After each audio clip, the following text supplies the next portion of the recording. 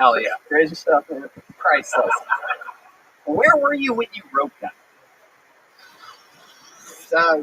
I'm at a mall, I think.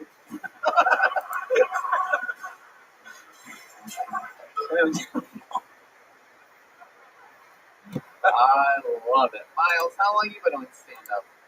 Like 3 years. Wow, incredible. There's a guy that's been doing it 7 years that literally has nothing like you have. Unbelievable. And you work here now. It's been 3 weeks. Mm-hmm. How do you feel about it? Oh, it's dope. I get to, see all the shows, do some shows, feel cool. Yeah. Have you signed up for Kill Tony before? Yeah. You've been on. Is that it? Vulcan? Yeah. What is it? Vulcan is, yeah. Perfect. How did that go? Not quite like it is now. Yeah, it was. I haven't really been a good joke yet. Yeah. No, I love it. That's incredible. And it's just amazing. That's what I love is like people that have been doing it 3 years, and maybe the first year they weren't that great, but fucking worked at it and got better, didn't just stay horrible for 7 years. You know what I mean? Which is a thing that we saw earlier again. Luckily, you're probably working another room, or you probably have no idea what we're talking about, right? It was that guy with the hat, right? Yeah. Yeah. Hey, rest in peace. Yeah. Oh my god. What happened? Yeah. You're probably going to be the one that has to scrape the blood off of the floor. Oh my god. It's going to be a long night of work for you, my friend. What? Bill Billingsley. Now remind us, Bill, who you are exactly. Yeah, but like your history, the madness. I love it. That's right. And the milkman, how are you? What? Doing quite slow. Are you just drinking a bunch of milk over there? That's your third carafe, huh? What's the plan? What do you mean? Well, I mean, when something happens, what's your guys' master plan? I can tell you, coming from the 50s, I've never heard comedy like this. Because let me tell you, whatever it is should already be out there in position so that the accident that could happen doesn't. Okie dokie. I'm going to let you guys think about that and keep control of that situation. I'm well aware. Very good. Okie dokie, milkman. You think that a milkman doesn't know when he gets too high on his own supply? I think I can have at least 6 more carafes. You're going to drink 6 more carafes of your own milk? I don't know. Depends how wild this night gets. Wow, milkman. This is crazy. Miles Johnson, welcome to the Comedy Mothership. People like you working here, this unbelievable staff, guys like you and Casey Rocket, Keith, CJ Landry. You guys are a bunch of monsters. It was good to have you on. Hey, I would love to have you at the Secret Show Thursday at Vulcan. Boom. Just got booked on the Secret Show. Just got booked on the Secret Show.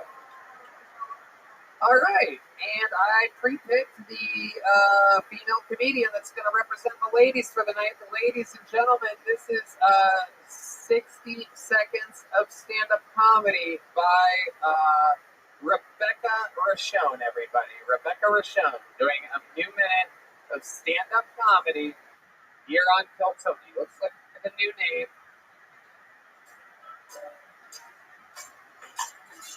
Rebecca Rochon.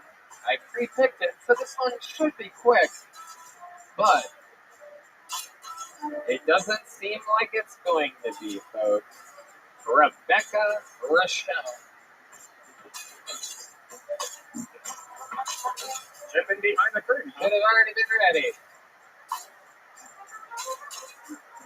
Ladies and gentlemen, your final bucket full of the night, Rebecca Rochon. Hello! I just turned 30.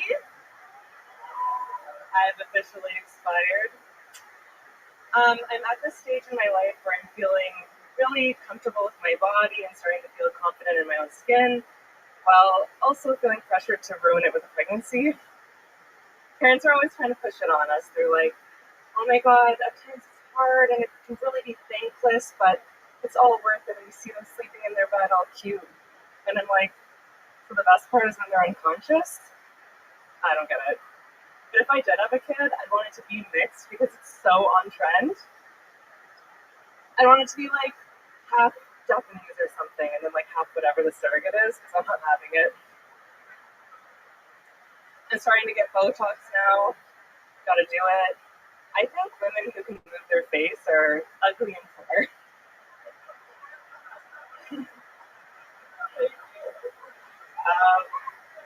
Fuck yeah, Rebecca Rochelle. Hold on to that microphone. I'm going to interview you. Welcome, Rebecca. This is your first time on the show, correct? Yes. Awesome. And how long have you been on stand-up? 2 years now. 2 years. I've been in Incredible. Canada, so. Wow, what part of Canada? Vancouver. Vancouver, absolutely. Wow, are you guys from Vancouver? Rebecca Rochelle. What do you do for work? I have a graphic design company. All right. What do you do for fun? I like to snowboard in Vancouver. Here, I like to drink. There's lots of drinking. Would you like some milk?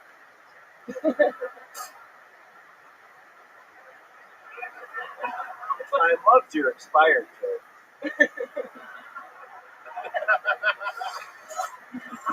That is true. I noticed that. But the mixed joke, not in my neighborhood. Milkman.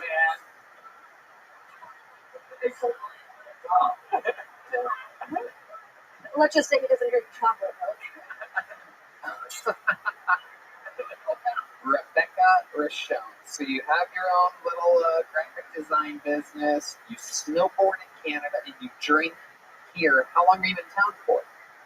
I'm here for good now. Oh, you moved here.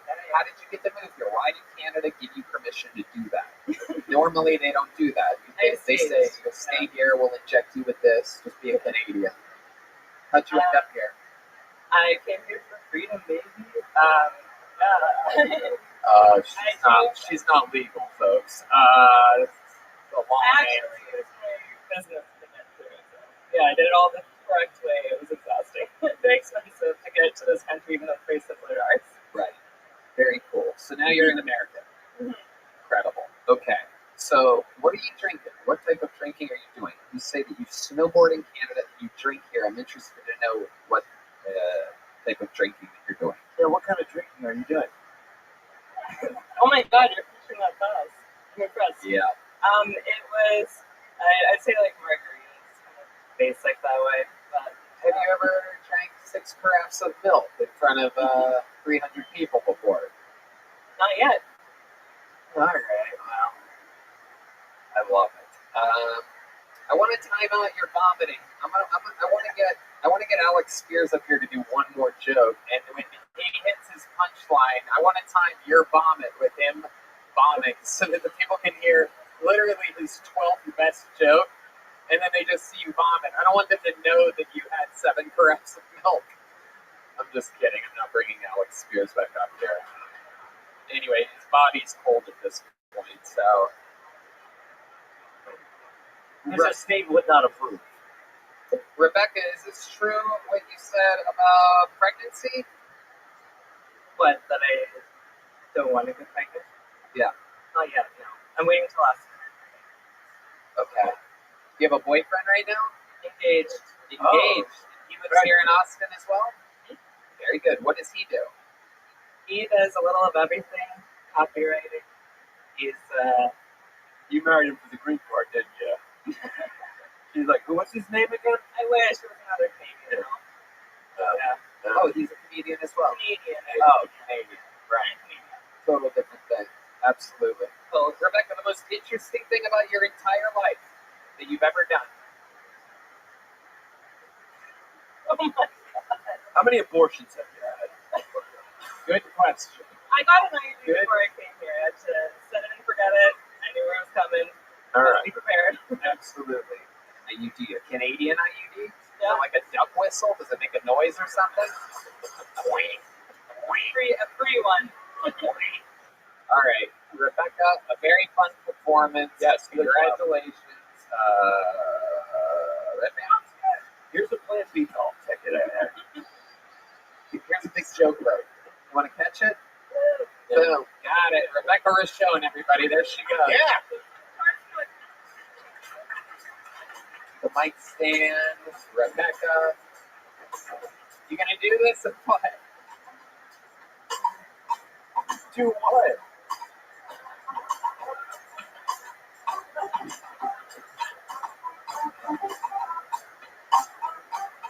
This is Jeremiah Watkins' new YouTube special, Daddy, is on YouTube right now. Now's the time, Milkman. This is the stupidest idea. Wait.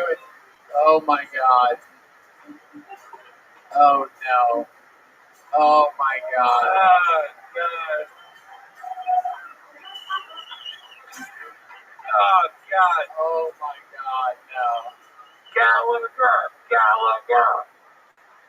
Oh no. Here, I'll do an Alex Spears joke and we'll see.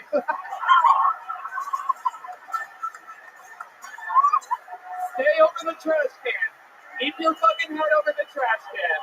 Keep it over the trash can. Keep it over the trash can. The whole time. Just stay there. There's more coming. Don't trip. Don't trip on our stage. No, don't trip on the microphone. Wipe your fucking nose. Watch Jeremiah Law. Yeah. It's Daddy. It's on YouTube. There you go. Look, he's throwing up. Everyone's throwing up. He almost threw up. He almost threw up. Oh, God. there you Don't go. look at him. Smells like cottage cheese over here. Yeah. Oh, God. Oh, that's what I call out. All right. There you go. All right, Milkman. Yeah, Very good. Let's get the trash can out of here. that was not worth it. I know. Whoa, Bill Billingsley.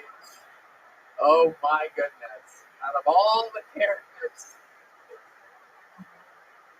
I guess I'm the first person to puke at the comedy mothership. The timing was impeccable, though, when you said I'm doing an Alex Spears joke. I'll do an Alex Spears joke. Unbelievable. How about another hand for Jeremiah Watkins over there? Blood, sweat, and tears, and a whole lot of milk. Are you guys ready to put a fucking ribbon on tonight's episode or what, huh? Ladies and gentlemen, your final comedian has the record for most appearances all time ever on this show. A fucking phenom, currently making over $80,000 a month on Cameo. Selling out all over the world. Opening for Tom Segura, Duncan Trussell, Joe Rogan, Tony Hinchcliffe, a fucking sensation. Ladies and gentlemen, this is the Big Red Machine, William Montgomery.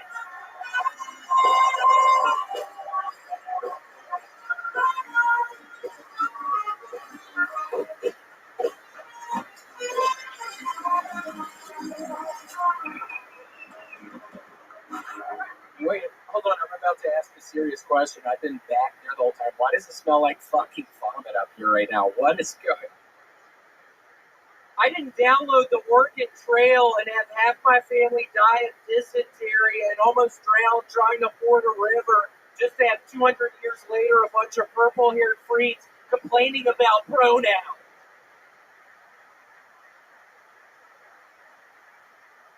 Growing up, my mom wanted me to date Anne of Green Gables. Instead, I ended up with Tamberly of the Electric Cheetah.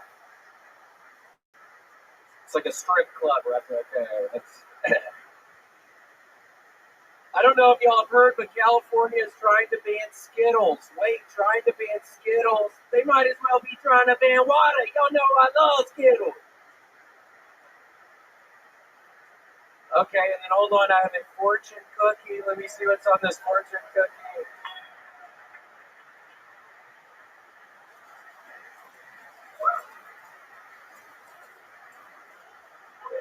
Nice catch, Mitch. Holy shit. Red Van is so old, I asked him if I should join the Union, and he said no, join the Confederates. Okay, that's my time. Thank you. William Montgomery. Absolutely incredible that a random fortune cookie would have a red hand joke in it. I know, that's so weird. Amazing. Another very, very fun set. How do you feel, William? Feel pretty good right now. I just learned about Flipper, that dolphin that's smart as shit. I've been watching through the first season. I finished first season last night. It's so You good. watched the whole first season of Flipper? Yep. That dolphin is so fucking smart. Where'd they find that animal actor? I don't know. Yeah, that's the noise. Dumbass, good job.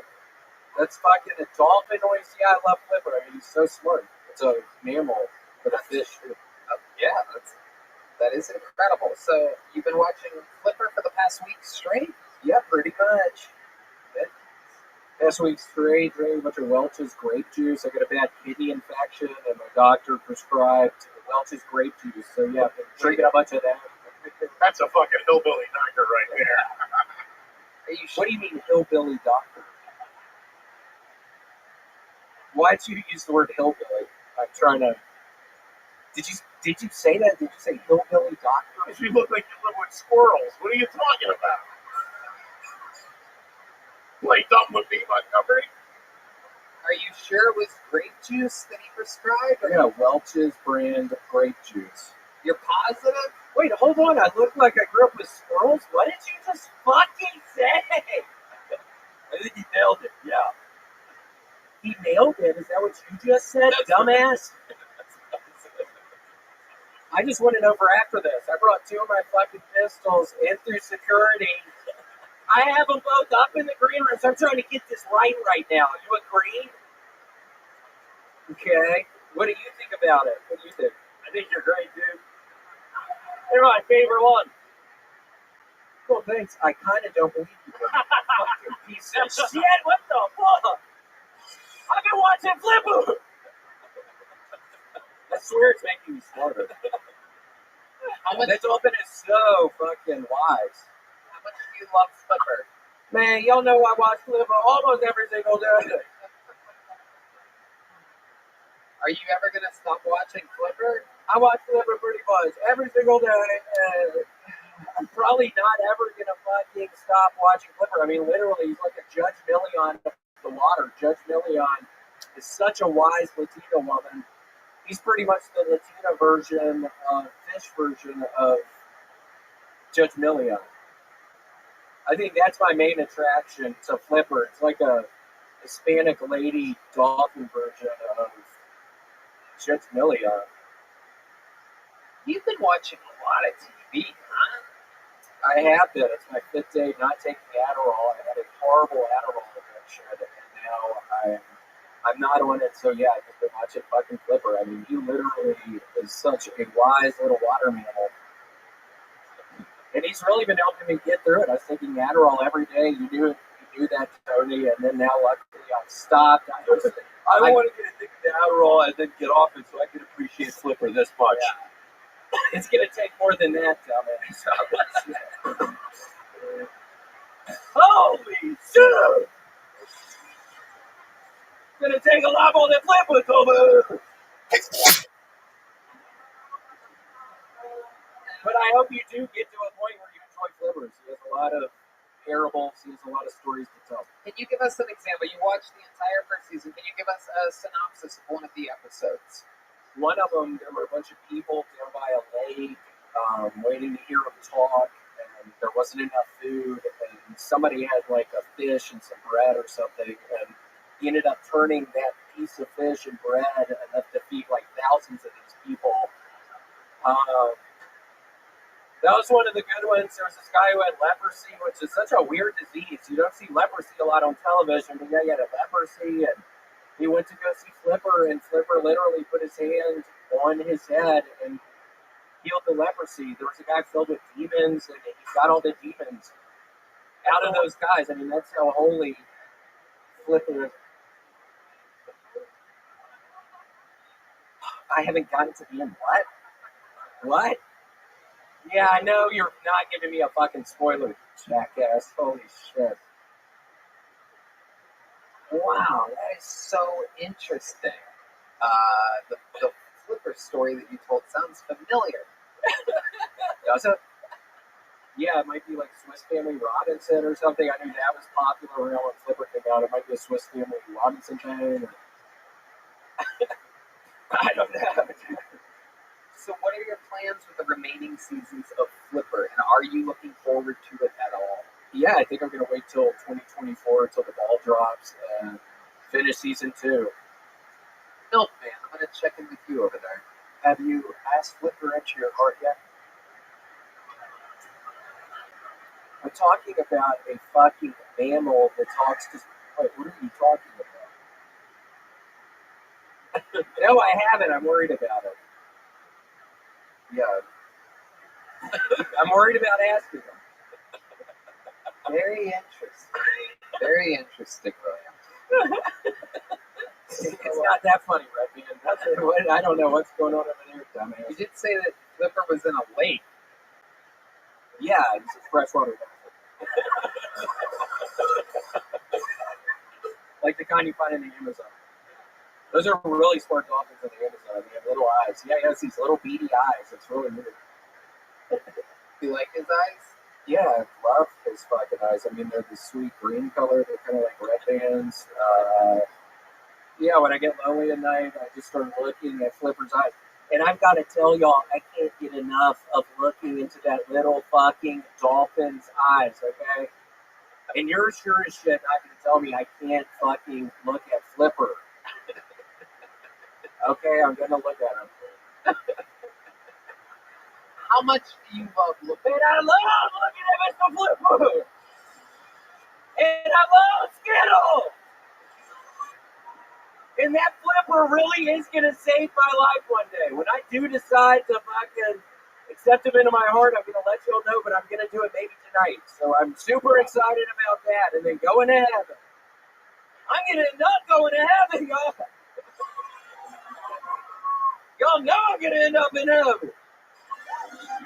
When you get to heaven, William Montgomery, what do you think is going to be waiting for you? 2 king-size Butterfingers. It sure as shit better be fucking 2 king-size Butterfingers. Do you have those in Australia? Do you have those in Australia? Emmy is sir. That's my Australian accent. Emmy is sir. Are you saying there he is? Yeah, there he is, sir, with the Australian twang to it. Name some more things excitedly that you're looking forward to seeing in heaven. Peeps. Those chocolate eggs with the really yummy yolks inside. Cranberries. Cranberries? You're saying that wrong. Blackberries? Cadberries? You mean? What else do you think is going to be in heaven waiting for you, William? Probably an Easter basket. I cannot wait till Easter. And that's actually when I'm going to finish watching Flipper. It's probably over the Easter break.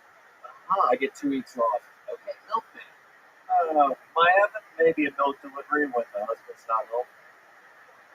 All right. He's saying it fucks me. My husband isn't there. We're having an affair. Bill Billingsley. Fuck you. I wish you would. You have always been a fucking slut. I cannot believe you just said that shit. Holy shit. I haven't been fucked in months, William. Why? Because my husband sucks. He's fucking his secretary and is an alcoholic. She needs a little strawberry in her milk. Yeah. You might be that strawberry. She wants you to Netflix and chill. Cool.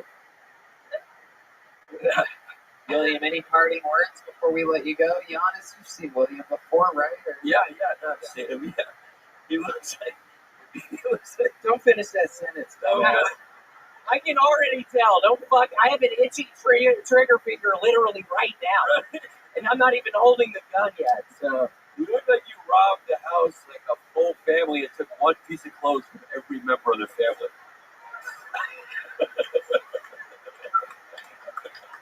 You got the kid's shirt, the dad's belt, Mom's jeans, His mom's jeans.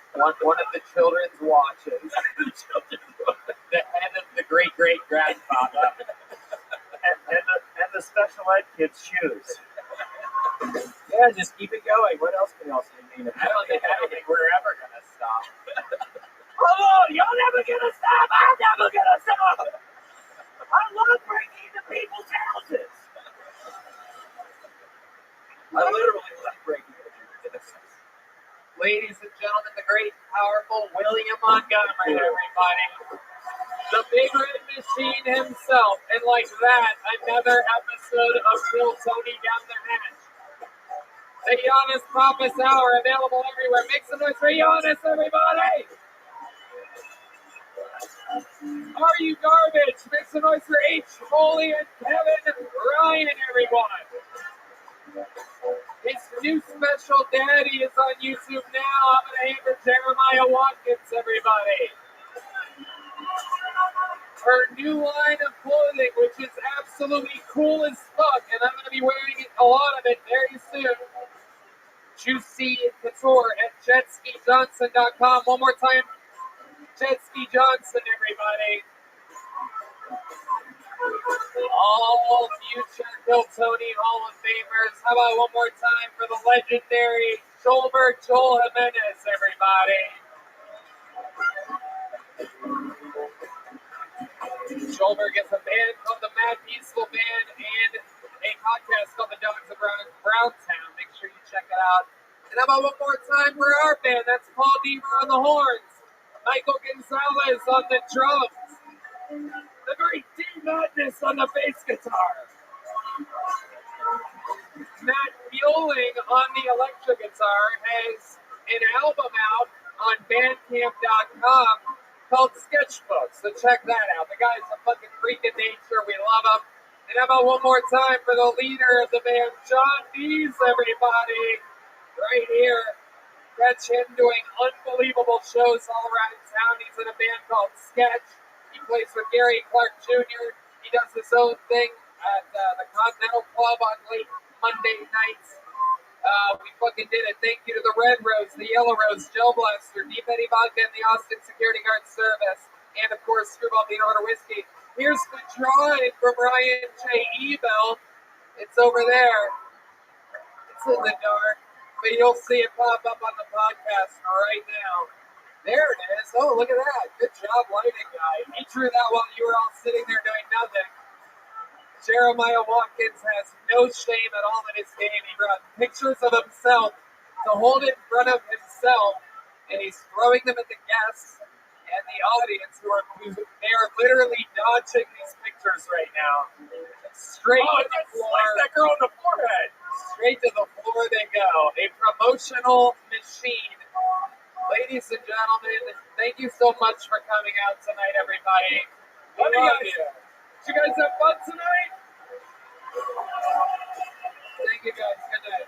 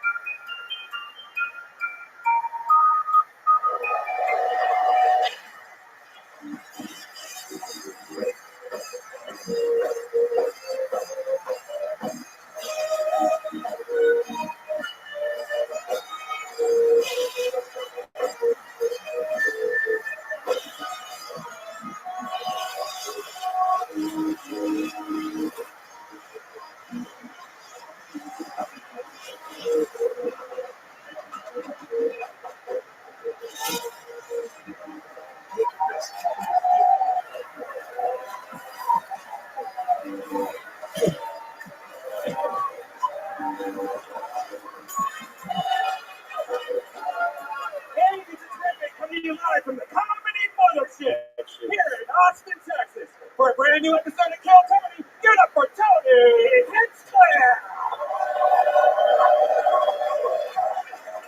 Are you guys ready for the best looking man in the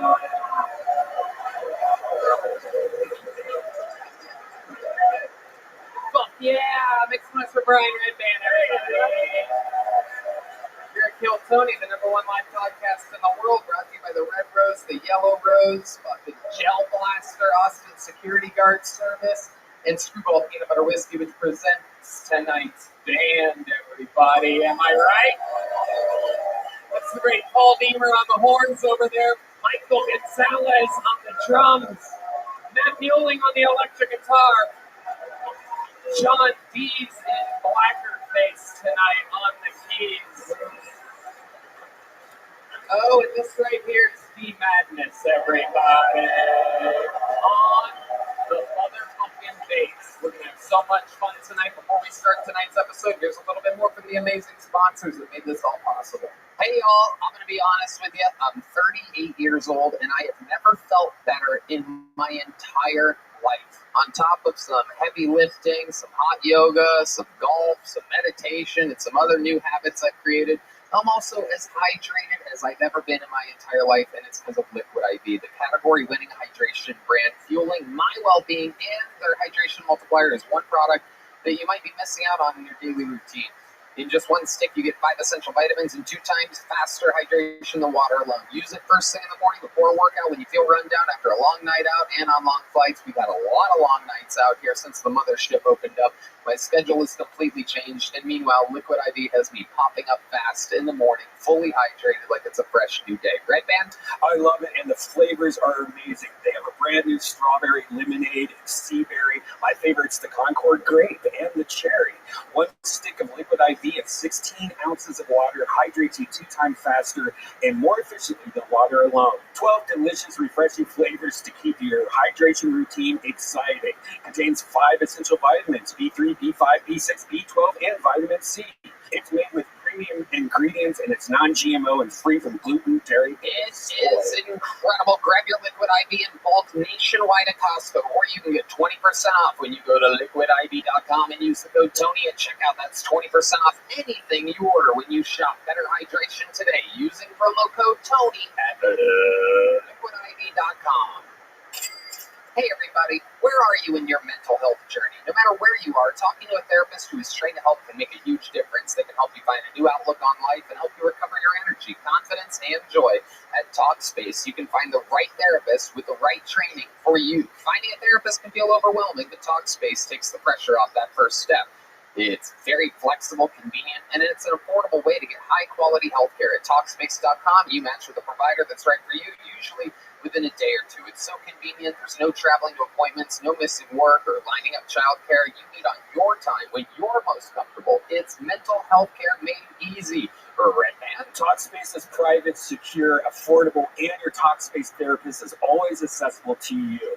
When you've met your therapy goals or simply want to cancel, Talkspace has a simple cancellation process and will work with you to get a prorated refund for unused time, if applicable.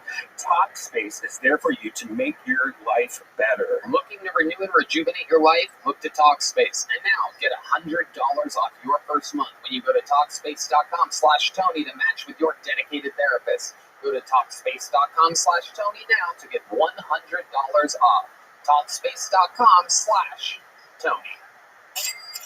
Hey y'all, Mother's Day is right around the corner, and I gotta tell you, it's not always easy to find a 76-year-old woman something that is actually going to impress her, but I did it. It's the Skylight Freight.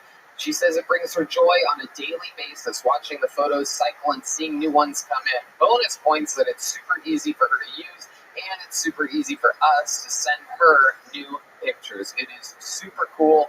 It's a sweet and meaningful gift that will give you a new way to stay in touch with those you love. It's so simple and fun to use, even if you're not tech savvy. No app or subscription required to send photos anytime from anywhere. Redman. It's a great way to feel close to those you love, even when you're far away. I mean, we live way far from Ohio, and I could just send her photos, email photos, and it pops right up in her frame anytime we want to.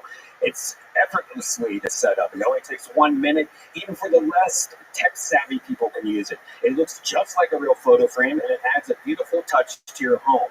It's got a gorgeous 10-inch or 15-inch touch screen. You can swipe through the photos with your finger and even tap on the heart button, and it will let the sender know you love the photo. This makes the frame interactive and fun to use.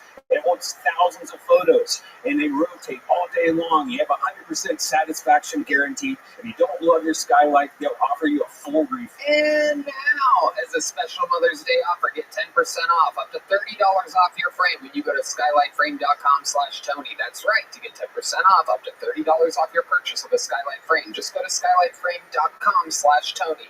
That's SKYLIGHTFRAME.com/Tony. Hey y'all, I'm gonna be honest with you. I'm best friends with Joe Rogan, and it's easy for me to get tickets to anything. But I used to be a normal human being like you, and I know that buying tickets to your favorite events shouldn't be stressful. Game Time is the fast and easy way to buy tickets for all the sports, music, comedy, and theater near you. With killer deals on last-minute tickets and their best price guarantee, you can stop stressing over the tickets and start getting hyped for the fun you'll have. Brandon, you like to go out in public sometimes. Sometimes Game Time is the place for last-minute ticket deals. Forget planning months in advance. Game Time has deals on tickets right up to the day of the event. Get exclusive flash deals on tickets for football, basketball, baseball, concerts, and more. The Game Time guarantees means you will always get the best price. If you find tickets in the same section or row for less, Game Time will credit you 110% of the difference. Get images of your seats before you buy so you know exactly what to expect when you arrive. Buy tickets in a matter of seconds. 2 taps and you're set. Tickets are sent directly to your phone so you never have to dig through your email. That's right. Snag the tickets without the stress with Game Time. Download the Game Time app, create an account, and use code KILLTONY for $20 off your first purchase. You gotta buy tickets anyway. You might as well do it with the Game Time app and save $20. Terms apply. Again, create an account and redeem code KILLTONY for $20 off Game Time. Download Game Time today. Last minute tickets, lowest price, guaranteed. You guys ready to start tonight's episode or what? Alright. Every single week I have one or two of the funniest human beings in the world on the show. This week, no different. Make some noise for the great Nick J. Okerson and Ari Shafir. Yeah.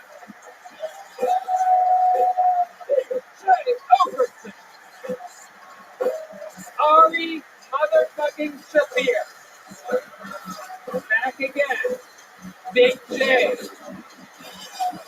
Big J's first time at the mothership, April 5th. Dog Belly comes out on YouTube. The new special from the great Big J is truly one of my favorite comedians on planet Earth. Produced by the great Ari Shafir. Ari Shafir getting into the production business. It's all about me. I've never heard of your type of people being in show business. Well, I got a loan for the special last minute for somebody else, and it turned out to be a thunderstorm that day. So Ari has the same words a lot of yarmulkes. Producer yarmulke. Oh yeah. Yes, he does. Welcome back. You guys have both been on the show before. You know what the fuck's going on. First time at the mothership. What are some initial thoughts of this show? It's pretty fucking amazing, Austin. You gotta feel pretty good about this being in town. The sign outside, if I gotta be critical, it's a lot. It's a lot. It's a lot.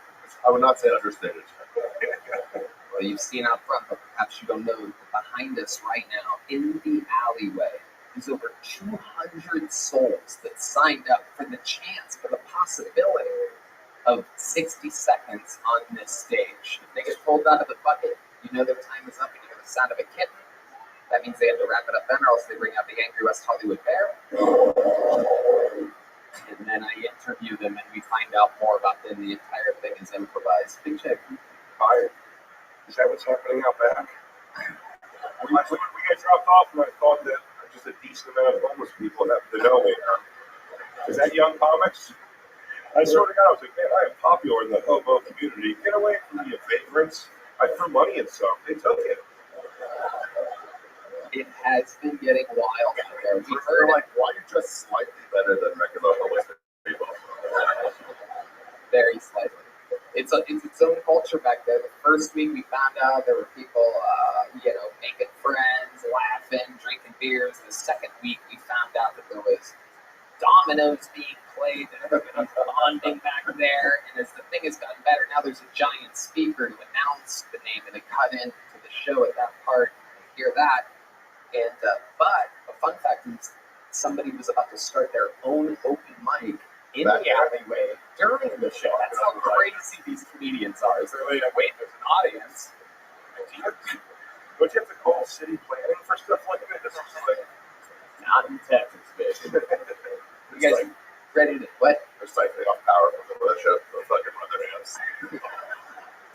You guys ready to start this motherfucker or what? Let's do it.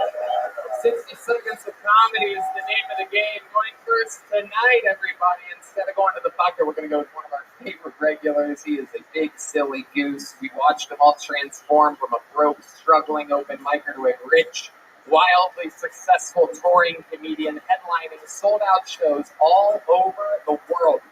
Sing it if you know the words. This is Hans Kim.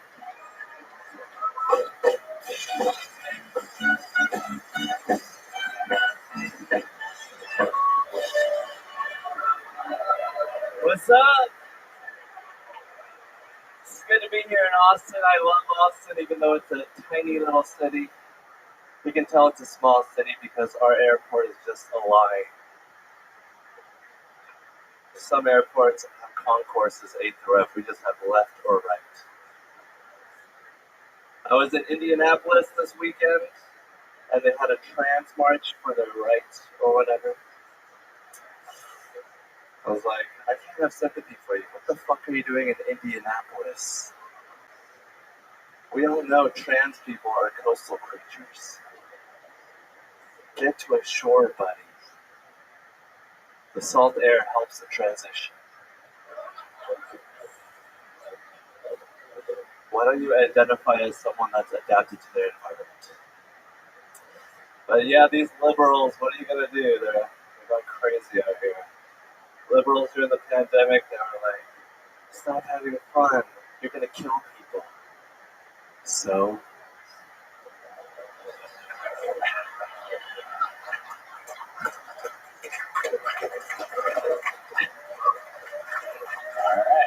All right, thank you. It's done. All right, really held that last note there.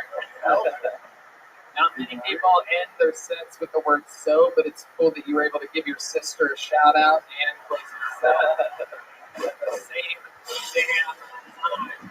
Let's fucking go. That's actually just her job. Her full name's Sylvie. Okay, way to tag a perfect joke. All right. I love it, Hans. Very, very interesting. You hate liberals. You've made that clear. Interesting joke about the trans march. You really saw trans marches? Yeah, it was like 17 of them. Wow. There's something like they should just march to San Francisco. I won't have to march ever again, right? Exactly. Something like that. But we should make it funny. Thank you, Tony. What do you guys think about the great Hans Kim? I'm not asking you. Your opinion means less than nothing. Ari, Big J here. Your hair is looking tremendous right now. Thank you, Ari. You look like a monkey. Oh, thank you. Yellow monkey, I guess. Thank you, Ari. I love your hair. You got a spot on the right side. I think I saw you at the march.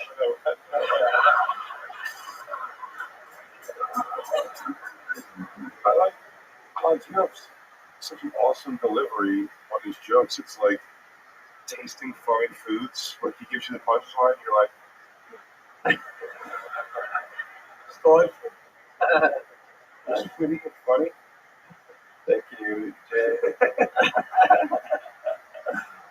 Finger sandwiches are funny. Oh, the airport is a line joke now. It's just kind of specific directly to the Austin airport. How did you think that was going to go? I thought they were going to be like, yeah, our airport is a lie. It's because the airport's so small. Is what you're So yes, It's pretty decent size though. I guess so. Yeah. Yeah, I'm You're sure. Oh, you have to break it down. If you run the joke at 77, then yeah, that fucking fits. But actually, square footage wise, it's pretty large. I mean, tell your joke, but no. What else has been going on in your normal life this week, Hans? I've been having a great weekend. A lot of people laughed at me in Indianapolis. I lost my drone there. One of my hosts, Max, very funny comedian, he brought a lot of his mistresses into the green room. It was a very confusing situation. That's the way. And he delivers everything he says that way. What do you do with your hands when you're not holding a microphone? Indianapolis, huh? Yes. The last Indiana you were in was Indiana Jones. Remember him? Remember him? Do the line, do the line. Okie dokie, Dr. Tony. What the hell? That's amazing.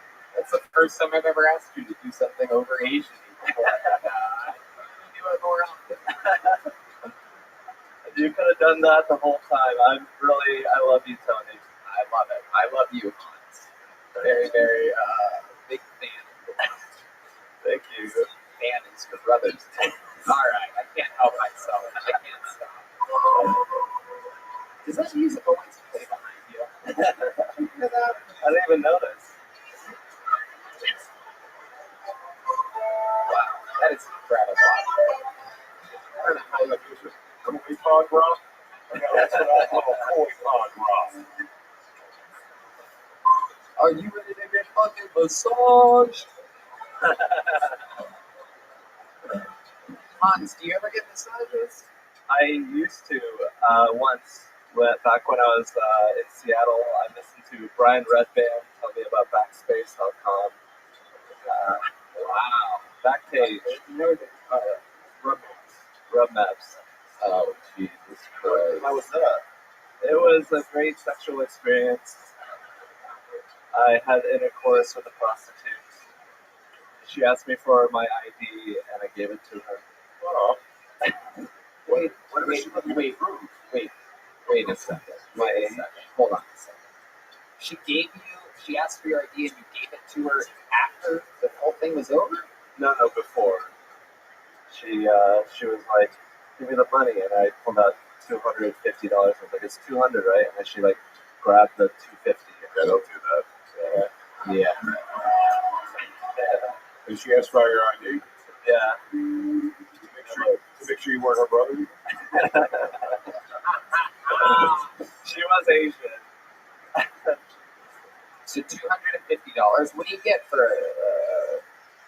Yeah, what did you get for that? She washed me down. She really focused on my asshole. She was really worried about keeping my asshole clean.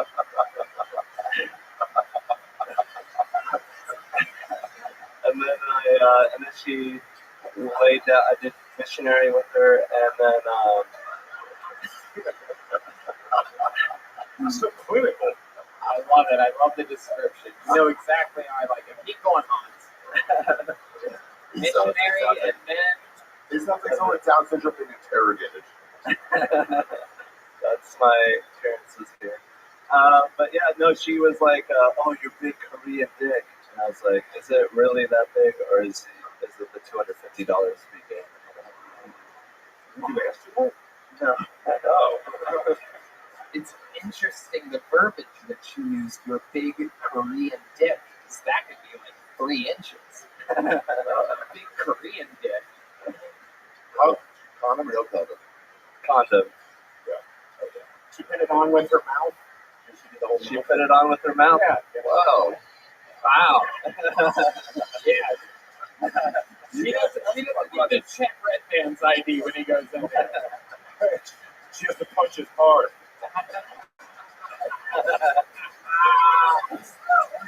So true.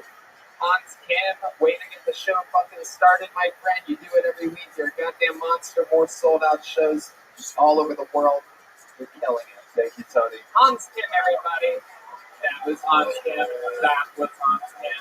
That was on skin. That was on skin. First name out of the bucket tonight goes by the name of Christopher Ward. Christopher Ward, everybody. So with this part, they run to the back door.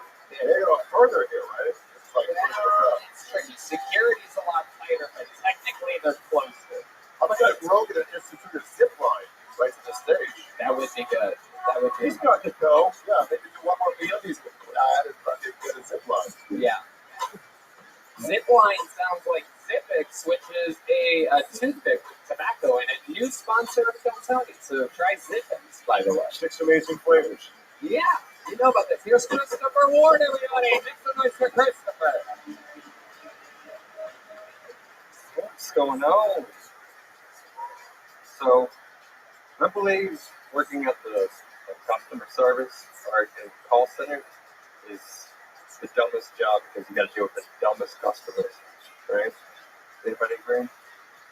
Yeah, right. You got the dumbest customers because they always ask the dumbest questions, right? I worked at call center about 5 years. The number one question I always got was, "Are you in a bird?" My response is always the same. "Are you?" Like that's the most American thing you can say. You pass. Except for one customer, would not fucking believe it. Kept screaming at me, going, "You're not American. You're not American." Up until the point he stated, and I quote, "You are not American until you go overseas and kill some Arabs." Right? It's fucking extreme. Just go to the gas station for that. Go to the gas station, get some smokes, get some lottery tickets, become a citizen. Go to the counter, he's like, "Sir, would you check out? Are you?" I'm Christopher Ward. Making his Still Tony debut, am I correct? Yes, sir. First time on the show. Yep. Absolutely. I'm out of luck. Yeah. You gotta be nervous. I was not expecting to call, but I thought I wasted gas coming down here and hanging out with everybody in the back. What? Anyway. I'm just Christopher, talking how hard long have there. you been doing stand-up comedy? 2.5 years. 2.5 years. Where at? Call centers? This? No, I left that. These jokes are made up there. Like fuck around with it. That's what Try not to, because I was trying to keep my job, but then they left it. They wanted me back because I think I'm a criminal. That's a whole other fucking. What do you do for work now? Tax. I live off of the good graces of my parents. Wow. Yeah. You Jewish? No. Are you taking Give membership? you money and they let you stay eternally 22 at the same time? Do I look 22? No, your Okay. face looks horrendous. Yeah, I was saying. Yeah, I'm talking I'm about saying, you have a lot of things that parents might not give their kids money. Like, oh, did you cut your hair and get a job, Christopher? They ever tell you that? No, they're too I'm nice. thinking about a skate park. Big J. Okerson. I used to be that guy. Be honest and answer quick. What's heroin like? We all want to know. Now I'm selling. I know it. I wish I did because it'd be easier to explain this shit. But it just Do you smoke weed. stand outside of convenience stores with your silent friends? Never heard that one before. What do you do for fun? I bet if you look like that for a long time, then I think you haven't heard that before. Especially when you stand in alleyways. All the buckets. Where are you from? Well, I was a military brat, but we got stuck in Central Texas. So I was like born in El Paso, and then but I lived in the Clean area about an hour and a half. Because I know what cares about this place. Well, he was. You can give me your entire geographical background. Tell us why you look the way you do. Your face is stressed. Is the waist size on those pants? That's a great question. I mean, What is it? You have a 30? I got the waistline of a priest. It only fits in boys' jeans, but I gotta update to a boy's belt. You have a prepared joke about that? Yeah, it is. What the fuck? What the fuck? Seriously though, your waist is like a 29? Dude, I don't even know. I'm wearing a medium boy's belt right now. That is, yeah. It's like, There's something going on there. trust me, I do have a burger in my backpack in the back alley right now. I'm really hoping it didn't Is that a stolen. country song? I got a burger in my backpack and now we're right now and around now.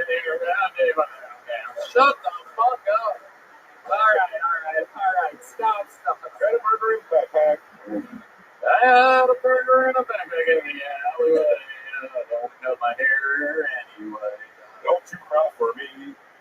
My pants fall down and I act like a clown. Burger in my backpack. You can take everything from me, Darlene, but you can't take the burger from my backpack.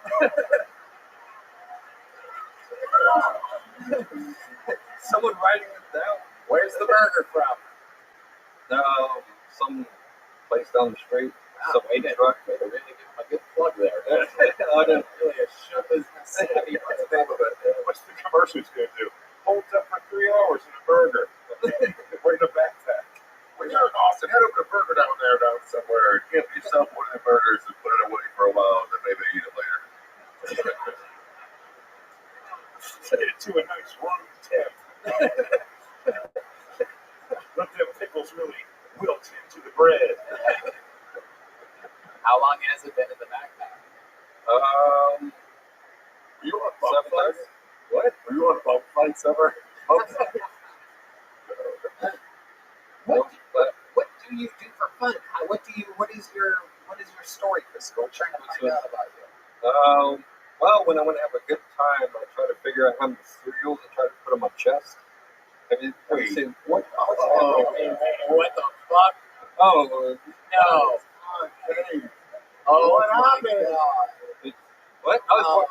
Now I see why your parents are still giving you money. They fucking, that's what happens when you drink fucking whiskey and fuck people. I think it's a monkey heart. Yeah. Oh, shit. Oh, my God. Oh, my God. Oh, my God. Let's have some fun. Ari, welcome to another episode of Watch Ari Shafir piss in a man's chest, everybody. This is so exciting. Only at Rogan's Club. The first ever pissing in a chest happened. Old piss chest fucking Christopher over here. You look like the guy that got kicked in Mrs. Sparta survived. He got back, he goes, these guys mean business. Look. What the fuck, man? Looks like your nipples are trying to kiss. They're very.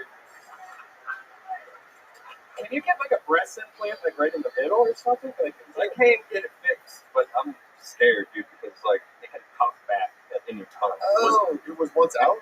No, I was born like this. This is genetic fucking. This is white supremacy, right? Was your father a spoon? My mother was a sport. Yeah. Send a picture of that chest back to Hitler in time. All right, wait. Hold on. Hey, let's mix it up a little bit. That is incredible. You should do stand-up like this. Ladies and gentlemen, Kurt Kreischer, everybody. Very exciting. Now, one time I was doing a show in Killeen. It was very darker. Watching your heartbeat. Yeah. God. But someone has taken a shot out of my chest while I was trying to tell jokes. It's the only way I killed that day. You also have an outie belly button. Yeah. I mean, God went out for a smoke break when he made you, bro. Tell me you threw on a monster cock at the end, though. Oh, no. Turns out that's an innie, too. He's got a 7-inch tailbone. Everything's upside down. You got spina bifida in your chest. So what are some fun things that you do with them? Attract black holes. Well, eating cereal out of it, that was usually the number one question I've ever gotten, so I had to try Your it. brothers and sisters? Got a brother. No, they haven't. Shut up, my chest. This is not the question I was Oh, going to wow. ask. Wow. I host a better podcast than you do. The question I was going to ask, do siblings or family members that you know have any fucking wild deformities? My dad's got it slightly, but I've got it the worst in my family. Your dad's got it. Like slightly, but he's got the dad tits in, so it kind of filled in the hole for him. Oh, also he's got a claw in it, but that's a There's some things. Your guy's not a claw in it. Incredible, Christopher. Way to give us something to work with there. I mean, that was absolutely amazing. My recommendation, always just perform Just like that. and write jokes about that, because that's what's going to set you apart. I can't believe I'm watching your heartbeat right now. This is amazing. Do you guys all see that? I don't know what's holy shit, Tiger Woods is here, everybody. I had no idea. The actual Tiger Woods. That's incredible. Never heard that one before. On the side, he goes away like one of those fish. Oh, yeah. Man, Man, you guys remember way back when we just thought his waist was fucked up? And he's like, check this out. This should be the 1-year anniversary that it felt so long ago. Christopher, fun times, my friend. You're walking away with a little joke book made by the great Adrian. But wait, let me try to. Wait, can you lay down and I see if I make it in your chest? Tiger Woods, help him. This is, if you're wondering how happy I am right now, let it be known that I truly have never been more excited. Cornhole it. Cornhole? I would cornhole. Underhand? I like my overhand shot here. Okay. All right. Here we go. All right. I got another one. Wait. Lay back down. Wait, what the fuck are you? Oh, you got weed. Oh, shit. He's walking away with some weed. Oh, that was close. I got another one. Keep fucking playing. Yeah! Let's go! We'll count it. We gotta count that. He got some weed and a couple joke books. There goes Christopher Ward, everybody. Follow him at the only Hyper. And like that, the show has begun. One of the very, very... Great. What a fucking surprise. I have never been less envious of a thin person. Talk about an ace up your sleeve. I mean... Belly button alone was disgusting. It really was. Yeah, right. He had the most third world problems with a white person I've ever seen. Zach Hedrick. Is next on Hilton. He had a hair-lift chest. That chest was intense. Did you guys grow up with somebody that had that though? I knew 2 people growing up that had What? Really? Yeah. No soul?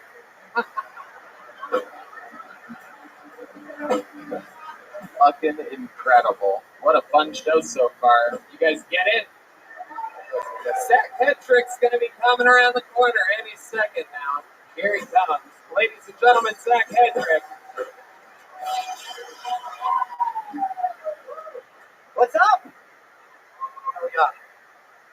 So I just turned 33. I've been going to a bunch of Comic Cons lately.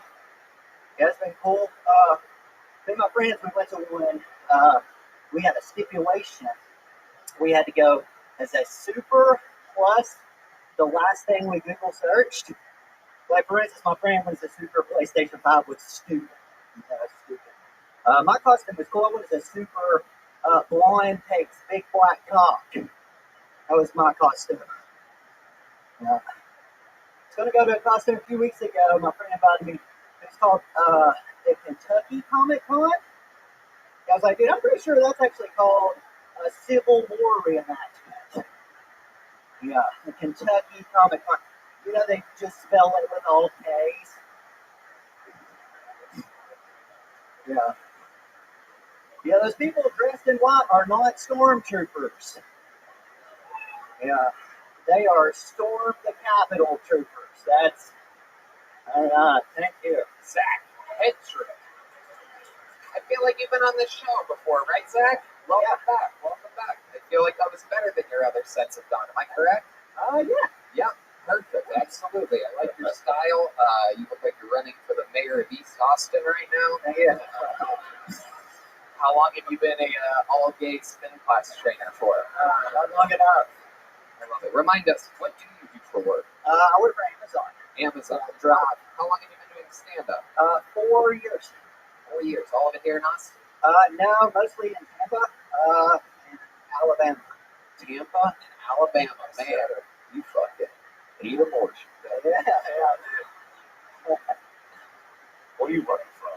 It sounds like a place you have to leave because you get in trouble. Say that again. Where am I from? Yeah, changing the place. Muscle Shoals, Alabama. Oh, So, shit.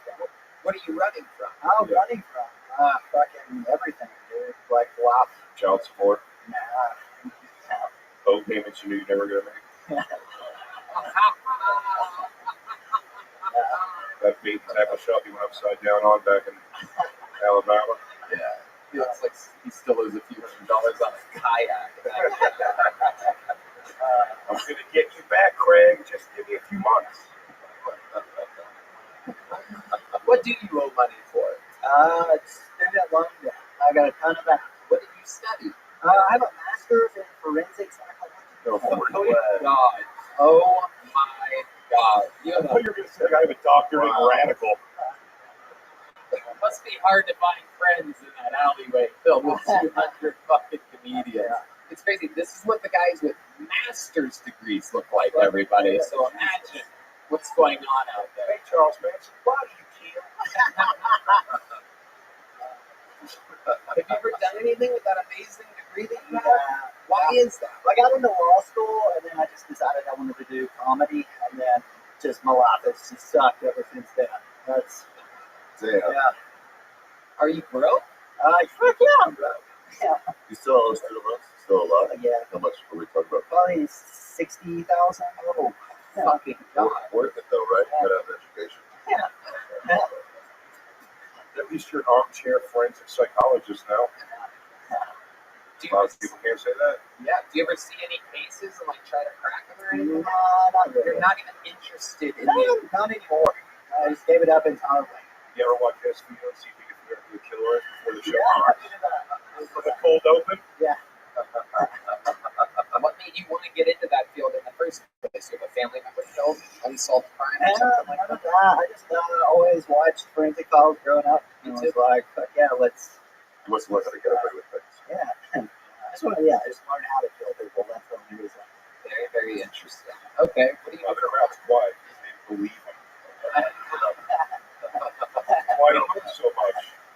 That's one of the rules of forensics. The fucking Taj after you bury the body, right? Yeah, he's gonna wipe down the microphone when he's done with it. Oh, totally. This guy's only in town to sprinkle some teeth in the ocean so no one fucking. So Zach, what do you do for fun nowadays? You're struggling as a comedian. Yeah, just work out, skateboard, watch wrestling. That's pretty much my shit. Really? Sounds like the profile of a murderer. Not on stage. Oh, he's got to do it somewhere. If you were going to kill somebody and get rid of the body with your master's degree, what would you recommend to the Kill Tony fan base on how to get away with murder? A little added thoughts?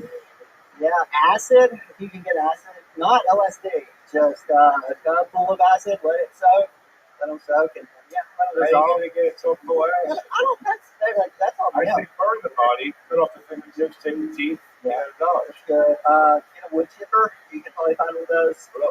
Yeah, pigs. That's not big. That's a good one. That's a good one. Bodies take a lot longer to burn than people think. A lot longer at a very high temperature. The wood chipper would shoot DNA all over the place Everywhere. and contain it in the wood chipper itself. I basically have a master's degree in forensic. How about push to the volcano? That would be it. Oh, you know what? Good. We do what I do with Osama bin Laden's body. Just never kill him, but just tell everybody.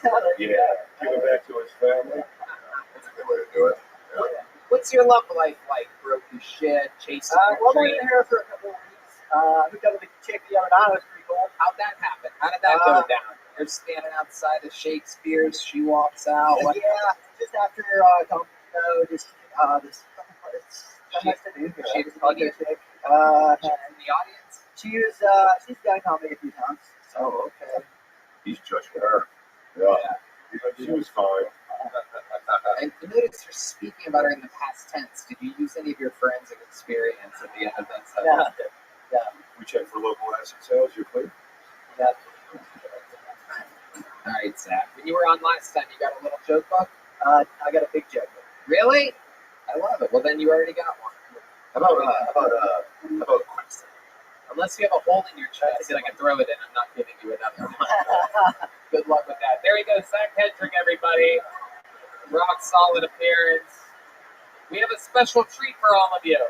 You may have heard of golden ticket winners in the past. These are people that, when we're on the road, if we find someone very, very talented, they can perform on Kiltony a minute in an interview anytime they want. They can come to where Kiltony is and get on. This is one of the people that were one of the first people to ever win a golden ticket over 5 years ago in Washington, D.C. Ladies and gentlemen, make some noise for the return of Martin Phillips, everybody.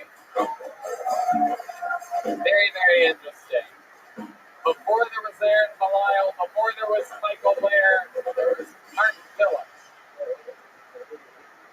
What's up, everyone? How you doing? Oh, man. I'm definitely afraid of needles, so that's why I stored heroin. Accommodate myself. You know, the vaccine, I'll take. I stored this things. I think of the vaccine, all the boosters, but I looked like this before I got it, so I think I'll be obligated to say that. People get really worried not to it. Okay. Cool. I asked this girl out recently, and she said she would go out with me unless I was the last man on earth. So that was when my Achilles began. So now,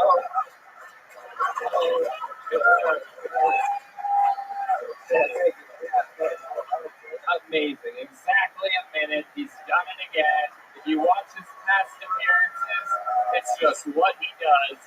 Martin Phillips. Welcome back, my friend. Found you in D.C. about 5 years ago or so. How's everything been going since the last time? It's been alright. It's been okay. About a year ago in DC, though, first I never mugged. You got me. You got mugged? I know. Oh my God. I have heard that others don't discriminate. They're pretty close. Okay, to go for anybody. Okay, so. I will say, very impressively, Tony, Zach, is it Zach? Mark, I'm sorry. Martin was the fastest person to the stage for you announcing their name. By a full minute. Hey, no, we have a track up here, so I was right there, so it wouldn't take too long. So I was waiting in the back, just so we prepared. Yeah, we know Martin. We know you didn't take a long walk to be here. You didn't have to explain that part. I assume he took that chair thing on the steps. I would. Now let's talk about your disability. The shirt you're wearing tonight is. Does that come with like the diagnosis or something? Some special needs at Big and Tall, right next to Big and Tall and Marshall. Yeah, it looks like a TV screen at 4:30 a.m. Yeah, I don't know. I found it online. I thought it was totally cool. But hotdogonthestick.com. This is shit. Okay. This is cool. It is absolutely incredible. You have your own style. Yeah. Kidnappable boy. Kidnappable boy. Sheep. Yeah. I've been mugged. Now I got kidnapped. That's the second one. So when these guys mug you, can you describe it a little bit for us? Like, how does it go down? You say, like, are you fucking kidding? No, that's my first It's like, It's gotta be an option C on that one. Scream for the heavens. Did you think about playing dead like it was a bear or something like that? I was gonna say cuddle up in a ball. That's the third one. But no, I was fighting. I was trying to get out of there. Right? They first time ever got punched in the face. Pretty good. He broke my glasses. And I didn't really have a fucking guy, but I kind of pulled my out in the fight. I was like wearing like makeup or something. So everybody was like, oh, Martin's expressing himself. I know. That makes more sense than you getting hugged by somebody.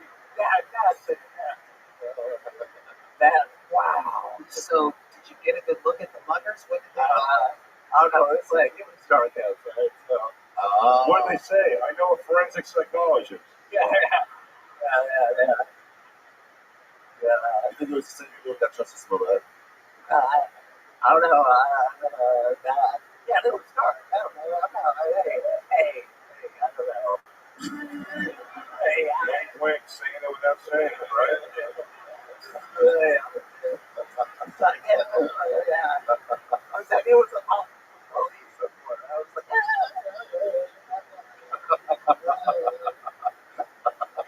What you notice about these men? Well, they have no heart, that's for sure. and the stereo part said, honestly, about getting to the ground. Actually, they choked me to the ground, which was weird. So I was like, oh, I'm trying to talk to me or try to make me calm, right? Yeah. Like, what are we doing? Hell yeah. Hey, yo, this motherfucker out of the road right now. Fuck this shit. That's what I'm guessing your mugger sounded like. I know you didn't get a good look at him. Yo, Jussie Smollett. he's making me gay. Punch him in the face. That's right. Next time, I'll get really gay. And probably, I want to turn into it. And it's like, oh, damn, now I have to do my pants on. So what did the muggers take from you? I know you didn't have any dignity in your pockets. I'm kidding, Martin. Shut up, it's my friend, you idiots. I did try to steal my car. They got my that would have been fucked up too. They get in, there's like offset pedals and shit. Like, no, what the fuck are wrong? The car crash sound would have happened if you were in show business.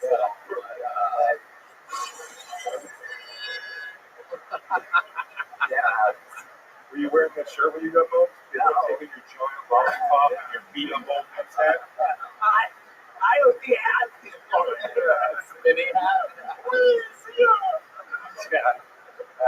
Hey, yo, take everything. Leave the shirt. What size shirt you wear? Never mind. Yo, this motherfucker got a clown nose in his pocket. It's fucking low. Where was it? Where should it was? Where? The Adams Morgan area. Good falafel there, though. Yeah, that's true, yeah. If only I had the falafel at the time, because Instead, you had an awful fall. You never get to use that shit. You get really grown like you've never heard that before, because I just wrote that right here in front of you, so don't fucking go, It might be not that funny, but it's smart as shit. Motherfuckers, I'm judging you now. That sucks, dude. So, do you have other shirts like that? No, it's like right there, sugar. I got that for that. It's like, where to get. I got a compliment on this shirt. What hotel are you staying at? I'm staying at Valley, my friend. Oh, okay. I was going to have someone go through the trash to see if you left it here when you fly back to D.C. I love it, man. What's your love life like, Mike? It's whatever, don't like that. I bet when you fuck, you fuck.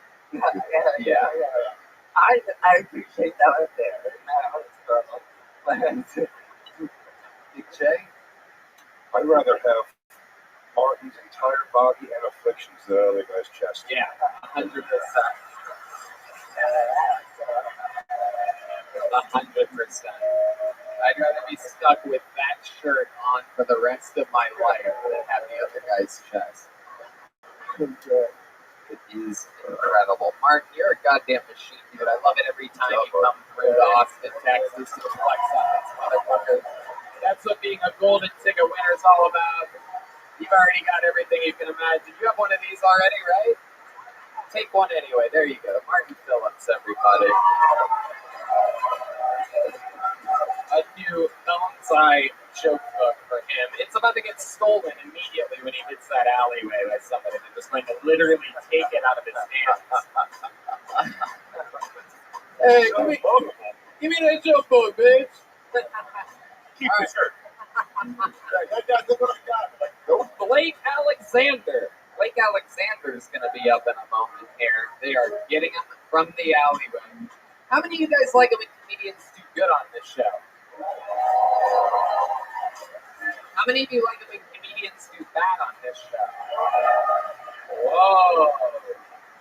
Brought to you by Gel Blaster, available in stores everywhere. Hey, Tony, I have a gel blaster for you in the back. Oh, cool. We'll play. Blake Alexander, everybody. Make some noise for Blake, everyone. Come on. How's it going, folks? Nice to see you. Hey, I got a cool family. My aunt's disabled. Yeah, she's a full-blown car-carrying retard. And my very disabled aunt was somehow allowed to marry this dude who's barely disabled. That's not cool. You know, some autistic guy using my aunt as a fleshlight.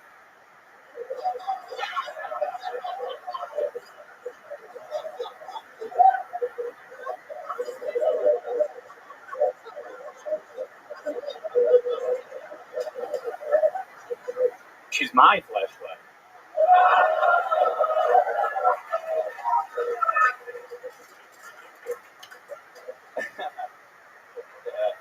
I don't know if you guys know this, but there's a group of humans that has a 0% suicide rate. It's men that can suck their own dick. And God's funny because not only did he give me the physical ability to suck my own dick, he also gave me the personality of someone who would.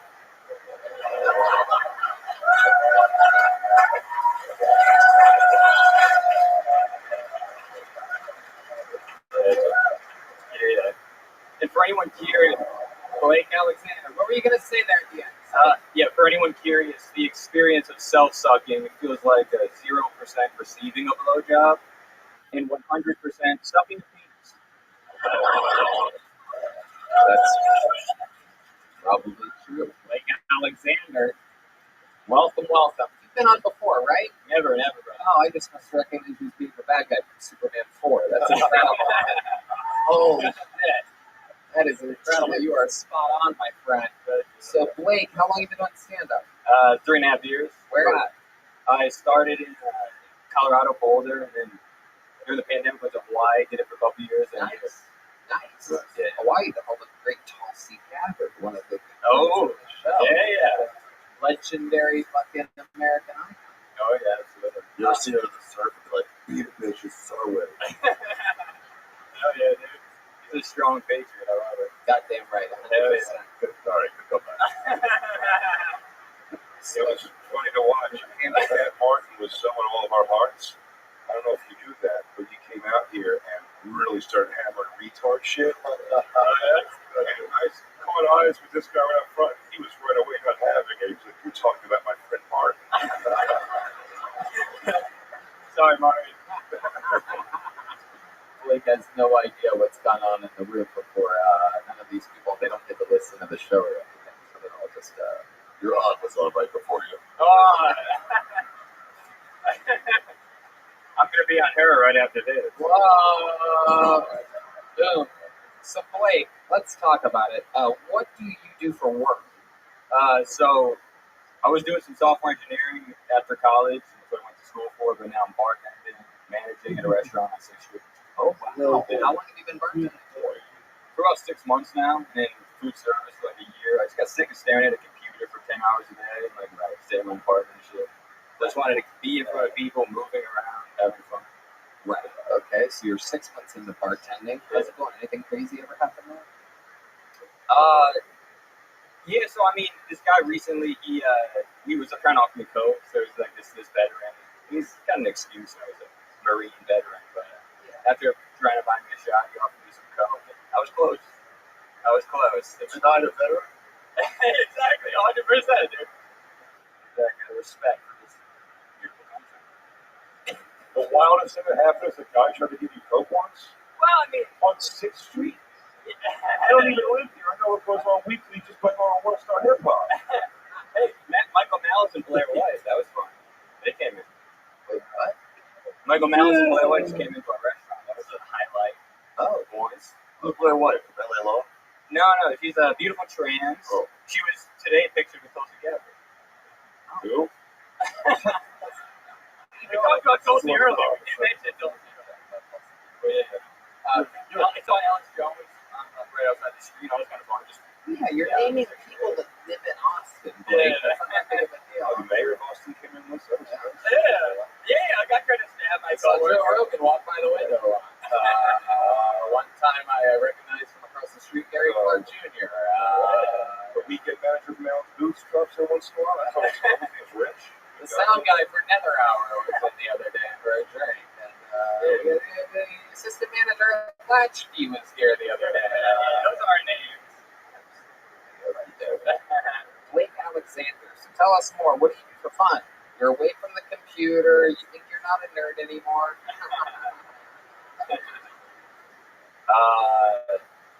This is super corny and vulnerable, but who cares? I'm really into like meditation, mindfulness, the present moment, stuff like that. Dude, how vicious is I like fucking Hawaii. I went to a training space. I fucked a lot of trannies, hottest trannies in the world. Whoa, really? Tell us more about this. This is very interesting. I Normally Hawaiians aren't good at hiding their coconuts. Oh, God. No, not the natives. The natives are all fat retards.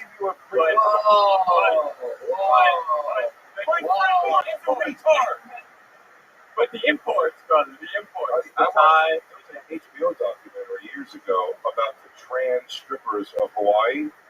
He's not lying. Well, how did it in Thailand? It looks like if you're gonna do it, that's probably the place. Hell yeah. 97% woman, 3% man, brother. Right. You put it right inside her volcano, you know what I'm saying? Like, hot lava in there. Like, Joe versus the volcano.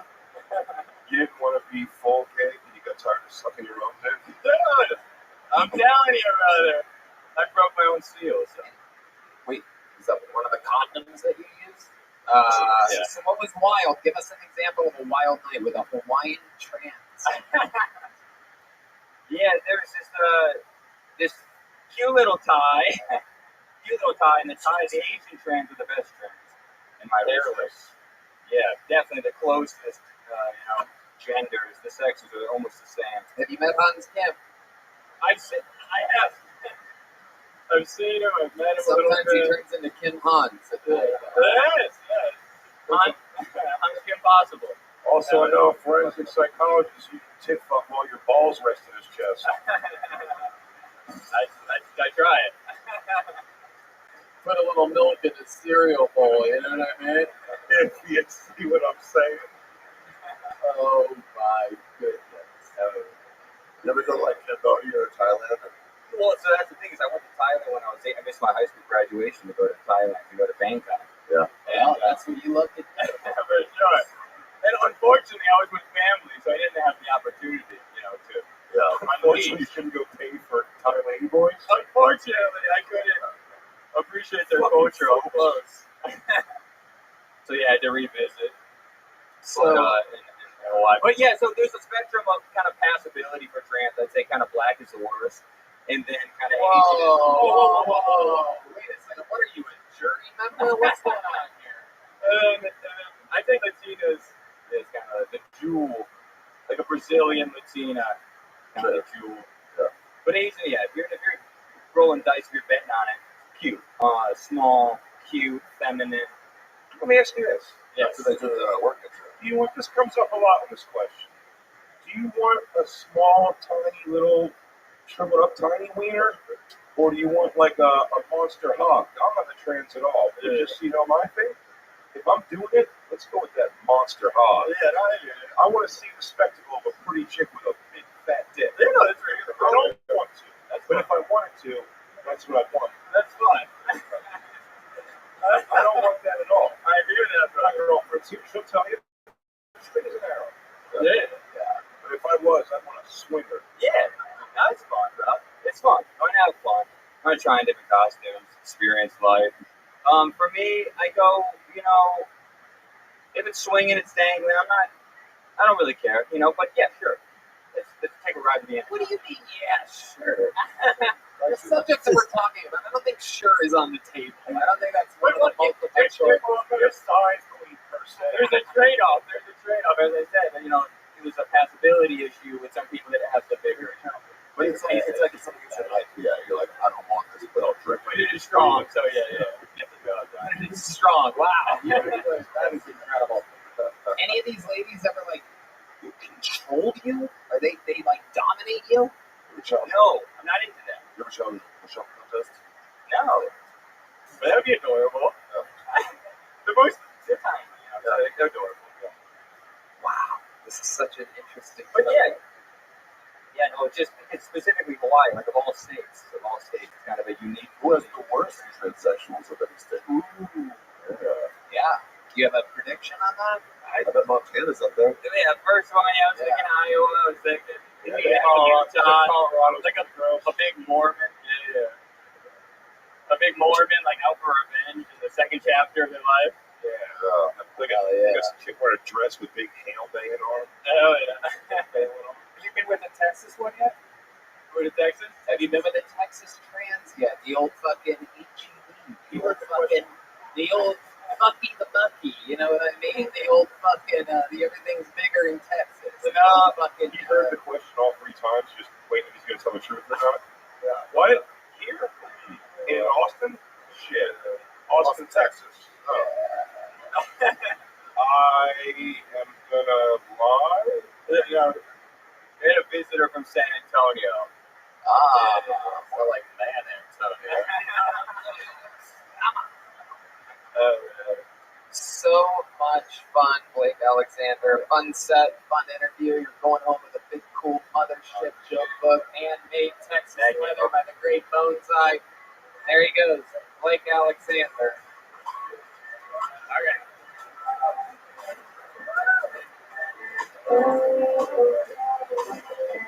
Yeah, let's do that. Let's actually do that. Let's give it. You guys want a special treat? I present to you one of the amazing regulars on the show, famous for his fucking unbelievable joke writing, his unbelievable roasting skills. This is the one and only David motherfucking Lucas, everybody.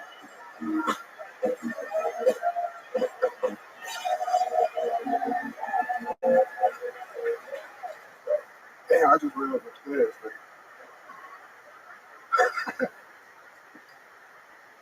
You want to wait, have them play for 20 more seconds? Because the music sounds good. Here, go back behind the curtain. We'll do it again. It'll be better. It'll be better. Do it.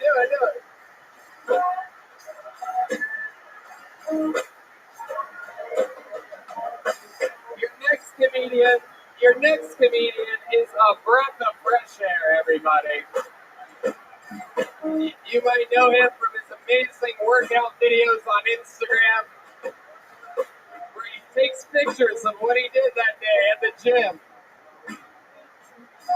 Ladies and gentlemen, I present to you one of my favorite comedians on planet Earth, the great David Lucas, everybody.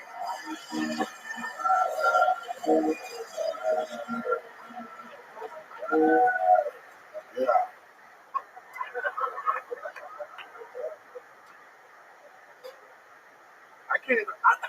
I love women, but I can't wait till we can go to the Tesla factory to just build us a bitch. You know what I'm saying? I'm so ready for that shit. She don't even got to be that functionalist for me. You know, she can be slightly above Asperger. For real, she can actually be a deaf mute. I don't give a fuck.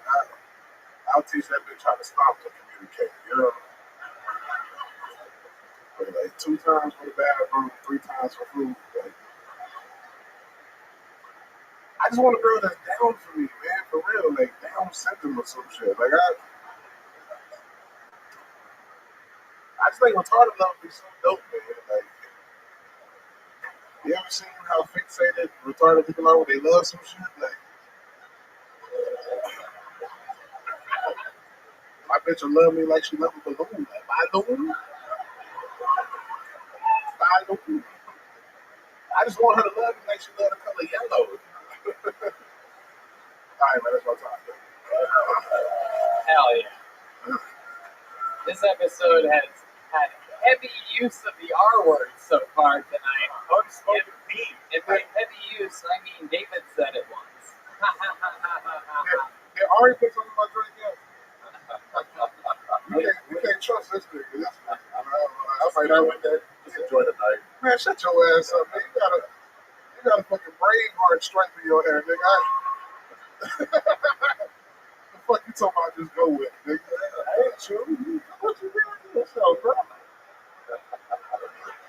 This nigga look like a dog straight out of the pound, nigga. Your ass. Motherfucker ain't had a good hole in 6 months, boy. Your ass. I already don't know how to act right now, nigga. Just act like you going to a pep rally, boy. Your ass. What the fuck you got going on, all right? Why you do that shit, man? You look gross, but they're like all people like self-aware or gross. See what I'm saying?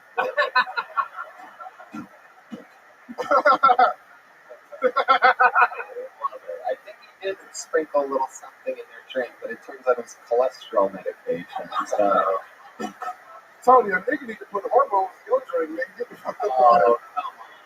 Look how red you are, nigga. What the fuck going on, Tony? You gotta stop laying up with that nigga at the beach, your ass. No way. Fun fact, when I'm with my man at the beach, I'm face down. So it's not that. Tony put I do hot yoga every Monday before this show. That's just like him, so great. just like a gay guy. And you do hot yogurt before the show.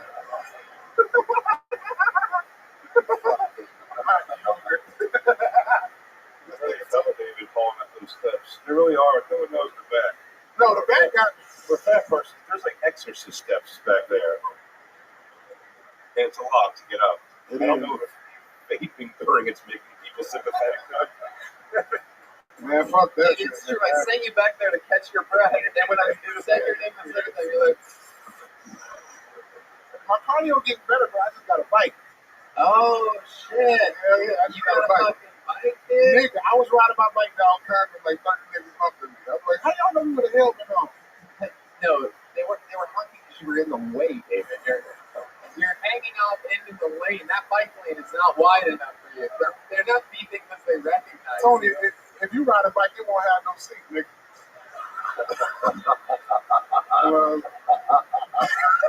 Motherfucker, you can sit on the pole, nigga. Never like what? You son of a bitch. What kind of bike did you get? Shit, Bozak took me to, is it called Bike Forum, Bozak? Bike Forum, something like that. And I just bought a bike for under $1,000. I told him, How much was it? it was like $1,000. Wow, $800 on the seat alone. Incredible. That's fucking crazy. That been hard though, bro. I put green pedals on it. I did get a Green white. peppers? You put green peppers on your bicycle? Wow. Pedals. I did get a white seat, no cap. I ain't even gonna lie to you, bro. I did get a wide seat on the A, my nigga. I need some cushion on this bit, bro. Does the bike, when you get on it, does it go, ow? That's what you say. Ow!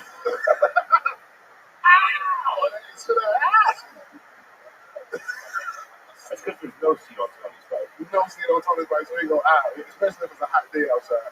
That's true. It's already moisturized. Look at her. Are you stupid, boy? We were going on the road together. You couldn't come because your stupid fucking kid's birthday. Yeah, my kids, bitch. Black people put their kids priority. Nigga, couple with your crazy. That's not what I've heard about black fathers. Yeah, what kind of rewriting of history are you trying to single-handedly do right now, David Lucas? Yeah, hey man, my kids is everything, dog. You can tell David takes care of his kids or his chain would be longer. Nigga, you look like a Coney Island hot dog eating champion, man. Shut your ass up, man. You look like a rock and roll garbage man, nigga. Shut your motherfucker listen to heavy metal while he putting trash cans on the truck. Shut your ass up. Like you told me.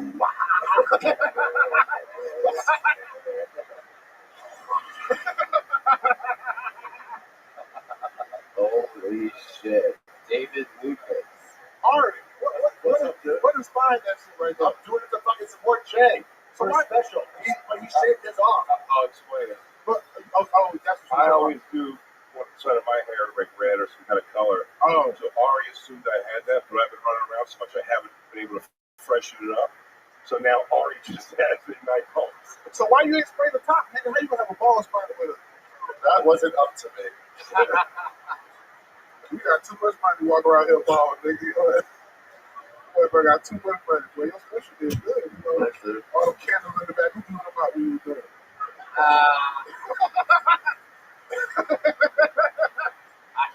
I did. Hey, put 20 black kids on there. They blow that shit out in 30 seconds, nigga.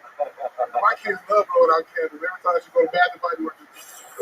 Is that a thing? All these stereotypes. I had no idea. The black I don't kids know why- blow out candles. Black dads are always there for their children. Wait, white kids don't blow out candles? Not like black children. You guys just like set it off like altars? It's like, They probably call their dad to put it out. it's different blowing out candles on your birthday.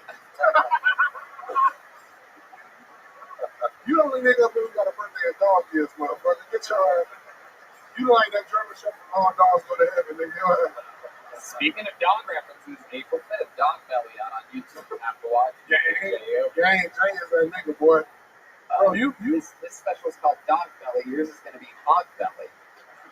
That's not cool. No, it's not. So that was kind of lame. No. Hog because you're fat. Same thing. What's totally special gonna be called, My booty hurts. coming out. Oh, but with C-U-M-M. Yeah, coming out. Dripping down my leg. All right. Oh, bro, me and Will, we blazing the stand-up live in Arizona. I just did the Milwaukee Improv sold out show. Me and Will tearing it up in Arizona for 420. DavidLucasFunny.com. DavidLucasFunny.com. You can get the tickets, man. I appreciate all of y'all. There you go. So great David Lucas, everybody. It's a lot easier going down the stairs, David. Back to the bucket we go. Oh shit, he's still trying. Big Al Gonzalez is next. I know Al Gonzalez. Big Al Gonzalez. We know Big Al. It's been a while since we've seen him. You guys still having fun out there, huh?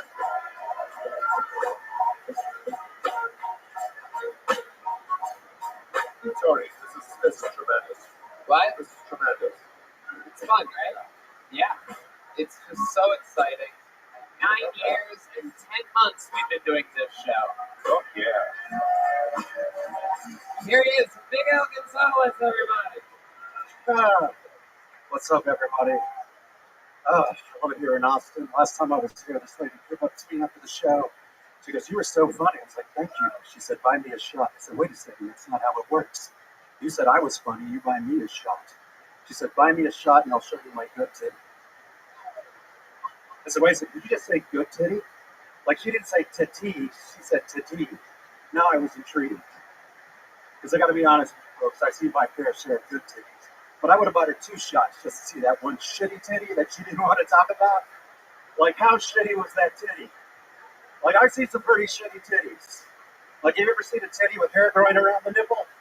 Yeah, I'm not into areolas. That's not my thing. Great, some of the ladies are laughing. The rest of them shaving tonight. That son of a bitch. My husband loves my areolas. Sorry, I just ran over there. Fact. I recently went out on a date with a lesbian. Not bragging, just turned out we were both so drunk we thought the other was a hot chick.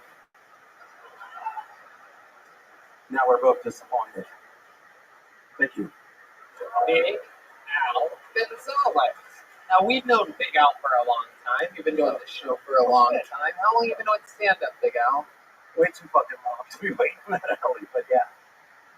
Sorry, no insults yet. How about the answer to the question? I've been doing it for about 16 years. 16 years, everybody. Absolutely. Very, very cool.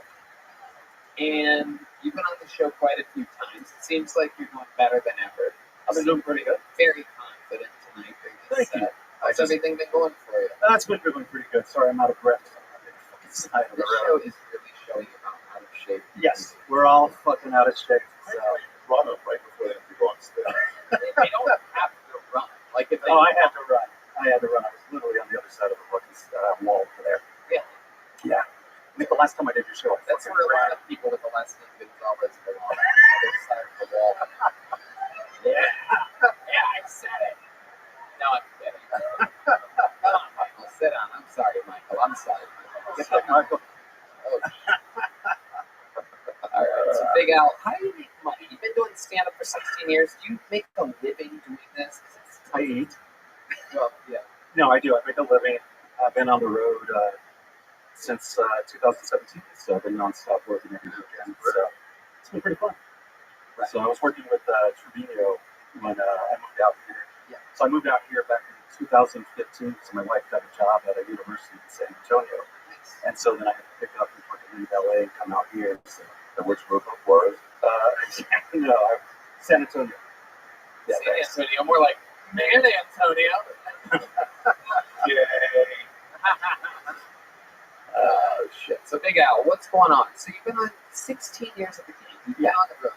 But that road that you're on is a grinding, grueling road. Can you explain to some of these people what it's like for you?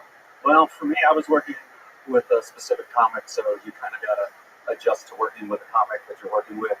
I was working with Steve Trevino, so yeah, okay. Yeah, so it's a lot of like adjusting to his lifestyle. So I learned how to start fishing and hunting and shit like that. So I have about 4 guns in a fishing pole now. So I'm officially a Texan. So thank you. Nobody gives a shit about guns and fishing poles. Cool. Okay. So what's Great energy. Yeah. He's got a great energy. You seem like a trustworthy mechanic. If you're not going to bullshit me, he's breaking for months. I give you a good quote. What else is going on in your life? Give us something interesting. I've been doing virtual reality. Whoa. Is that a thing? Everybody's shaped like that? No? Yeah, it's kind of, you're too big. You go live your true life over virtual reality. Be a Wendy's girl with big tits. Yeah, you can move without being out of breath in That's virtual true. reality just by shuffling your feet back and forth and moving forward. I don't have legs in virtual reality in most places. VR porn, you mean? No, not VR porn. Like just Right. the whole life. Virtual comedy. Actually, we opened up a virtual comedy club back in 2020. What's that? That sounds like a nightmare.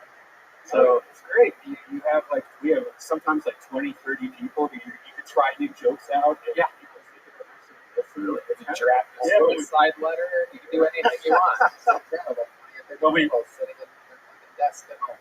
Yeah, most people, like, they went to Zoom comedy, and it was just kind of depressing doing Zoom comedy. So my friend who owned a virtual reality company, he asked me, can you help us do a comedy club? And I was like, sure. So I went in as a consultant, and we created a virtual reality club called Fail to Render, and we've been doing it since then. So you can see it. Yeah. So it's kind of like this. It's not like this, but there's about anywhere between 20 to 80 virtual people in front of you at any time, plus people who are streaming, watching it live. It's like avatars. Avatars, yeah. It's like, it's like a bunch of different styles of people just fucking show up. Oh, that's weird. Yeah, totally weird. There's like an Asian Nintendo Wii girl like jumping and coming. There's some fat guy named Gus in Idaho. I'm a donut in VR chat. Yeah, I'm a big fucking frosted donut with a chef hat. So I perform as a donut. That's fucking cool. So, hey, you know what? Kudos for getting the VR instead of killing yourself. Yeah, 100%. Can you, while you're doing comedy, can you jerk off and they won't know? Yeah. You can technically be sitting at home without pants jerking off. Or it looks like a donut's whacking off. It looks like a donut's whacking off. Correct. Wow. Just got a crawler coming out of them. That's kind of good. Because the handles, they fucking go with your motion. Oh, really? So they can see everything you're fucking doing. You can drop one handle and pound one out. You could technically. You would just hear them breathing very heavily. Yeah. Like me. So, Right? my wife's yes. Oh, God. Oh, boy. Well, Big Al, great stuff. Way to do it. You did it again. I'd love to have you on the Secret Show Thursday at Vulcan. There you go. Sure. Thursday night. This Thank is you. the real spot. Big Al Gonzalez. You already got one of these, right? You have one? There you go. Have one by the great Bonsai. Follow him on Instagram. It's Bonsai, everybody. Bonezeye. 16 years, he just got the red band nod. Brent Reed is next. Ari, you remember him from the Comedy Store days, right? Oh, Yeah, I used to hang out with him all the time. There you go. Brent Reed. How's everybody doing out there? Guy in the cowboy hat. What's your story? Where are you from? Oregon? Oregon. The border. Which border? Whichever one needs him, right? That's what. There he is. Brent Reed, everyone. Nixon next to Brent Reed. All right. This is fun. I wish I'd have worn a different shirt. I feel like I look like Ace Ventura Penis Detective. That's what I'm. Just kidding. I'm straight. Probably. Who knows? It's all a spectrum. I did go to a gay bar recently. I'll tell you what. I'm the belle of the ball at the gay bar. Lots of free drinks. Lots of free drinks. Buddy of mine, I think that the reason I got so many drinks bought for me is because I look and sound like the host of a gay game show. Like, come on down, boys. You are the weakest twink. That would be the name. That would be the name of my game show. My buddy says the reason he thinks I got so many drinks bought for me is because I give off bottom vibes. So, next time I go to that gay bar, I'm buying every son of a bitch in there a drink to prove that I'm a top. If anybody's fucking anybody, it's going to be me. I just moved here from Alabama, which surprises people because I'm, well-spoken. I called my dad today. I was like, hey, man, how's it going? He was like, brother, if I see you better, I'd be twins. Could somebody here explain to me what the fuck that means? He always had those phrases. My favorite one growing up, he'd be explaining something, and I'd give him advice. He'd be like, brother, I'm the one fucking this pig. You're the one holding it down. You ever heard that one? Thank you. All right. Brent Reed. Welcome, Brent. Thank you. First time on the show. Yeah, first time on the show. Thank you. My roommate is actually just up here, the guy with the headband. Oh, really? Okay. Yeah. Let's get a roommate who's going to be a forensic psychologist. I know. He fucked up bad. It's fucked up. I assume you pay the rent. I'm sorry? Yeah. We split it. Yeah. You pay it. He pays me. He pays me with his butt. That's how he pays me. My goodness. So you are from. Thank you. Thank you. Okay. So you're from Alabama. Okay. So Yeah. how long have you been here in Texas? 3 weeks. You and I actually, when you did your Monster Energy tour, you and I smoked weed together in Huntsville. I bet we did. 2016. Yeah. Yeah. That was Huntsville, Alabama, right? That was one of my least favorite stuff. I enjoyed it. It was a lot of fun. For me. Yeah. Deep Madness. This guy might be gay, so. I'll get you. You won't see me coming. No, dude. Don't. Sit down. Protect the holes. So, Brent, are you gay? No. No, not at all. I know. Crazy. Just come out here, guns a-blazing. Guns a-blazing, baby. You look just like you like this. Yeah. Thank you. Yeah. That's a lot like being gay, I guess. I missed the narrative. I thought he was gay. No, yeah, I'm super straight. He's I wouldn't say super. He's Alabama gay, which is gay, but you can't admit it. Right? I can't tell my dad that I'm gay. Don't tell my dad. I'm a gentleman. Yeah. I would never. Your dad thinks you left Alabama to play professional football somewhere else. 100%. I had to tell my dad that I was moving halfway across the country to pursue comedy. He was like, oh, so you're leaving your girlfriend and moving in with Zach. He was like, I got you. Yeah. So you did? You left a girl in Alabama? I did, yeah. Oh, what'd you do? What'd you do with it? I asked her to. She didn't want to. You left your girl in Alabama. Is her name Jenny by any chance? No. I don't get that joke because I was in the alleyway. Forrest Gump, the most famous person. Oh, shit. I thought you were talking about a comment that good one. It's Sorry. okay. Brad. No, but you should know that you have similar shirt tastes with actual retarded. Thank you. It's incredible. That is absolutely frightening. That looks like something you get after fucking a Hawaiian trans person. So, Yeah. Gregory, what do you do for work?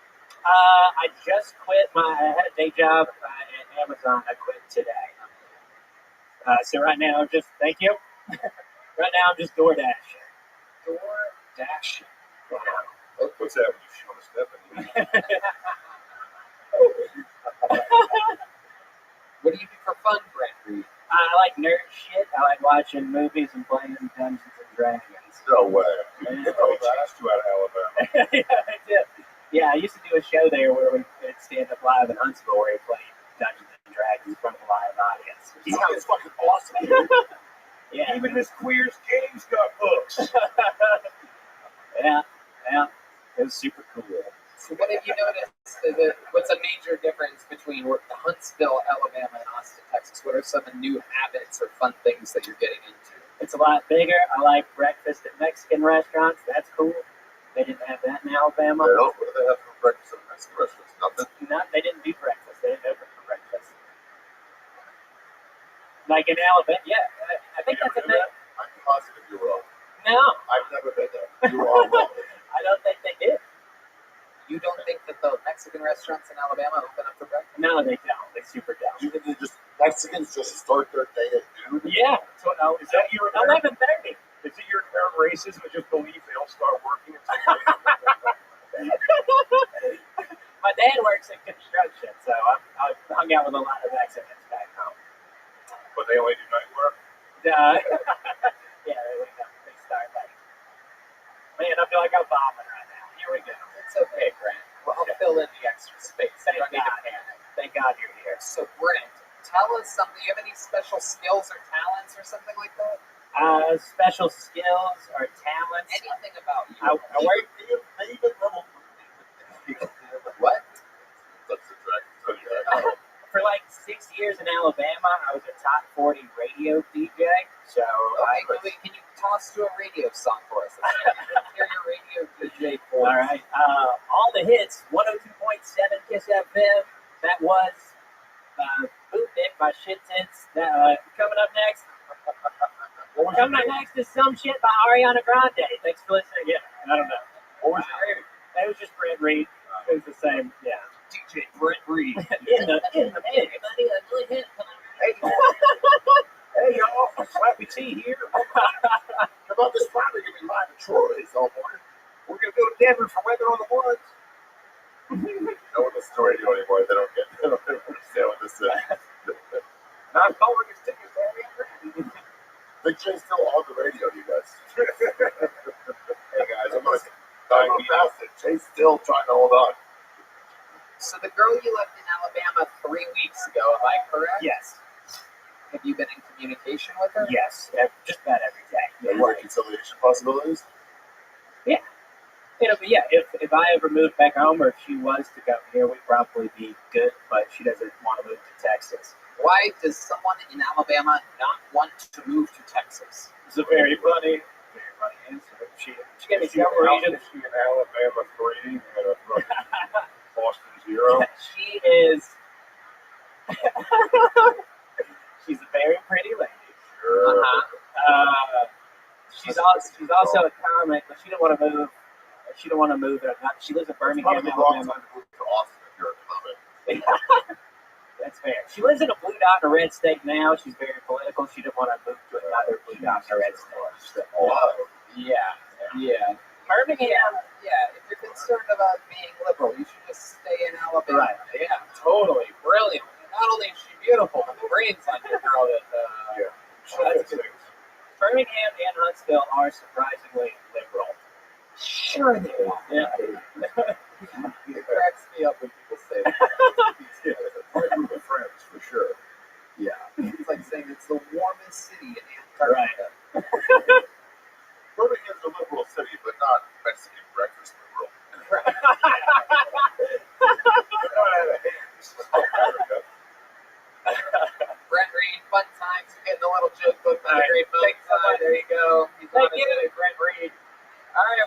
something fun right now, everybody. This guy might be one of the most polarizing characters in the history of this show. Some people love him. Some people fucking absolutely despise him. We had a lot of fun. Many times off stage, some on stage. The guy, like his last appearance, admittedly, he was drunk and coked up, and he's back for revenge. 3 weeks, completely sober. We're going to see how it goes. We're going to give him a shot. Ladies and gentlemen, this is the return of Uncle Laser, everybody.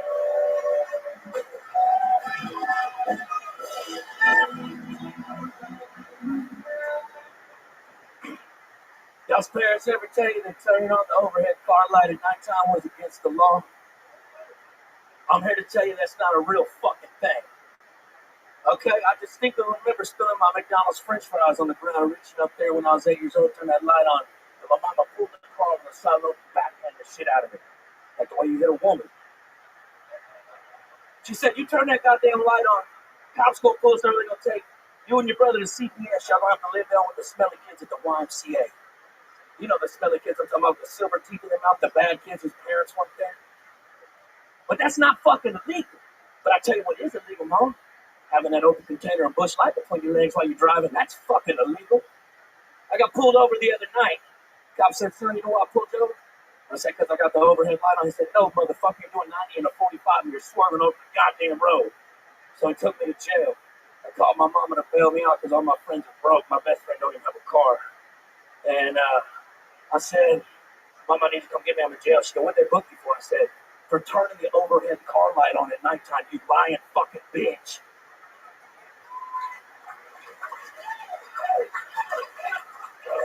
Uncle Laser with a minute, 10 seconds.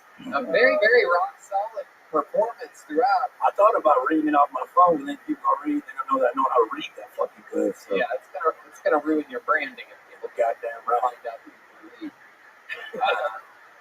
Uncle Laser, welcome back. Now that's a fun set because the Uncle Laser that we've known for the most part has been a piece of shit. Yeah, you've been on heavily high amounts of 6th Street cocaine. The worst kind. I thought I got poison amphetamine the other night too. And then I knew I had good cocaine in my house, so I quit doing the cocaine that I bought, but I started getting like real sweaty and hot and shit. Everybody else was fine, but I was freaking out, but I wanted them to freak out, so I was like, let me drive home, and I know I got some in my bathroom. And I did that, and I was fine. But then I ran out of that and started doing it again, and then I had to go to the emergency room in the morning. I started throwing up blood. It was a stomach ulcer from the street tacos I'd eaten. It wasn't the cocaine at all. So, oh, wow. Do you know how many coke addicts I've heard blame it on something else? Oh, yeah. Exactly. It turns out I have some bad Chinese. I was just barfing up nuts. That's what it was. Yeah, that's why my heart stopped. So, Uncle Laser, am I right? 3 weeks clean and sober? Is that about yeah, I did some DMT the other night. Well, I mean, that's like a spiritual thing, guys. Fucking relax, okay? That is different. I blasted off and I talked to a little wizard man named Merlin. He's like, look, cocaine's bad for the soul and bad for the nose. You know what I'm saying? So I like a little balance. And you're like, but Merlin, I snorted this DMT. Well, no, Tony, you smoke it, but... Yeah, no, I know. That's why he's a joke. Wasn't reality. Uncle Laser, so what have you been doing to fill the 3 weeks? Because you were really in it, man, right? You were doing it like daytime and stuff. Yeah, every day. These people, well, look, it's not like a massive amount I was doing, but I get like 2 grams, do a gram and a half each night. But when you do that for the course of 37 days in a row, it catches up to you. Here's another one, Ari, just how coke people blame other things on it. Have you ever noticed that cocaine people always say, well, I don't do a lot. I have a problem and I fixed it, but I wasn't doing a lot. They know like one more person that does more than one more day. I just do some every day. A gram and a half is a lot. Right. Well, how do you stay away from it? Do you leave your fanny pack at home so you don't go home? No, really, I just quit drinking because as soon as I crack that first beer, I gotta get a bag. It like it's simultaneously I got to have it. It's Also, once you're drinking, I'm going to drive over to a little club. Exactly. I gotta wake you up. So I'm black out. Yeah, it's not your fault. It's not your fault. Yeah. Any stretch of the world, I'll let you off on that. Don't blame yourself for that. No, I'm being too hard on myself. So, Laser, what else has been going on? Fill us in. We haven't seen you in a while. A lot of people, you called out the internet at one point. You got the whole internet? The whole internet. Like everybody, yeah, really. Like everybody. Well, quit making us angry. Exactly, man. Exactly. Now, I do a lot of like soul searching. I know weird shit. You know what I'm saying? Going on walks and shit. I go on walks now. Yeah, I do a little yoga from time to time. I joined 10th Planet. Wrestling dudes. I got tapped out by a 16-year-old girl the other day. That was humbling. You know what I'm saying? So, No. oh yeah, you better believe it, bud. They got some fucking killers there. You got Chris D'Elia, bro. Just fucking. Oh, stop it. Stop it. Goddamn. Okay. So, Laser. That's a bit. You ever do that? I've smoked it out of a light bulb a time or two. You gotta put salt in the light bulb and shake out the film and put it out, light it up. The film is actually poisonous. Yeah. Everybody else said, are you fucking... That's damn, Ari. Read the email, bud. Wow, ask us something we don't know. Tell us something more about your past drug use. Any other interesting highlights that we might not have been? I mean, I've had terrible acid. I've never done heroin. That's the only thing I've ever done. Oh, tonight's the night. I was thinking we could get some black tar and push on. I'm only going to tell in a couple days when I write a song. Fucking here. Bobby, get the guitar, dude. What are we doing? Wrestling. Yeah. I'm real funny.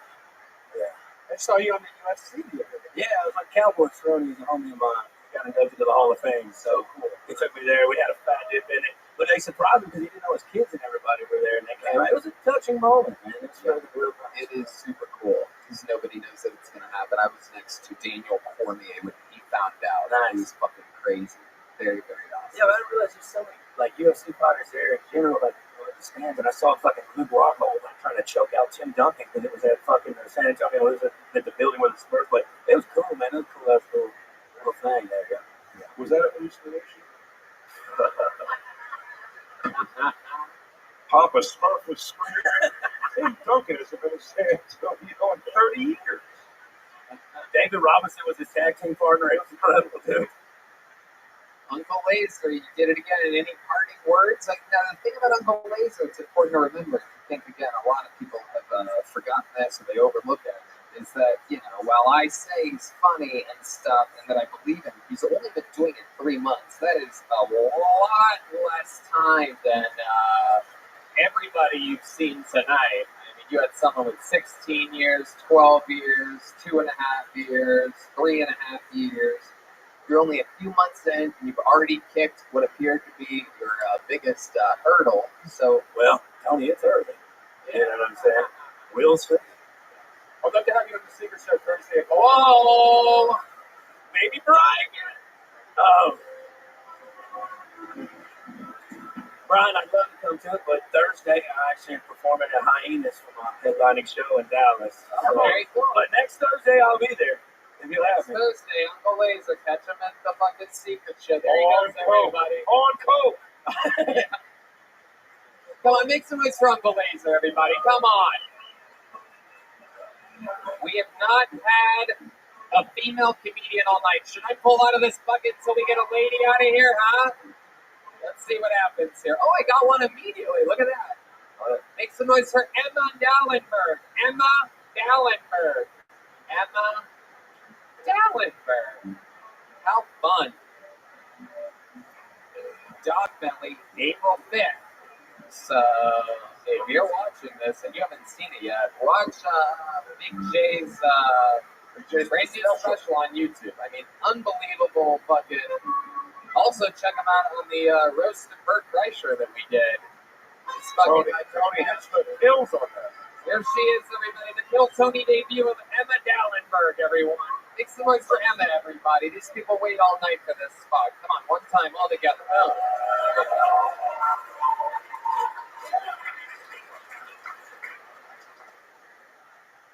Oh, do I go? Oh, shit. Okay. Hi, how's it going, everybody? Okay, yeah, we're gonna get ready to. Thanks.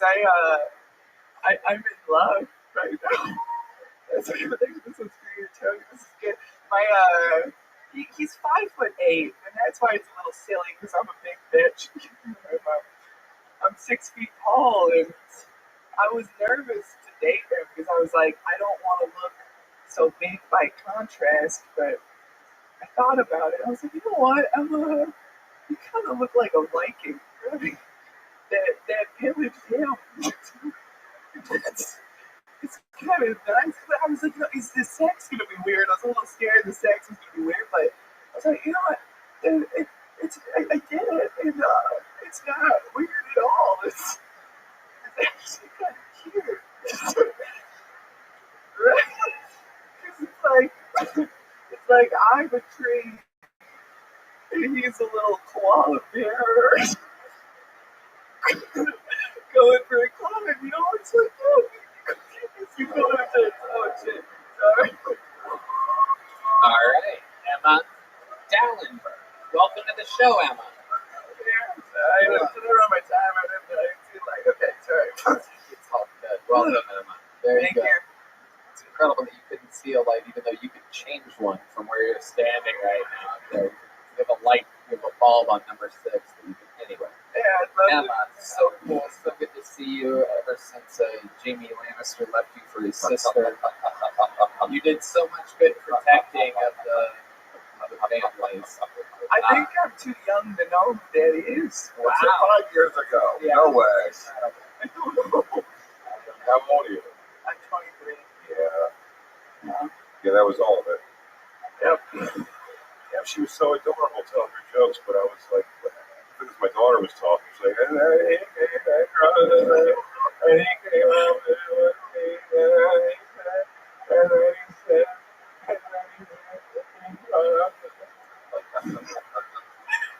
my daughter's 6 foot tall also.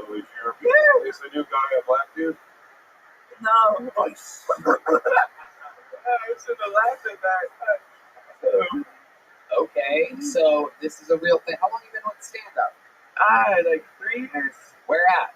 Minneapolis. You're the only thing Minnie in Minneapolis. Wait, I fucked that up. I fucked that up. I did that backwards. Boo me, everybody. Can you boo me, please? I did work that. Thank you. I deserve that. Thank you. The least Minnie person from Minneapolis. Thank you. We're going to edit that in. Switch that around. You started at, how old? You started 20? When I was like 19. That's great. Yeah. Good. That's awesome. You seem like a real stoner chick. What? No? Oh, no, you're just dumb as shit. Okay, I love it. It's one or the other. Sometimes I just take stone for habit. You're like a stoner chick. She's like, what? What is that even? I like how she was like, let me just get right into it. I just stared at the crowd for 7 seconds. Yeah. Just go. So, Emma, are you really with a newly 5'8" guy? Yeah, well, it's been a little bit. Okay. Well, yeah. Where'd you guys meet? We actually both do stand up in Minneapolis. Oh, okay. What? Is the first time you're in love? What? Is the first time you've been in love? No. It's in second. Who's the first one? How did he hurt you?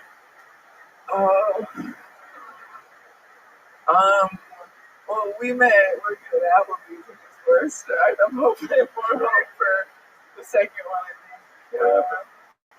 He fucking left you for the girl What mozzarella happened? sticks. Well, honestly, we did great for like 3 years, but then we just realized we were different people. Hey, it's not your fault. Yeah? It wasn't you. You haven't seen how great you were. Yeah. Look at me. Look at me. You deserve happiness. You deserve everything you want in life. You gotta go out there. Hey, you gotta go out there and you gotta grab life by the balls. You're gonna show this world a thing or two. And hey, remember, Jay's looking for you. Thank you, Dad.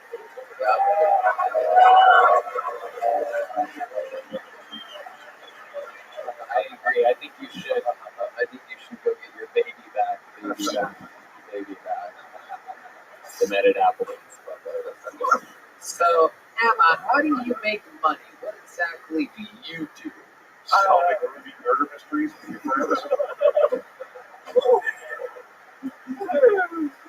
That's a good idea.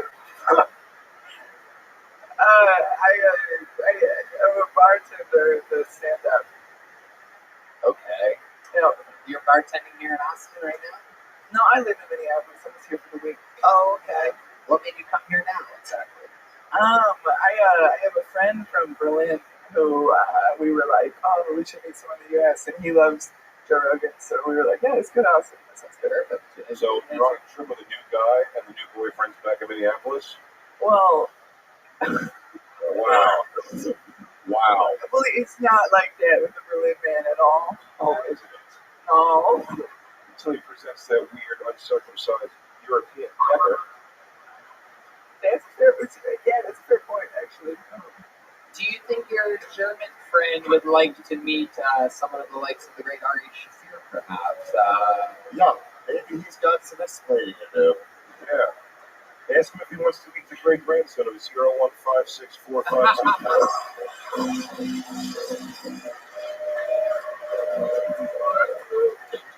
Indeed.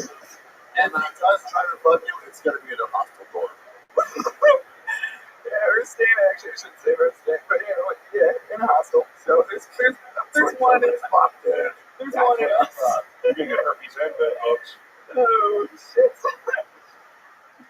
Emma, thank you so much for coming on the show. Here's a little joke, but can you catch? Yeah, There you go. Emma Gallenberg, everybody. There you go. Thank you, Emma.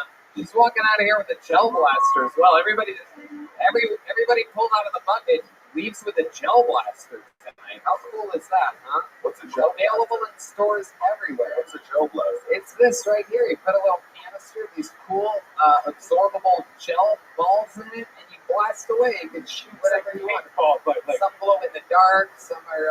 What happens if people get hit? They laugh, they giggle. Oh. Yeah, they go, It's like you just hit it. Yeah, it's super cool. No, I don't have a canister right now, but we're low on ammo. You guys ready to put a ribbon on this thing, huh? Come on, you guys ready to do something special right now? I know. It's been a long show. We've had a lot of fun, but there's only one way to end an episode like this. And that is with a man that has done more new minutes than anyone ever in the history of the show. One of the longest standing regular ever, which, by the way, first Tony regular, Ken Congdon, became a paid regular at the Comedy Store this week. How cool is that? The first ever regular to become a paid regular at the store. This young man right here, a force of nature, the Memphis Strangler, the Vanilla Gorilla, the Big Red Machine, William Montgomery, everybody.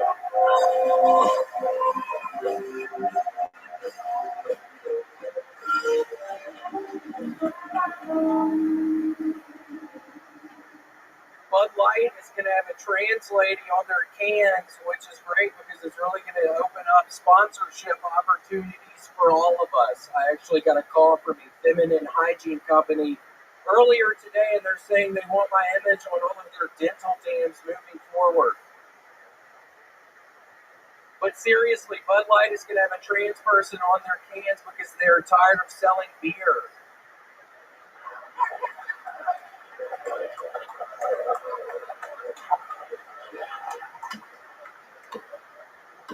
Not to be outdone, Tinder has a new spokesperson, Ted Bundy.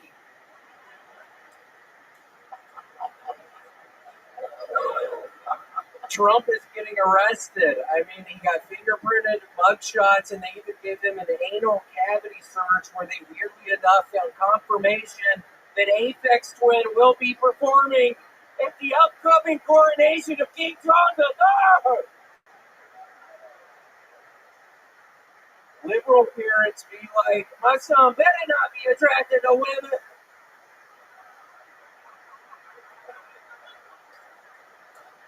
Okay, that's it.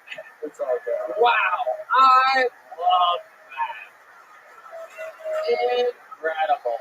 A minute, 20 seconds, no bear to be found. He wants no business going up against William. An incredible performance. Literally 2 or 3 of my favorite jokes of the entire night. Bud Light, trans spokesperson, because they're tired of selling beer, is just unbelievable to me. Short, sweet, whatever said in the middle there. Cut that shit. Get right Who here. was laughing right there? Dude, you alright? I couldn't tell. It won't sell but 3 more beers.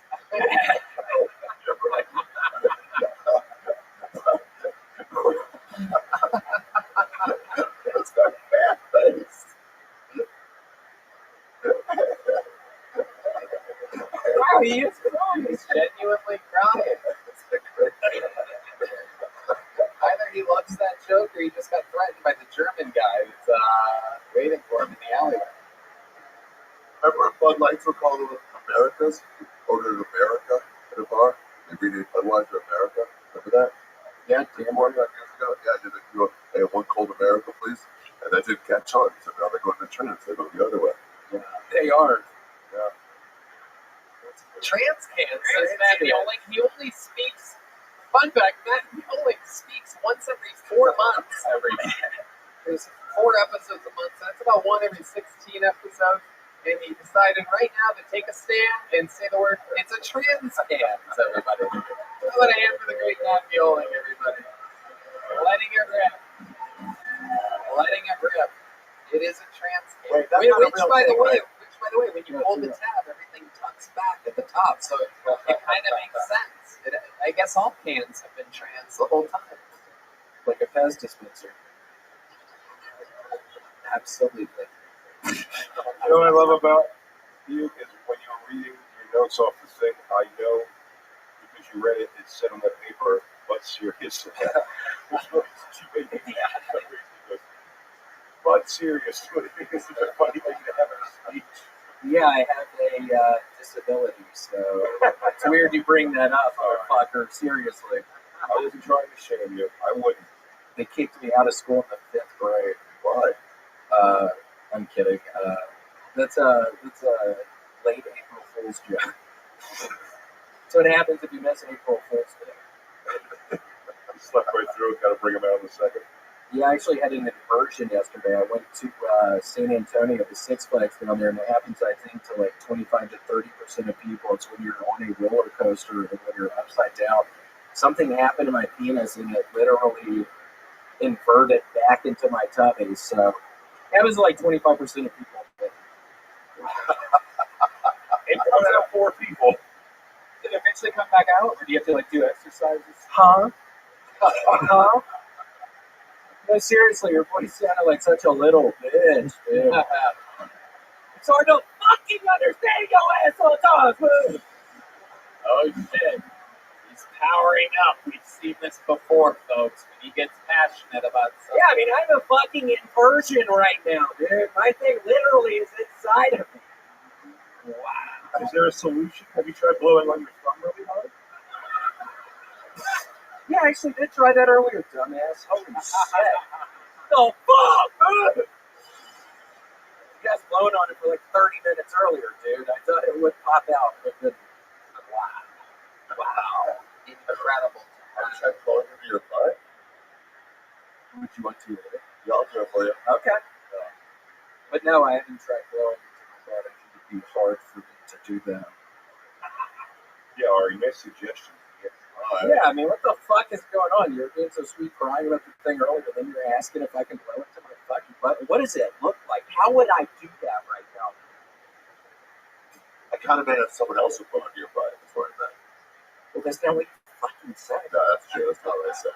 Well, be clear, dude. Yeah, I mean, seriously, we're trying to have fun with it. I'm just trying to help your version.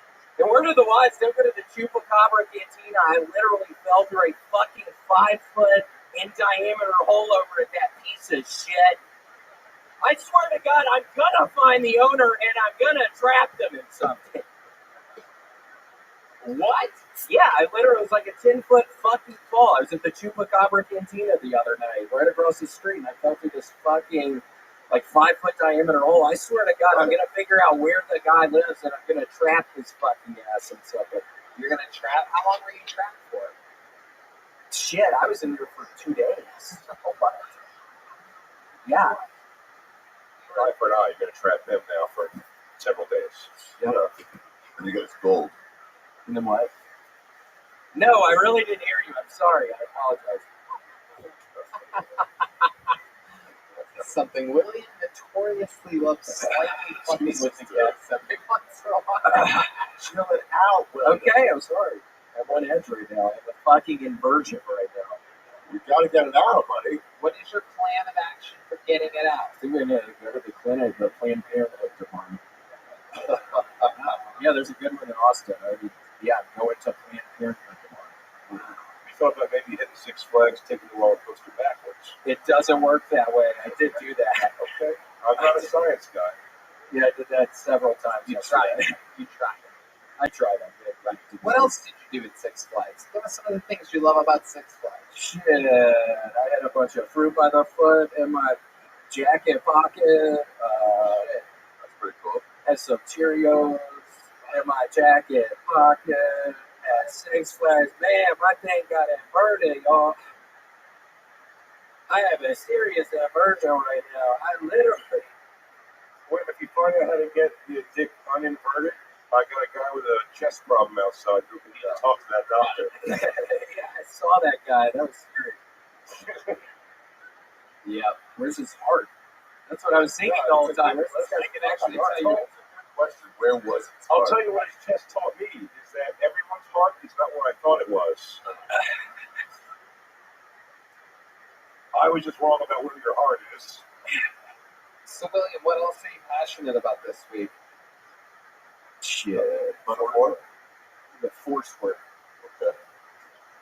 Yeah, I've been playing a bunch of Foursquare. What do you mean Final Four? The Final Four, the NCAA basketball tournament. It's pretty big in America. My team's out of it. Who was your team? Should be University? No, Marquette. Oh. No, I'm kidding. Happy late April Fool's Day. I hate Marquette. Man, I can't stand Marquette. Oh, shit. What's this important tonight? Oh, shit. And I swear to God, I'm going to find the owner of the Chupacabra Cantina. Fucking hide up in his tree, do a fucking rope down. I will trap his fucking ass. The owner of the Chupacabra Cantina. Is he in here right now? He's the owner of the Chupacabra Cantina. Oh, this guy says he's the owner of the Chupacabra Cantina. No, he wouldn't have the balls. Yeah, not a little pussy like that. Holy shit. Looks like your ass is inverted, man. Show us. I mean, is it inverted? Can you? Alright. Well, yeah. I'm kidding. So, everything is going good. Anything else you want to talk about before we go? I started swimming again a little bit, and I bought this Speedo on eBay. I love buying stuff on eBay, and I found there's this whole subculture of people. I bought this, and it ended up costing me $2,000. The Speedo. It was on this real hunky-looking guy, but the Speedo is really cool. That's the main reason I got it. But yeah, there's this whole subculture of people selling these used Speedos on eBay. If anybody needed to know that, yeah, it's a really thriving subculture on eBay.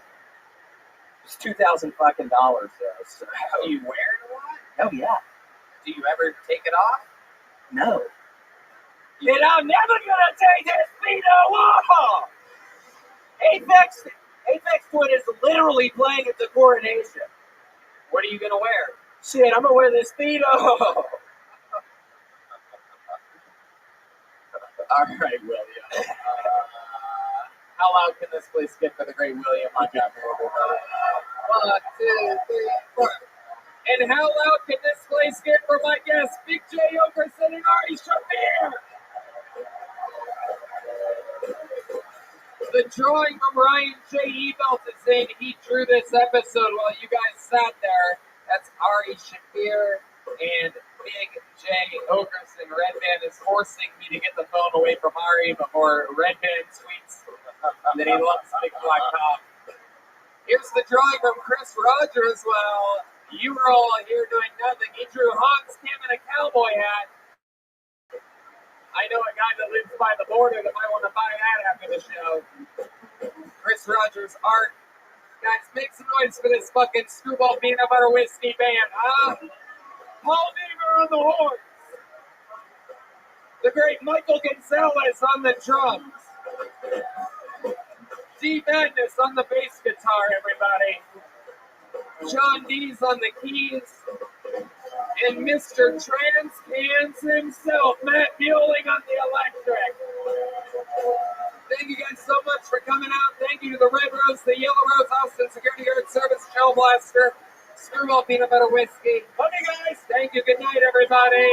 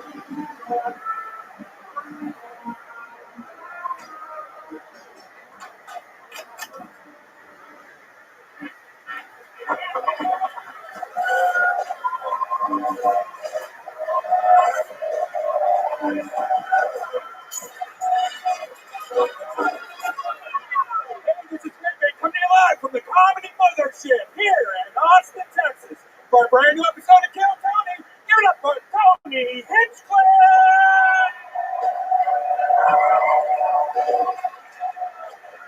You guys ready for a great fucking night tonight or what, huh? Yeah! Make some noise for Red Band, everybody. Ready? Eric Kill Tony, brought to you by the Red Rose, the Yellow Rose, Gel Blaster, available in stores everywhere. The Austin Security Guard Service, the best goddamn security guards in the world, are here in Austin, Texas. And Screwball Peanut Butter Whiskey presents the Kill Tony Band, everybody. Motherfucking Paul Deaver on the horns. Michael Gonzalez on the drums. Matt Bueling on the electric. And that's D Madness on the bass guitar. It's gonna be a fun one tonight. Before we get started, here's a little bit more from the amazing sponsors that make tonight's episode available for you here right now. Hey y'all, one of my favorite things about getting a box of awesome from Bespoke Post every month is how it sneaks up on you. You forget that it's coming, and then one day, boom, on your front door, the best box you'll open all month, filled with carefully chosen gear from the best small brands around the world.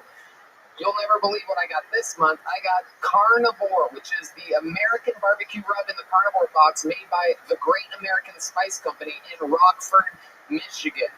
A real cool small business, real American companies. No matter what you have going on this spring, Box of Awesome has you covered. From camping gear essentials, cookout must-haves, and drink game upgrades, Box of Awesome has collections for every part of your life.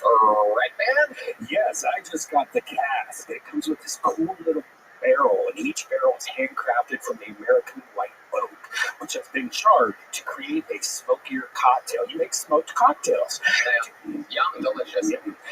To get started, take the quick quiz at boxofawesome.com. Your answers will help them pick the right box of awesome for you. They release new boxes every month across a ton of different categories. Each box is valued at around $70, but you only pay a fraction of that price. Plus, with each box of awesome, you're supporting small businesses. 90% of everything that comes in your box of awesome is from a small up-and-coming brand. It's free to sign up, and you can skip a month or cancel anytime. Get 20% off your first monthly box when you sign up at boxofawesome.com and enter the code KILLTONY at checkout. That's boxofawesome.com, code KILLTONY for 20% off your first box. Boxofawesome.com, code KILLTONY. You know it. You love it. I'm telling you right now. You're not going to believe this, but I flew in my mom from Youngstown, Ohio today. And you know what she told me on the drive when I picked her up? She said, you know, the best gift you ever gave me was the Skylight photo frame, the Skylight digital photo frame. It brings joy on a daily basis. Watching the photos cycle and seeing new ones come in, what a thrill.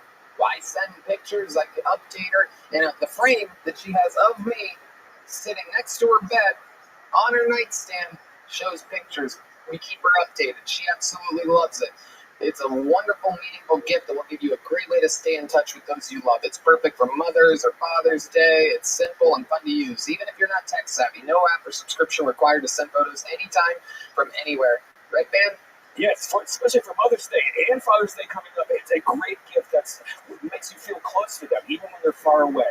It's a gift the whole family can enjoy. Anyone can send photos to that frame anytime from wherever they are. It's a gift that keeps family members actively in touch. And besides displaying wonderful photos, your gift is also a gorgeous frame that adds a beautiful touch to any of your home.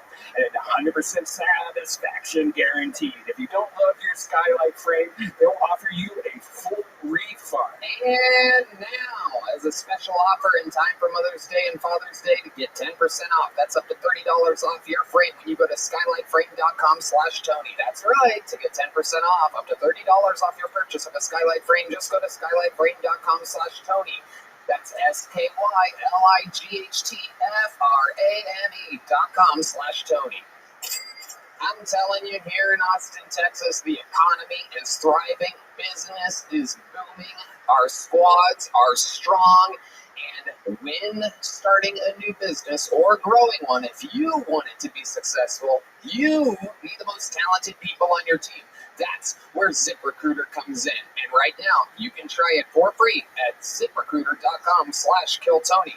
You should definitely choose ZipRecruiter to help you hire for your business because their powerful matching technology finds highly qualified candidates for a wide range of roles. ZipRecruiter also offers attention-grabbing labels that speak directly to job flexibility, like remote training provided, urgent, and more, to really help your job stand out.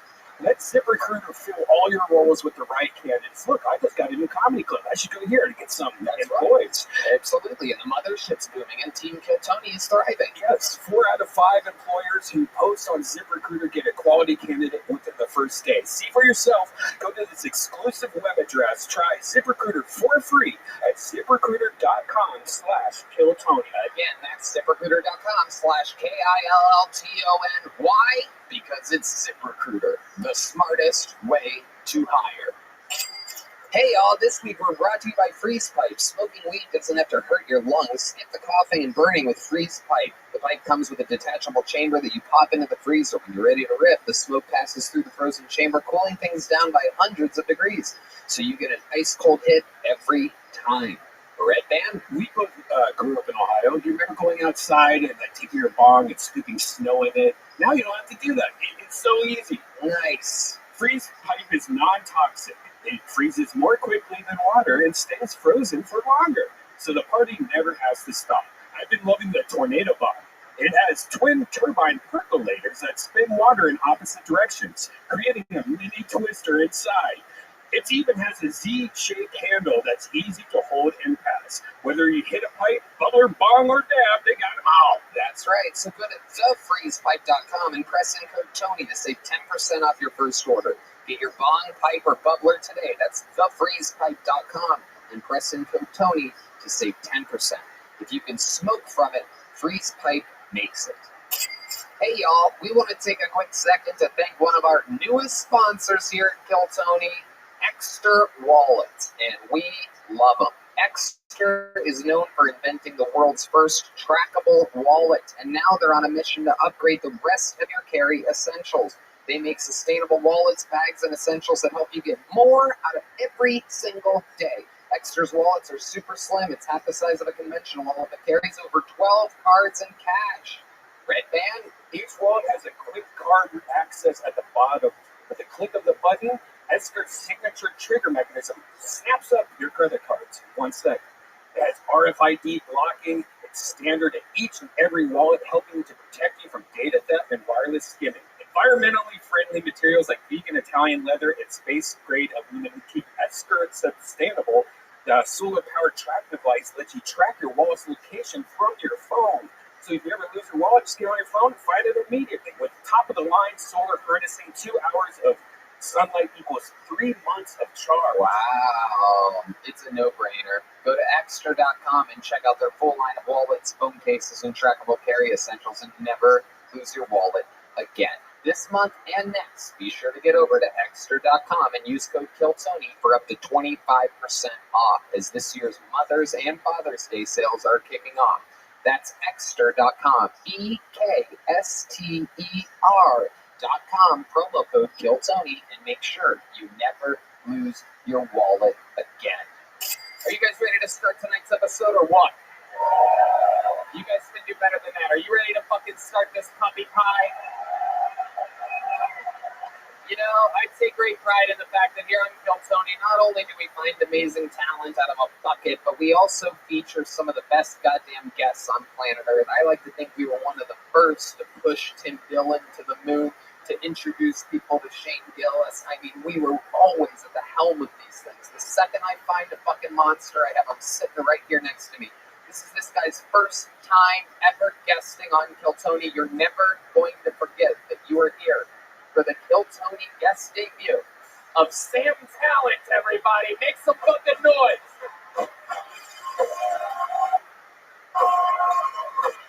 You guys better get louder than that right now. Thank you. We are about to have fucking fun. This guy is a monster. His first time on Kill Tony. Running the Light is his book, considered one of the great books of comedy and comedians right now. Waiting for Death to Claim Us is his special out on YouTube, free on Amazon Prime. And Chubby Behemoth is his podcast. Welcome, Sam Talent, to the show. Thank you very much for having me. We're going to have a lot of fun. This guy's got a vat of Miller Lite. I like that. We don't drink Bud Light on the show anymore. I can't drink Bud Light anymore. So I think of what they do, like it's so fucking boring. It's true. A lot of people have been asking me how I'm going to spend my money as the new spokesman of Bud Light. A lady with a dick shaped like the can? Give me all of that. I'm pumped. Sam's first time on the show, but everybody knows how this works. Over 200 souls signed up for the opportunity to get 60 seconds of uninterrupted stand-up comedy time on this show. You know their time is up when you have the sound of a kitten.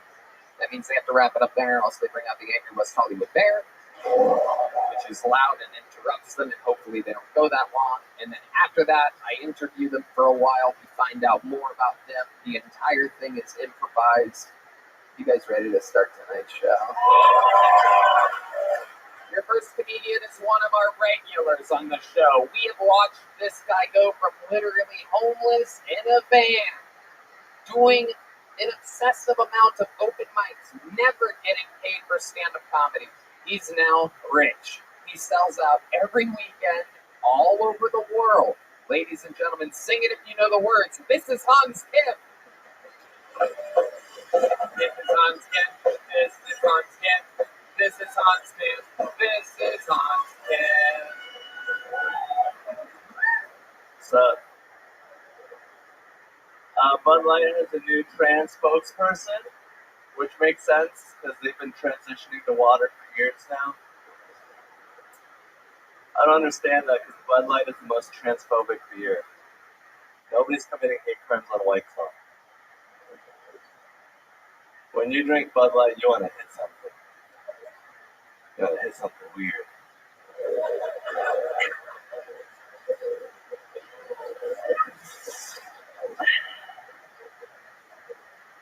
But it's good to be here in Texas. I love Texas because I'm an incel, and my hatred of women is disguised as traditional values.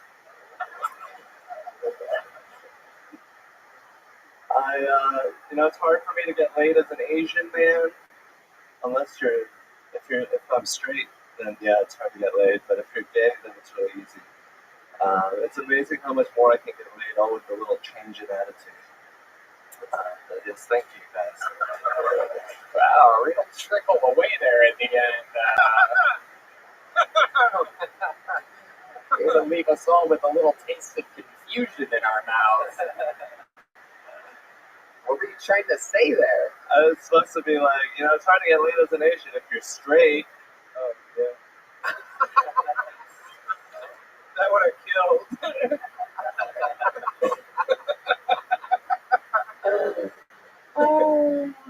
You a long face, Hans. It's all face, no eyes. It's crazy. Oh, shit. It's true. Your head's built like a fucking surfboard. It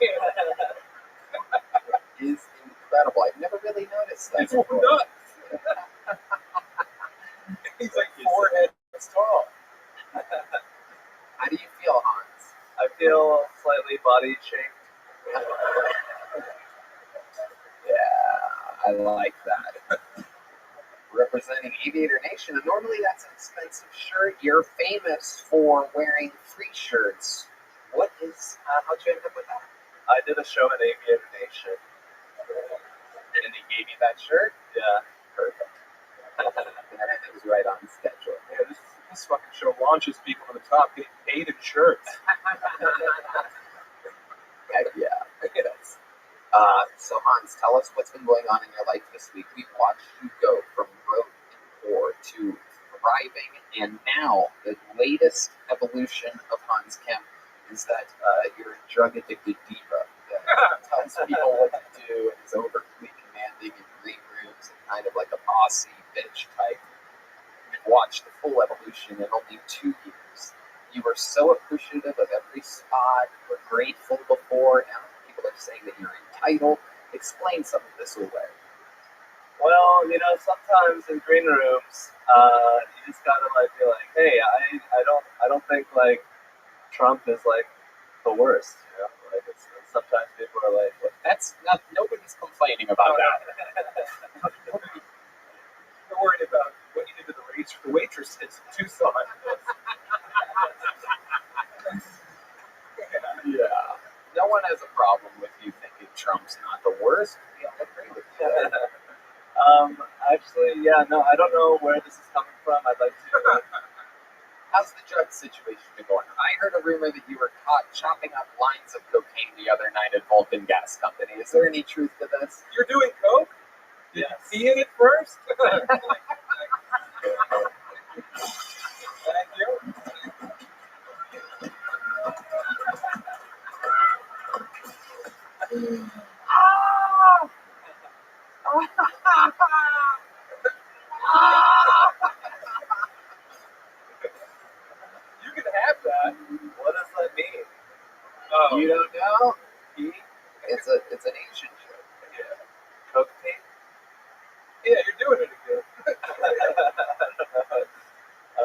yes, I got a little baggie of cocaine in Phoenix. Some guy handed it to me, and I was just like, look at what I got. It's like a little toy to me. Right. I was like sliding it across the bar, cutting it up on the table. I'm asking more about the snorting it part of the bag of cocaine. Because, like, what we've heard of the slow evolution, we met you.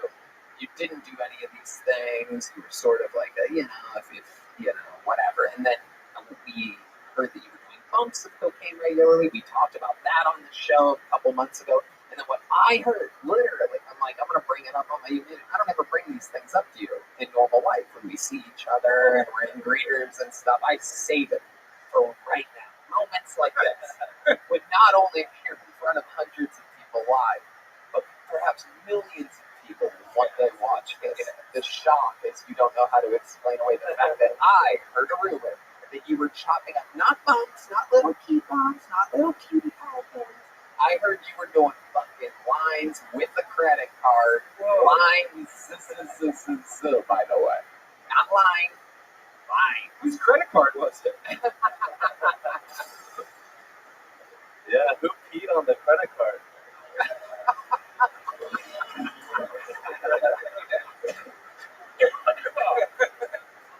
So tell us, is the rumor that I heard true? Yeah, totally. I did coke at the Vulcan. I almost forgot about it.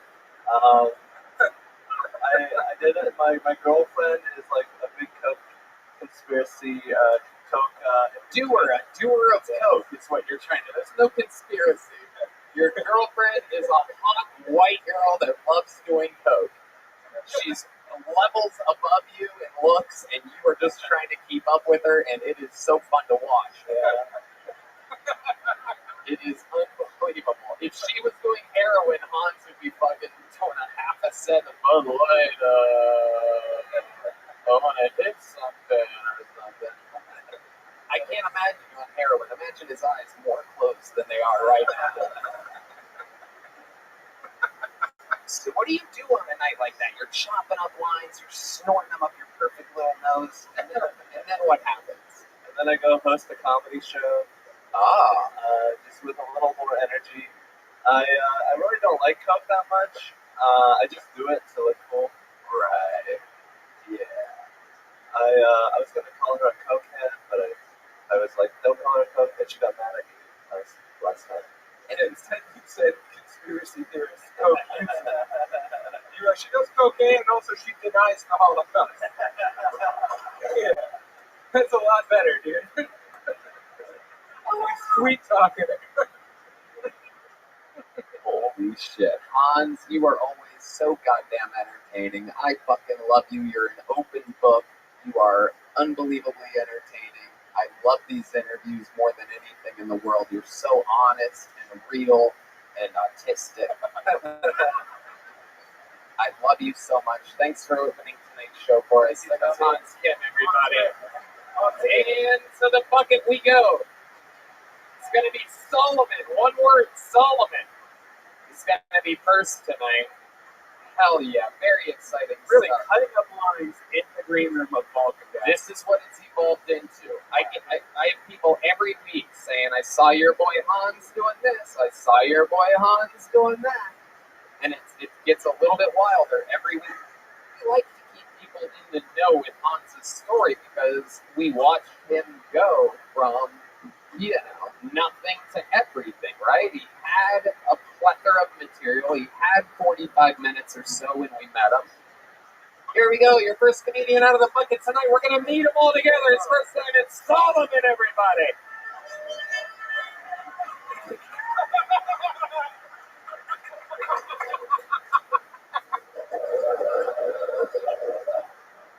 My uncle Tony killed himself last week. Yeah, he died overdosing on dick pills that I got it from the internet. So we buried him on Tuesday, and Friday morning I get a call from Brian. He's the undertaker at the graveyard, and he tells me to come at once. I go there and I find Uncle Tony's dick powering out of his grave.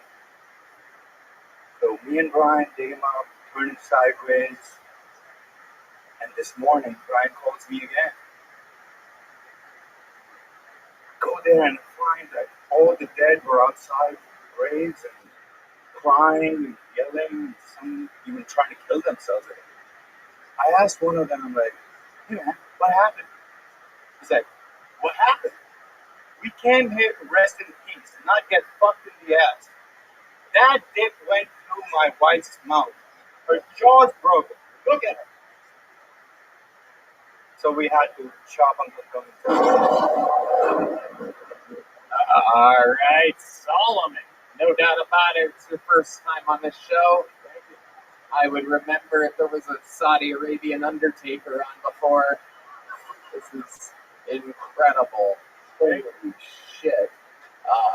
Dude, bass player, I wish you could see this guy.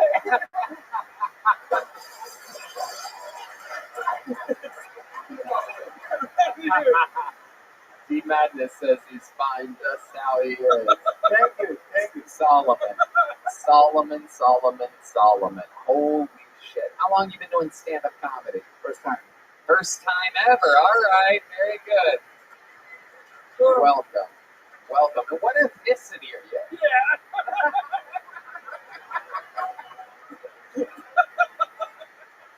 Punjabi from Pakistan. Punjabi from Pakistan. Okay.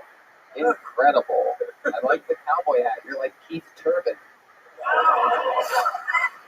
It always works. Middle Eastern in a cowboy hat. I can't ever not make that joke. You look like you love all kinds of oil. Yes. So, how long have you been in America? 17 years. 17 years. So you moved here just after 9/11. No, way out. Okay, way after. Okay. You got real serious on that. I love it. What do you do for a living? Here now, I work as a dishwasher. Oh, very interesting. Okay. What, like at a regular restaurant? Regular restaurant chain. I'm 35. How long have you been washing dishes for? 3 months. 3 months. What did you do before that? You art surgeon.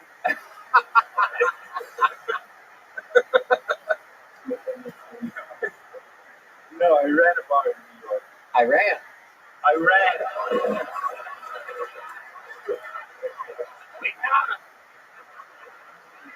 We got him.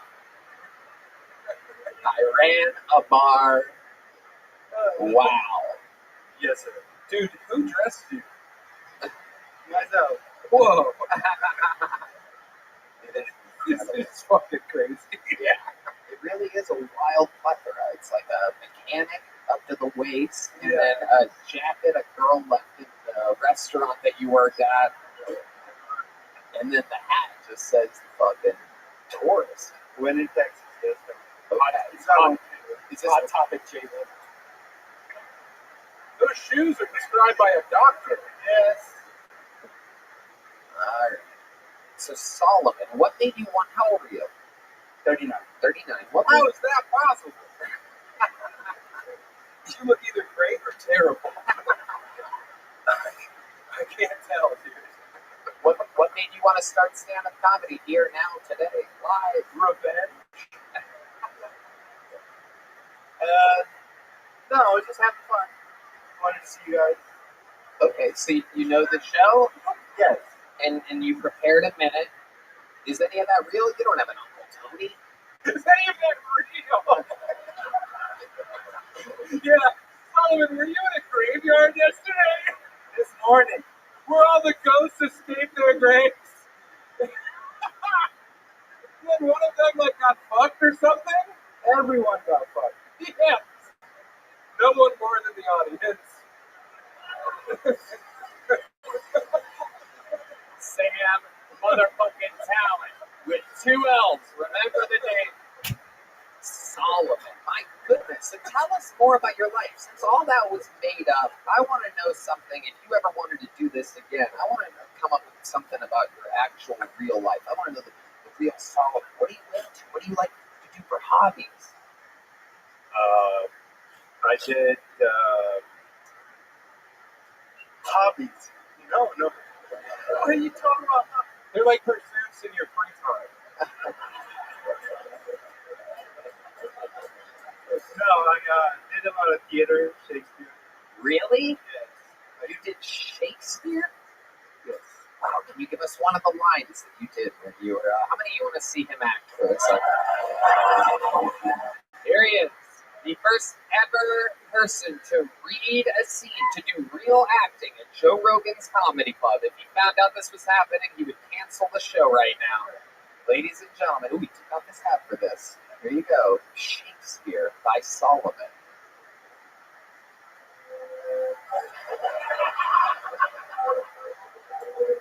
I saw what light through yonder window breaks. It is the east, and Juliet is the sun. Arise, fair sun, and kill the envious moon. Is already sick and pale with grief, but thou, her maid, are far more fair than she. That was actually 1,000 times better than I thought it was going to be. Hell yeah. No. So you say that, and then you say that, and then you fly into the Pentagon afterwards, right? It all ends in Allah Allah Akbar. I like the head movement. Romeo dodging bullets. Also, I don't want to be pedantic, but he did say it was good jogging, so no happy Ramadan to you, sir. All right. That is true. You have a girlfriend? You getting any blowjobbies or hand jobbies?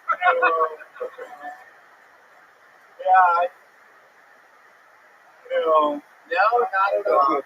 No blowjobs. Maybe a hand job here and there, that sounds like. No? Wait, you're a dishwasher at a chain restaurant? You're not fucking the hostess? no. He works from home. Solomon, have you ever had a girlfriend? You've been with a woman before? Yeah. You're a good-looking guy. You have swagger. You have a beautiful beard. You got a wild fashion sense? Yeah. So, like, when's the last time you were on a date?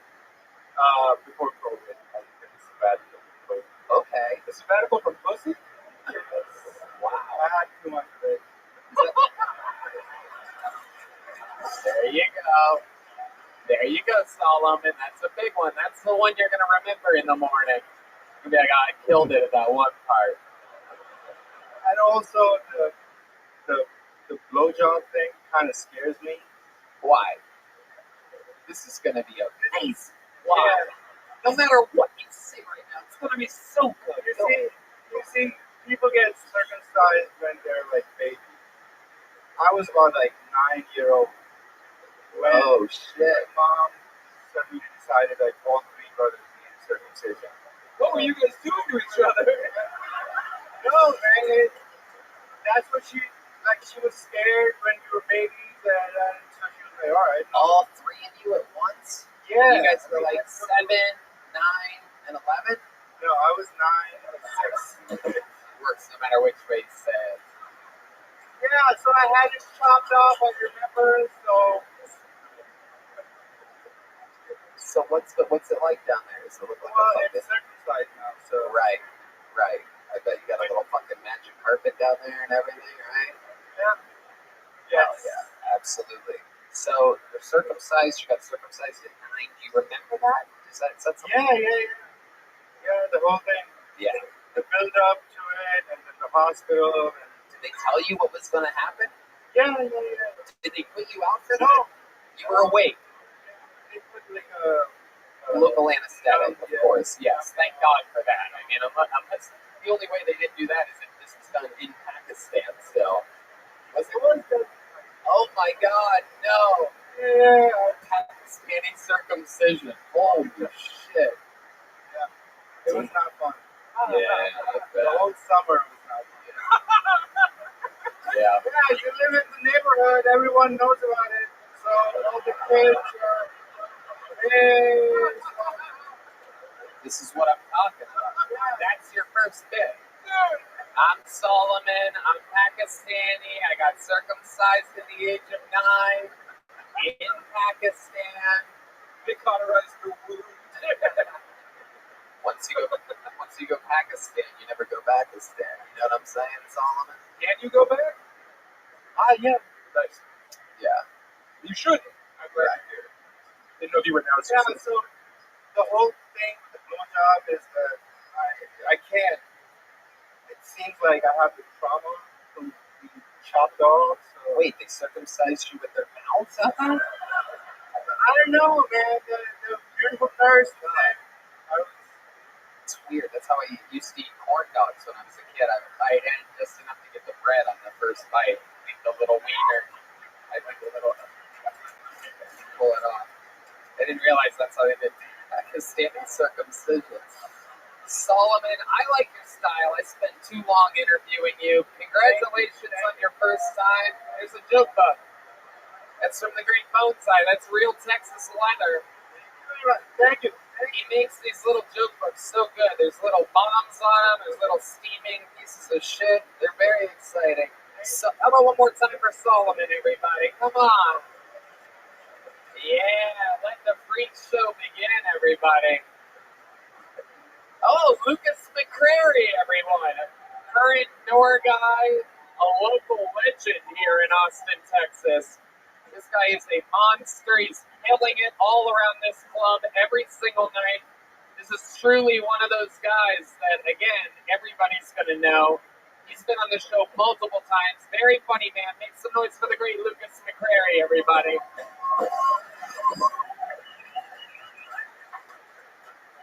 I am a straight, white male. No one thinks that about me, though.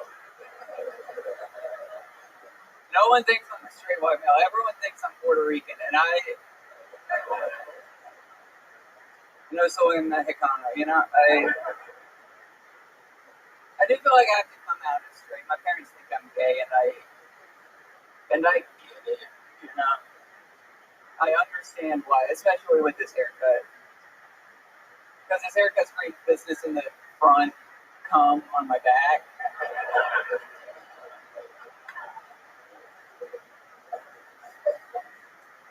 Here's the thing, though. I was not born a boy. I was not born a boy. I was born a man. I was born a goddamn American man. I came out of my mom with regret. I was a fucking man, dude. I'm done. Thank you. I love it. Another new minute from Lucas McCrary. A guy that truly is, you know, really in a great place, working here, a legendary position here at the mothership with a bunch of fucking a squad of freaks and monsters that are killing all over. How's it been going, Lucas? We've known you for quite a while now, and you're in a very thriving position. Tell us what it's like being a door guy at the mothership. It's great. I love it. Oh shit! All right. I didn't realize you secretly hated it. No, I love it. I love it very much. Thank you for that. It's great. I believe it, Lucas. I'm sold. Also, it's like it's hard because it's like taking up a lot of time. You know, so it's hard with the like all of my other things that I want to do. I'm not right. You run your own show, a very very good show in this town. I've done it multiple times, and I don't do a lot of other people's types of shows, but I love yours. It's always good, always sold out, not easy to do. It's what I recommend every comedian does: is start their own weekly show. Thank you. Yeah, it sucks that working at this comedy club is getting in the way of pursuing the dreams of being a comedian. Yeah, It's really bad for you, Lucas. I mean, right now you could be, you know, somewhere else having an opportunity, and you know. Well, it's getting in the way of the music too that I do. You do music? Yeah, I do. I have a band. Well, we haven't been playing as much because of like comedy's thankfully been fucking kicking off. But what I did not know this about you. No one knows this about you. What type of band are you in? You play the fucking ukulele for sure. I play the heartstrings. Quit wasting the A material in the interview. Tell us about this band. What's the name of the band? It's called Dumpster Fire. It was some friends from Tennessee, and only one of them has come down here. So I did the drums, he did the bass. We lost. You play the drums? I did the drums. You play the drums? I don't know if you know this, Lucas, but we have a little tradition here on the show. We've never done this at the Comedy Mothership before. We've done it all around the world. Oh, wait. Are you fucking with me? You play the drums? All right. Well, that means there's only one thing to do here, and that's a Mexican drum off. So, here's how it goes. Here's what happens. Is that you do a drum solo and our resident drummer, Michael Gonzalez, does a drum solo. The audience decides at the end who wins. And if you win, you become the full-time drummer on Kill Tony. And Michael has to be a door guy at the Comedy Mothership. Yeah, Michael has to live your nightmare. Yeah. So, ladies and gentlemen, I mean, this is history because not only have we never done this at the Mothership, we've also never had a door guy at a club perhaps trade jobs with Michael Gonzalez in front of our very own eyes. Now, I must warn you, in the history of Mexican drum-offs, a tradition that started many years ago with our only other drummer we've ever had, the great Joelbert Jimenez, R.I.P. Yes. He's in the graveyard getting fucked by Uncle Tony right now. Nobody has ever beaten the resident drummer. We did not even know you played the drums. This is so exciting. I still feel like you're fucking with me. I feel like you've never played drums before, but I'm excited to see it. Ladies and gentlemen, going first tonight, Lucas McCrary, everybody. This is a Mexican drama only on Kill Tony. Hell yeah, Yoni, get all the way in there. You can block these people's views. They can watch it on YouTube in a couple of weeks. Ladies and gentlemen, this is history. Are you guys ready to witness history? Ladies and gentlemen, going first, I present Lucas McCrary.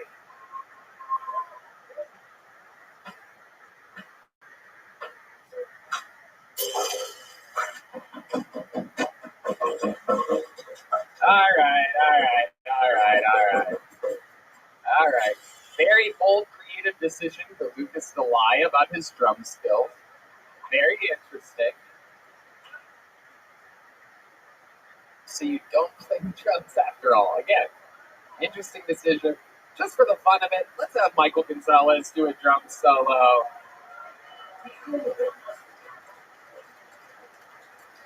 Or I could have D Madness beat him in a drum solo. D, you want to do it real quick? Yeah, let's fucking go. Let's go. Let's go. Why have Michael do it when you can have literally one of the greatest musicians in the world, a man who's played with Stevie Wonder, a man who's played with everybody in Austin, Texas, one of the great local musicians, blind as a blind man could be, on the drums. Ladies and gentlemen, this is D Madness.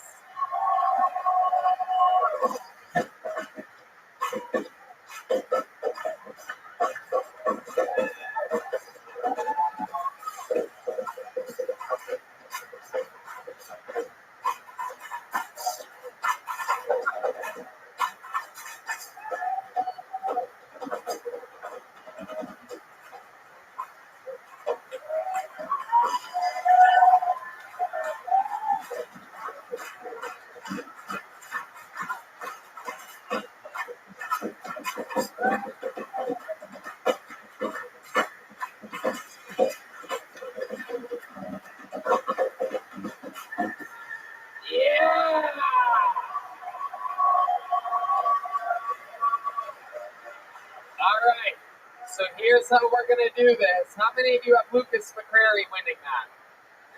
How many of you have D Madness winning that? So here's a special stipulation, all right? We told you before that they have to switch jobs. Now we are going to remove Lucas's eyes from his skull in front of everybody. Lucas, say the N-word. Oh, that's true. You do get to technically say the N-word. Lucas, you're a fucking legend around these parts. You guys just walked into a fucking chainsaw. You fucking lied to an elderly blind black guy? Yeah. He survived segregation. You know how hard it was for him to find the appropriate water fountain? It is true. Oh shit, a want yourself from D Magnets. Lucas said that, sir.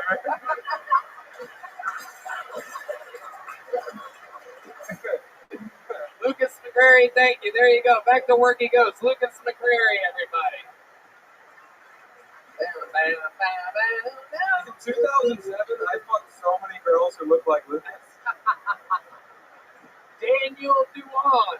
Daniel Duan is next. Double D. Daniel Duan is next on Kill Tony. You guys still having fun out there, huh? Lucas definitely didn't know somebody tried that before and pretty much got food out. Very bold maneuver by Lucas. Very interesting. He's going to get a lot of awkward looks from me in the next couple weeks because of that. We see each other a lot around here. I'm just going to go like this every time I see him. Really fuck with him a little bit. Daniel Dewan is the next. Being pulled out of the alleyway with over 200 people. Not here. Oh, that's interesting. Okay. I should be doing an ad read right now in this dead time. Mariano Di Vincenzo. Mariano Di Vincenzo. A great name. We're going to see what happens here. Sam Talent's book, Running the Light. His podcast, Chubby Behemoth. It's a funny motherfucker. Comedians, all your favorite comedians love Sam Talent. That's an important thing to take note of. Your favorite comedian's favorite comedian. How are the Lannisters going? You guys good? Make some noise for Mariano Di Vincenzo. Hello, everybody. Hello, everybody. My name is Mariano. Some people say I'm very self-centered, but I don't care. My pronouns are I.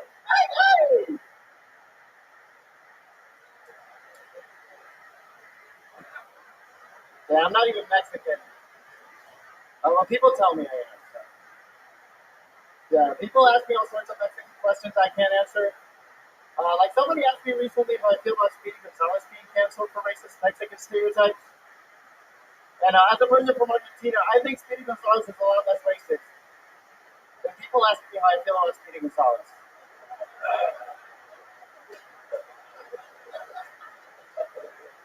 That's weird too, because this is actually true. I was a kid in Argentina, and I'd actually never met a Mexican person before I saw Speedy Gonzalez on TV. So it's kind of embarrassing to admit this, but as a kid, I thought all Mexicans were mice.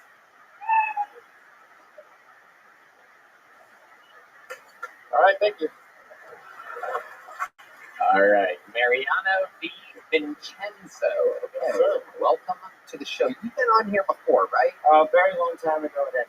Yes, I remember your face. Very, very interesting. Yeah, indeed. You look like you play the haunted organ at Chuck E. Cheese or something like that. Incredible. Remind us, how long you been doing stand-up, Mariano? 3 to 4 years. We don't. You look fucking AI generated, dude. You do. You have an interesting look to you. Can you explain how you ended up like this? I don't know, I'm Argentinian. Weirdly enough, my sister's white, which is very confusing. Nothing about you isn't confusing. Yeah. Incredible. So, what do you mean your sister's white? She's white? She's white passing. Like, people say she's white, and they don't say I'm white. So. Who says she's white? Black guys? No.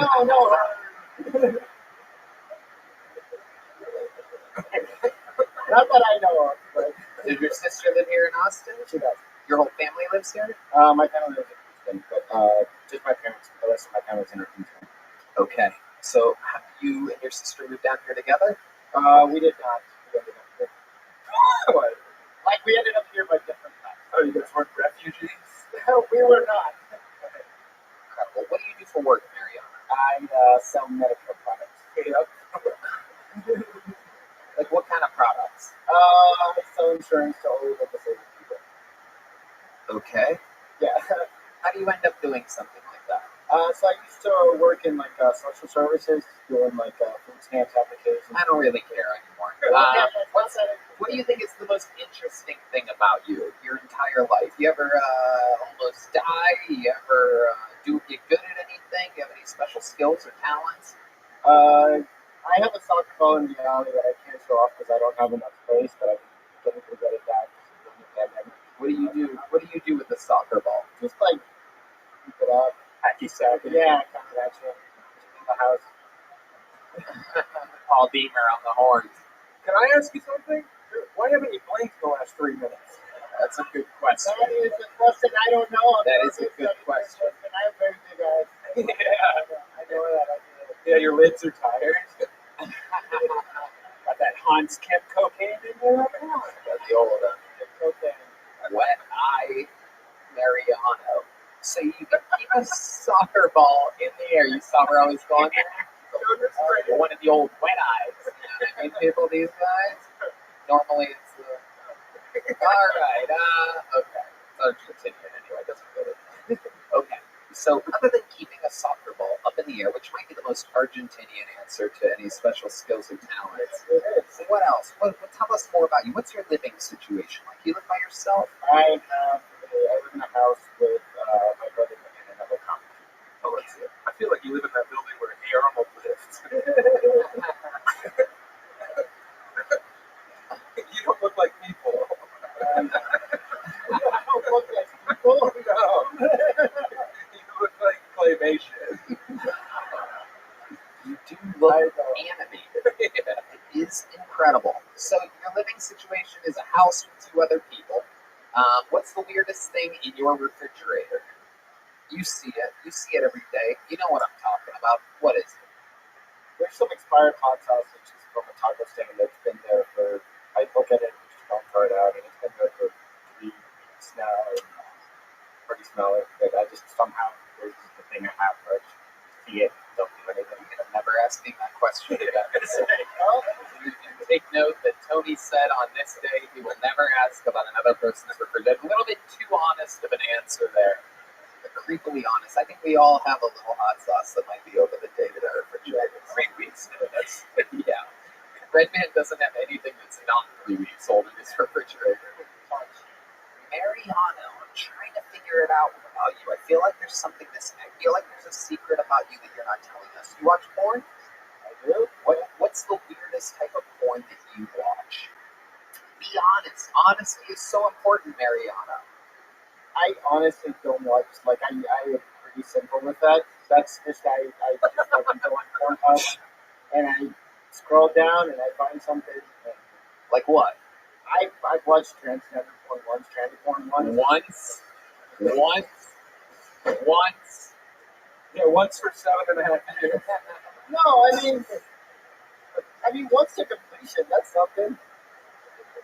Okay. You look like you jerk off to Grease. He looks like Yoni would look like without a mustache. You know? Oh, that's a great reference. Yeah, reference Yoni, who literally 4 people in the world knows what he looks like, right? Yeah, it's so good. Brilliant. Sometimes I'm like, wow, if we could win, yeah, no, it's great. Yeah. Yeah, no, that's a great reference. No, it's amazing. Perhaps we could talk about, like, a cousin of yours or something. Like, he looks like my cousin Andrew from Columbus, Ohio. Asking what's in his fridge. There you go. Yes, very good. How long have you and Solomon been friends? What? You and Solomon, do you guys hang out? Solomon? You know Solomon. You know Solomon. Oh, He's yes. the Punjabi guy wearing the cowboy hat and what I'm assuming is a duster right now. You guys both shop at the same demented thrift store? No, I do not know him. All right. Mariano, you are a tough interview. You know that? It is tough. I mean, I just don't find anything interesting about you whatsoever.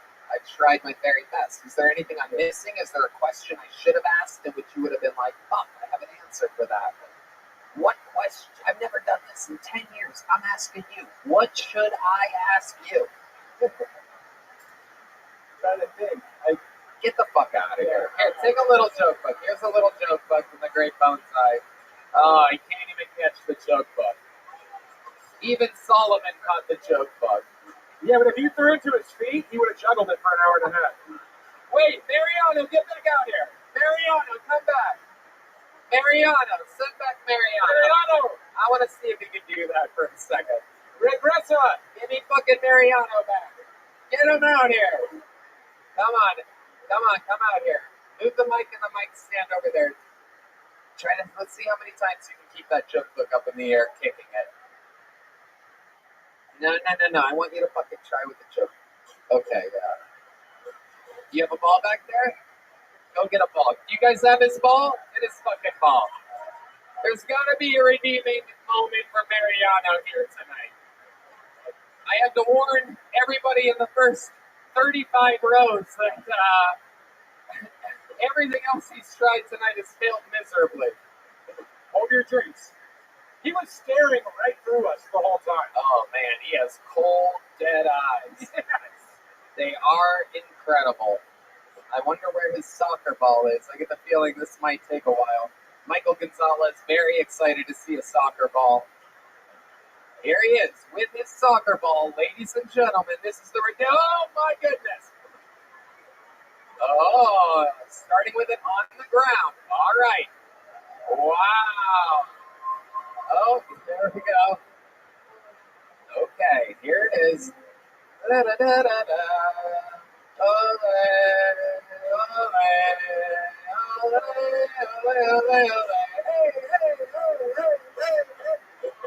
All right.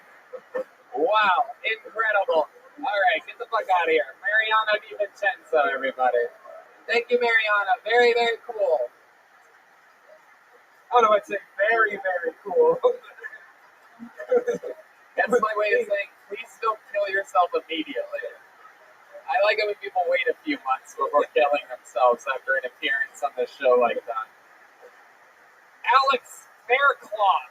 Alex Faircloth is next. That's a good comedy name. There's a lot of good comedy names coming out of the bucket tonight. I don't know if we're getting the execution that we need. How about a hand for Kevin Pereira, fresh off a loss, a style bender this week. Here he is, everybody. Wait, not Kevin Pereira. Alex Pereira. That's a lot of drinks. Yeah, that's a whole different human. A little swollen still, a little inflamed from the loss to style bender. Here he is, everybody. Alex Faircloth. Woo! I'm proud of you tonight. Good enough for yourselves for coming out, guys. Woo! Alrighty, guys. I actually just came out recently. Yeah, as autistic. Yeah, I just got told recently that I have a Goldilocks stage. I don't know if y'all know what that means. Anybody know what that means? It means that it's not too big, it's not too small, it's just right for anal. I love segways. Anyways, I love my grandma. I hang out with my grandma a lot. I love it. I know, right? And she recently, she told me, she's like, Nico, I'm getting ordered. And before I go, I want to go to a Pitbull concert. Front row only, though. I said, Grandma, why only front row? You know, my grandma's a very Christian woman. And she said, Nico, I want to be close enough to where your dick hits my forehead. And some of y'all don't have imaginations like I do. And so what I saw immediately was, oh, people, oh.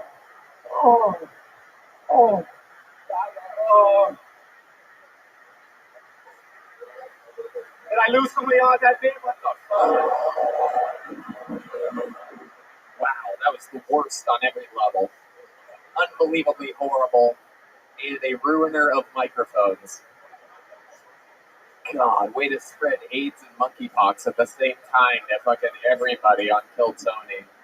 That was the worst thing I've seen in a while. That was horrible. I saw my wife miscarry one time.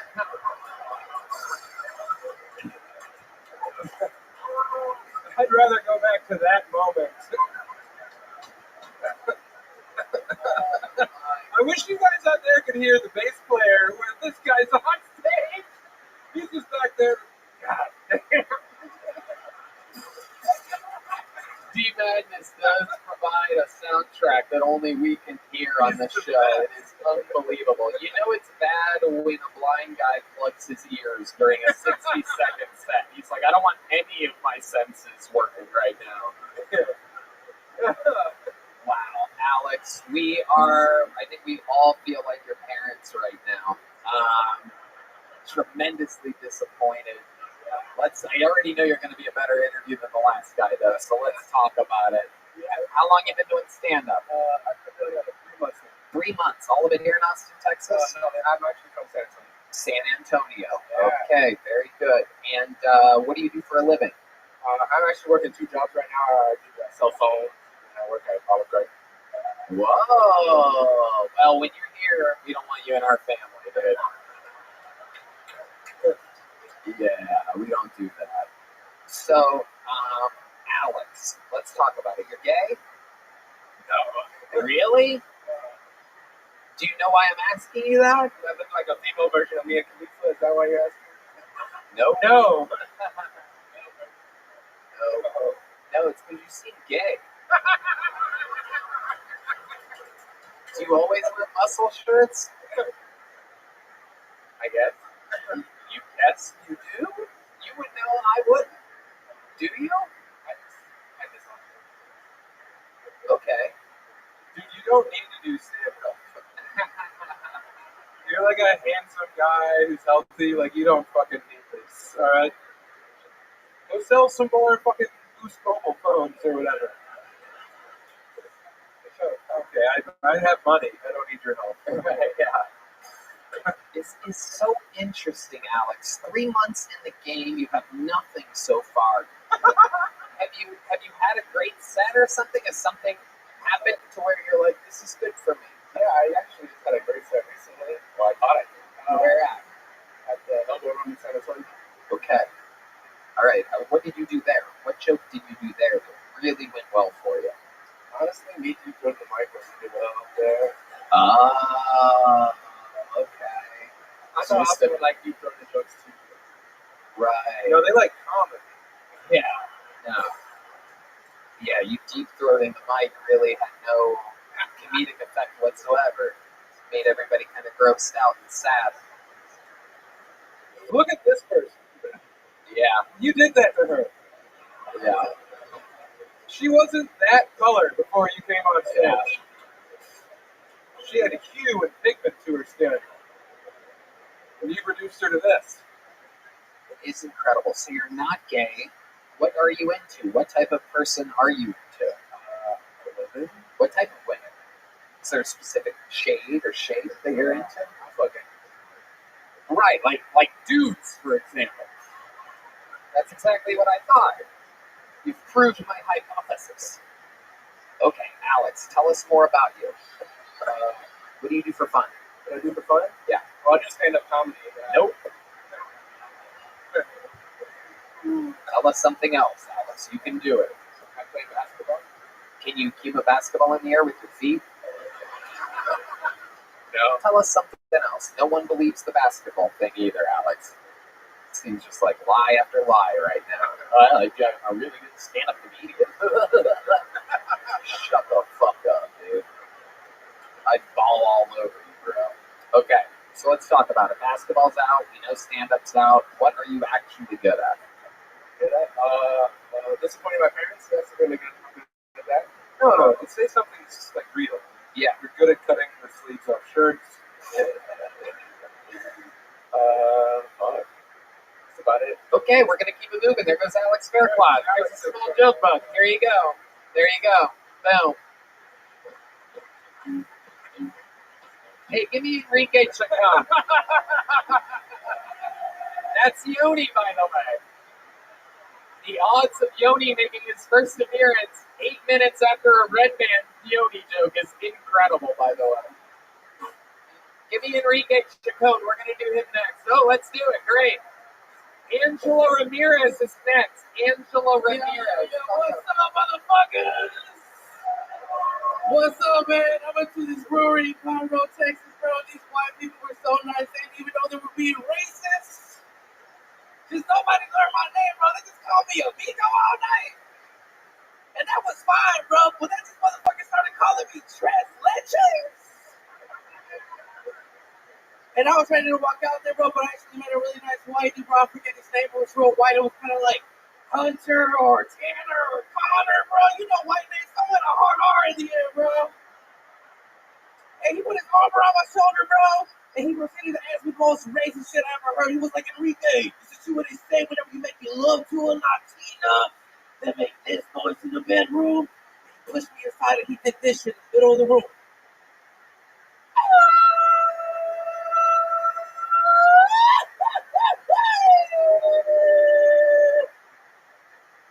And I was so mad at Tanner, yo, but he begged me scream, so I was like, fuck, Tanner, that was pretty good. And I was like, look, man, if a Latina my dad don't see the bedroom, either she found the pathway to citizenship, or you put it in the wrong hole, big dog. Thank you. Enrique Chacon. Now, a fun fact about Enrique is while he is not a Kill Tony regular, he is a Kill Tony Golden Ticket winner, the same level of prestige as the great Jerry Nathan, Aaron Malile, so many greats in the history of the game. We found him in Houston 4 or 5 years ago, right? 2018. And you've been in Houston the whole time, taking care of your family. And then I was in Houston. You did some guest spots, as I always have you do on any show that I have in Houston, right? And what did I tell you? Man, you said you was going to void my golden ticket if I didn't go to Austin, bro. So here the fuck I am, bro. I told him, if you don't get the fuck out of here, because you're doing what? Living with your family? What are you doing for a job in Houston? It's just some clinical research shit, you know? Bullshit. He hated his job. And then what did you do last week? Fucking moved to Austin, baby. I was here, bro. And this guy smashes. This guy has a full set. The walls shake when this guy goes on stage here in Texas. He fucking, look at the sweat. Fucking just stop sweating. That'll be great. I don't fucking know how to stop sweating. Dude, it's a long walk from up there. I was sitting out here, bro. Man, I don't know, bro. I think it's my high blood pressure. One of the most likable forces, a true fucking joke writer, a joke executor. Tell us more about your life. Tell us what you do when you're not doing stand-up, Enrique. Well, bro, I quit my job in Houston, bro, and I got a job at Buc-ee's, bro. Oh, shit. Hey, so if you want a brisket sandwich, hit me the fuck up. Wow. What do they got you doing at Buc-ee's? You the mascot? Actually, yes, the fuck I am, bro. I'm the cashier / mascot, bro. Hell yeah. I love it. The world's sweatiest cashier. Yeah. Handing back soaking wet change. Anybody got a napkin at the front, bro? Come on, dog. What happened to white hospitality? I like how when you're set, he was very funny. And you growl at the end, warn the sight. Some people tell me I sound like a black woman, bro. I don't know if that's true. You kind of do. You do have black woman energy. Yeah. And black woman hips, apparently. You look like you hate riding the bus. Look at it. The wings. Tilt your head back again so we can see that fucking sweat neck of yours. That is incredible. Damn, bro. This man's like pussy. Amazing. Oh, fuck yeah. Oh, shit. Yo, put the can on your head. Oh, There you go. that feels amazing, bro. Oh, hell yeah. Oh, shit. Thank you, Sam. It's like, what is this fake ass Modelo? Hey, it is what it is. Look, I needed this life, bro. Estas las chelas muy mal. Hell yeah. I'm watching the beer come out of his pores as he sips it. It is unbelievable. And Enrique, what else are you into? You're working at Buc-ee's now. They pay well. Buc-ee's famously is a really good pay an hour. They pay you in money or brisket? Both. Overtime brisket. Hell yeah. Did they give you a deal on Buc-ee's food working there? Tell us what it's like working at Buc-ee's. For those of you around the world listening, you might not know this. Oh, on top of the great many reasons why Texas is unbelievable. There's also specific fucking things. Gas stations called Buc-ee's and grocery stores called H-E-B, which are the very best in the world at what they do. And Buc-ee's is a gas station that if you go there, you will never forget it in your entire life. Everybody's happy. They say hello when you walk in. They have every option of everything you can ever want. They have the coolest merch, the greatest food. I have one disgusting cheat meal that I get nowadays because I've been eating a lot cleaner lately. But when I go to a Buc-ee's, I get the Philly cheesesteak burrito, and it is so good. I feel like absolute shit for 3 hours afterwards, but that's okay. I have ways to counteract that. I have to chug a lot of water. You had it? You had this? Hell yeah. You know what I mean? I have good taste. And he has good taste because it's one of his only senses that he has. I'm telling you, try this Philly cheesesteak burrito. You will not get anything else there. It's fucking amazing. Have you had it? Yeah. God damn it. I feel like you've had everything on the menu. Well, don't call me out, man. Bro, I'm with you, all right? Sangre por sangre. Oh, okay. So, tell us more, because I've never had an insider, a Buc-ee's insider before.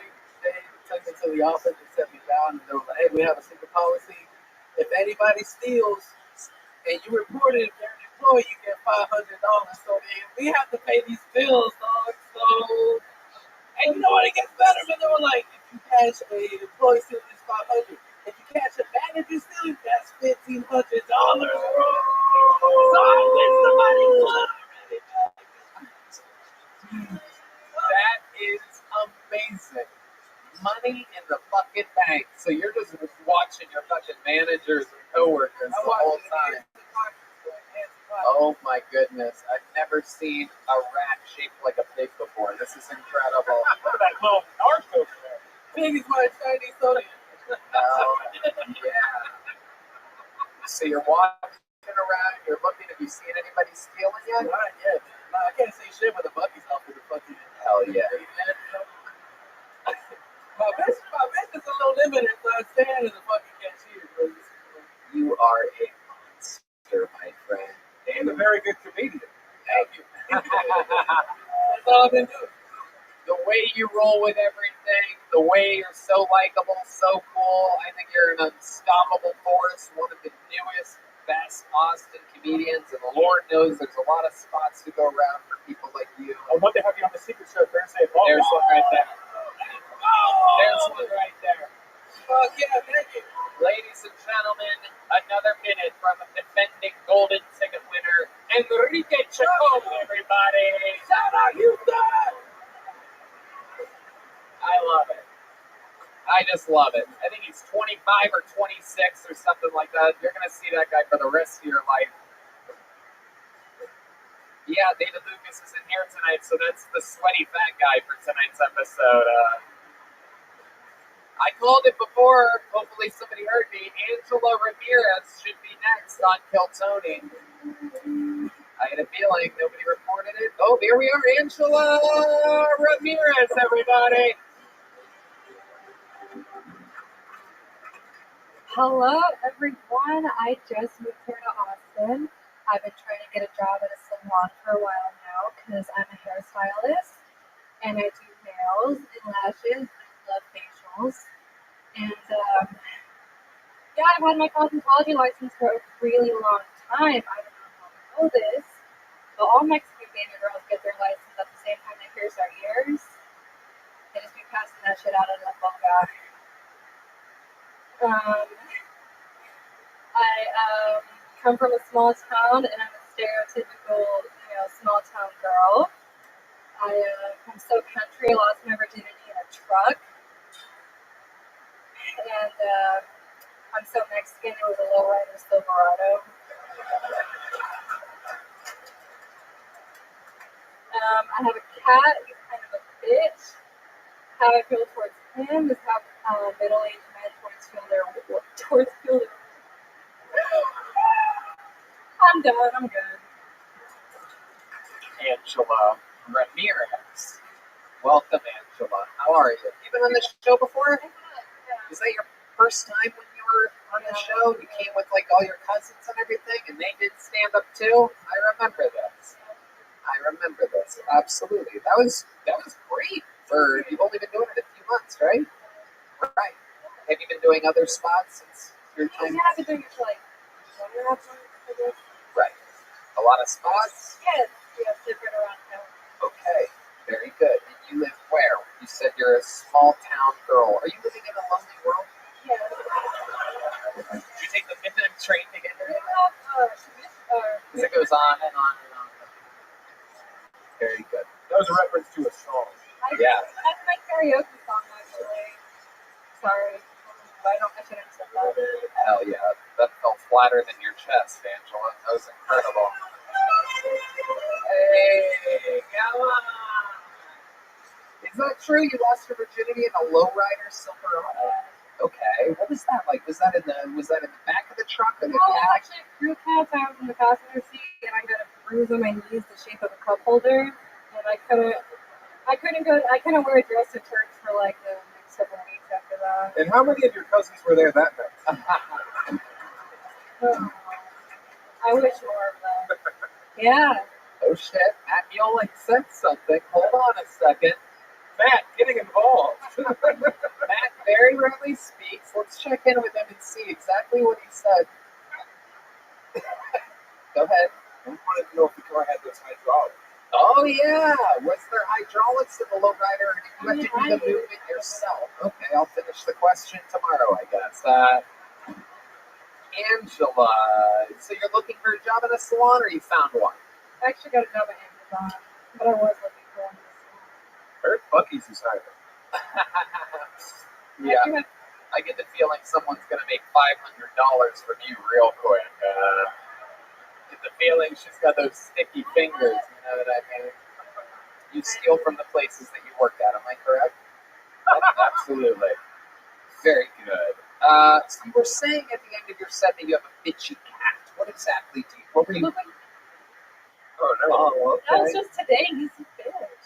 Okay. And does he own the Silverado that you lost your? No, I dumped that guy a long time ago. Okay. What do you do for fun? Tell us more about you, Angela Ramirez. I smoke a lot. I listen to a lot of live music. I love how to stand. I go out. I drink a lot. 21. So. Oh, 21. Very interesting. Red Band wants you to do a spot at the Secret Show.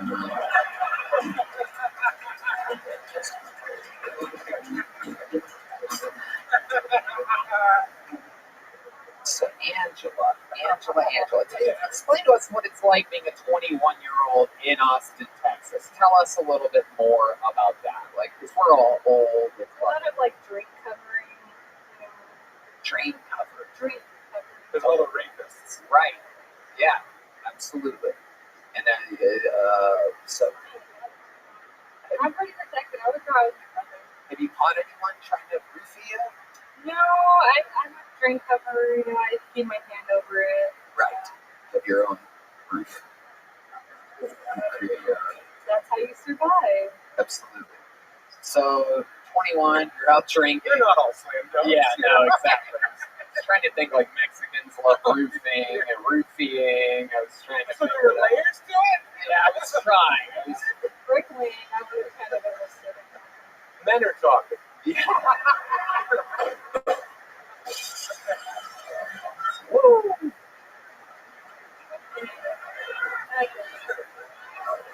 Amazing. Amazing. Amazing. Amazing. So, you said that your brothers normally with you when you go to these bars. Do you guys like go on double dates and stuff together? No. What types of other things?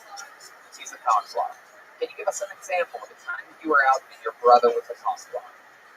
Just tell us the real story. You don't have to punch it up. Everybody's been trying to punch it. Be honest. Give us a real story. I wish they were trying harder. I know. No, it's just like a girl approached me and wanted to like, hey, what are you doing? Oh, how are you doing? Like, why are you talking right now? Like, why am I talking? But like, we'll just get in the way of it. They'll get in the way. Okay. What do do you do for fun when you're not doing stand-up and you're not working at Amazon? Like during the day, maybe something that I read a lot and I go to parks and I walk. And you go to parks. I'm alone. Yeah. Sorry, that was on purpose. What? The ride? Okay. What's your favorite book? I just finished The Great Nebraska the fourth time. The fucking, that's a great book. That's your comfort book? Yeah. That's fucked up. You're fucking twisted, dog. You mean that book about a Dust Bowl family's struggles to eat? Yeah. What a romp that is. Yeah. It's a great book. Interesting, Angela. So, do you have any special skills or talents other than the stuff that we've covered? Anything else other than reading, going to parks, smoking pot? I do a lot. I just kind of entertain my friends, whoever I'm with. How do you do that when you do that? You sing? What do you sing? Old shit. Like what? I don't know. Like a house. Like what? Like what?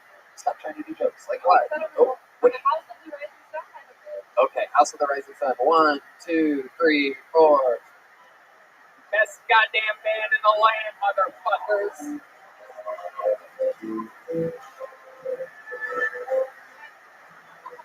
There she is, Angela Ramirez. The house in New Orleans. They call the rising sun. And it's been the red of many oh boy. Thank God I know I'm one. Angela Ramirez. That was fantastic. That was amazing. That was fantastic. Only a few months into the game, you're plowing through it, you're rolling with the punches. Here's a big joke book from the great Boneseye. Real handmade leather. There she goes, Angela Ramirez, everybody. Adorable. It's actually a much better singer than most people say they can sing. Yeah, that's very good. How about a hand for this goddamn band? She could have said any song in the world. All I have to do is go 1, 2, 3, 4, and they fucking do it. Unbelievable. Sal DeSantos. This is a very Latino heavy episode. Where's the white people at? Yeah. My goodness. Sal DeSantos. This is incredible. We've had Sal DeSantos, Angela Ramirez, Mariano DiVincenzo, Daniel Duan. Oh, Lucas McCrary was white as fuck. Whatever Solomon was. Yeah. Sal DeSantos is going to be next. Here he is. Sal DeSantos. Yeah, what's up, y'all? I'm fucking fat, dude. Dude, and I know that I'm fucking fat because Mexicans are calling me gordo now, bro. Dude, like, which just means fat, by the way. Not like fat ass or like fat fuck, just fat. Like, it's not clever, it's just fucking accurate. Like, I went to this restaurant and I went to the back of the kitchen. And from the back of the kitchen, I just heard the chef go, "Gordo! Gordito!" Dude, my dumbass was looking for Gordo. Like, who the fuck is Gordo? You're looking for him. And I looked at the chef, and the chef was looking at me, and I was like, "Are you talking to me?" And he goes, "No." I was like, "But chef, I'm not fat." And he goes, "Nico, come on, Nico. You're standing underneath the air conditioning, and you're sweating, Nico. But you really want me to call you Gordo?" I'm like, "Yeah, okay. Then let's wait, pendejo. Let's call you Gordo." All right, thank you very much, guys. Appreciate it. All right. Sal DeSantos. Hello, how are you? Yeah, man, how are you? Good, good. You're undercover as a French guy tonight, huh? Yeah, dude. I look like a hipster Che Guevara, bro. I haven't understood a word you've said since you got up here. But Oh, really? No, I kind of do. You look like John Leguizamo playing John Favreau.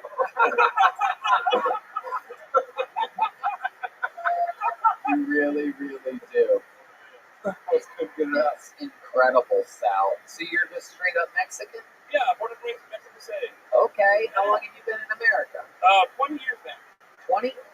How did you get here? Did you illegally cross the border? I just flew over here. I came here legally, like the good ones. Yeah, you flew over. Where'd you land at? Where'd you have that airplane? San Antonio. Right. That's a hub. A lot of direct flights from Mexico City to San Antonio. So you fly in, and then how do you become a citizen? Explain to us how that happened. My dad used to work for a record label in Mexico, and then when that record label was doing some weird shit, my dad got hired by another record label in the United States. Just brought him over. Did they do any songs I heard? I mean, yeah. I wouldn't be here. I wouldn't be here if it was like a guy doing that. I'm saying slaps. Where would you be? Where would I be? Making a lot of, like, my dad, we fucking rich, but no, and unfortunately, no, not that much. A lot of copyrights. Right. And what do you do for work, Sal? I work at Rabbi. Oh, okay. That's right. Yeah. As a waiter. Yeah, that's right. Okay. Yeah. Very good. How's that been going? It's been all right, man. You know, it's been good. I need a little more income, and then I started working at the Sunset Strip, which was a little extra thing of it. Red Bands. Yeah. Wow. Yeah, So technically, Red Band is one of your bosses. Yep, I am. Wow, that's gotta be fucking. Take that hat off. Oh! Put it on! Put it on! There could be pregnant women here. Oh. So Sal, you're kind of struggling for money, obviously. What's your living situation like? What roommates do you have? I don't. I live by myself. How did you pull that off?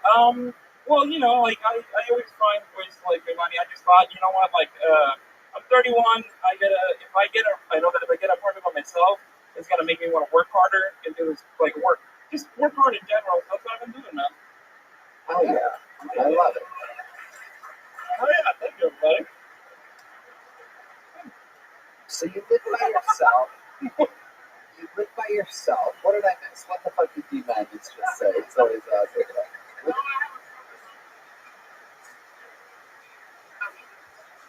That's goddamn right. Absolutely. I don't know what the fuck's going on right now. But you should be happy your eyes are shitty right now. You're not missing anything. By the way, sir, I'm a real hot piece of ass. Sal, what's your love life like? You ever able to get any fucking little Chiquita bananas back to your place? No, so when I was home like 2-3 weeks ago, I had a girlfriend, and now we broke up like 3 weeks ago. Yeah. Oh, you were on this show 3 weeks ago. Oh, like a month, but it came out like this. I gotcha. Yeah. So, how did that happen? How did it end? She saw his set. Yeah. No, it was just long distance. You know, we were both kind of like, yeah, you know what, like. Where was she? In Dallas. Okay. Yeah. 2.5 hours. Well, okay. She's 23, I'm 31. It was just kind of like a little life different, you know. It was. Oh, yeah, dude. Thank you. Where'd you meet her? Work. We used to work at the same restaurant. Right. Dallas. Yeah. Fucking Chuck E. Cheese.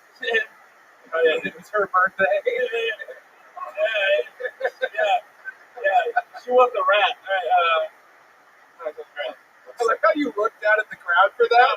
I just looked over there, and I was like, I haven't even seen it. It was pretty cool. Sorry. You were like, she was a rat. Pause for applause.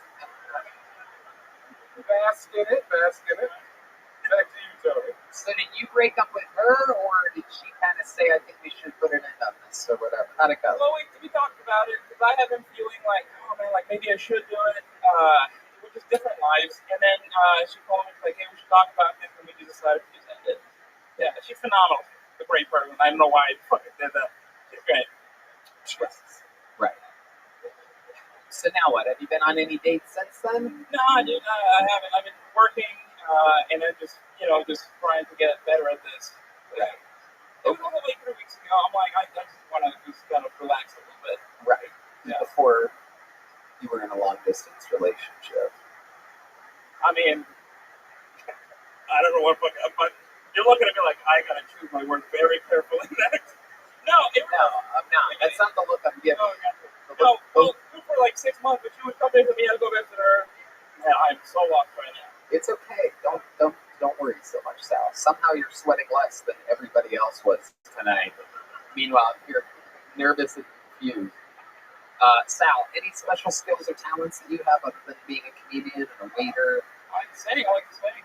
Wait, you sing too? What's your go-to song? Spanish or English? Whichever one, you name it. Creep is one of them. Creep from Radiohead? 1, 2, 3, 4.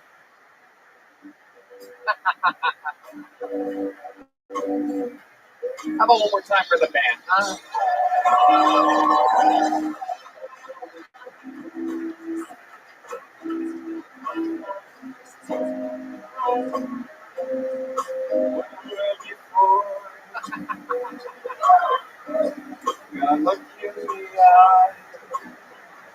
Yeah!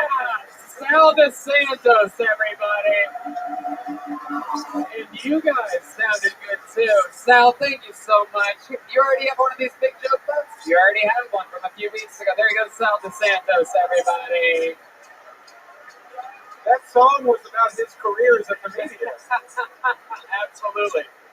He does not belong here. Especially at sunset. It's special work. Like 10 minutes. Should we go to this bucket one more time, huh? All right, this is it. Yo, one more time for the band. Yeah. That's crazy. Over 200 people, and the last bucket full of the night will be Milky. Milky, one word, Milky. This is going to be crazy. Famously, in the show's history, we know that one-word names are always some of the wildest characters. May I remind you of Solomon earlier?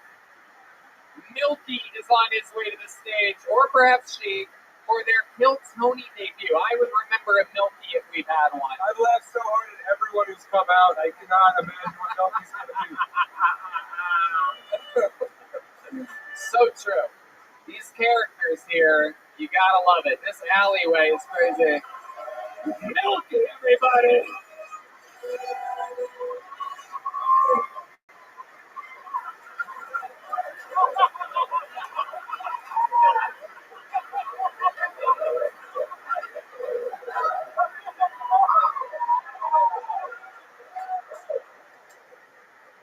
Let us pray.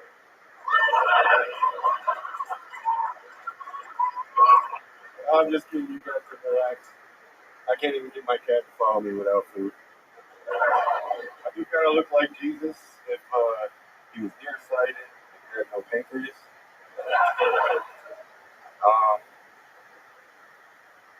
Now, I do look like Billy Gibbons had a no Jesus son back in 1983 as well. I have the killer ass, but the urethra is just fine. Don't worry about that. Can't remember everything. Last one we got. The world's pretty crazy right now. Everybody is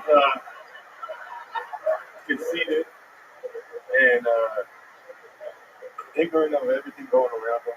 So just bring peace and love everywhere you go. But don't be afraid to quote Ezekiel 25:17 if somebody's giving you a hard time. Thank you. I'm Milky. All right, hold on a second, Milky. I got a lot of questions. Dude, did any of you think he was going to be white? I thought Milky was for sure going to be a black guy. I was an angry black man in the past life. Milky. Where do we begin? Wherever you are. So, this is your first time on the show? Yes, sir. Welcome to the show. Milky, how do you get the name Milky? Is that because of your jokes hitting? It's like half and half? I was actually named Milky after me, myself, and Irene, the albino guy. Oh, yeah, that classic. Oh, yeah. That fucking cultural milestone. Seminal film, Me, Myself, and Irene. Milky. How long you been doing stand-up? This makes 13 minutes. 13 minutes. Okay. So you've done a few sets. I've done 2 open mics in North Carolina. I did an open mic here. Not pretty bad, but Did you move here? yes, sir. For this show? Yes, Fuck yeah. Okay. Well, you can add a Milky to the accomplishments so you have under our belt. Look what you've done, Tony. I love it.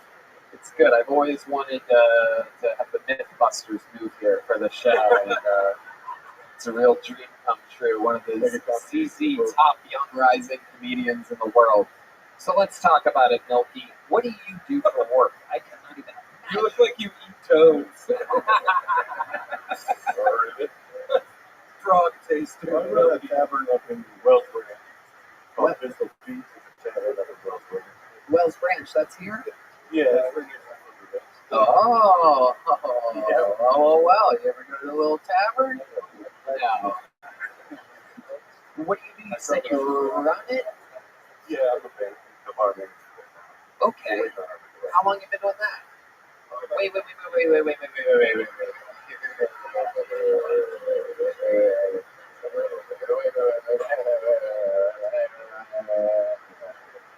You're the bar manager right now, and then you slipped in there at the last second. You're waiting on a liquor license. Yes, sir. Okay. So what have you been managing? The fountain drink gun? No, we don't even have that. You don't. Okay. So what are you selling at this bar? Oh, nothing but sweepstakes machines. What? It's like slot machines, but it's not gambling. What are people drinking? Whatever they bring me. It's BYOB. You run a BYOB bar. Wow. I'm the bar manager at a BYOB bar. So you just watch people come in. More or less. And then he performs up-close magic for them. No, not anymore. Not anymore. In the past life, you were Milky the Magician.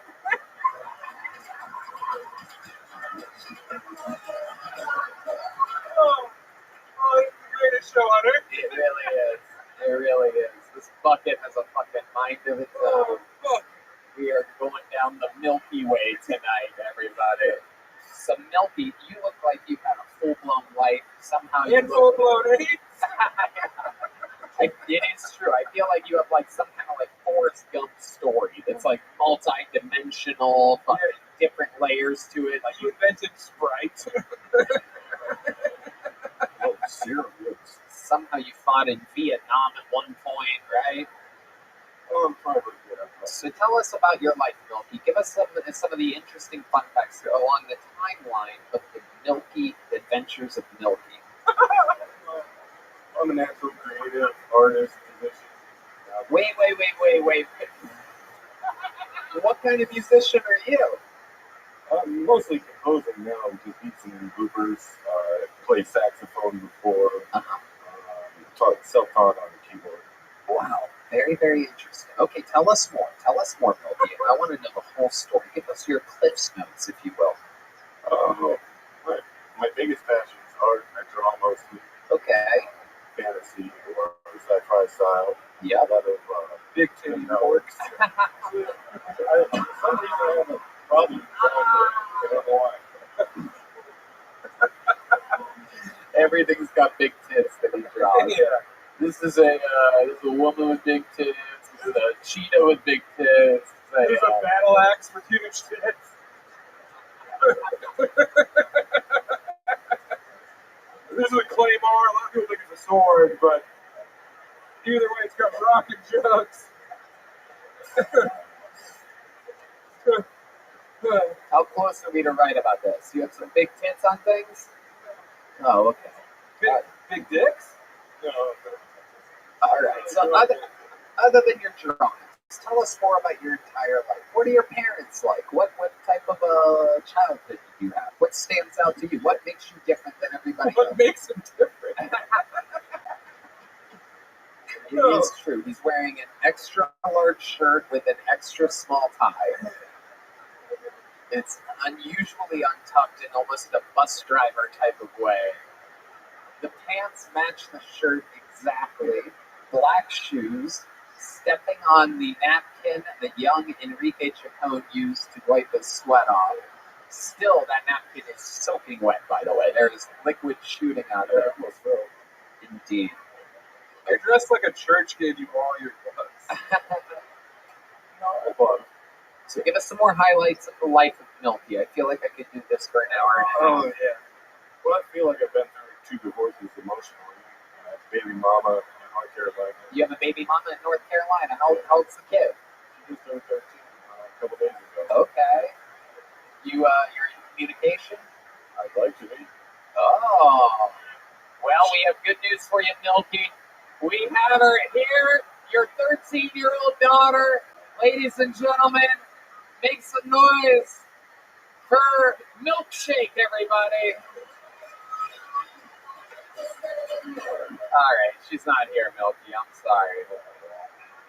She wanted to accept this award, but unfortunately, no. So, okay. All right. During his set, did you do like religious stuff? Did I catch that? Like you were doing some religious shit? Yeah, it was just based on the look that I have going on. Right. Right. It messed it up a little bit. Forgot a couple bits, but it's okay. You're likable. You have a great stage presence for only doing it a few minutes. You look like the youth pastor the kids don't mind being touched by. Hell yeah, you make those kids fucking calm, am I right? Hell yeah. All right, that's right. That's a point for Milky. Yep. 100%. So, Milky, I have a few more 100 questions for you. You said that you felt emotionally divorced twice. One, the baby mama in North Carolina, but let's talk about this other one. What was that situation? We were pulling out of a Kmart one afternoon.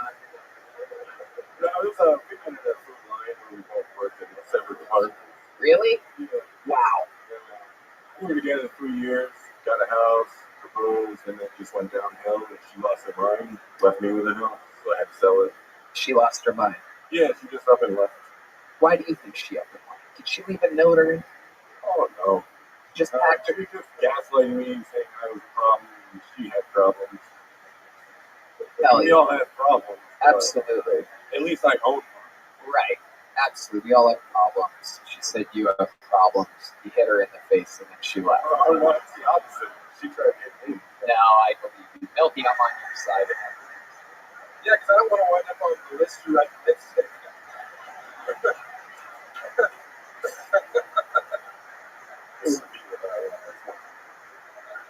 So, Milky, when did you move to Texas exactly? Oh, I've been here about 2 months. 2 months. You been on any dates with anyone since you moved here? You on any of the apps or anything? Farmers Only or something like that? No. I might need to try it. You should try milk dates.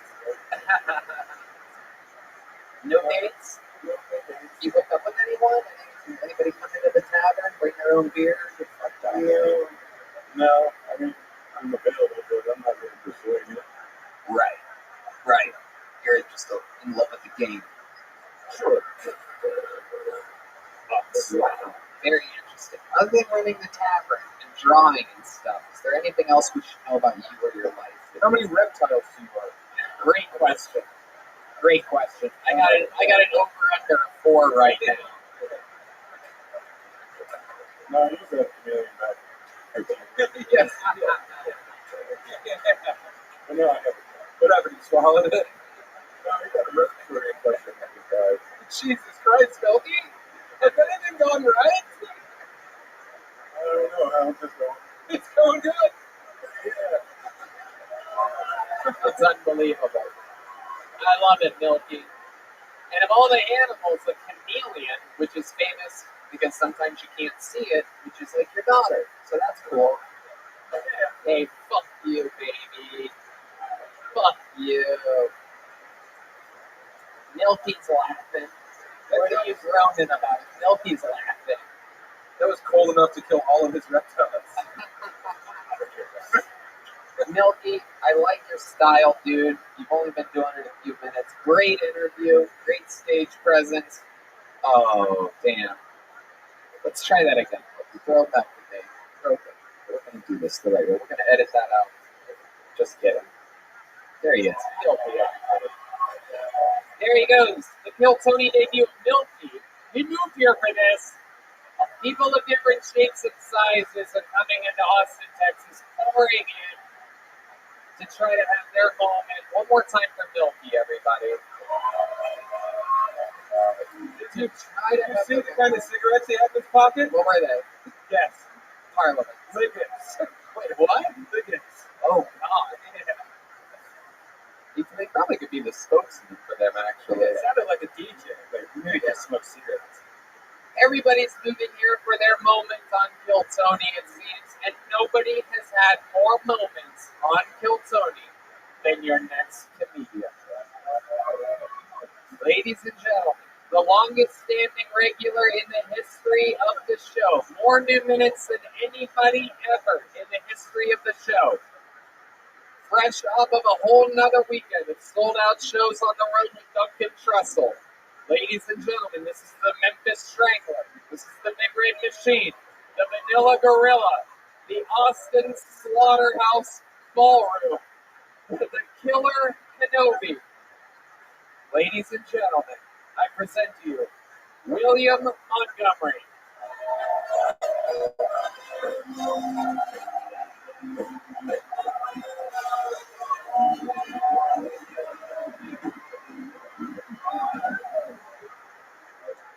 A Mississippi woman was caught having sex with a dog. Why is that news?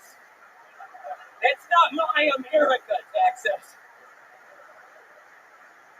The Dalai Lama apologized for asking an 8-year-old boy to suck his tongue, which is so weird because that means technically Red Band's mom owes me an apology.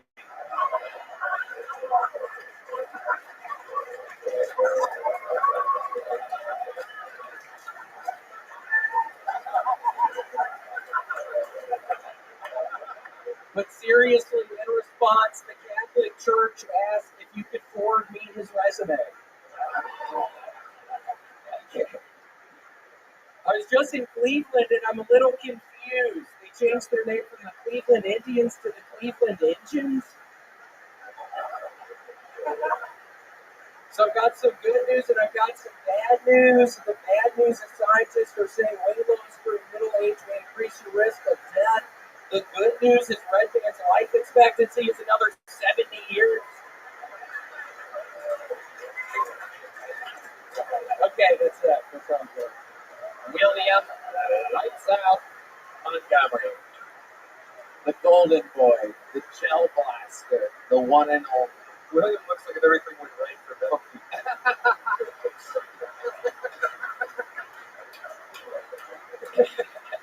Now, don't fuck me, boy. It's nice to see you. Now, an interesting fun fact about Sam and William is they worked together for years in Denver, Colorado. Oh, yeah. As up and coming fucking beasts of comedians. I was already up, but he was heavy. Yeah. He was coming on the train, I remember, yeah. Yes. And I was thinking to myself, when William came up here, how hard you would have laughed at William coming out if you didn't know what he looked like compared to all the other people. Because he's another one of these interesting looking characters. This is actually like him at peak performance right now. Absolutely. Yeah, you mean that in a sweet way, don't you, Tony? Absolutely. Yeah, you're fucking adorable. You're my favorite fucking Confederate general we've ever had on the show. You got the knees out tonight, which famously have the faces of ghosts. Yes, I also have the faces tonight. You guys see the faces? Oh, you can touch your knees. Oh my goodness. Whoa. Yeah, take a look at that, motherfucker. Haunted knees. A rare treat that only William has. That's become a new thing I do, Sam, on stage. I run out of material and just start doing this. How's everybody doing today? So 7 minutes into your 20s, you're going to do this? Yes. I'm sorry, I run out of material.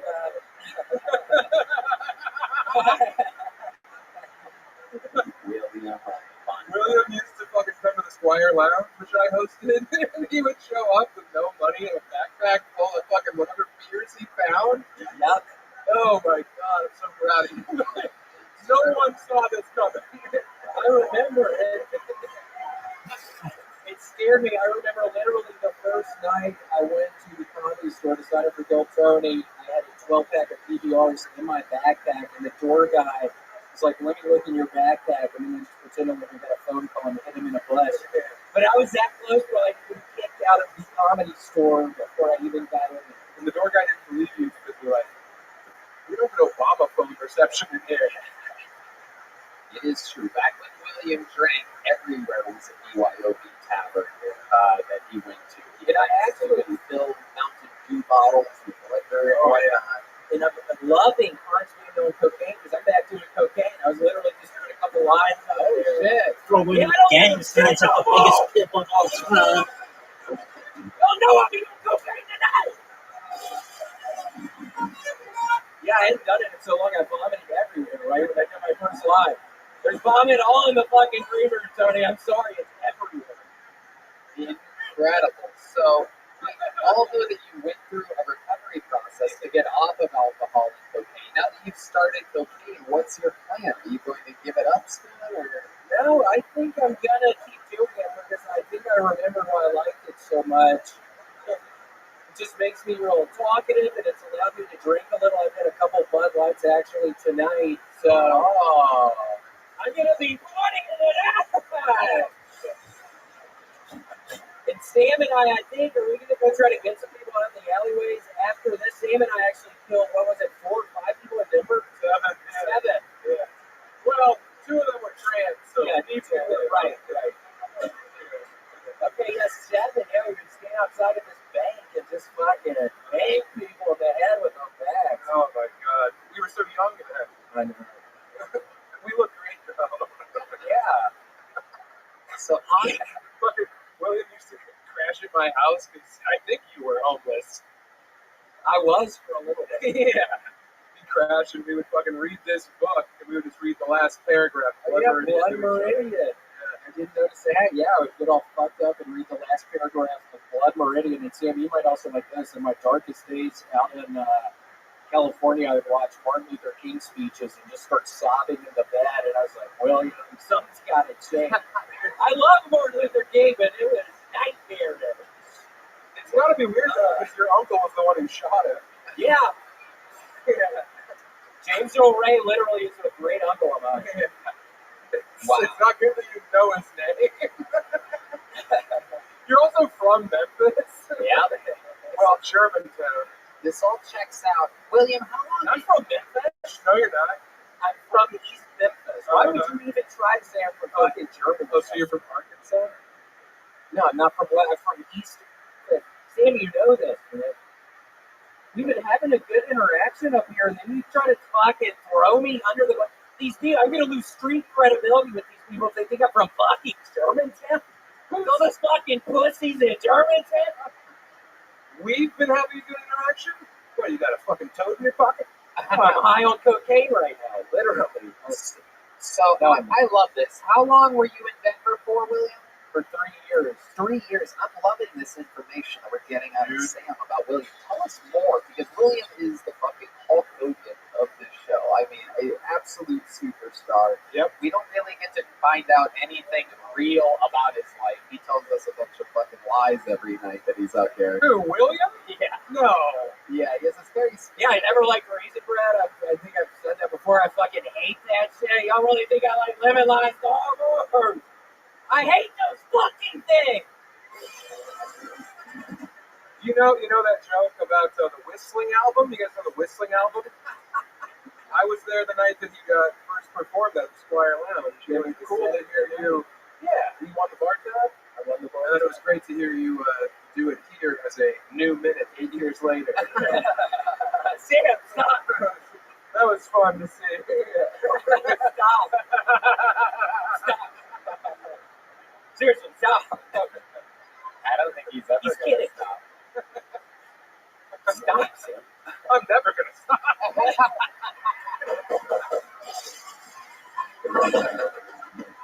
Oh, I think we've met William's match here tonight. That's one of the things you said instead of having an act, right?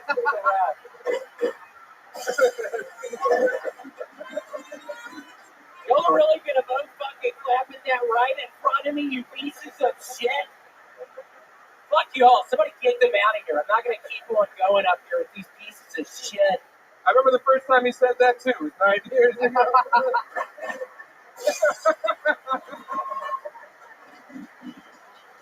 Wow. Everybody sit down. You know, I'll be sincere right now. I saw William in Denver, and I said, bro, you're so fucking funny. We became very fast friends, and I said, you got to get the fuck out of Denver, move to LA, and now look at you. Absolutely unbelievable. So true. An absolute fucking rock star who's back on cocaine. Yeah. What are you gonna do with this cocaine thing? Are you gonna fucking try to clear it up, or are you gonna fucking? Yeah, No, I think I'm gonna go back to my place after this and make a bowl of Cheerios and pour a little honey on top. Y'all ever do that? It's so good. You do that a lot? Yeah, I've been doing that all the time, pretty much. I get Cheerios and then I put honey on top.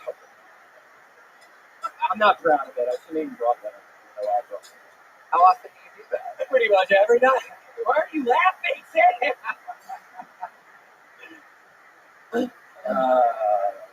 I just remember you when you were all fucked up in LA during quarantine, and you called me from the fucking porch of your girlfriend's grandpa's house. Yep. I would make phone calls. This definitely checks out. All of us, well, I guess we weren't in Austin yet, or else you guys would have had a lot of phone calls. All of us would take hour-long phone calls with William, and you could not get him off the phone. He was coked up to the gills, drinking cheap beer. Nothing made any sense. It was bad. I was horribly depressed. I was in a horrible And you could depression. feel his depression beaming through the phone, so you didn't want to be the one to be like, all right, I gotta go. Because you felt like, he was going to kill himself immediately after you hung up the phone. So we all would take these long phone calls with William. Now he's happy as shit, absolutely thriving, making like $40,000 a month on Cameo or something. No, it's a decent amount. Yeah, thank you everybody for Did his girlfriend tell you how much he's making? Because she told me as well. It's a lot. It's a lot. Yeah. He's doing okay. Yeah, It's fun. It's all positive. It's positive. It's positive. It's really fun. You gonna keep doing the Cameo? You ever gonna? I think I'm never gonna stop doing the Cameo because I literally bought a $5 million fucking house, so I gotta keep doing the Cameo. Wow, a $5 million house. Yeah, the banker told me not to do it, but I don't give a shit anymore. Oh shit! Do you remember when your brother died for 4 minutes? Yeah, Tennessee. Yeah. He got QB sneaked, and I was like, Sheldon, what does QB sneaking mean? He said when somebody gives you a Xanax bar when they put it in your beer. Yeah, he died at the University of Tennessee. Yeah. No, they brought Luckily, him they back. brought him back to life. Yeah. And the next day, you showed me a picture of him in line at a Moe's burrito, right? In his hospital scrub. Yep. Sweet Sheldon Montgomery. My brother. This is incredible. This might be, William has been on every single episode of this show for 5 years, and I think we found out more about him in this last 12 minutes than we did in the 5 years before that. Ladies and gentlemen, how loud can this place get for William Montgomery? This is Red Rose, Yellow Rose, Chill Blaster, Austin Security Guard Service, Screwball Peanut Butter Whiskey, Zippix Nicotine Toothpicks. We love them. The drawing of Sam Talon is in from Ryan J. Ebel. Let's see what Chris Rogers threw tonight. Whoa! A winking William Montgomery, everybody. I thought it was Pennywise the Clown. That's the great Chris Rogers. The Screwball Peanut Butter Whiskey Kill Tony Man. One more time for Paul Deaver, everybody.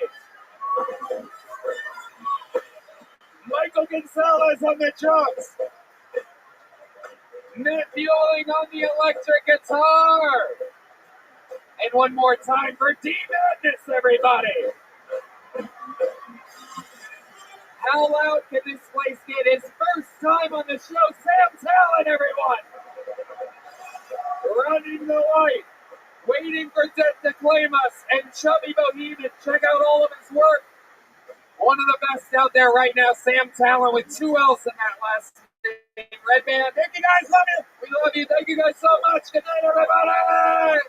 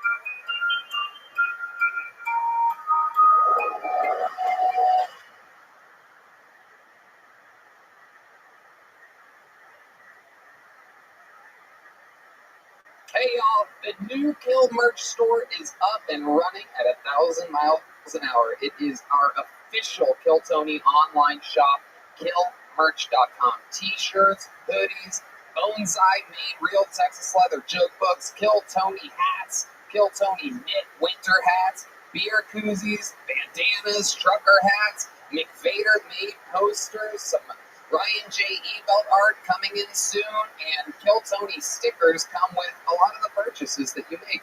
I personally love the Kill Tony NASCAR shirt, the Kill Tony hoodie with the established 2013 along the sleeve. Super cool stuff. We tested all of this out ourselves and made sure that it's very high quality. There's a cool KT tag on it with a knife and a logo on everything. Anyway, go to killmerch.com. You know what to do. Support the show. Buy some stuff. Look cool. Tell your friends. You know what's up.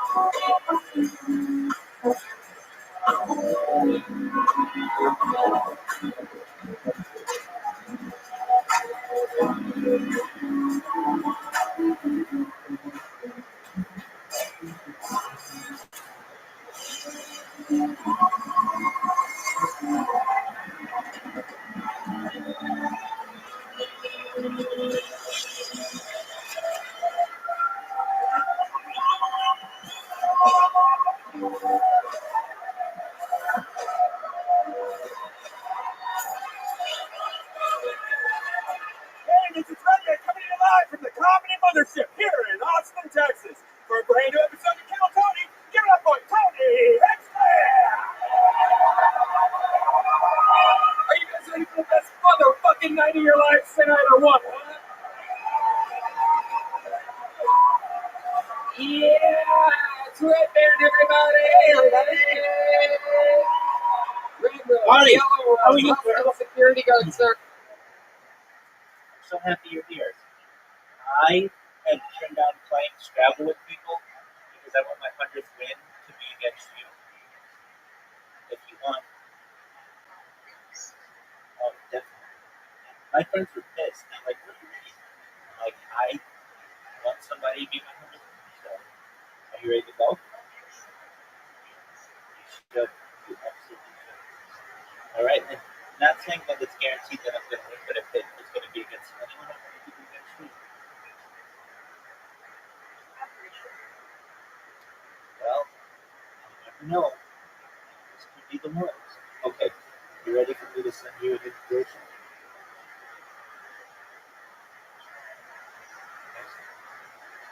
All right, it's on. Service and Chill blessed to present the #1 live podcast in the world. You guys are at it. Screwball peanut butter whiskey paste for the band, everybody! Michael Gonzalez on the drums, Matt Mueling on the electric guitar, Sean Dees on the keys. That's Paul Deemer on the trombone over there. You heard him earlier. Sang a little bit for us. Absolute stone cold assassin on the saxophone. Make some noise for Terrell Shahid, everybody. We have the full band tonight. Oh yeah, and this guy right here on the bass, his name's P Madness, everybody. Oh shit. Oh shit. This is going down. Before we start tonight's episode, here's a little bit more from the amazing sponsors that made tonight's episode available for you here, right now. The biggest theater tour of my life goes on sale tomorrow, May 9th. Toronto, Canada. Detroit, Michigan, San Antonio, Texas, Chicago, Illinois, Charlotte, North Carolina, Atlanta, Georgia, Columbus, Ohio, Kansas City, Missouri, Indianapolis, Indiana, Philadelphia, Pennsylvania, Tysons, Virginia, just outside Washington, D.C., Milwaukee, Wisconsin, Minneapolis, Minnesota, Youngstown, Ohio, Cincinnati, Ohio, San Francisco, Sacramento, San Diego, Phoenix, New York, Tampa, and Jacksonville. Tickets at TonyHinchcliffe.com tomorrow morning. Get them. Hey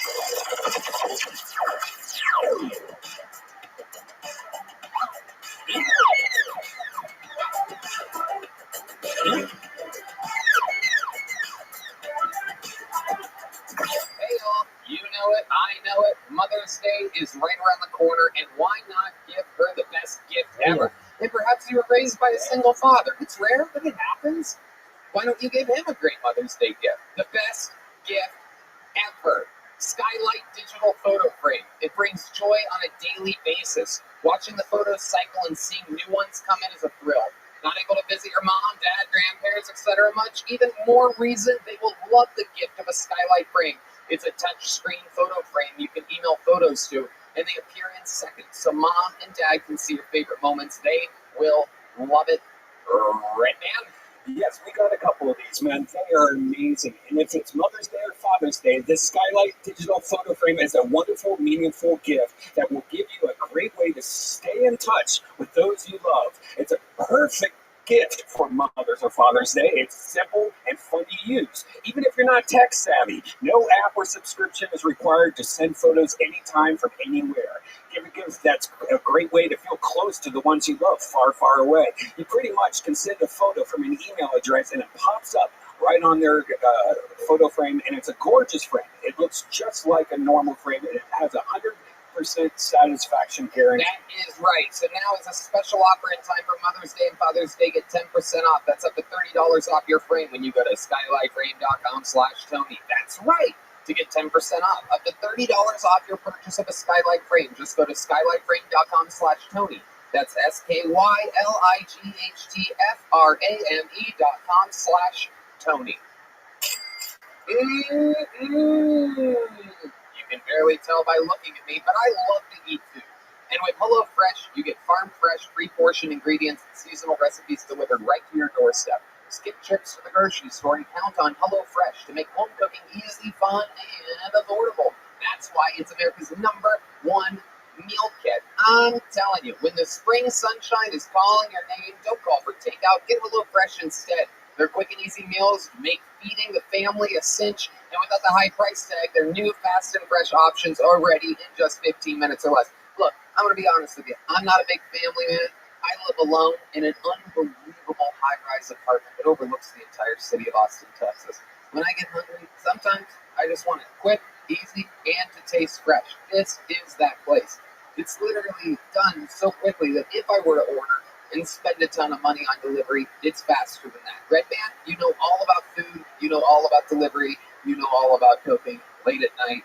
Tell these people what we're talking about. It's great. You know, when you go to the grocery store, you buy all this extra stuff and half of it goes to waste. Well, this gives you the portions you need to make an amazing meal in less than 30 minutes, 25 minutes. They have different meals that satisfy your different cravings. HelloFresh makes dinner time a snap with delicious, easy options that will please everyone at your table, from fit and wholesome to vegetarian to whatever you want. They have a meal plan that suits your lifestyle. Plus, you can swap out proteins and sides to your liking. That's right. I made myself some gluten-free spaghetti bolognese the other day, and man, gave me the power I needed for an unbelievable day and night.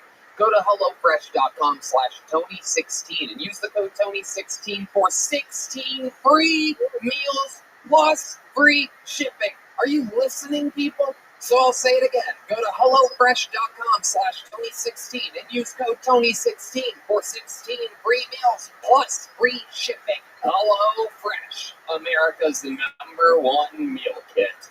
Are you guys ready to start tonight's episode or what? Guys, this is a veteran guest to the show, a guy that I've been doing stand-up comedy with for over 16 years. He has at least over 5 appearances as a guest on the show. Truly one of the funniest comedians in the world. He's on NBC's Young Rock. His new special, Read the Room, just dropped. The host of the podcast About Last Night, one of the greats, Adam Ray, everybody. One of the best. If you don't know, you're about to fucking know. Yeah.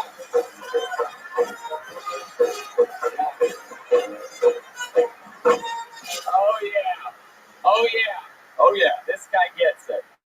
This guy wanted me to punch him. He's like, dude, you didn't do it. Do it. Take it easy. It's beautiful. I love it. The energy in this room. You could cut it with a knife. Adam Ray. Glad to be back. Glad to be back in the Tony fans, baby. Got the band. We got the new setup. Got a spiritual counselor. Where is he? Yeah, the first guy you said hi to. You said hi to him as soon as you came out. Yeah, dude. Didn't I buy cigarettes from you in Grand Theft Auto 2 weeks ago? Fuck. Character. I love the look. Yeah, you're killing it, dude. It is incredible. This is awesome. Adam, you've been on the show many, many times before. Love This is one of those guys, you know, I'm a little bit dark, a little bit strategic. He's a little bit silly, fun, but for some reason, 16 years we've been doing this together, and we get around each other. We have such a fun synergy. We have so much fun. Totally. I'm positive it's going to go that way tonight. I specifically booked him as a solo guest for a reason. We're all going to find out why over the next 2 hours. Sound like fun? Let's do it. Let's do it, baby. 173 souls stand in the alleyway right now. This is names on names. They are behind the building, right behind us. We're going to start with a regular, but after that, we are going to go with Jody Bueno after that. Oh my God, he's still A lot alive. of names so that we can get their phones and security fucking things so that it's not that long of a wait. But when I pull their name out, they get 60 seconds uninterrupted to do stand-up comedy. Sometimes it's their first time ever trying it. Sometimes they're a local legend that has put so much work into this minute and this appearance that they're literally trying to make it tonight on this show. I just found out that the great Aaron Belial up in Canada with cerebral palsy just hit 5 million views on YouTube. Posting his own clip of his appearance on the show. I mean, it is unbelievable what's going on. They get 60 seconds. You know their time is up, and hear the sound of a kitten. That means they have to wrap it up then, or else they bring out the Angry West Hollywood Bear, which is loud and interrupts them. We're going to go with this bucket pull in just a second, but we should start it with someone that we all know and love very well. You know him. You know the story. Every minute is new. Here we go. Sing it if you know the words. This is Hans Kemp.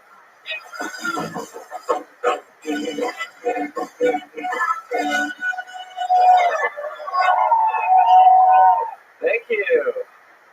It's good to be here in Austin, Texas, my favorite city in Travis County. I was recently in Canada. I never know if Canadians are nice or just stupid. I feel like I could take over their country just by saying fuck you.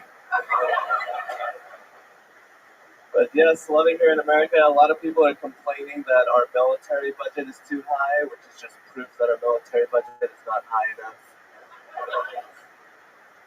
Everyone's comparing it to what it costs to have a military, but not what it can get us, like Guatemala and Costa Rica and Nicaragua.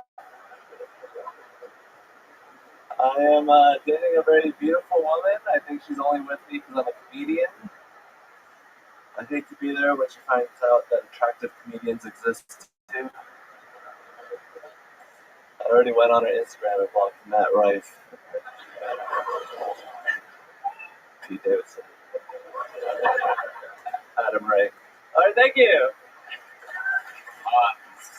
Yeah. Welcome, Hans. What was that last joke supposed to be? That I'm not attractive. Oh, you should just say that next time. Really hit it right on the head. It looks like you've been hit on the head, so you might as well get it. How about a hand for the amazing staff here at the mothership filling that table? Look at the mustache on this motherfucker. Wow. Right? You can tell Rogan injects testosterone into all the employees here. It's incredible. With that mustache, you can fix a truck or find a clit. Either way. Absolutely. Either way, he's doing something with his life. I'll tell you, can't do either one of those things. Hans can. Transition. My sweet, sweet Hans. Let's talk about it. A lot of military budget talk tonight. Yeah, I've been really interested in our budget. Why? Was that your pickup line to your girlfriend? I would just like to, know about politics and just have a say in what goes on and like be a civic. You weren't always this way. Did you change when you sucked on the Dalai Lama's tongue this week? Wow. Funny. I've been waiting 5 days to do that, Jeff. By the way, that video is so fucking gross. It makes two girls, one cup look like Airbud free. Do you know what I'm saying? It's fucking so disgusting. But what did it taste like? Totally. Hell yeah. I love it. What's going on in your real life, Hans? Let's talk about it. I just did a great, amazing run of shows in Toronto, Canada. Sold out most of them. Oh, okay. Good. You're building, baby. Just say that. I like being honest. Jared Nathan opened for me. He was great. So funny. Yes. That's great. We love Jared Nathan. What else? Killed it. For fun. I always like to know about your social life, Hans. You're a real interesting creature. We know you do good on stage. You have spreadsheets with jokes and studies them all day. But then after the show, things tend to get a little wild. Can you tell us about some of your Toronto nightlife? Let's just say I go a little off the spreadsheet. I'm sorry.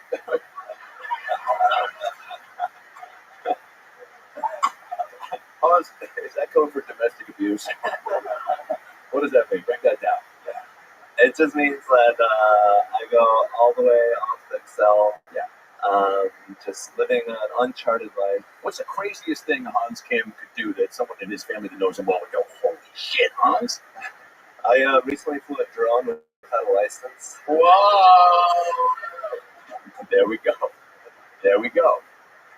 Crash it? No, not this time. Wow. All right.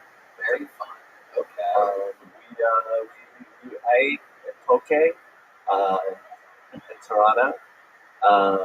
Just a sushi for poor people. How was it? It was amazing. A little too much cucumber, but I did. That's kind of my fault. Yeah. Save it for you. Not exactly the party-filled adventure that I thought it would be. I honestly fell asleep on the lift to a comedy club, another comedy club, The Royal, and I met a couple comedians. Just shook some hands and then went home and slept. I really didn't do much this time. Met some Koreans who were going to a nightclub, and then I didn't go with them. Smart. Smart.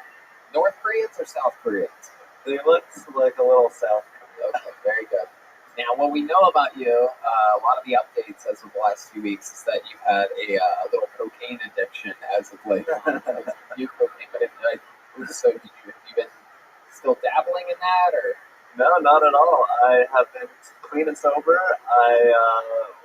I'm a good boy. Nobody believes you, by the way. You hear that silence? Everyone's like, prove it.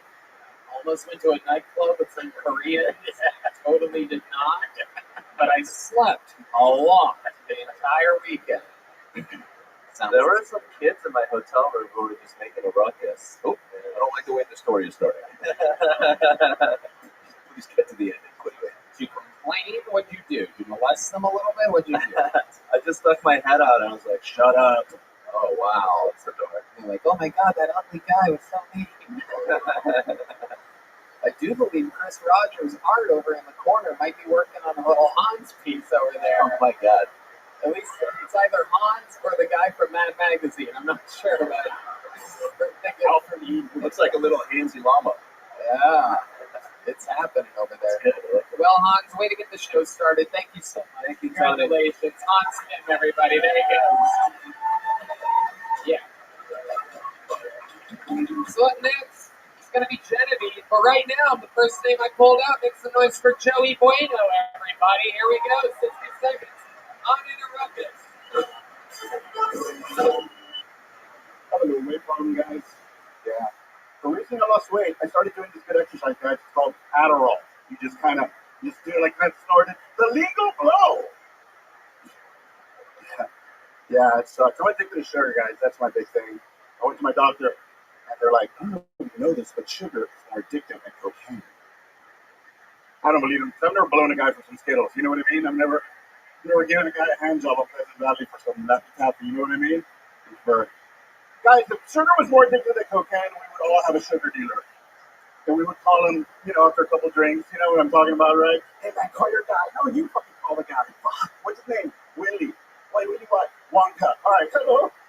Hello, Mr. Wonka. Can you bring over some Laffy Taffy, please? I'll blow you. And, yeah, I think that's it. Thank you. 51 seconds from Joey Bueno. Thank you. Thank you. Welcome, Joey. Thank you. You've been on this show before. When Adam was here last time. Amazing. Yeah. Somehow you get less and less funny every time. Yeah. Quite incredible. Have you been doing a lot of stand-up? Dude, I haven't been getting up. Still a little rusty today. Why? Why haven't you been? Because I work late. I'm a speech therapist. I don't know if you remember. Right. Yeah, so it's hard to get on the mic. And it's getting hard, and I work late. And You ever thought about trying a different art form? Yeah, I DJ, I sing, I've tried them all. You sing? I try to. What do you sing? I sing 80s, The Doors. What's a song that you sing? I can do Roadhouse Blues by The Doors. You know that one? You guys know Roadhouse Blues? Yeah. 1, 2, 1, 2, 3, 4. Hey! I take your eyes on the road, your hands upon the wheel. I keep your eyes on the road, your hands upon the wheel. All right, stop. Joey, I got good news for you. You're a singer, dude. Okay, really? Stop doing comedy, dude. By the way, he was just 2 beats away from me, like, I'm something for some laughing.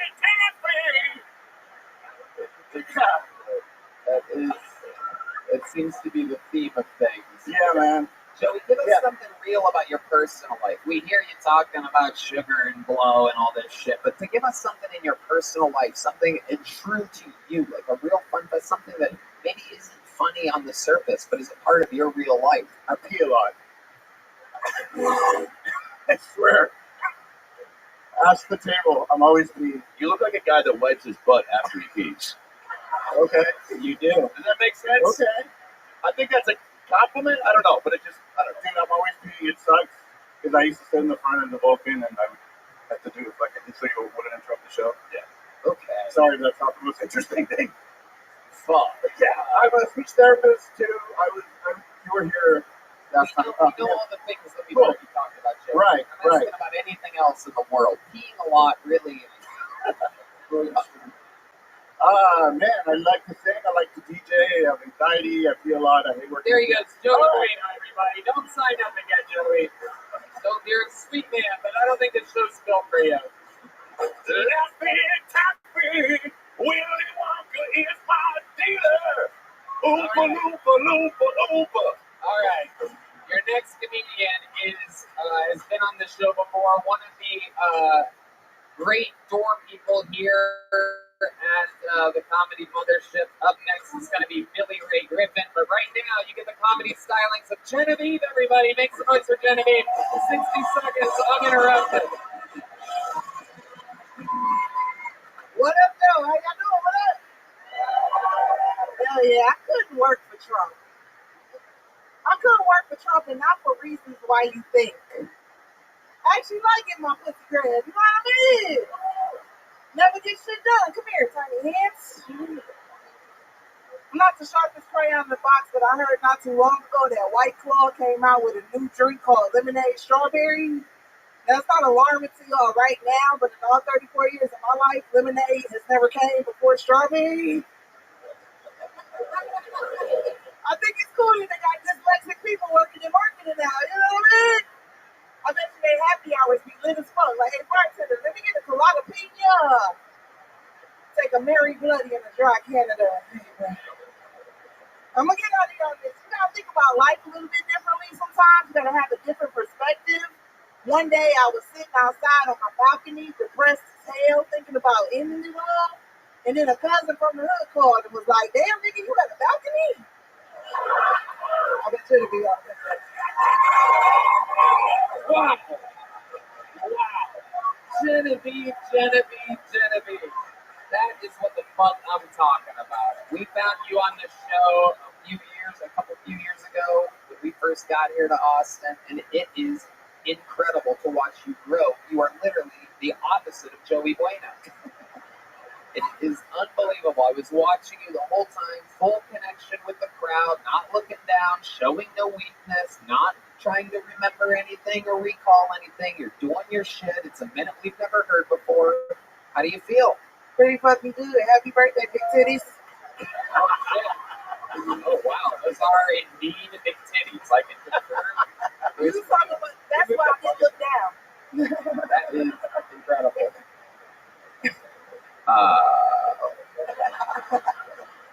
Indeed. Trump, Lemonade Strawberry, all hilarious, all the way through. You work here now at the mothership. Yes, I do. What's up, y'all? There's a whole new swagger to you. I can feel it. I've known you. You worked at Vulcan the whole time that we were there. You were on the show when we were at that other place that's filled with roaches and death. Before that, Tony. Anyway, that place is basically closed permanently, so no need to look into them anymore. Anyway, they got good water. Yeah, but here you are, absolutely smashing. Tell us how your life has changed since working here underneath the Joe Rogan umbrella. Man, from the Kill Tony bump to this, like, I couldn't ask for a better starting comedy in Austin. Like, this has been fucking amazing. I'm happy that all y'all enjoying this with us. It's a process with us there. It's a good time. Absolutely. You've been here a few years. You moved from Detroit, Michigan, right? Sure did. Is there anything you miss about Detroit? Random crime. Thank you. That sounds like home. Nobody sells me weed at gas stations. We just want you to feel at home here. Yes, there's a helicopter. I can take a nap right now. Oh my God. Take a nap right now. Amazing, Genevieve. You're absolutely smashing. What's going on when you're not here, when you're not working? I've been picking up racquetball, playing with different comedians, whooping a little ass. You know what I'm saying? Oh, shit. Yes, racquetball, a country club sport. Yeah. Normally when black people are making racket, it's at a movie theater.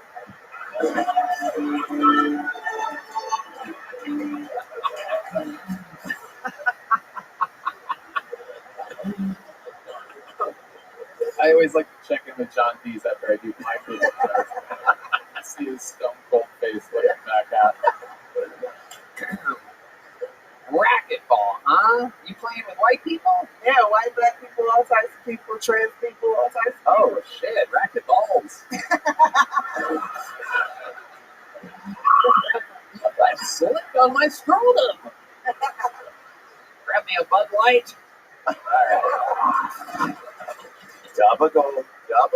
Can't help it. I have a problem. Genevieve, it is incredible to watch so your growth. I fucking love y'all, man. Amazing. It is incredible. You have anything cool in your fanny pack? That is a legit fanny pack. Oh yeah, you know, a little philanthropy for after work. Oh, shit. Philanthropy, was that one of your cousins or something? Yeah. Well, Philanthropy Jenkins, everybody. Next to my cousin Epiphany. Oh, shit. I'd love to have you on the Secrets of Vulcan Thursday. Penny Lane Comedy Gig. No, that's good. I'm good. Yeah, thank y'all. Genevieve, everybody, make some noise for Genevieve.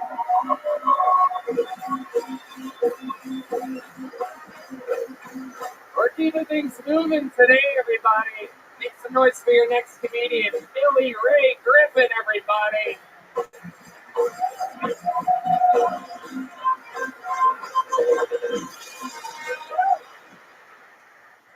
So, growing up as a teenager, I wasn't really into jerking off. I was more of a humper. Like, you name that shit, Billy Ray's on it. Bathroom sinks, couches. Maybe that's something you're going to divorce you. I don't know. I just know this, though. One time I was at the laundromat, and an old lady walked in the bathroom while I was bare ass trying to fuck the bathroom sink. Just like my laundry, trying to put a load in. Yeah, shit got so bad. My parents took me to Ashley Furniture. I ain't there to fuck Ashley. I'm there to fuck the furniture.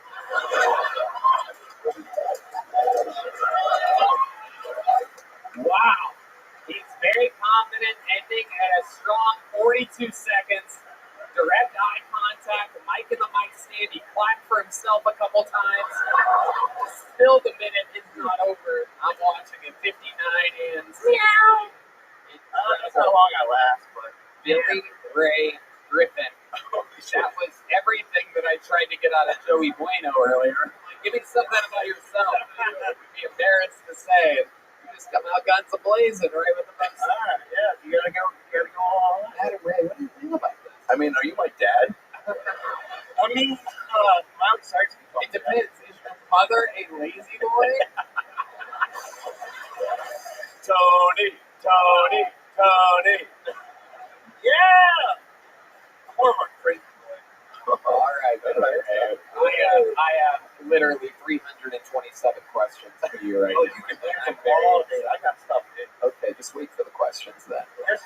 Yes. A little bit interrupted. You're very excited right now, right? How long have you been doing stand-up for? Well, on and off like 3 years. Okay. I've done about like 20 open mics. Okay. I never had headlined or like open.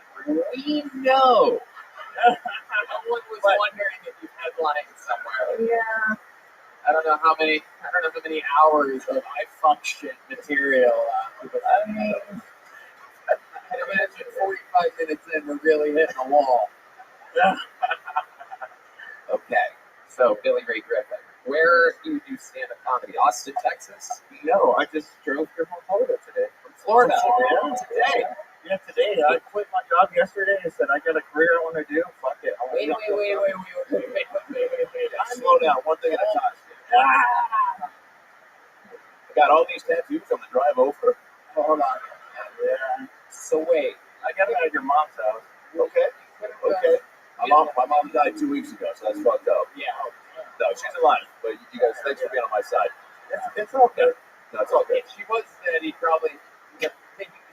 most likely to fuck her then. I mean, his love for inanimate objects is unbelievable. Billy Ray Griffin, let me ask you this. This is all moving so fast. You said that you drove here from Florida today, and you quit your job yesterday. Why would you quit your job to come here to sign up for the show? I got an interview Wednesday at a job here in Austin. And What job did you quit? It was a seafood restaurant. Oh, shit. Why are you saying that with a question mark? I am about to get my 100th win, and I'll make a little speech, of course. I have to be extra. There is a funny meme that I've seen, and it is this. Am I extra, or are you just basic? Now, I'm not calling you basic. You're amazing. But I am an extra person. And I'm going to play this out for as long as I have on the time. It's been an absolute pleasure to play with you over the course of these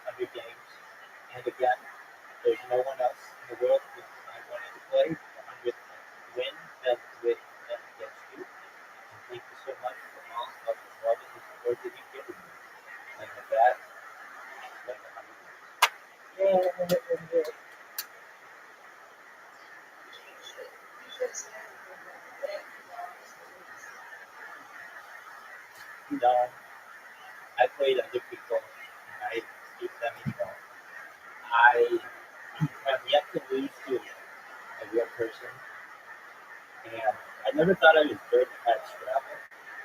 I still don't think I'm very good at it. I think I kind of produce some bonuses around. And because we play so much, I know all the short words and stuff. So there isn't another person in the world that thinks I'm never going to play than you. I got my 100th win in literati against you. I got my 100th win in bowling against my sorority. And that's very important. With that, I'm going to take a little bit of a break. Thank you for playing with me.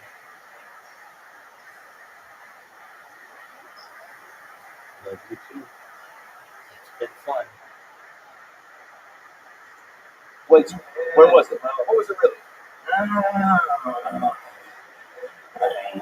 It's pretty solid. Yeah. What? Why was that really? Are you talking about a strip club? Was that what you did? Where it's real seafood place? I mean, why are you saying it like that? It was about sitting next to a strip club. So, is Billy Ray Griffin your real stretch? What? I want that. That's your real name, Billy Ray Griffin? Yeah, Billy Ray. I've got Billy Ray Cyrus.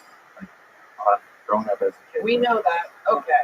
Stick with Billy. You're a real rambler. Stick with me here. It's more of the interview part of the show. Your uninterrupted time is over. Miley can call me daddy. Very good. Okay, very good. Does that work in Tallahassee? Thank you. Let's go. You ready for it? Are you ready? What's your job interview on Wednesday? It's at a breakfast restaurant. Okay. Now, what is it, like a waiter job that you're looking for? No, something like that. Okay. All right. We do a fake interview to prep them for the job. Let's do it. Yeah. Yeah. Yeah. All right. So this is the boss. Right. All right. This is the GM, Adam. All right. Billy Ray Griffin. Billy Ray Griffin. Yeah. Who's right? I saw him fucking the chair in the wall. That's fine. Who hasn't done that? All right. So. All right. No tongue sucking here, but first of all, Billy Ray Cyrus. Anybody ever call you that? All right. No, for real though. Hey, we're gonna get rid of those tattoos. Probably get you some better pants. But first question: do you all make eggs? I scrambled a few on the girl's vagina. Okay, I don't think this is gonna work out. Billy Ray. HR again, damn it! Billy Ray. HR's my best friend. Okay, Billy. All right, you a little bit nervous? Your face is shaking. Is that normal? Is that a normal thing? Are you real nervous? Be nervous is fine. I love the show, dude. I know. I get it. Okay. So, Wednesday you have a job at the breakfast place. What's your living situation right now? You quit your job yesterday. You drove here today. We want to know, where are you sleeping tonight? Good question. Walmart. But Billy Ray, stop trying to be funny. You're not that good at it. Just answer the questions honestly. At Walmart. What is your plan? If I get the job interview, like this Wednesday, like That's not what I'm asking you. Let's try it again. Ready? Where are you sleeping tonight? Okay. And do you know where you're going to park your car? wherever I can find a spot, I guess. Okay. What kind of car is it? It's a 2008 Hyundai Santa Fe. Okay. 2008. What's your license plate? I'm awesome. Tony, you didn't tell me what my love plan. What? My love plan. Okay. I'm not going to. Sure, it has something to do with a fucking kitchen school or something like that. Tell me about your love life, Bill. Come on, you want me to say? I'm going to help with it. Going to help for what? For my, I'm hooking up with my ex. And, like, when we broke up, she had, like, she's 300 pounds. And she got, like, gastric bypass surgery. And she's pretty hot. But, Hello, Pixar.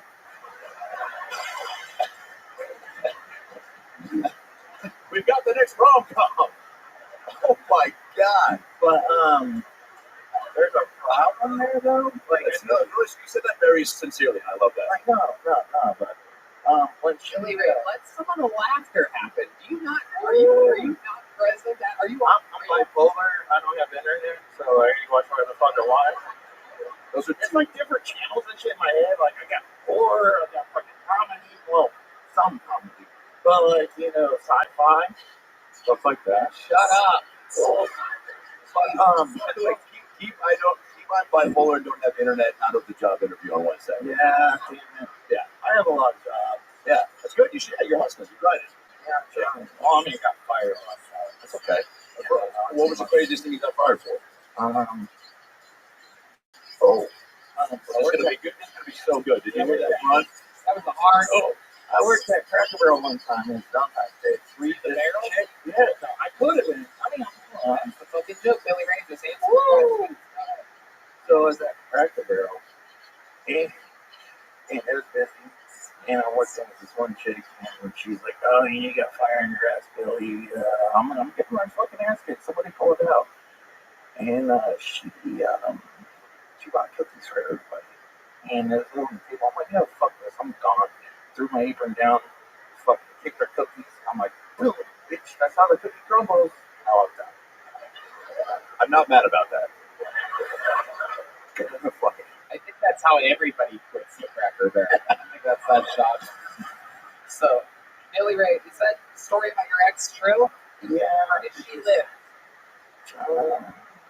Near Florida.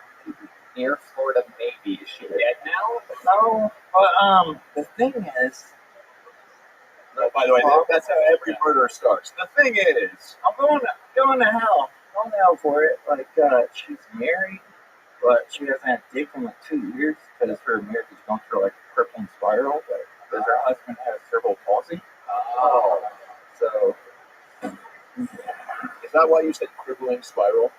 maybe, probably. But like, I think it's why I'm going to give you that one. That's for you, Billy Ray. Yeah, you said that. I just said it again. So if he gets pissed off and finds out and wants to throw like a hand, like my sister's autistic, she'll beat his ass for a chicken nugget. Wow. Okay. The tattoos on his spider web on an elbow. What does that mean again? I like Spider-Man. Okie dokie. I'd open with that on Wednesday. Everyone likes Spider-Man, I'm serious, right? Any other tattoos that are weird that we can't see? I have a pink camel tattoo on my toe. I have a camel toe. You have a what? A camel toe. You have I'm like, yeah, it's a great, like, first date starter. All right, Billy Ray Griffin. Well, congratulations on getting pulled out of the bucket. Here's a little joke book. It's nice. Can I say something too? Yeah, Adam Ray. I'm going to say one more thing. As being raised by a sweet Jewish single mom, I can't let you sleep in your fucking car tonight. I'm going to get you a hotel for 3 nights here in Austin, all right? Oh, look at that. Yeah. Oh, my God. Wow. Let's keep grinding, man. I can't do that. Okay. Go on. But hey, let's keep hustling, man, and crush that job interview on Wednesday. And don't you fucking jerk off in the La Quinta lobby. All right. We're having fun here. I can't believe it. Adam's in the hotel room. How do I get his info? Does he get to stick around? Yeah. All right. Yoni will get it. Yoni, get his info for me. Get his memo.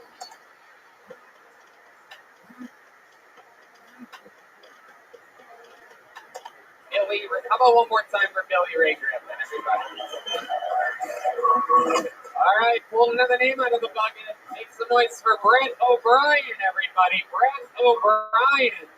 And just a little heads up, if you guys want to add some excitement to watching sports, then download our favorite app, Prize Picks. On Prize Picks, you can choose any player from any sport, and I guarantee they got what you are looking for. Right, Red Man? Yeah, pick 2 or more of your favorite players. Select more or less on their projected stat. Then lock your entry in for a chance to 25 times your money. It's that simple. Prize Picks is available in over 30 states like Texas, California, Florida, and more. So what are you waiting for? All right, download the Prize Picks app right now and use the code Tony for a 100% deposit match. Put in 100 and Prize Picks will give you 100. Put in 20 and they will give you 20. Hook up a winner at Prize Picks, the new app. And now, ladies and gentlemen, Brett O'Brien, everybody.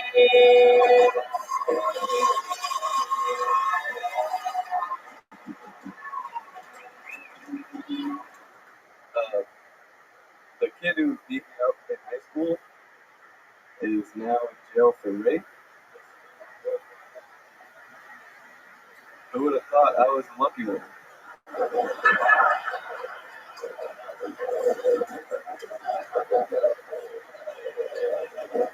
Really dodged a bullet there.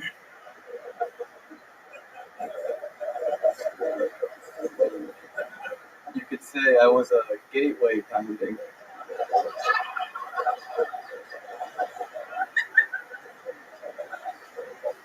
I'm bad with women. I don't have any pickup lines, but I have drop-off lines. Like, bitch, don't tell anybody about this.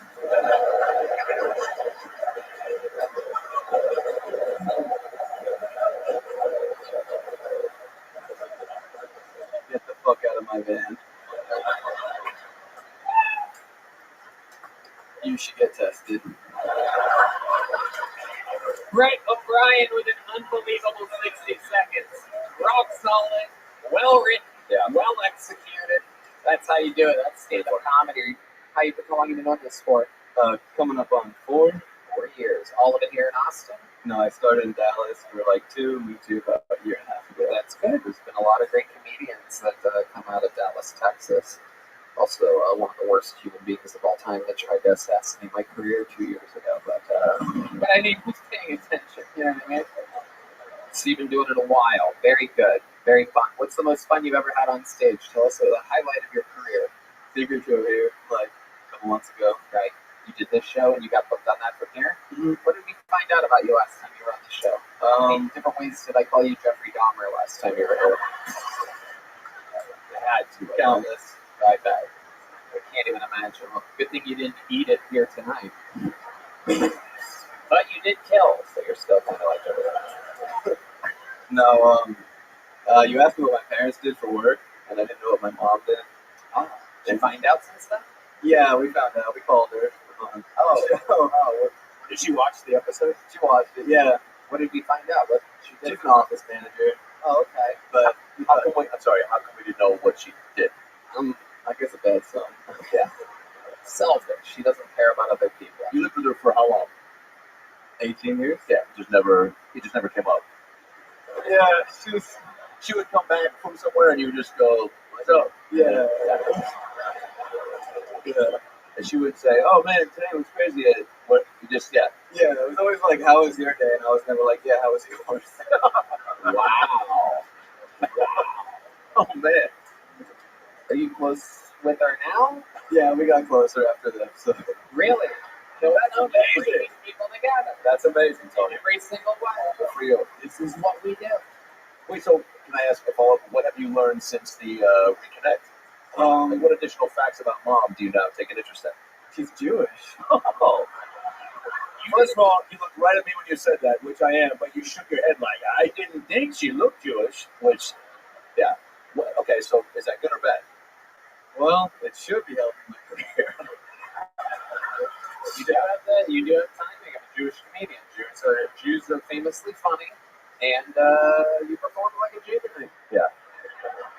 How's your dad? What's your dad? Because you have some white hair, so maybe he's Irish. Oh, okay. That's better than German. German's Yeah, really son. Yeah, your mom's Jewish, and you look like you turned on the chambers. Do you know what I'm saying? Yeah, exactly. No? Maybe it's the light German hair. Yeah. Anyway, we can move on. No, 100%. 100%. What do you do for work, Brett O'Brien? Tech sales. Okay. What do you do for fun? How does a guy like you get loose? Yeah, that's a good question.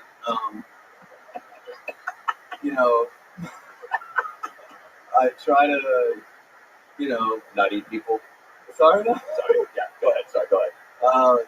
Drink and, go out with some friends, play golf, very classic. When you go out with friends, what do you tend to do? Go to a bar and drink and go to comedy shows, concerts, things like that. Hey, all right. Any good concerts or something? I'm going to Widespread Panic tomorrow. Whoa. Oh, shit. I bet Ojai's going to that, too, huh? No, fuck them, dude. Solomon 87, fuck them. Yeah. Brett? Unless Oasis is there, count me out. Brett O'Brien, what's your love life like? I have a girlfriend. Okay. Oh, my goodness. This is amazing. How long have you been with her? About like a year. Okay. What does she do? She just graduated. High school? No, she works at a country club. Okay. Get benefits? Yeah, play golf. Which one? No. Austin Country Club? Oh yeah, that's it's like my third favorite course in the city. So glad that we became friends here today.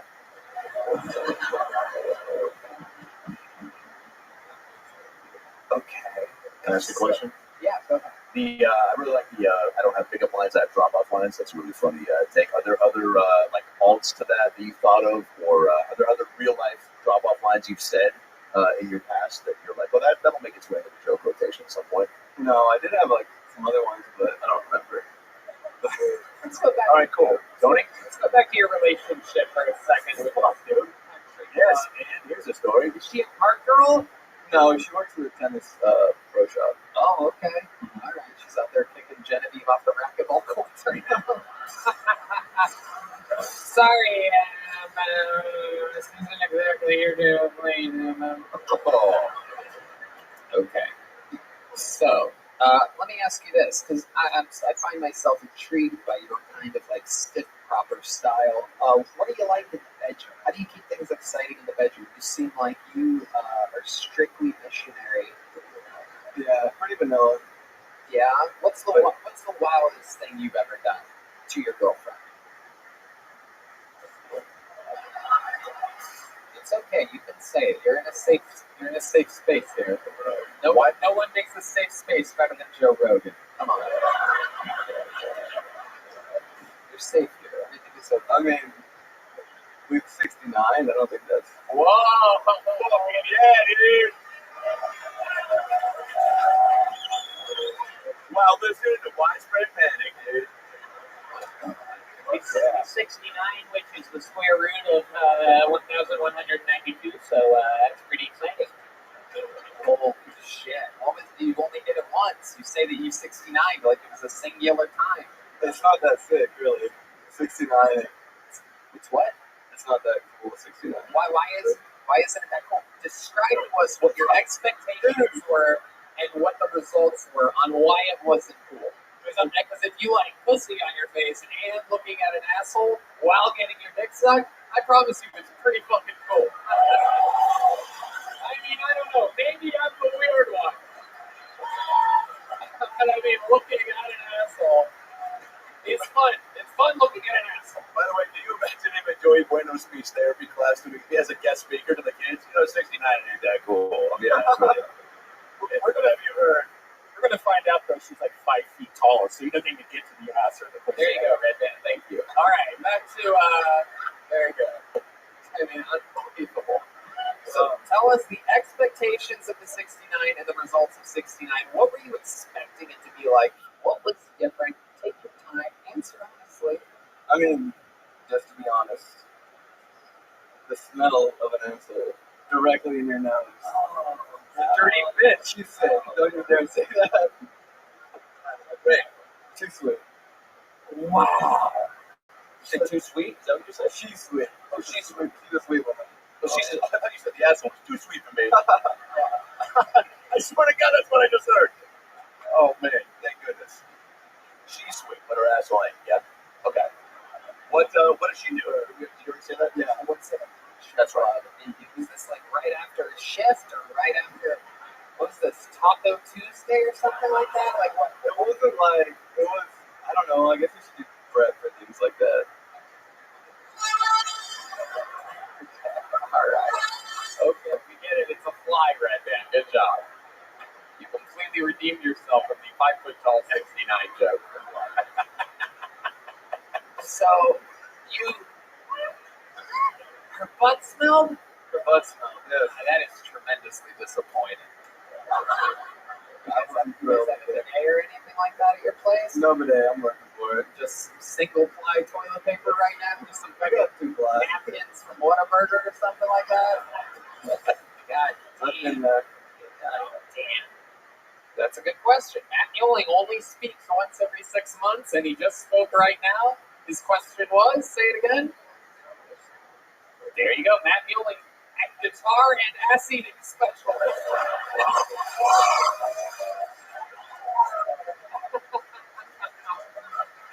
This guy loves munching on that sweet, sweet pumpernickel. You know what I'm saying?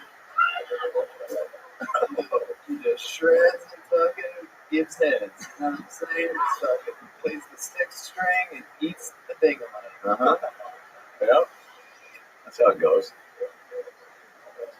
Just get a bunch of hand sanitizer, like a whole handful, and just put it on. Right there you go. Little medical advice. Right? Very good. That is so interesting. And that was your first time eating ass. Or I mean, being near an ass. Well, you didn't even eat the ass, did you? You just smelled it. I didn't eat it. Yeah. Good. Incredible. Incredible. Shocking. Shocking. I'm disappointed with a lot of people. Yeah. I get the feeling you're going to get a lot of feedback from this episode. A lot of people telling you, get in there. All right. Dive in. Give it a second shot. How many do you think you should?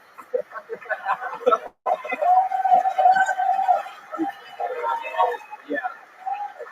Brent, very, very good set. I'd love to have you open the secret show for You have one of these already? There you go. Brent O'Brien, everybody. All right. I pulled a name out, showed it to my producer earlier. He says that no one was in the back with this name, which is very exciting because that means that it might be one of you that signed up. Is Seth Action here? Seth Action? Oh, wow, here he is. We got him. Look at this.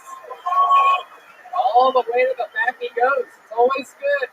You guys have your own representative here tonight. Seth Action, coming from the audience.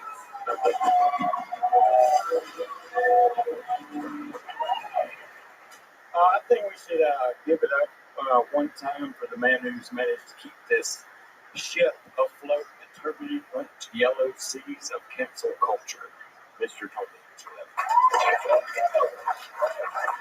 Like Tony, I also grew up without knowing my father most of my early childhood, even though he lived a few blocks away. But he finally came around when I was about 6 years old and in and out. And when I turned 12, my mom wanted child support. So he was like, hell no, excuse the little bastard me. So I went to live with him, and when I turned 13, he asked a profound question. He said, you got any pussy yet, boy? Which I knew what he was talking about because I knew my grandpa was peddling VHS porn, and I'd learned how to tug it with 3 fingers to front dresser. But I answered him honestly, and I said, no. And he said, well, you going to be a faggot all your life? No. He said, well, I was fucking my aunt when I was 12.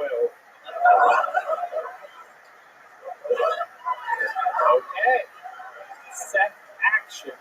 One of the coolest names that I've heard in a while. That's been with me for a while. Is that your real last name, Action? No, Rourke is my real last name. Okay. I've just met you, but I would read your autobiography. Yeah. It's That was 5 stories in 1 minute. That was that's just a little piece. That is some mashup of like the first 2/3 of Joe Dirt, Forrest Gump, and Big Fish so far. Okie dokie. Seth, let's talk about it. So, this is your first time doing stand-up comedy? It is. How about a hand for Seth? I was inspired by you. Really? Yeah.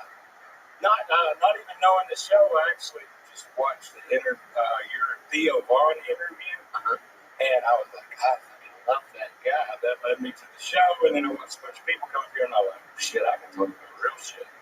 Wow. Cool. And you fucking did it, by the way. Yeah. 3-finger jerk off and friend treasure cum stories, and your dad's fucking your family. Yeah. You're my daddy. You're my daddy. Yeah. I don't know what you just said, but yeah. Wow. Incredible. So, Seth, what do you do for work? Well, up until Friday, I was a restaurant manager most of my life, and then had been recently doing home inspections for a pest control company for like people with clearance letters for houses, finding termites and shit like that. I live in the country, but I mostly would drive to the urban areas. Wow, I could listen to you talk forever. That's that hillbilly. Wow, you are about as funny as cancer, but I gotta tell you, you have such swagger to you. It is unbelievable. I don't even know what that answer was. I don't even know what I asked you. You're like a fucking hillbilly hypnotist or something. Yeah. There's a soothing quality to your voice, for sure. Appreciate it. Yeah. So, what do I do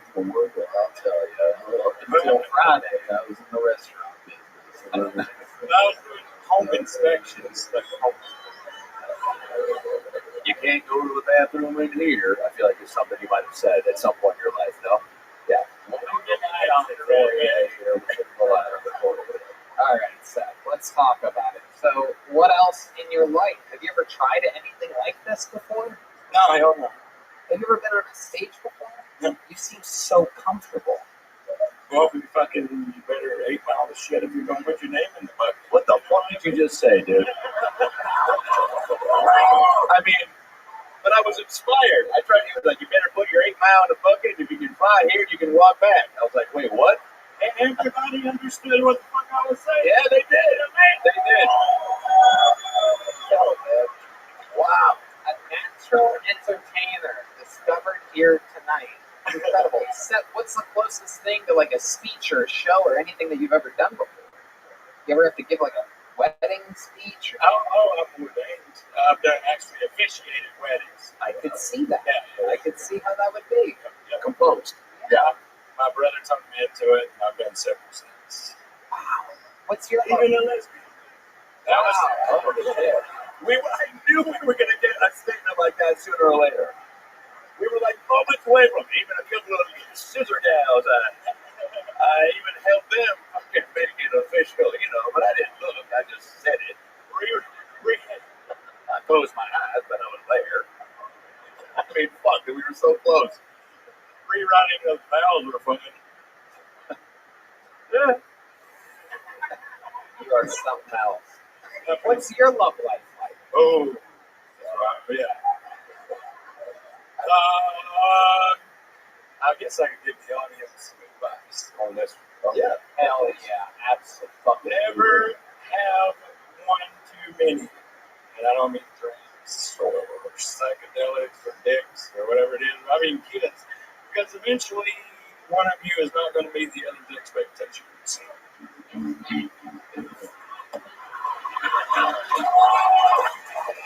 Oh my. So for most of y'all, one is probably too many. For me, it was 3. You had 3 women at the same time? No, kids. Oh. See, I get so, I get like dizzy when you start talking. I can't really pay attention.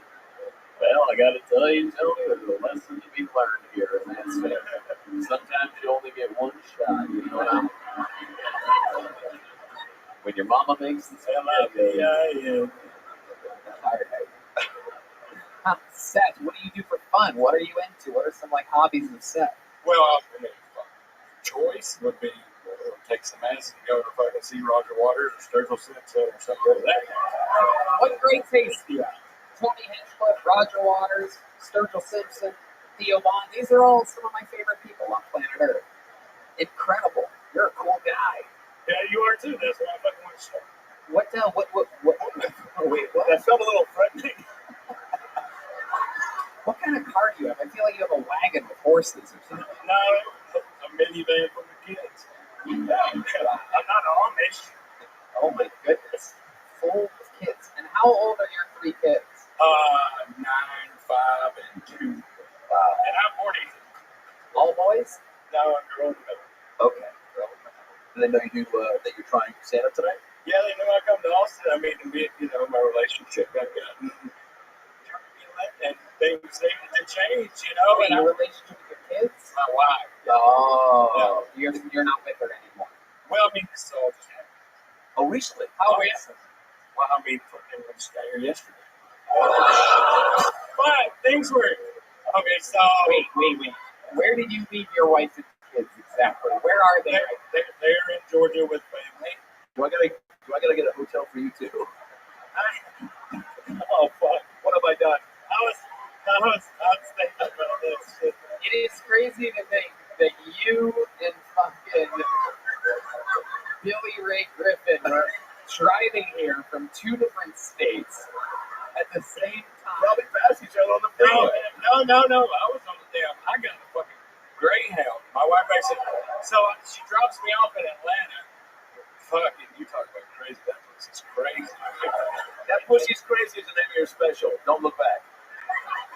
Did you say that pussy is crazy? You said that the Greyhound station in Atlanta. Right. Get out of the van. Lady comes up with a fake security jacket. Says, you know, this is so we're going to find another stupid white boy. I ain't paying your ass and give him a shit. Then the dude's got a freebase pipe right. You need someone come see me. You know, that fucking next guy's going to help you. Let's go back for just a second here. Okay. When you say you're going to have to find another stupid ass white boy, is that insinuating that the woman that told you that you have to pay for parking is a black woman? No, well, yeah. Well, that's all. But listen, she. So her I love watching people that have never been on a stage before, like, learn timing. Like, you wanted to talk so bad right then, but the drums and the horns are still going. No, it was your face that really taught me. But I don't blame her at all. It's the dumbasses that give her money. You know, right? Yeah, she's working her hustle. That's right. I get it. Absolutely. Absolutely. I just think the one. Did your kids say anything encouraging when you told them you were going to come do stand-up? No, my little boy just tried to make a Texas accent. I thought that was fun, cute, yeah. Oh yeah, absolutely. Okay. Seth. So what do you think is going to happen? What's your plan on going back to your family, your 3 kids, which you abandoned in Georgia just yesterday? I'm very excited to find out what's next. After this amazing performance, you're rock solid on stage. You know, you have so much charisma.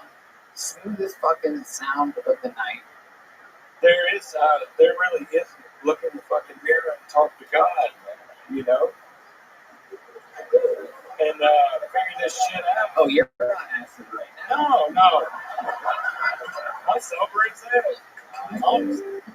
No, I'm just saying that's what I got to do. I mean, that's what I got to damn visit and see and try to create something and make it where I do not want to lose my relationship, but I'm not going to have a toxic relationship. Right. And maybe my wife can learn to fucking appreciate things that I do. You know, if I'm not there, because I don't bitch, you know what I mean? I go to work fucking 60 hours, work fucking 2 jobs. I don't fucking bitch, you know what I mean? Right. No, 100%. What was the last thing she said to you before you walked out that door?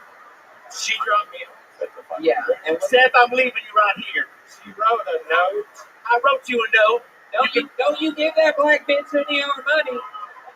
Wait, can I read that? Can I read the note? You mind? I'll write you a note. I think I left it You left it at home? I don't know. I'm sorry. I think I flushed it down the toilet. I don't know. And then she grabbed me and fucking kissed me, and I went, what the hell? Oh, yeah. Why did you fuck me that last night? You know? You go meet Hans Kim. And you show him what. So yeah, just but in all honesty, I mean, my goal today was to fucking relax and come here, and I wasn't going to be the bitch in the audience that didn't sign up. But tomorrow I'm going to hit the ground running and see if there's something that I can create here. Let's fucking go, dude. Good for you. Wow, that was awesome. Your odds. Awesome. I don't know how many people in the audience signed up, but I know 173 are in the alleyway. So that means your odds of getting pulled tonight were literally more than 173. And meanwhile, you got pulled out. Kind of makes sense. I think believing in God and doing a lot of acids really helped you. Congratulations on your perseverance. Even though your set was blatantly a first-time set, I found your interview and everything to be so intriguing. Take a big Bill Tony joke book with you.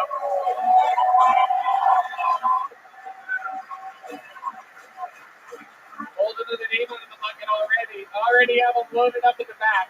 Ladies and gentlemen, your next comedian goes by the name of Margot, everyone. Margot.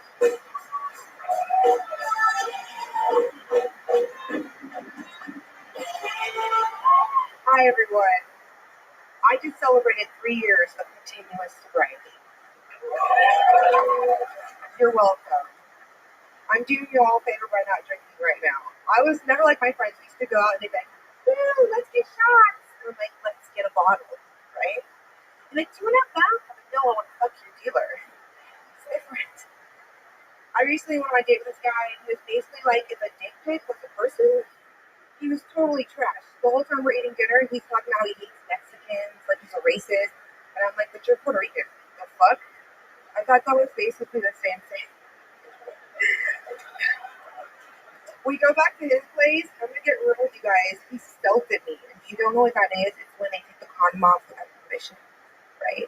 I fucking caught him red-handed and I leave and I get in my car and I think, I got one more thing to say to this dude. So I sent him a message like this. I was like, hey dude, that's really fucked up what you did. And good luck with the herpes. Joke's on you, bro. Ooh, Margot. Very fun. Awesome. Welcome to the show, Margot. How long have you been stand-up comedy? 3 months. 3 months. Awesome. All of it here in Austin? Yeah.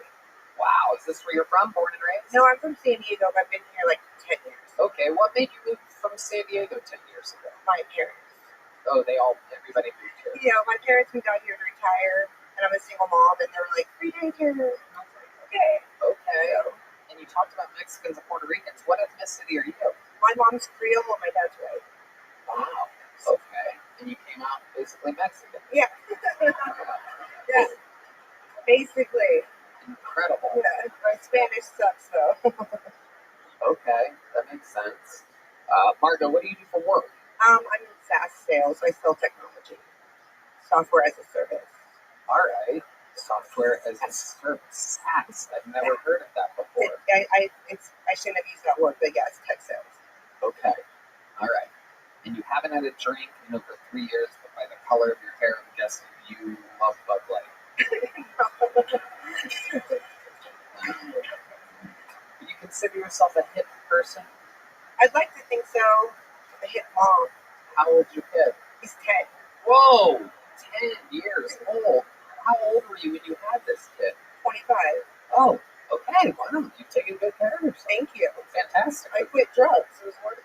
Oh, okay. That happens. Like, it's almost like worth doing a lot of drugs and then getting sober.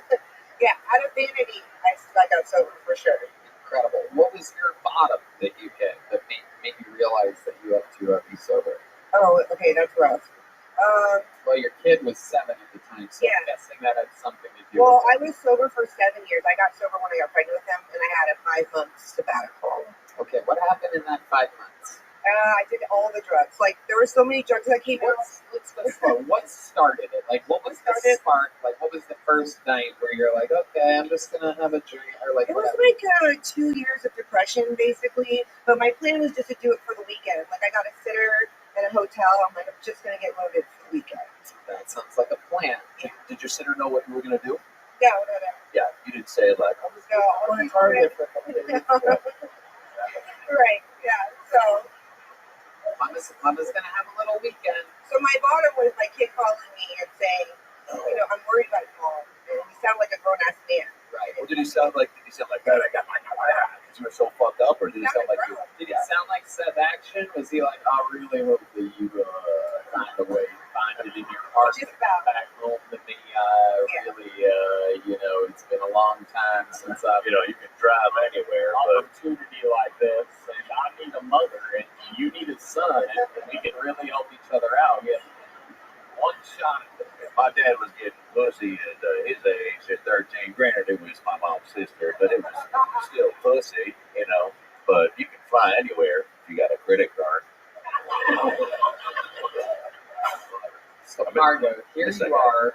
You have a 10-year-old. You're living in Austin, Texas. You're doing SaaS for a living. What's your love life like? Oh, it's complicated. Yeah, tell us more. I mean, I like to have fun. What does that mean? I'm more on all the apps. I like to hang out and have fun. So, what's the last hookup you had? How does that go down for a girl like you? Well, I have one regular hookup that I see weekly, and then other than that, it's just What's that guy like? So, like a white boy, black He's guy? Latino. Latino? Yeah. Okay. He's like a short Latino guy. Okay. What's your favorite thing about him? What does he do that makes him irregular? There must be something. Well, his dick is my favorite thing. Oh, that's it. Right. Yeah. Dick just. Tonight's well-timed sound effect of the night is brought to you by Skirball. Screwball peanut butter whiskey. Bars everywhere. Okay, Margot. Very, very interesting. So you live by yourself with the 10-year-old? Yeah, we live in Lakeway. Okay, that's nice. Right? Out there by the water? Yeah. Does your Mexican boyfriend swim to you? Or No. So he's 27, and he's watching it, so he lives with his parents. of course he does. Yes. So I sneak in through the back at night. Oh, wow. You sneak into his parents' house. Yeah, I do. That's kind of hot. Have they ever caught you, or No, like, his uncle caught me one time, so I left too late, and they were like coming at work or whatever. Right. I was like, oh, wow. He's like, hey, some big-haired chupacabras in the backyard right now. I didn't know you did accents, Tony. You seem cool. What else are you into? What do you do for fun? So like I'm doing meditations, I'm sober, and I just recently took up ghost hunting. Whoa! Oh my goodness! Did you find anything? Not yet, no. I'm taking my kid though. I know it would be a good idea. Oh yeah, that's a great way to scare the shit out of a 10-year-old. Yeah, we can't find any ghosts. He's already scared. Right. Exactly. You gotta guess that a 10-year-old should be frightened of his. By the way, I had a single mom too, but she did like fucking McDonald's or some shit like that. Now let's go find some spirits at 10 a.m. But that's cool. Is your son or daughter? Boy. Boy, yeah. Is he into it? Like, yeah, he's into it. Yeah. We watched this ghost hunting show on YouTube together. So. Wow. Is the dad in the life at all? Have you thought about hunting for that ghost?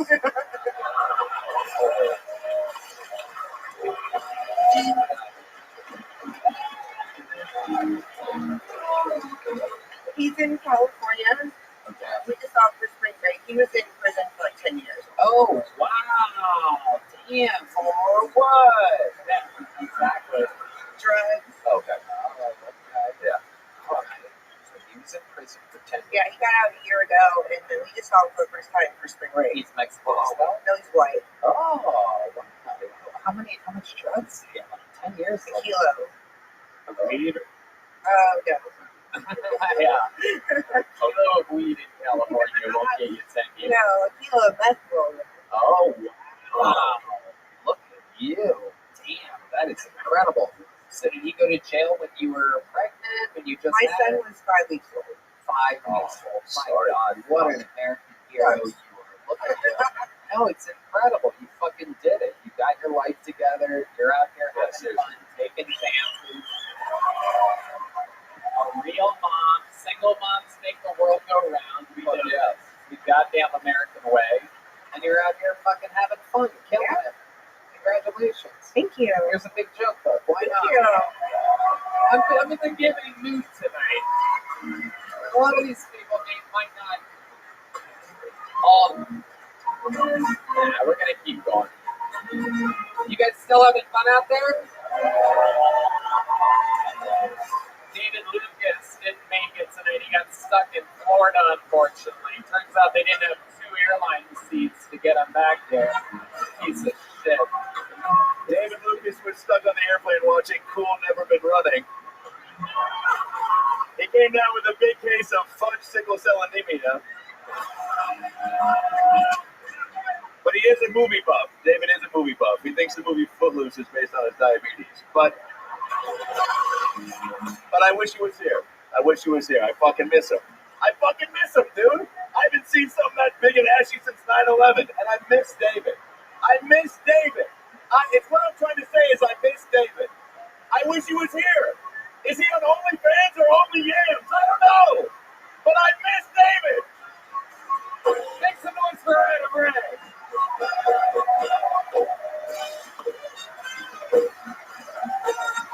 Your next comedian goes by the name of James Fagan, everybody. James Fagan, Fagan. Absolutely incredible.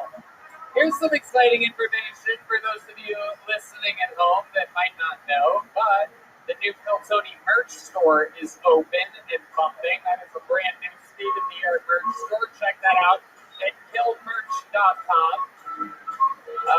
Online streaming availability to the 10-year anniversary episode, which sold out in 1 hour. We sold 3,000 tickets in Austin, Texas, in 1 hour. June 10th at ACL Live. We'll be streaming, and the information on how to get that stream is coming soon. Here he is, everybody. James Fagan, everyone. Woo-hoo. mic here, by the way. I like this mic. Now, comedy mothership. Damn, Joe Rogan. You're about to get like spend the whole lot on this mic. Jesus. Better than the fucking sunset over there. Guys, can I be real? I had a tough childhood, dude. Tough childhood. You guys wouldn't believe it. More than anything in the entire world, me and my family, me and my siblings, we wanted a dog. I'm sure most of you wanted a dog. We were so surprised when we got a hamster on Christmas. But at that point, we could have eaten anything.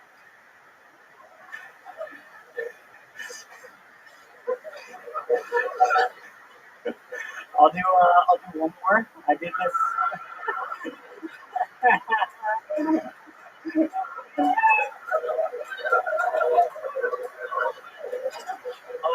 I want you to do it. Let's stop the bear. I want to hear this one more since you were able to do one joke in your minute. You want to do this one more? All right. Well, it's not a great one, but I did go on a vacation, guys. I did go on a vacation to a little town called Paris, France. Maybe you've heard of it. I got a blowjob at a brothel for $200. I could get the whole shaboom here in Austin, Texas for half that. City loved my ass. Oh, I can get that, also a side of crabs, Tony. Okay, very good. Very good. I'll do one more. I'm sorry. You guys seem to really be enjoying this. Getting in the whole shaboom, but I mean... You got 2 catchphrases in that 2 minutes. I'll do one more. The whole shaboom on the back of the shirt. James, Taik, you spend 25 seconds talking about the microphone for no reason. Let's just jump right into it. James, how long have you been doing stand-up comedy? 2 months now. 2 months. Where at? Baltimore and also here in Maryland. Shoot. Wow. Fuck my ass. God damn. Jesus. 3 catchphrases. Fuck my ass. Oh, man, did I just call this place Maryland? Oh, I really fucked up the whole shaboom. But I got one more for you. What is this microphone? Are these lights bright or what? Whoa, there's a van behind me. You're very likable. You are one of the most likable pedophiles we've ever had on this show, James. Let's talk about it. So, 2 months in the game. How old are you, James? 25. 25. You're a young buck. What do you do for work? I sell Adobe software. Okay. Wow. At state and local agencies. Okay. Very good. All right. I wasn't even going to ask. Not even a joke. I love it, James. Okay. So, what does a guy like you do for fun? You're a very, very interesting looking man. You seem like you wouldn't be on stage, but you would be in the YouTube comments. Well, you would be right about that. Yeah, I do love YouTube. Okay. What's your best rabbit hole? Like, what do you like to venture down? Oh man, I could go in as far as like politics, YouTube, like where are we going?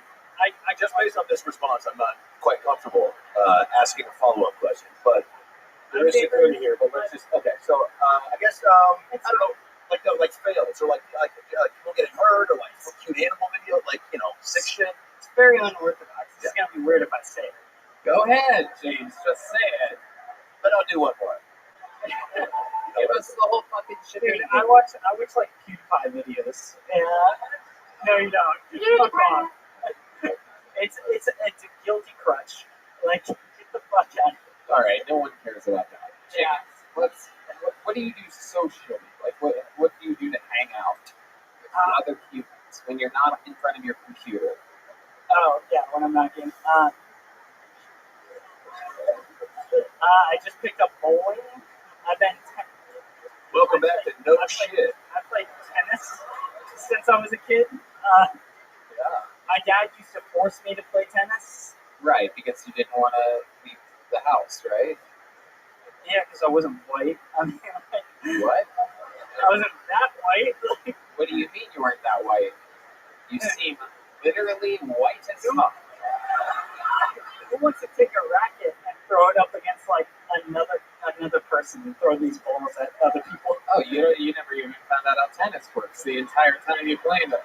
Yeah, I've been playing tennis. I mean, it's weird when you're beating the shit out of a person with a tennis racket.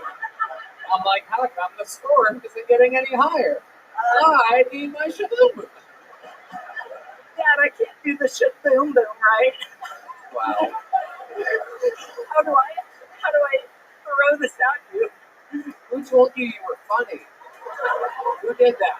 Was it someone in Baltimore, Maryland, or was it in a little city called Paris, France? Fuck my ass. Fuck my ass.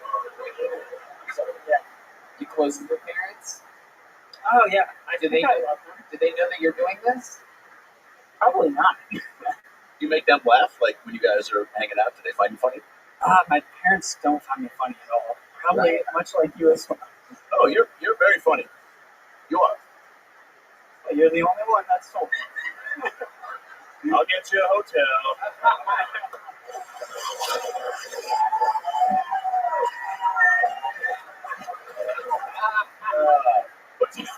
Fuck my ass. James, you have the look that makes me want to ask, what's the creepiest thing you've ever jerked off to? Be honest here. Don't try to be funny. Be honest. What's something that's made you come that you watched online? We want to know. It had to bring you to completion. Maybe you felt kind of guilty about it afterwards. It's your question. You're the only one that's been asked it all night. We want your answer specifically. You're shaking your head like it's something that you can't say. What is the answer to the question? The creepiest thing that you've ever come to completion watching on your computer? Tony the Hinchcliffe. There you go. Okay, now answer the real question. I'm sorry. Very good. Let me remind you, you're not funny. Bad joke. Go ahead. I know you answer the fucking question, you idiot. You're still on the podcast, James. Sorry. I do enjoy it, like big tit porn. Very much That's like not what I'm fat guys that just have ginormous tits. I'm gay. Oh, you're gay. Are you really gay? That makes you that much more interesting if you are. Are you? Does it? Fucking are you, James? Look at me in my eyes, James. James, are you gay? Well. Hold that thought. We'll be right back. There he goes. James Fagan, everybody. There he goes. Put the mic in the mic stand. You're a horrible interview. You're so annoying. Super annoying. Don't shake these people's hands, Adam. Don't shake. No more handshaking for you. Try to be supportive. What time do we start? Let's keep it moving here. So many catchphrases, though. Hunter Carney is next. Hunter Carney. Is somebody getting Hunter Carney? Hunter Carney. The show's going a little long. Red Man wants to end it. Should we keep going?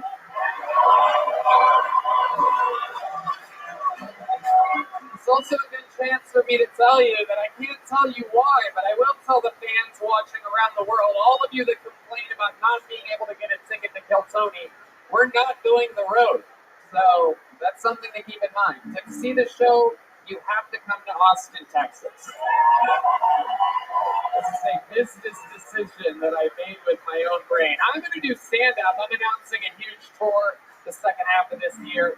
But Kill Tony is here in Austin, and some inside information that I will tell you is to clear your schedule for New Year's Eve. New Year's Eve, we might have enough space for you to buy a ticket and see a show. Why not plan a little vacation after you deal with your family all Christmas, that entire week? Why not treat yourself? You might want to be in Austin on New Year's Eve. Announcement coming in a month or two that you're not going to fucking believe. Hunter Carney is next on Kill Tony. You guys still having fun out there? How many of you like it when comedians do good on the show? How many of you like it when comedians do bad on the show? One more time for Hunter Carney, everybody. Oh, yeah. How's everybody doing tonight? You guys good? So my name is Hunter Carney, and I realized that my name is two redneck professions put back to back. The college wasn't going to be, you know what I mean? Like for fuck's sake, my name should have just been Rat Tail. You know what I mean? Like, hey, y'all, my name's Rat Tail. This is my little brother, Ketchup. Ketchup here. He's never met a black person before. Like, if you put my name on a record player and you hit forward, he goes, Hunter, Michael Carney. Put it in reverse, and goes, Billy Ray Cyrus. Hunter, Michael, Monster Truck Madness. Bring him out and you can't get in. Hunter, Mike, sweet home. Right, you get it. So I had three babysitters growing up. I had a stepdad, a WWF Monday Night Raw, and a bottle of NyQuil.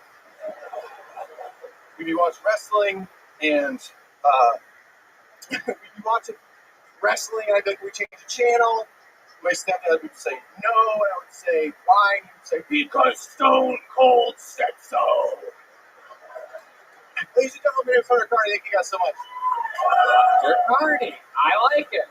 45 seconds worth of jokes on your name, all went super smooth, and a little bit more about your actual life. I also was partly raised by Monday Night Raw. It was no joke. I grew up in a trailer park. Not the whole time, but it was a hefty amount. Enough. It was just a little kid with dirty feet and big dreams, I guess. Incredible. Look at you now. How old are you? I am 37 years old. 37 years old. How long have you been doing stand-up? 5 years now. 5 years. Where at? I did 4 years in Denver. The Comedy Works in that area. Great place. And then I believe the birthplace of the first club of William Montgomery. The great Sam Talent was just in town. Comedy Works legend. Me too. Sam Talent was my first ever open mic, actually, at the Squire there. And I signed up. He was the host. He was the host, yeah. And then he didn't put me up. Because he got too drunk, and he was literally like, yeah, I don't know. I didn't even know you were a fucking comic. And I was like, I just didn't even know, because I didn't know what to do. So, okay. Yeah. Then I spent 2 years in LA, which was a huge fucking mistake. What 2 years was that? June 2020. Oh, yeah, that would be the worst. Yeah. That's funny. That's when me and Red Band planned our great escape. We're literally like, wow, we've been here for 2 decades. We have to get the fuck out of here. Yeah, tell me exactly where you moved to in June of 2020 in LA. I live very well. Yeah, I live basically in Little Armenia. Okay. It's 101 in Vermont right Hollywood. Yeah. Yeah, and it was me and the gang members there. Right. Comedian, I don't have any money. So, yeah. And then strangely enough, that was one of the safest places during that time in LA, because all the nice places got fucking vandalized. Yeah. There was no cops. There's some shootings, but nothing too crazy, nothing at me. So right. So June 2020, you spent 2 years there. Tell us about those 2 years in Los Angeles. Explain to these people who lived a perfect life during that time period. There was a lot of Domino's pizza and a lot of. Did you delivery or no order? No, just ordering. Yeah, that was a steady diet. I got this is so fucking embarrassing. I got a little bit of the acting bug inside of the comedy, so I went there, and every single agent was like, fuck you. And I was like, okay, I guess I got to get the fuck out of here. So, well, what were you doing that prompted that response from them? Just sending emails with headshots and doing all the shit you're supposed to do, and they were like, fuck it, no, you're 35 years old. That's interesting. Adam Ray is a professional actor. Yeah, it's a grind, you got to keep at it. What was this the look that you were submitting? No, there's nothing wrong with it. No, this is my food truck look. No, I fucking, that's where I work now, but I had like all the makeup and all the shit that you're supposed to do. I had like the leather. Unless I get the job, so bad I had the fucking like leather coat with the military fatigue headshot. Was that you, or were you trying to be like what you thought an actor was? That's the second one, for sure. So if we were buying, what was your name again? Hunter, that's right. So if we were buying the Hunter Carney action figure, this is what we would get. Yeah, it would come with a food truck. Yeah, for sure. But this wardrobe, what was the guy who just was up and told us he was gay? Kind of, what was his name? James Fagan. James Fagan. So I feel like you would sell the porns to James Fagan. 100%. If I were casting a movie, you have like video store vibes right now, right? Yeah, for for sure. So maybe you gotta lean more into like what you are too, because your vibe too. Again, like you've got good energy, you're very comfortable. So like I could see you in a Clerks type remake. Absolutely. Yeah. But not a leather jacket. You're trying to be Danny Zuko, but I had the worst headshots. It was the guy was like, "These are fucking great," and I looked at him afterwards, and I was like, "God damn it!" Right. But I knew that was not going to be a thing. Okay, so Hunter, let's talk about this. You're 37 years old. What do you do for work? I work in a food shop. You are the cook. You take the orders, you cook the food. Yeah. Is it a specific food truck worth plugging, or you? Oh yeah, I work in it's the Ziki food trucks. Man, wow! It's could have said anything else. I'm excited. Literally the only food truck in this city that I don't like, but I don't want to offend your job. Yeah. That way, right now it's a survival. Very job, inconsistent. It's That sounds like I got nothing for that. You work the late shift there? Yeah. You owe me a fucking euro, by the way. Oh, well, you really do. I ordered a fucking. We're one of the only 3 a.m., 4 a.m. food trucks out there, right? What time do you guys close? Yeah, 3 a.m. Yeah. And so one time I put an order in there, and then they said we're on the way, and then they just said, they just closed the thing in my face, even though I saw the order through the window. Was that you? Do you remember? No, I only work in the morning, so I don't let them. I don't let them steal my nights. I'm like, fuck that. Smart man. Okay, so Hunter, what do you do for fun? You're 37 years old. How long did you move to Austin? I've been here for about 8 months now. So just doing a lot of open mics, music. What kind of music do you do? What are we talking about? I own a music studio in Denver, so I did a lot. Do you play music? Yeah, I do. I play drums. I play drums. You really play drums? How long have you played drums for? I play drums. It's weird. I play on and off, and I was also kind of a studio musician. How long have you played drums for? 5 years, probably. 5 years is a pretty long time. Yeah. Should we have a Mexican drummer? He's wiping his hands, folks. He's a very humble drummer. Let's see what happens here. Now, Hunter, I don't know how well you know the show, but there is a chance. Right now, we've had this tradition forever. All time, the drummers are undefeated, the resident drummer. But if you beat him in a drum solo competition, which the audience decides, I don't even decide. You would think it's an inside job. Every time we've done this, the crowd decides. If you win, you become the full-time drummer every episode of Kill Tony. That includes every Monday here at the Mothership, the ACL Live Theater, June 10th, and other massive fun things coming up that I can't even talk about. But you want to win this. The crowd decides. Okay. Also, not only do you get Michael's job, but a part of the catch of this is that if you win, he has to take your job, working at a food truck. Oh, perfect. Yeah, okay. He's literally a professional drummer, so it would be a huge step down for him. He travels the world with some of the best musicians on the planet. The last thing he wants to do is work in a food truck. Get back there, Hunter. Ladies and gentlemen, this is a Mexican drummer.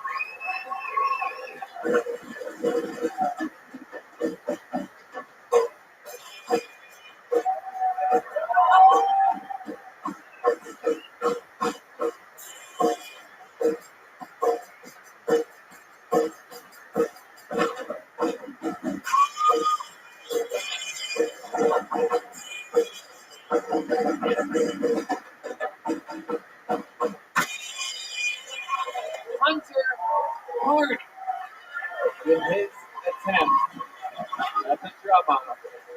Ladies and gentlemen, defending his throne, Hunter, why don't you just stand next to Michael? Stand between Michael and Deep Madness there so that the camera can see what the fuck's about to go down.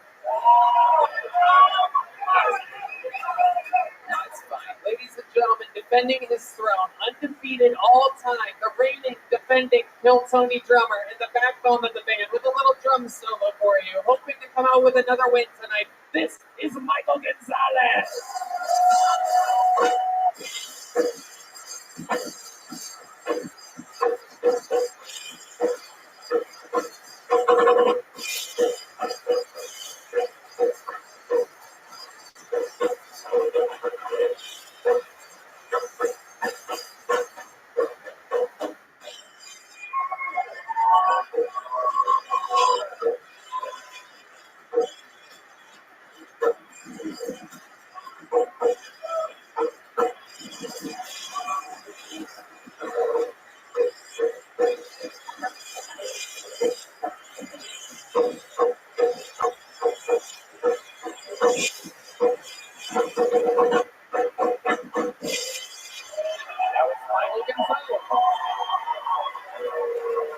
Oh wow, I'm standing ovation.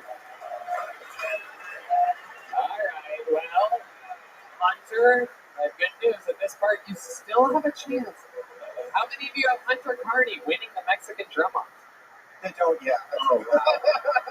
How many of you have Michael Gonzalez winning that?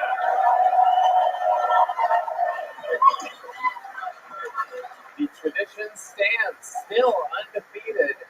Michael Gonzalez. But that was fun. Did you feel good about that, Hunter? I haven't touched a drum set in a year, so that was a little bit rough, but fun. Fun. All right. That's how it starts. Adam, what do you think about all this? Yeah, incredible. So look, I want to say real quick, I'm still kind of awestricken at your acting attempts in LA, and then you moved out here. And but I just want to tell you, it's someone who's done a handful of things, but still grinding. Not exactly still where I want to end up, but it's always a continuous grind.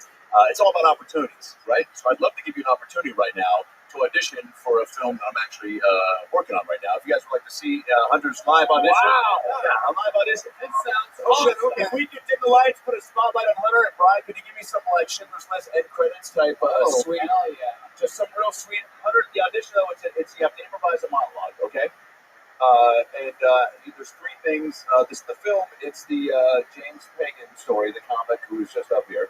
And yeah, I just decided I'm going to write that movie tonight.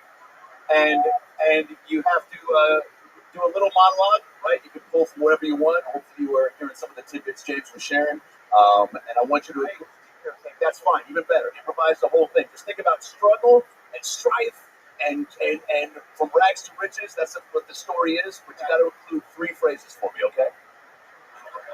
I'll do one more. Shaboom boom. And fuck my ass. I'll do one more. Okay.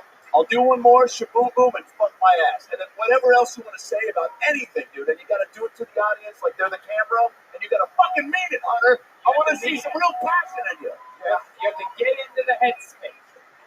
Adam has done film. He's on NBC. How about this? Let me give you the intro. I'll be the movie trailer, and you can just come in between, okay? This summer, find out what happens when a young man who isn't sure if he's gay or not moves to Austin, Texas. Shaboom boom, Dad. I'll do one more. I'll do one more. He was a man of few words. He sweated too much, but he wore the same shirt every day. He was consistent. He loved to go bowling, a hobby he just picked up. Duh. Dad, every time you win bowling, you scream, fuck my ass. I don't like it. This film has not yet been rated. Not bad. I think he may have just booked a role. Did he get it? I think he booked the part. Yeah, he got it. Wow. Congrats, man. You gotta stick with it. You gotta stick with it, baby. Hunter Carney, congratulations. Okay. Very, very fun. I'm going to give you a big joke book, too. Sweet. A lot up here tonight. Congratulations. There he goes, Hunter Carney, everybody. You guys ready to put a ribbon on this shit or what? Did you guys have fun here tonight or what? Well, there's only one way to end an episode like this, ladies and gentlemen. This guy, I do believe, is, just flourishing right now. He's coming off of 6 sold-out shows here on this main stage this weekend, opening for the great Harlan Williams. He works every single weekend with me, with Duncan Trussell, Tom Segura, Joe Rogan, here in Austin, all over the road. When we met him 5 years ago, he was a sloppy, red, swollen, dilapidated, coke-addicted meatball, and now he is absolutely thriving. I do believe he might have the second or third most spots ever at this club, the most spots ever in Kill Tony history. Ladies and gentlemen, this is the Memphis Strangler, the Big Red Machine, William Montgomery.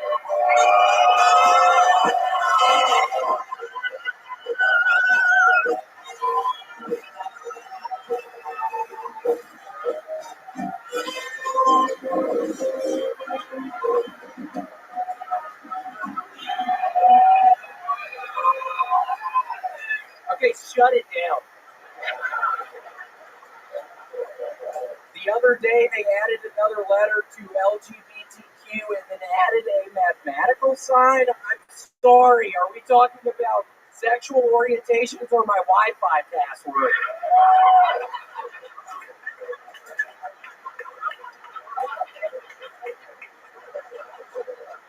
I was driving yesterday and noticed a flag and half mast, so I did a little research to see what had happened, and oh boy, did y'all realize Steve Irwin was dead? Y'all know I be missing Crocodile Dundee!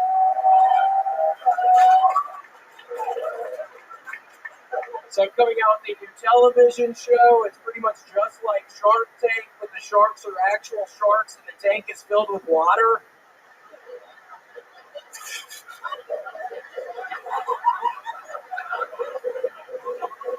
Soon Narcan will be available over the counter, and I just have to say, I can't wait to overdose on that shit. Alrighty, that's my time. Wow. How powerful. Coming out to a standing ovation. An extremely electric response from the audience who knows you, who loves you so much so that you had to tell them to shut it down so that you could start your set. Absolutely incredible. Jokes the whole way through that only William can write and read off of a note card. Absolutely incredible performance. The electricity is flowing. He's eyeballing the audience. We've seen this before, folks. We've seen he is in his element. This is him in the zone. This is his house. He closes every episode. This is the spot that we are in right now. Oh, he just snapped. Yeah, I snapped out of it. I don't know what happened there. Wow. I mean, you were in it there for a second. How do you feel, William? An unbelievable set. I'm doing pretty good. I'm doing, for the first time tomorrow night, 2 shows in Nashville, a rare longer set. So, Tony, I have been super on edge this whole past week, and the only thing getting me through it, honestly, I mean, my stress level has been through the roof. Through the loop.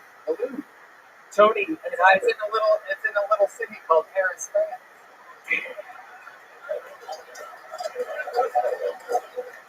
But Tony, there's only been one thing getting me through. Can I play you a song?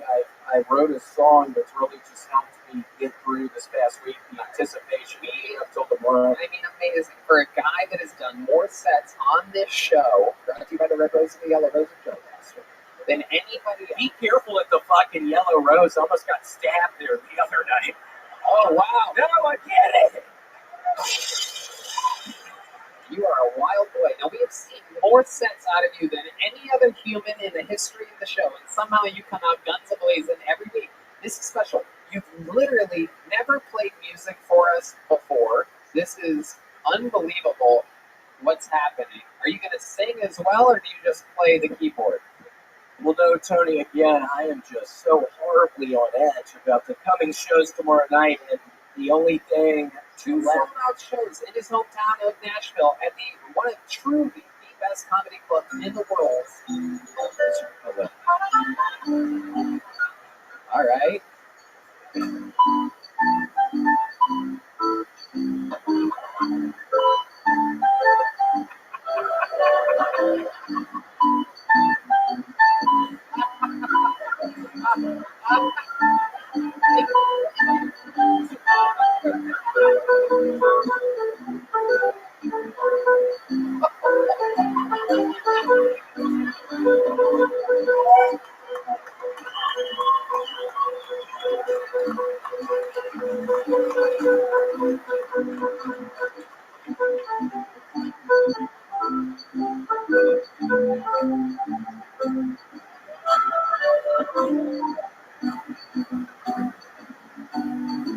Okay, y'all are gonna have to stop fucking playing. They can't hear the song. You don't want them to play along with you?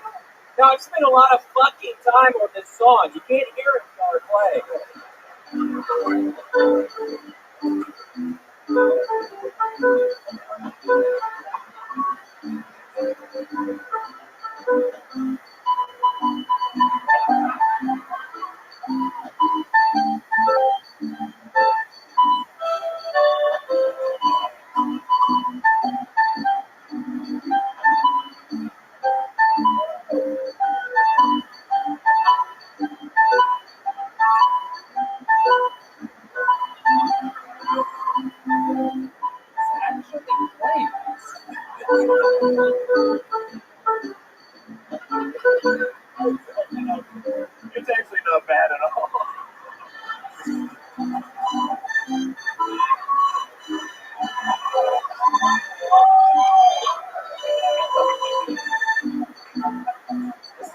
to the 18th century, folks.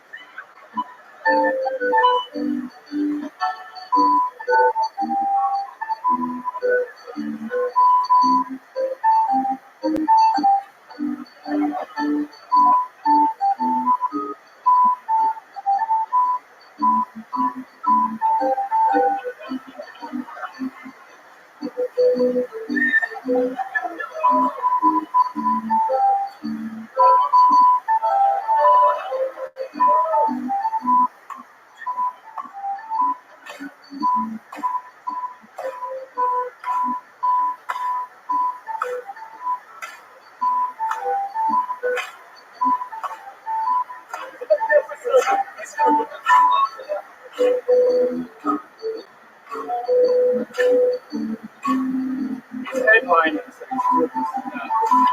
this is what you have to do when you only have 25 minutes of material and you have to do an hour-long set. Yeah, it's going to be a whole lot of this. Fuck you, Nashville!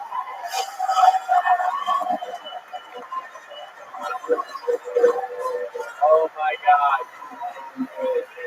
Oh my god. Wait, Adam, can you do one of those Remy things for me? Please. Oh, man. I thought you never that. Wow, everybody wants a keynote. Can we get some of that cinematic lighting you have over there? By the way, William fucking murdered all week with Howard Williams. This guy's gonna be a future legend. Future legend right here. That's so fun watching him, man. Here, you literally got to watch a fucking absolute sloppy mess turn into a fucking cold-blooded assassin. What do you want to do? What do you want to do? No, I'm still a sloppy mess. I'm back on Viagra. Oh!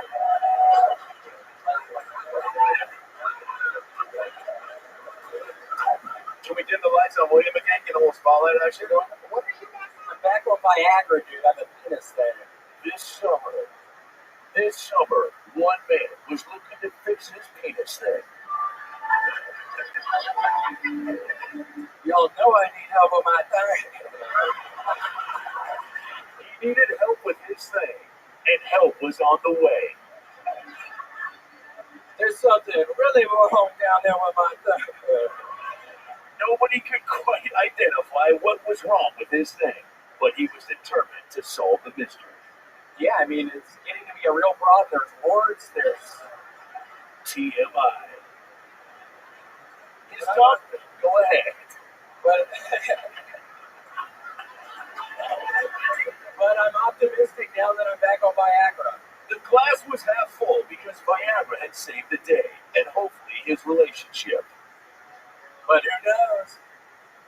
Laura Dern stars as William Montgomery in My Thing. Wow. I've been literally crying for like 8 minutes up there. This is an incredible performance tonight, Will. And I love Laura Dern. It's so fun you said Laura Dern. I loved her ass in Jurassic Park. Was she in Jurassic Park? Yeah. Wow. What well-rounded, unbelievable performance by the Big Red Machine himself. Is this keyboard thing something that you're thinking about doing more often? Well, it's something I did, I don't know, 15 years ago probably, and then my old one broke, so I actually got this one on eBay, and then I was worried it wasn't going to come in by today pretty much, since I'm leaving tomorrow, so I bought another one on eBay. So when I got back to my apartment earlier, I had 2 of these things on my door, and they're each fucking $700 a piece. I mean, this is a collector's. No, I'm kidding. But this one has a jingle inside. But yeah, I have 2 of these fucking things now. So now I have 3 of these. So it's going to be a thing. I'm going to start maybe exclusively using that. So we'll see. That is very exciting. I'm sure a lot of the fans out there, they're already covering your song. Oh, these is on it's already not as good. Y'all don't even need to try. You know how to play the song that he played? And why? It was more than that.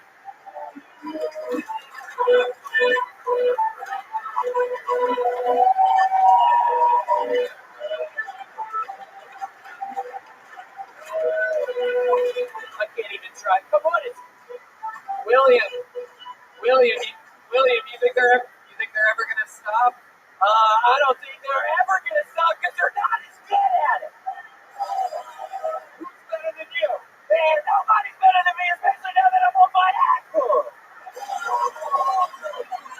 much do you love Viagra? I actually hate it. It's a struggle in my life. I have a really big problem with it. So it's my blood pressure really high. His blood pressure was out of control. But I love Viagra, so. But he was addicted to the game.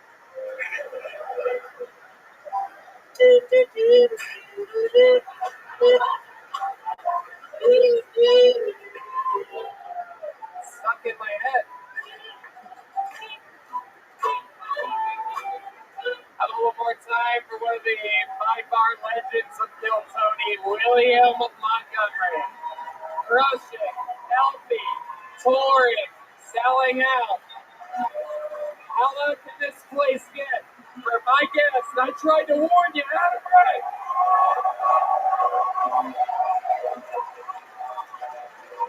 This new special, Read the Room, is on YouTube. His podcast about last night. Catch him on NBC's Young Rock.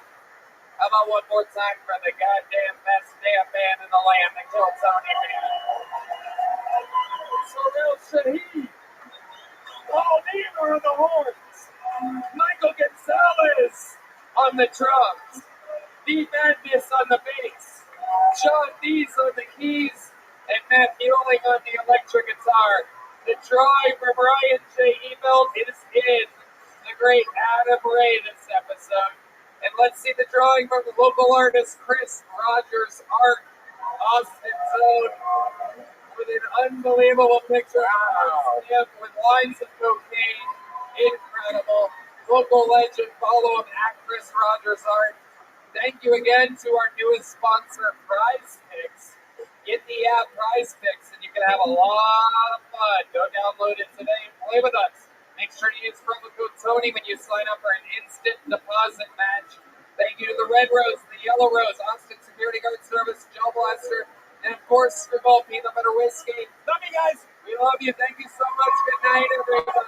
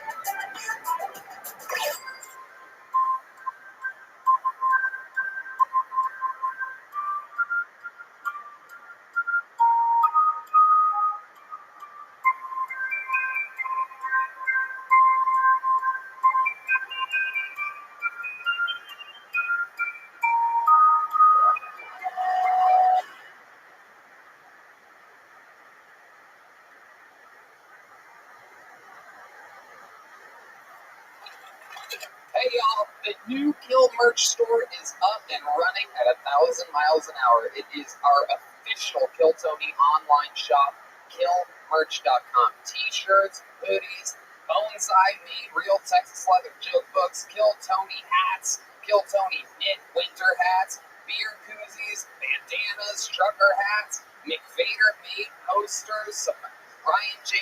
Ebelt art coming in soon, and Kill Tony stickers come with a lot of the purchases that you make. I personally love the Kill Tony NASCAR shirt, the Kill Tony hoodie with the established 2013 along the sleeve. Super cool stuff. We tested all of this out ourselves and made sure that it's very high quality.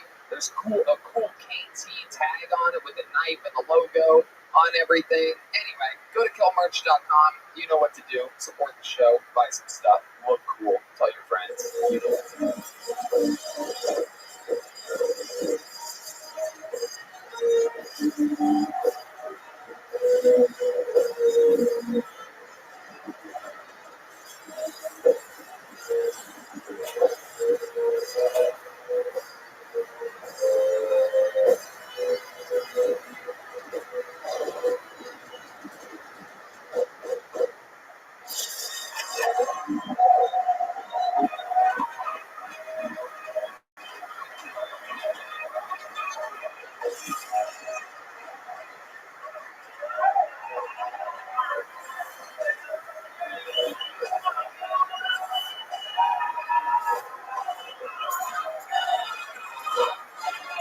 Hey, this is Rabbi coming to you live from the Comedy Mothership here in Austin, Texas. For a brand new episode of Kill Tony, get up on Tony, it's clear.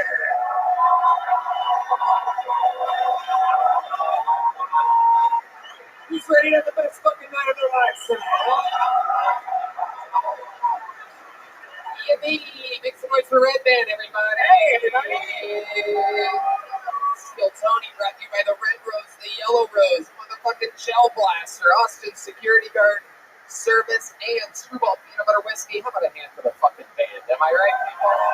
Welcome to Austin, Texas, the live music capital of the world. That's the great Terrell Shahid way over there on saxophone. Paul Beamer on the motherfucking trombone. Michael Gonzalez on the drums. John Dees on the keys. Matt Mueling on the electric guitar. And that's motherfucking D Madness right there. Right down the goddamn barrel. We're going to have a lot of fun tonight. This is a special one, I promise you. But before we start tonight's episode, here's a little bit more from the amazing sponsors that make tonight's episode available for you here right now.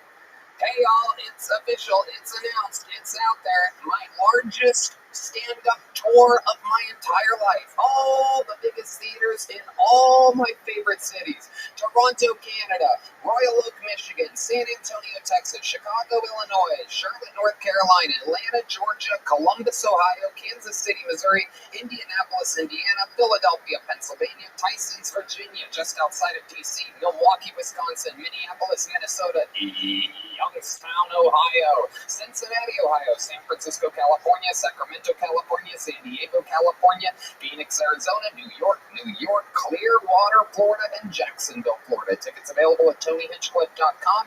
Come see the crazy Texas fucking stand-up that I've been working on. You're not going to believe it.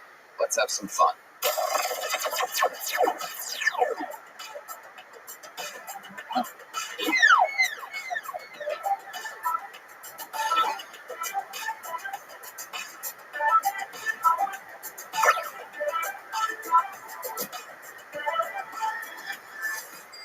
You know, I like going to live concerts every once in a while. Run the Jewels, Pink Floyd are a couple of my favorites. But you know, I'm friends with those guys, so they give me tickets. But I'm telling you, I remember what it was like being stressed out, being a normal human being, trying to get the best price, competing with other buyers. It's last minute. Buying tickets to your favorite events should not be stressful. Game Time is the fast and easy way to buy tickets for all the sports, music, comedy, and theaters near you.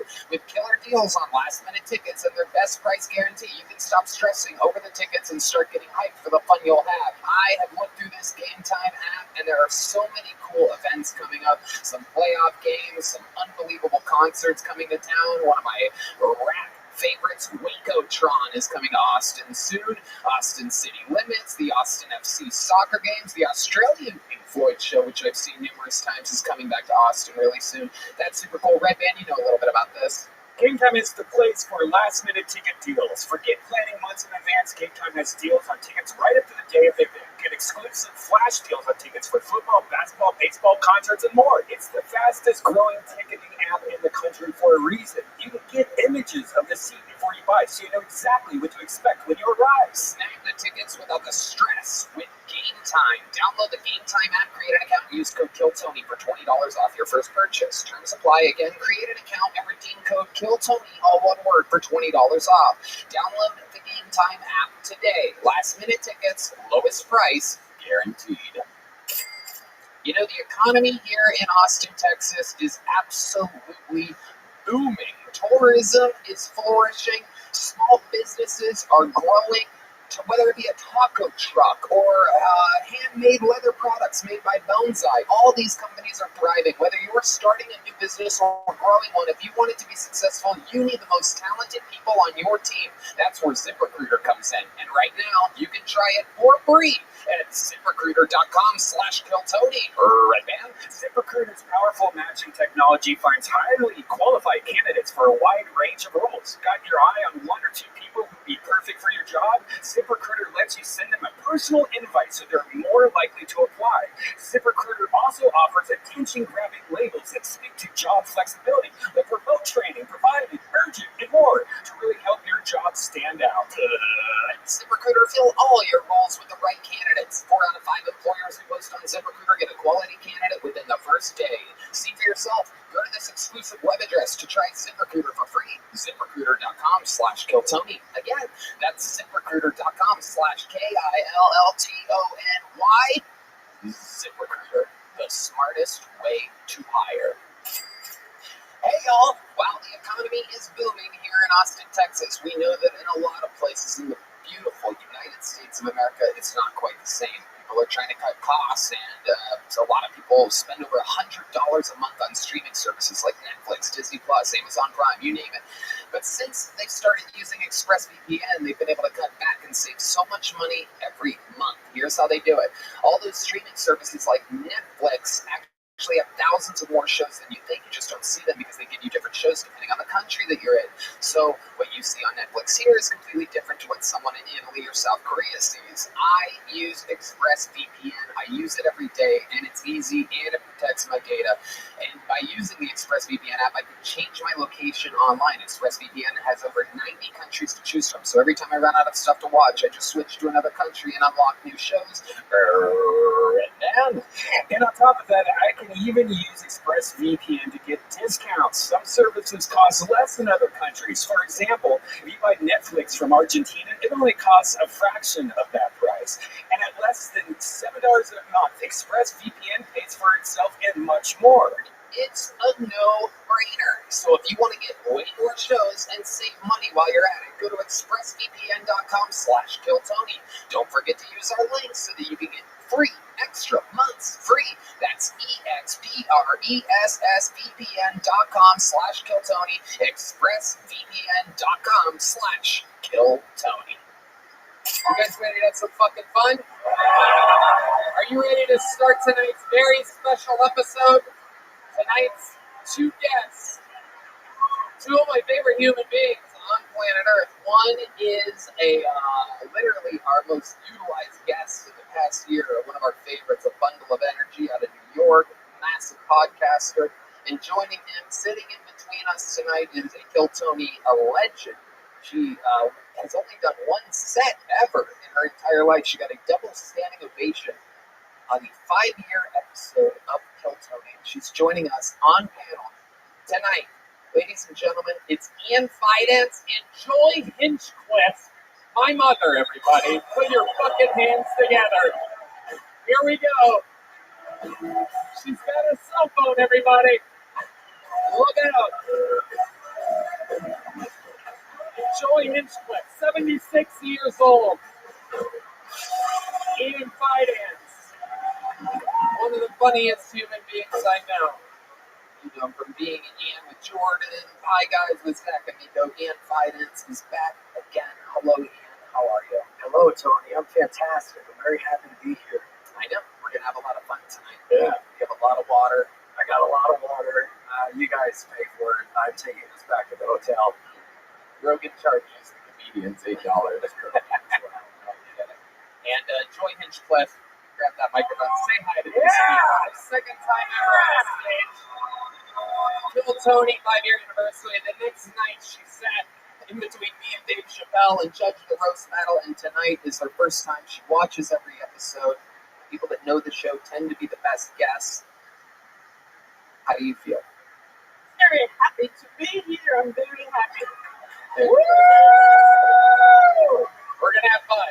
You guys know how it works. Over 200 people signed up for the opportunity to get 60 seconds on this stage. They are piled on top of one another in the alleyway. If I pull their name out, that means they get 60 seconds uninterrupted. You know their time is up and you hear the sound of a kitten.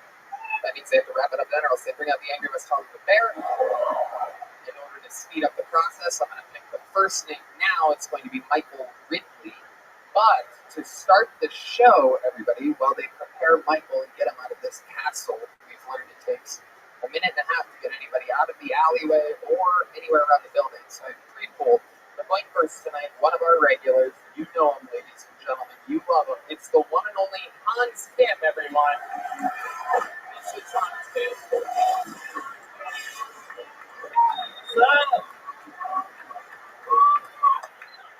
Love it here in Austin because I love watching people with allergies road raging. Get out of my lane or I'm gonna sneeze on you. But yes, what else is going on? Hey, Ian. So recently, a white guy shot a black kid. He was ringing the doorbell and they shot him. It's very sad, and everyone's, like, you shouldn't shoot people. But you didn't see the way that this kid rang the doorbell. He rang it sideways like a gangster. Didn't know it, Black Lives Matter, motherfucker. I deserved it. Tax season was recently, what a season that was. I actually did my taxes by hand. I just mailed it to the paper ballot. That's how Joe Biden got elected. Work for him to get the highest office in the land, and it can convince the IRS that I get $76,000 as a sex therapist. All right, thank you. Yeah. All right, Hans, let's talk about it. How do you feel? I feel amazing. Thank you, Tony, again for another amazing opportunity and for this beautiful, beautiful fertile crowd. Did you say fertile? Yes. And what do you mean exactly when you say fertile? I mean, these tickets are hard to get, and I feel like the only people that can really get them are like people that have a lot of like testosterone in their balls. And that's why I'm here. Yeah.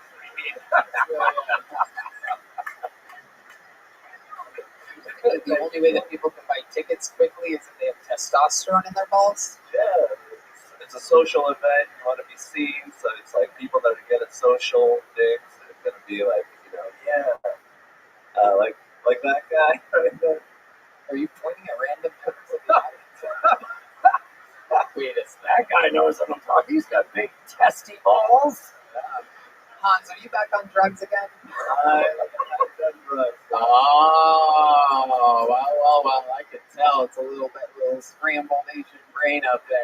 Normally, your timing is a little bit different. I know cocaine bender Hans Tim. And those of you that haven't been keeping up, I mean, we're a couple weeks ahead, but I think, Are you a big cokehead? Not anymore. But what happened this week? Tell us. I went camping with my girlfriend. Some lady yelled at me about my drone flying. Good old camping drug, cocaine, everybody. Nothing better than going out in the wilderness and really making sure that the fire stays going all night long. So you took a bunch of cocaine on this camping trip. No, Tony, I've been clean and sober. My only drug is Kill Tony. I know for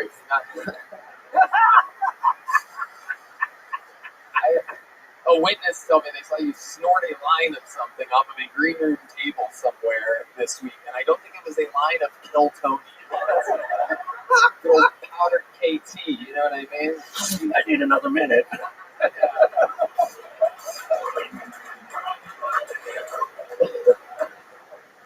Hans, how do you feel? You good? I'm good, yeah. My girlfriend is here. She's not cheating on me right now, so. Do you think she cheats on you? I don't, but she definitely could. I think we all agree on that.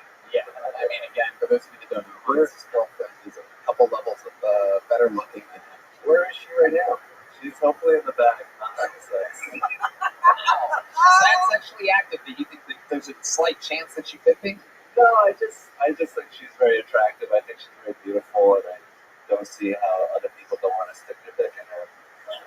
That makes sense. Very honest answer. Very honest answer, Hans. Anything else crazy happened this week we should know about? I slept a lot. Your eyes still look so tired.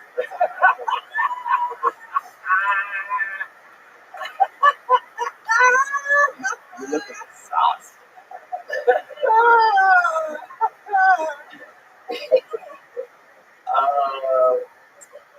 Hans, do you know what you said? Yeah. Oh, Jesus.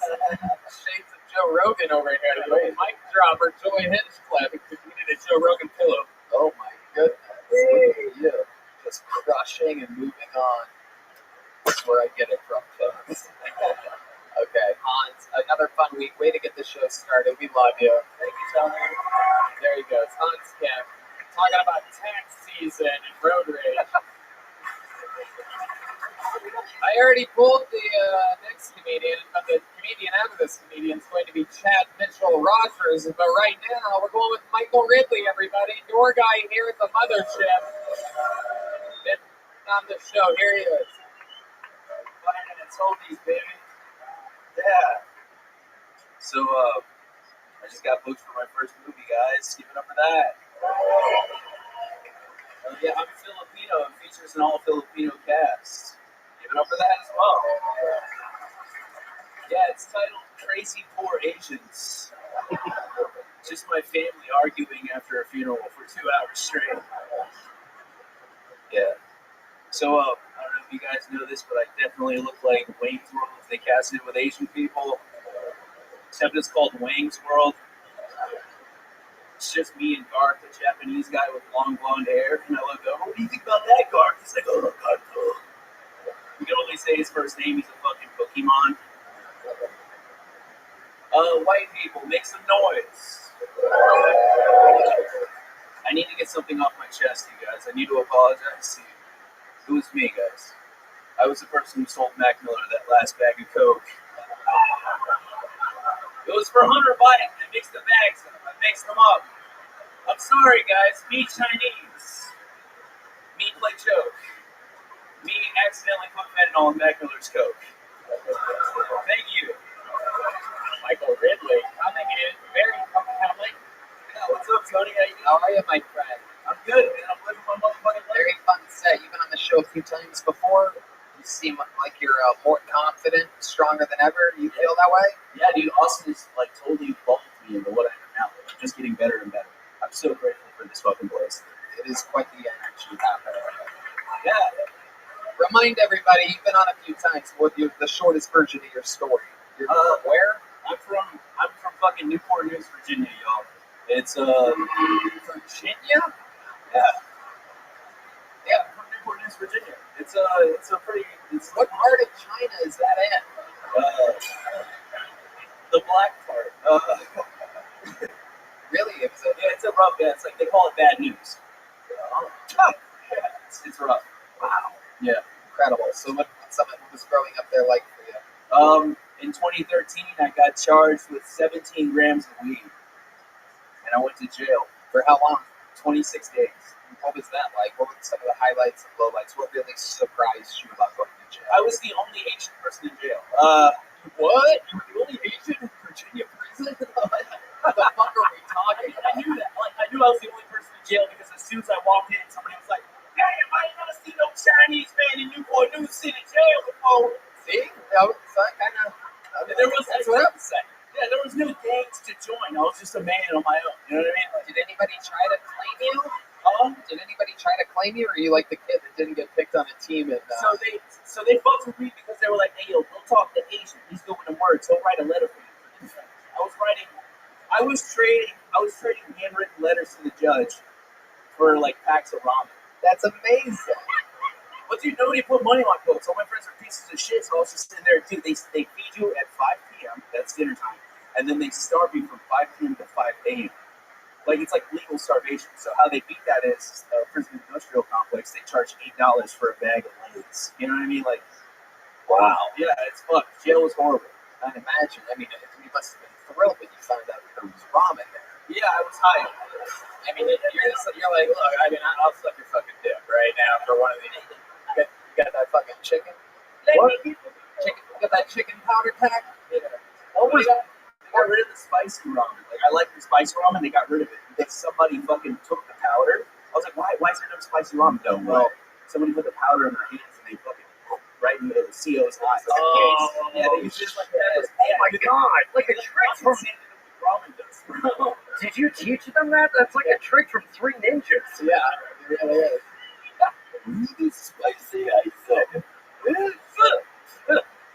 Big man, go down. Sitting there making fucking glow darts and shit. What was worse, the expensive ramen or the gay male rape? Actually, neither of those. It was the homelessness that followed after because all my bills were in default and nobody would bail me out. Like, Oh, jeez. yeah, nobody would bail me out. So all my bills, dude, I was in like, dude, I had a 3 credit score, like just 3. I got out. Oh my god. Dude, I fucking built my life from the ground up 10 years ago. Hey, Red Band. Yeah. Hey, Red Band. Can you play the sound of the world's smallest violin? Oh, he really does. He literally has it. That's crazy. That's Red Band, by the way. No, dude, it ain't no fucking sob story. It's an inspirational story because I started doing stand-up and I got my fucking life together. And stand-up comedy literally saved my life. I absolutely love it. Great. I absolutely love it, Michael. You're crushing it. You have a job here now, right? I help you. Oh. On the show. Oh, you work for Phil Tony. Yeah, I help out. I do the list and all that. I'm a busy man, folks. The sound check, read the ads. It's kind of like a machine. I try to treat everybody well. Anyway, you're a huge part of the team. Really, I'm believing in imprint. I literally thought you worked for the club. I would love to have you on the Secret Show Thursday at Vulcan. There you go. Let's go. Michael Ridley, great appearance, great show, great time. We're going to keep it moving along. Dude, that is an awesome story. Isn't it great? Yeah, it's really cool. You gotta love it. We get people of all different shapes and sizes up here, and it is incredible. We have so much fun. Yeah. Is that going to be? You didn't say that. Were you asking if you really got raped in jail? Yeah, it's such a good story. You just skip right by that. Yeah, we did kind of just gloss over that. Yeah, I think when you move on, and he answered homelessness. I think when you move on, what was worse, the expensive ramen or the ass rapings? When someone says the homelessness that followed, I'm gonna really guess he didn't get ass raped. I'm gonna really put a lot of money on that bet. Yeah. Ladies and gentlemen, your next comedian is Chad Mitchell Rogers. Everybody, make some noise for Chad Mitchell Rogers. Your next comedian after that's Genevieve, by the way. Oh, here he is. One more time for Chad Mitchell Rogers, everyone. Comedy Mothership, make some noise, huh? By random applause, how many of you guys like getting high and watching movies? Fuck you, dude. My favorite movie I've seen so far this year is Cocaine Bear, which, if you haven't seen it, is a horror movie about a bear that ate way too much cocaine and went on a killing rampage. I went and saw this thing, dude. It was crazy. That was the first horror movie I've ever been to where the white people wouldn't stop talking. Like, it was nuts, dude. Everybody was taking a bathroom break like every 15 minutes. It's crazy. Rihanna's pregnant by A$AP Rocky. interesting baby daddy. He's a little special, dude. Like, if that baby ends up coming out looking as special as he is, that family's gonna have 2 Riri's to celebrate. You guys know what I'm talking about? Thank you guys so much. It's a chat. Man, that was the longest minute in the show's history, chat. I gotta be honest with you. No, that stuff was really rocky ASAP.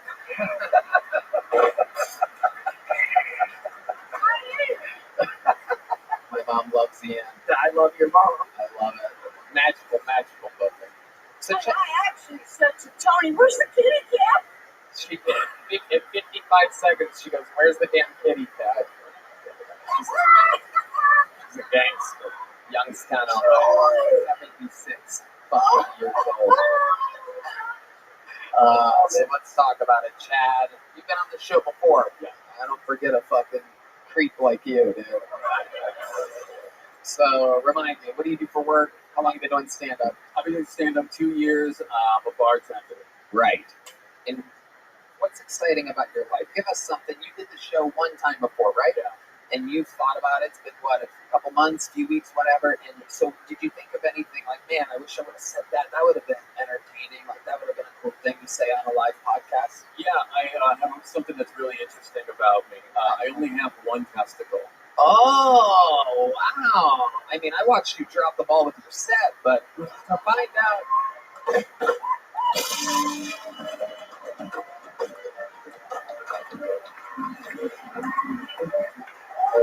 Yeah. I mean, give it credit. It takes a lot of ball to get up there. It really does. It really does. Some of those jokes were fucking nuts.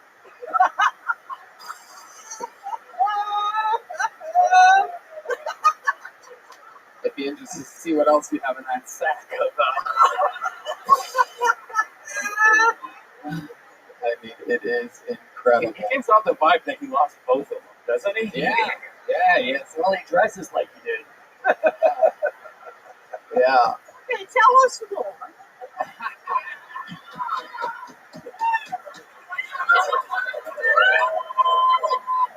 Oh my God. And prove it. Oh!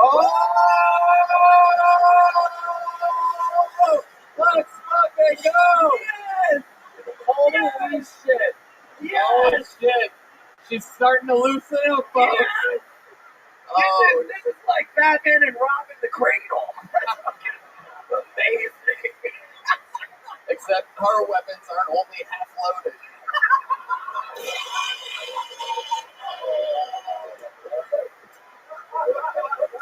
One nut. Lost a nut. That's what I call come and go. You know what I'm saying? Woo! My goodness. You get flashbacks every New Year's Eve on the fucking... So tell us, you lost a nut. Was this, what's it called? A torsion? Or was it a testicular cancer? I think it's like a horrific denim accident. Yeah, he really Levi'd something on the outer zipper. You know that man? Fucking... I just wasn't born without one. I don't know. I think God. Whoa! God did that? Dude, that's fucked up, man. He's like, I shall make him a man. Well, I mean.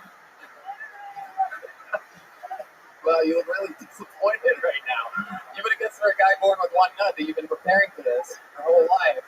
You seem like you just found out that you have one nut on the show. Got a real look of sadness there. Well, I think it's because we kind of took away his other one. Busted some ball here today. Yeah, we're just busting ball. I fucking love it. So, you're born with one nut. What, do you have to warn girls or something like that? Or boys or whatever you're into? Fucking robots or whatever you're fucking? It's interesting. I've never actually had a girl like bring it up to me, but it's so funny when they're like giving me head because they end up just giving me a whole wash down there because they're trying to find the other one. It's like they just end up, ew. Wow. What a freak. Freak. Fucking weird. play any sports? Not anymore. I played a little football in high school. Right. Yeah, I got a mini fucking cup. Again. Oh my God! Wow, that's incredible. Now, I heard you can get an implant. Did you ever think about, getting like a fake ball? Yeah, I thought about it, but I'm poor. Put a rock in there or something. What do you think your life would be like if God let you have whatever He gave every hand? If you were born a mistake, what do you think? Your life would be like. Guy with one nut. My girlfriend loves it, dude. She loves that. But oh my God, one nut. She plays with it, dude. She flicks it around. It's great. All right. Does she have any god awful deformities as well? She's 6 inches taller than me. Whoa! Damn. Nice. 6 inches tall. How many more balls does she have in it?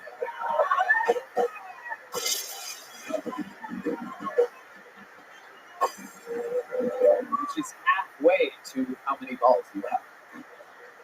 All right. So what else? What's the most fun thing you've done since the last time we saw you? Oh God. I've had a really interesting job bartending. I was bartending a lot of private parties in Los Angeles. A lot of Fireball. That's probably Bud Light. You're fired, Paul. It's probably Bud Light.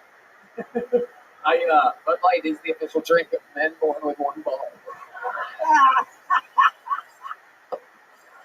Dude, even the sponsor got a fucking second nut. Like, are you kidding me? Right. Dylan Mulvaney got 2 nuts, and I only got 1. What the fuck, dude? Yeah. You're like a sad squirrel. Just one cheek.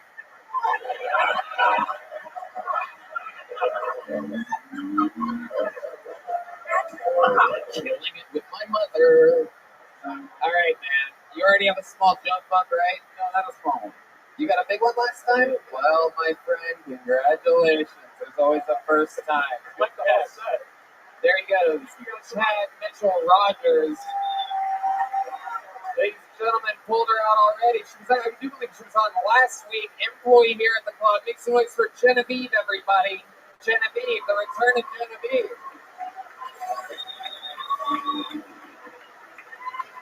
What up, though? Make some noise for me because I work for motherfucking Joe Rogan in this bitch. Hell yeah, man. I'm getting to know him, too. We got so much in common. I asked him his favorite color, and he said, nigga.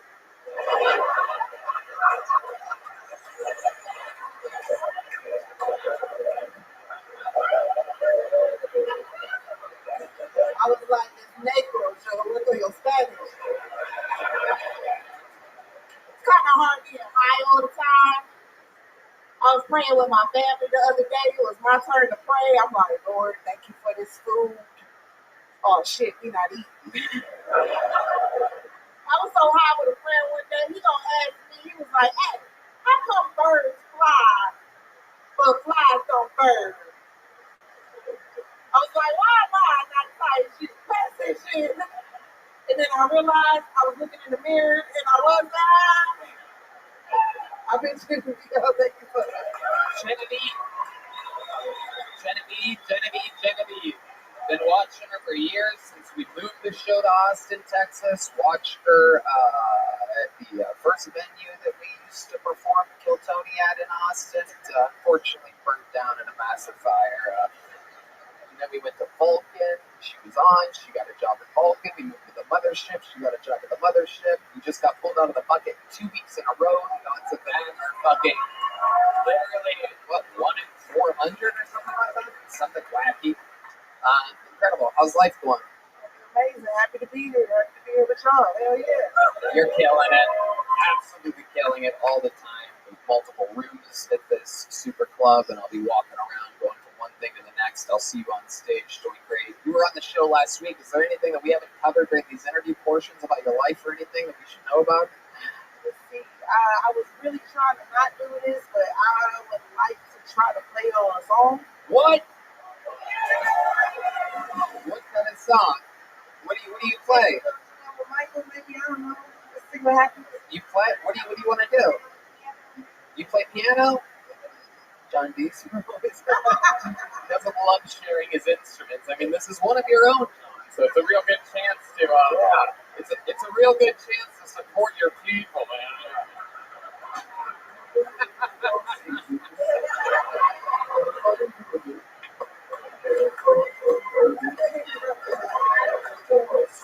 Let's go, Genevieve. Putting yourself in the hot seat here.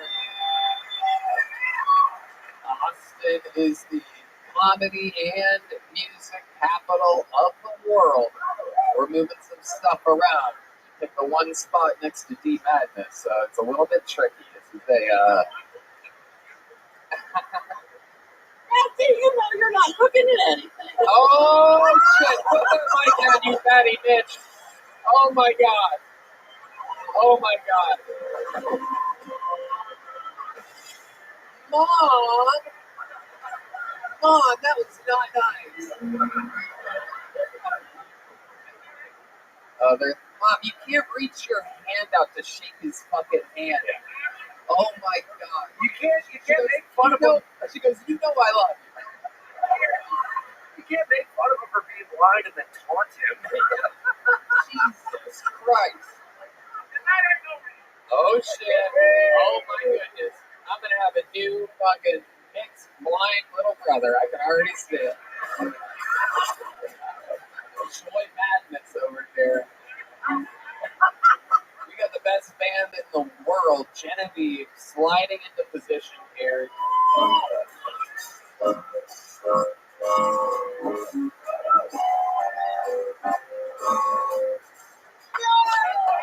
Oh shit.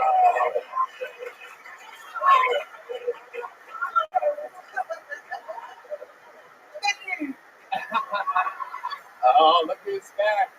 A hero comes along. Another beautiful, beautiful black woman, John Deese, everybody. You son of a bitch. Genevieve, you're a rock star. You were on last week. You killed again tonight. I love it. You're a star. We'll see you soon. Genevieve, everybody. There she goes. All right. This is one of those moments. Oh, that's a good. Oh, yeah, that's a great idea. Hey y'all, summer's coming. Are you ready to unveil your beach bod? Manscaped is here to ensure your body is ready for the wild, wild, wild with their game-changing full body grooming and hygiene products. Don't be the guy at the beach with Austin Powers chest hair, and if you grew some winter man tits, the least you could do is make sure they're hairless. It's time to get ready for hot guy summer by going to manscaped.com for 20% off plus free shipping with the code KILLTONY. Red Band. Manscaped is dedicated to helping you increase confidence and level up your full body grooming game with the Performance Package 4.0. The kit comes with an essential lawnmower 4.0, waterproof, cordless body trimmer, and a ton of other liquid formulations to round out your grooming routine. Whether you're trimming your chest or the treasure chest in your pants, this is the best trimmer in the market. The trimmer features a ceramic blade designed to cut hair on loose skin to reduce grooming accidents thanks to advanced skin-safe technology. Get 20% off plus free shipping with the code KILLTONY at manscaped.com. That's 20% off plus free shipping with the code KILLTONY at manscaped.com. Trim your chesticles with the besticles. Go to manscaped.com, code KILLTONY. Hey y'all, with HelloFresh, you get farm fresh, pre-portioned ingredients and seasonal recipes delivered right to your doorstep. Skip trips to the grocery store and count on HelloFresh to make home cooking easy, fun, and affordable. That's why it's America's #1 meal kit. Red Band. No more going around the grocery store looking for just one ingredient to complete your recipe.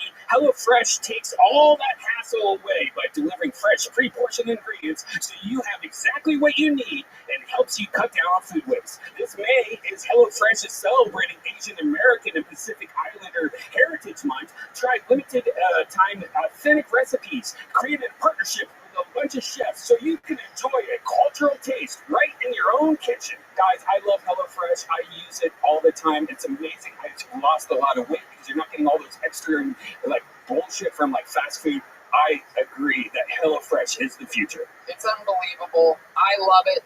Red Band loves it. Go to HelloFresh.com/Tony16 and use the code Tony16 for 16 free meals plus free shipping. That's HelloFresh.com/Tony16 and use code Tony16 for 16 free meals plus shipping right now. A good host is ready when company drops by. Be the best host on the block and always have a freeze pipe ready to go. Freeze pipe eliminates the harsh smoke and coughing attacks that normally come with cannabis smoking. Their unique line of freezable glass pieces remove chest and throat burn by cooling smoke over 300 degrees less than a normal pipe. Red Band? Freeze pipes and bubblers and hand pipes are twice as smooth and half the price of those other guys' bongs. The secret is the freezable glycerin chamber that comes on every piece. Just pop it into the freezer for 1 hour and smoke passes through it so it's cool for an easy on-the-lungs toke. I've been loving the Tornado Bong. It has twin turbine percolators that spin water in opposite directions, creating a mini twister inside. So go to thefreezepipe.com and press in the code TONY to save 10% off your first order. Get your bong pipe or bubbler today. That's thefreezepipe.com and press in code TONY to save 10%. If you can smoke from it, Freeze Pipe makes it. Freezepipe.com, code TONY.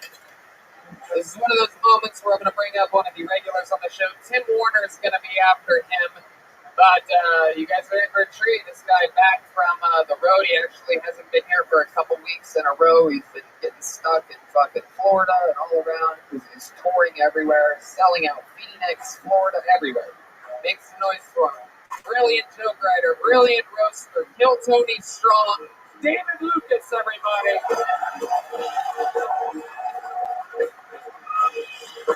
Here he is, folks.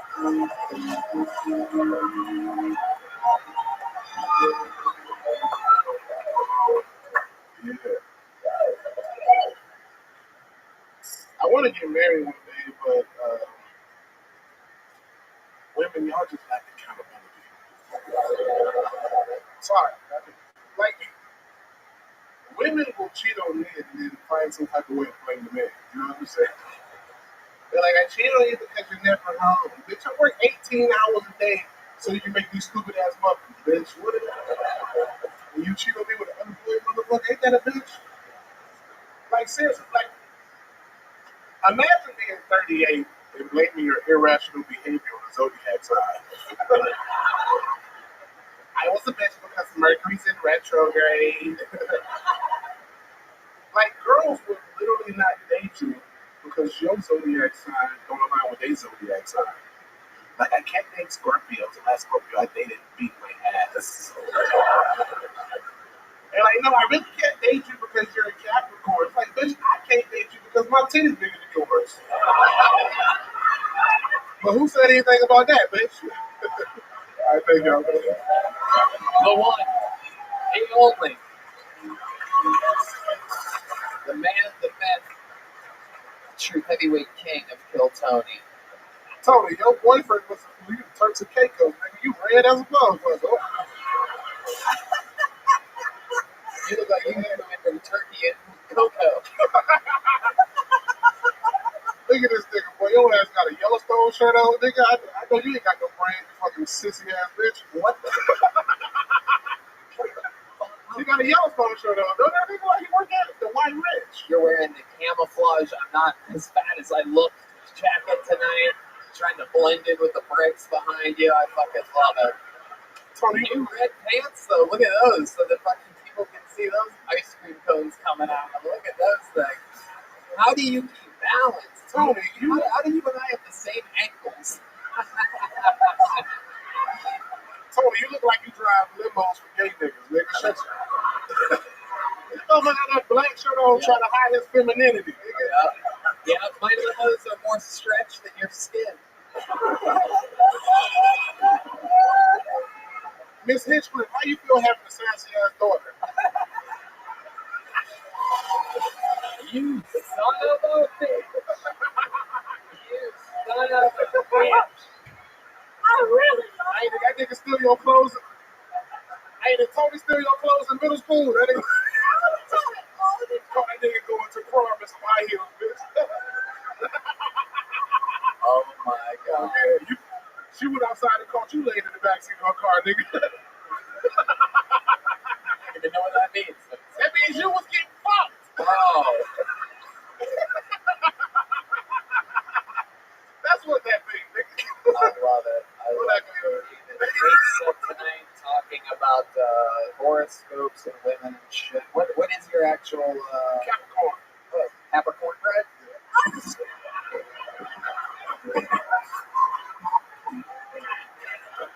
Tony, you practice dildology. This is what it's come to. Half a decade of making fun of each other for 20 minutes every week. We finally got to dildology. Y'all like that with dildology? Oh my goodness. I have never seen fatter, skinny jeans in my life. That is Tony, your face look like that napkin, nigga. You ran a shit, boy. What do you have in your pocket? You must have fell asleep in the George Foreman grill, nigga. I do hot yoga before the show. Not all of us get to sweat on stage like a fucking dying monster. What's your favorite position? Downward dog, nigga? Yeah. What's yours? Downward facing hot dog? Hey, get that flexibility up. Tony be like, I can put my leg behind my neck. How dare you? You don't even bend down to tie your shoes, nigga. You just...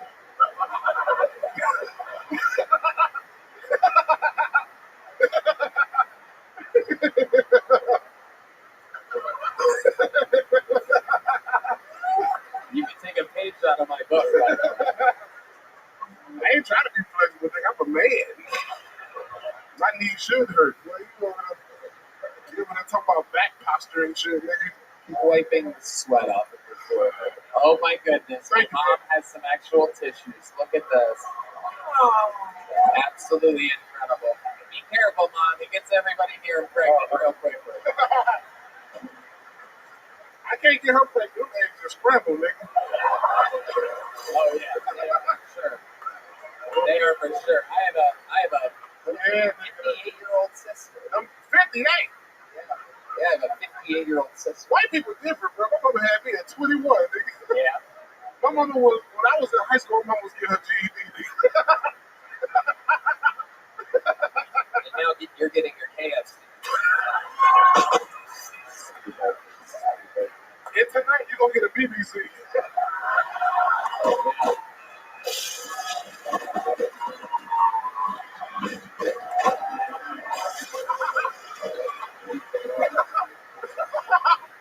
I've been out 2 weeks, nigga. I'm ready. I ain't called you gay in 2 weeks, nigga. I'm ready. David, I've been itching for a gay joke. It's so funny. You're so scared of what my response is. You had to end it on you, didn't you? I'm back, everybody. Every time I'm about to, you don't even know. It's been 2 weeks. You know I was about to comment over the Now, let me hear what you got. I can't now. You fucking did that fucking I'm sorry, man. Come on. You just don't know. You can tell by your body, but you just don't know when enough is enough. But you had to come back for seconds and thirds. I was going to end that shit with an HEB joke. What you gotta say, mama? We never have too much. You sound like one of them ladies from fucking Django Unchained. We had the white cake in the front room. We guys not look too much. Here at Hitchcock Homes, our niggas are never too much.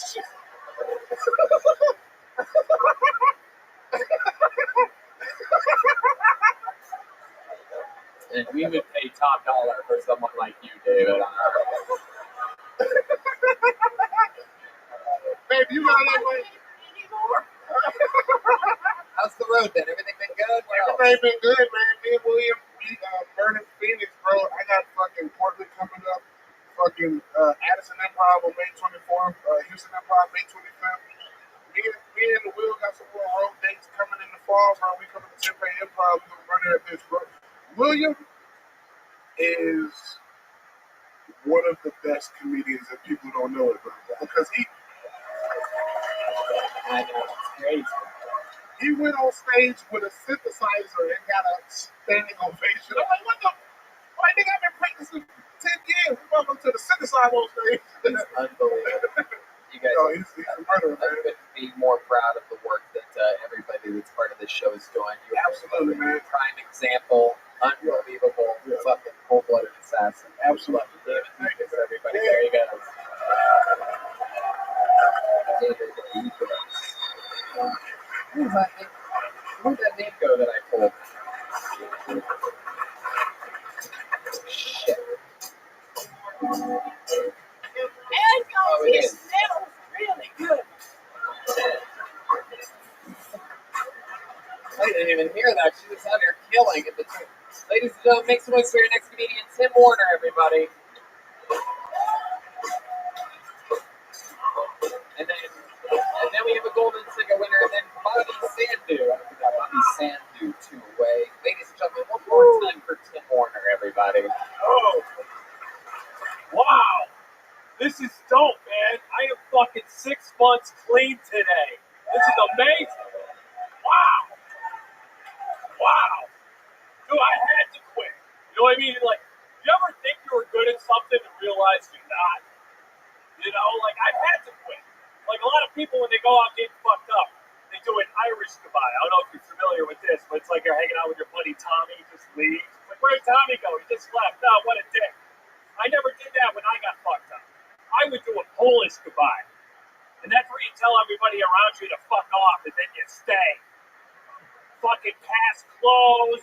Sir, you gotta get going. It's like, fuck you. People try showing support, and it's really weird how people show support. Like, I'll hear this a lot, where people will be like, hey, Tim, are you still sober? And it's that word still that really fucking bothers me. You know, because if someone came out of the closet, you wouldn't go up to them 6 months later and be like, hey, you still gay? I was going to order you some pussy, but if you're still doing that gay thing. All right, that's all my time. Hell yeah. Tim Warner. I love it. How are you guys? Incredible. Amazing. Welcome back. You've been on the show many times before. I mean, you were much like we were just talking about the great William Montgomery. And so many other great comedians seem to, at some point in their lives, have been completely, truly fucked up. And in a great many ways, at one point in their lives, unbearable. You were kind of like that, right? Well, that's kind of a compliment, being kind of unbearable. Right. Mine was awful. Yeah, William was super unbearable. I was trying to be nice, but kind of made me look like a dick there. No, I'm kidding.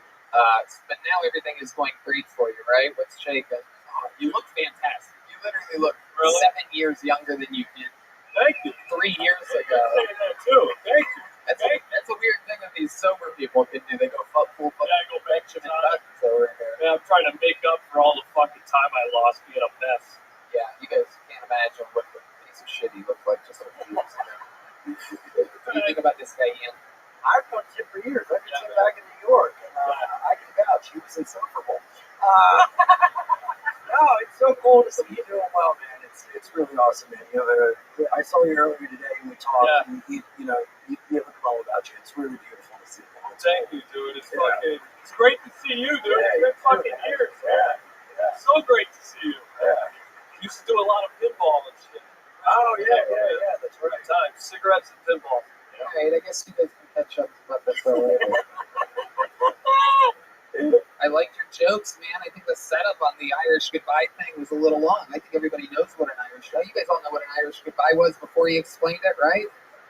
You know, I think shortening those setups and fucking smashing a little, more directly. How long have you been doing this now? Oh, dude, 13 years now. I love it. We're on 13. I love it. Yeah. Incredible. I've been a paid regular at the Comedy Store for about the same length of time. And, Tony, he's going to drink again. No. All I'm saying is that now I got a better story, so it's like I love it. I love who I am, dude. I love the path I've taken. I love it. No, I love it. Absolutely. All I'm saying is you can trim some of these setups. You know what I mean? It's a fucking, you can just shorten your distance because you already have it. I was waiting to find out if Tommy from the Irish goodbye. Oh, Tommy. There was nothing to it. You know what I mean? You put Tommy in. There's like all this extra information while it was hilarious and stuff. How's your normal life been going? What are you doing for fun? How are you filling the sweet, sweet void of alcohol and drugs not being Dude, it's where my idea of fun is so much different now, dude. I read books, I focus on myself and like comedy in a sense, and I just do my best to give service, dude. An acronym that I had for focus is like 4-hour consciousness, understanding, and sanity. And that's completely why I focus now. And I just I'm blessed, dude. I'm standing here fucking blessed right now. God damn. You know? It's incredible. If I knew it was like this, I would have done it fucking years ago. Wow. You know? You love sobriety. I love attempting to be the best version of myself. Yeah, Right. I agree with that. Yeah. I agree with that. I feel the exact same way. I just do it with a few shots of tequila and whiskey. Give us something else. Do you have a love life? No, not at all. Not at all. Not at all. I'm like, dude, how can I have a love life when I never even loved myself? Like, you gotta love yourself in order to You've emotionally moved my heart. share love. You know what I mean? Like, I always just took from people, and now I just want to give. And it's a weird adjustment for me, but you know, I'll get there at some point. You know, my higher power will draft a woman when I'm ready, and you know, it's all that matters, dude. Like I said, I'm learning how to love whatever this is. Fucking forgive myself for my past, and like you know, I'm on step 9, making amends with people, which has been fucking brutal. Holy Christ! There are some people that just want me dead, no matter what version I am. Holy Jesus. But overall, it's been great. But, like, now that I'm learning how to love myself, dude, my heart is now open for someone special to come in, you know, at some point. Wow. You know? Incredible. This is why I drink. Yeah. I live, laugh, love, get out of it. I saw you got your car fixed, though, so you've been having a good month. Yeah, man. It's amazing. What kind of car do you have? Is it a Focus? 4R.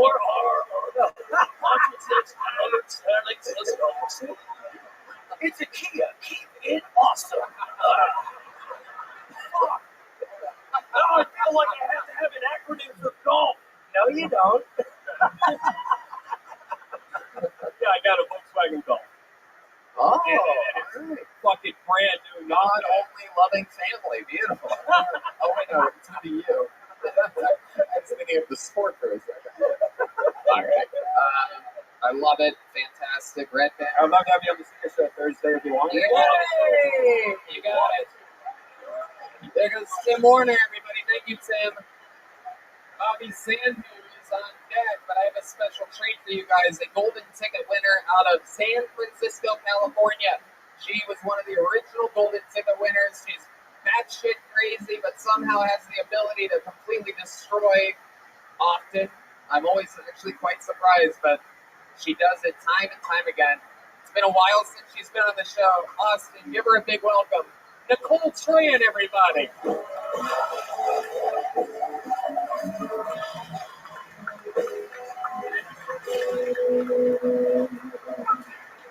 And back. Yeah, driving on Highway 183. I thought somebody lost a Gucci handbag. I pulled over. Turned out it's an armadillo that did not make it. There's so many funny names for taco truck in Austin, man. I saw a taco truck that says Little Sombrero. The other one say Exposito Burrito. There's a brand new one called We Crossed Borders last Tuesday. I'm staying at Motel 6, man. Back in the days, they call it Motel 6 because it costs only $6 to rent. Now they call it Motel 6 because there are always 6 widows hanging out in the hallway.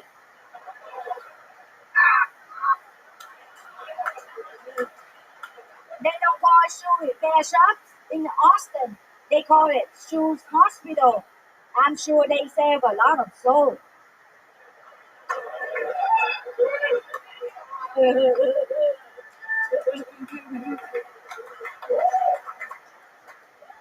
My cousin Limbing said hi to you, Tony. Okay.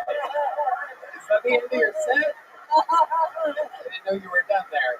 Now my cousin Limbing is dating a single dad with 14 children. I say, wow, what part of Mexico does he come from?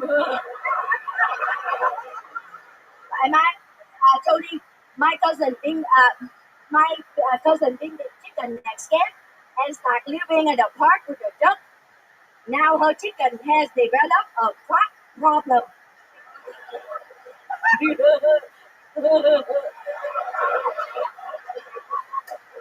quack problem? Yeah, my cousin Bing Bing should have been charged with a Mr. Winner. The longer she goes without Mr., the winner she gets. Oh my goodness. You can't even stop her. She's unstoppable for us. Nicole Tran, welcome back to the show. Yeah, what's up, bro? You're always so cool, an unbelievable force. We found you, 4 or 5 years ago up in San Fran. We said you could perform on the show anytime you want, and every chance that we've given you, you've taken the ball and run with it. It's incredible. That's so cool to hear your mother here with you. Yeah. My honor to meet her. And I recently just moved from Bay Area to Hollywood, and I live in Koreatown. And in my neighborhood, there's a dog that barks all night long. Boy, in Koreatown, that dog's really asking for it. Oh. Hey, Tony, I have a new neighbor in Koreatown. His name, I call him Tony Montana. He loves donuts, so there's always little sugar powder under his nose. That one's pretty stupid. But I love it. With your little giggle, you can say anything, and the whole room knows. This was a fun show. I like the show. That's why I get back on the Taik to make you laugh. The show loves you, Nicole. You're perfectly built for it. I am so glad. Wild Batty. What kind of Asian are you again? Vietnamese, man. Hell yeah. Hell yeah. But now I live in Koreatown, man. That's the only neighborhood where you see an Uber driver on a scooter. It's unbelievable. I know. It's crazy. I brought from Hollywood with me a couple cute t-shirts for Bing Bing, and I love for you to support me so I can have some money to fly back. Otherwise, there's all different color blue, and if you buy Bing Bing, I guarantee you may get bang. Wow. You You get free dry cleaning for these shirts too? buy Bing Bing t-shirt, you white guys will be chasing you. Can I help them? For girls. Sexy girls. Blue white guys fight for them. She's like a doll that you pull her straight. I love your t-shirt, bro. I love your dress. Yeah, tattoo. This is $10 dress, bro, and $75 Spain. Let's go, man.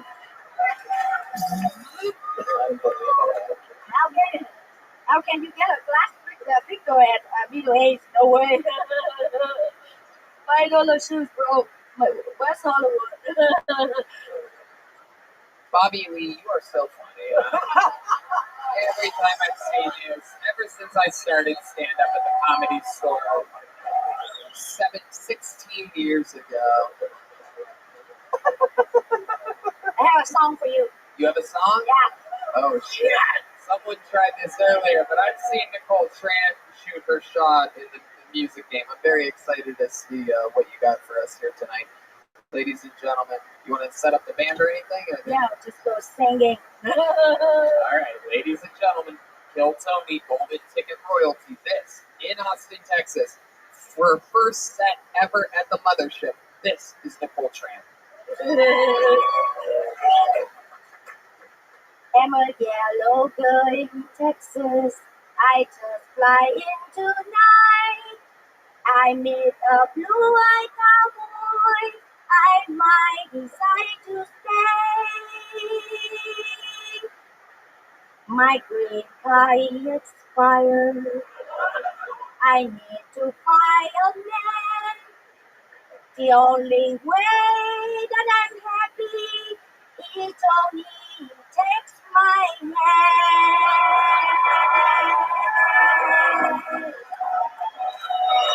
Wow. I think you should do it, Tony. I think you should do it. Wow. Incredible. Nicole, you're not the type of trans that I'm into, you know? That's your problem. How about that?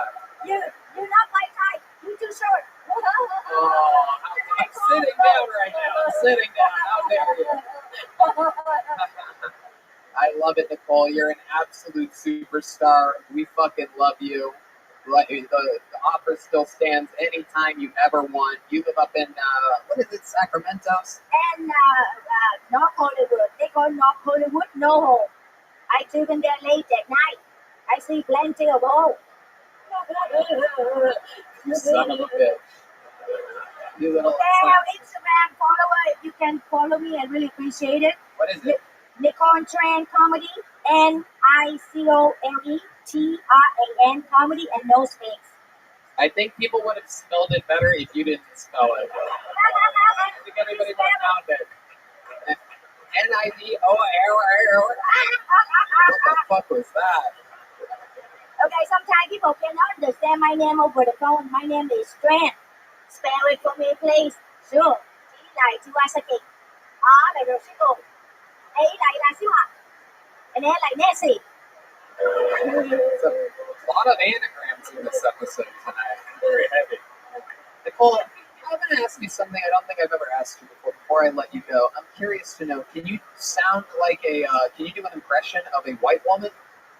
Because, like, your accent is so thick. It's such a part of your character. I wonder what white people sound like to you. Oh, my God. You look so sexy. With that all the blue-eyed, green-eyed white guys will chase you. Man, that is the most Asian-sounding white woman I've ever heard in my life. So if they follow you on Instagram, they can buy the Bing Bing merch? Yeah. Okay. You know, I could be out there, and if any of you need the shirt, I carry with me a big suitcase, man. Oh, you brought shirts with you? Yeah, you can find it. You're going to be in the lobby. Yeah, small, medium, large, extra, different color, blue, green, purple, red. Healthy, man, so I can buy tickets back to the no-hole. Otherwise, I stick with a blue-eyed white guy. Cowboy! You are wild. These Vietnamese just don't quit. She'll be slinging t-shirts in the lobby. Come on, make some noise for Nicole Tran, everybody. We're rolling right through it. All right.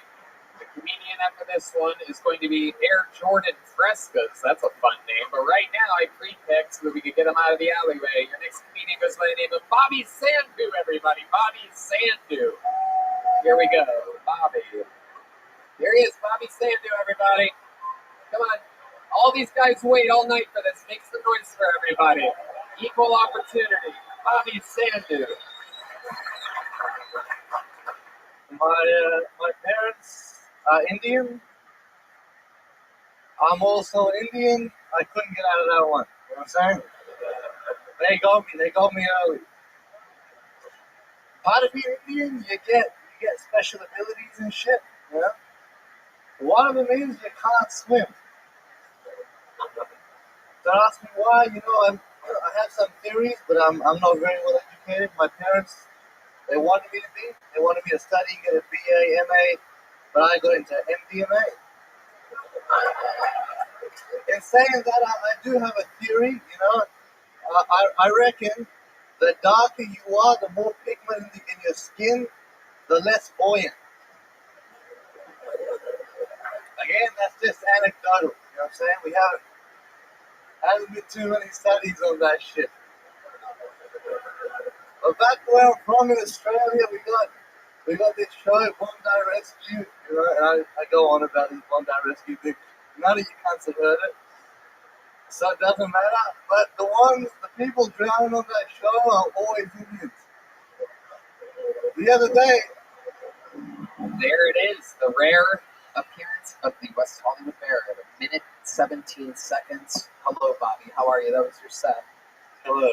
Good to be here. Okay. How long have you been doing stand-up comedy? About 4 years, but we had a long lockdown, so hard to say. And remind me, that accent is Australian, right? But you're what? Indian. Indian. Okay. All right. You TSA free? They told me it wasn't available to me.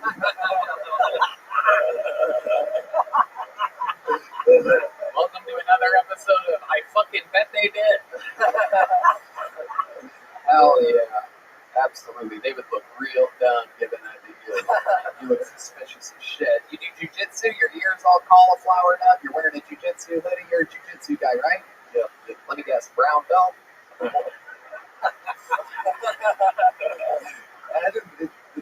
second. Yeah.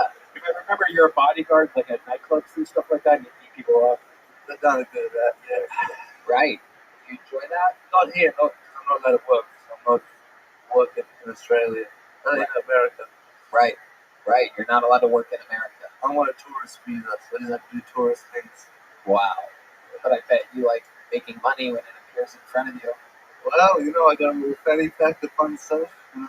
Wow. Okay. Entrepreneurial spirit. You know what I'm saying? What kind of dynamite do you keep in your fanny pack? Just your normal little Australian, nothing to see here. This strain of weed is called C4.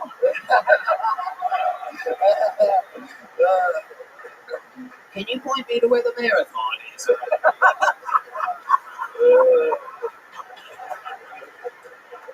Oh, I see you building a nice tall building in town here.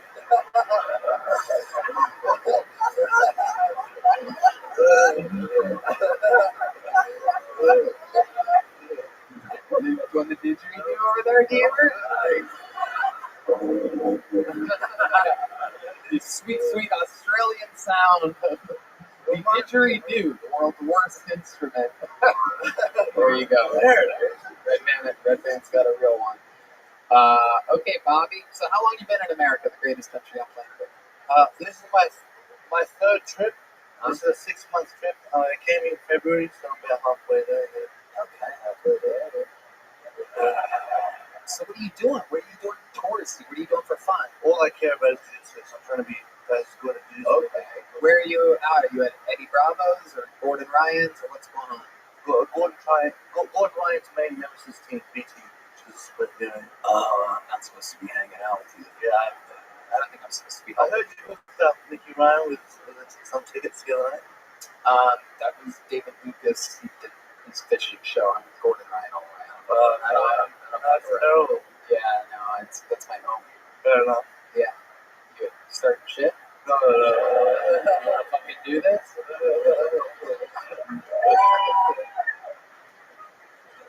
Kidding, don't please don't kill me. You better, Bobby Sam Jones, start shooting. Yeah. Do you find it strange that you are the skin tone that you are and the word sand is literally in your last name? I gotta try to think of a joke of that, but right. I don't know. That's like an Italian guy being named like Tony Pastoroni. Someone to do it. Like Bobby, no airplanes for this guy. That's your last name? That's crazy. Incredible. You ever find yourself seeing a rock on the street and by instinct wanting to throw it at something? like a member of the police? Okay. What's your love life like, Bobby? You seem like you have 3 testicles. We had a guy up here with 1 ball. You would have fucking choked him out in a second, dude.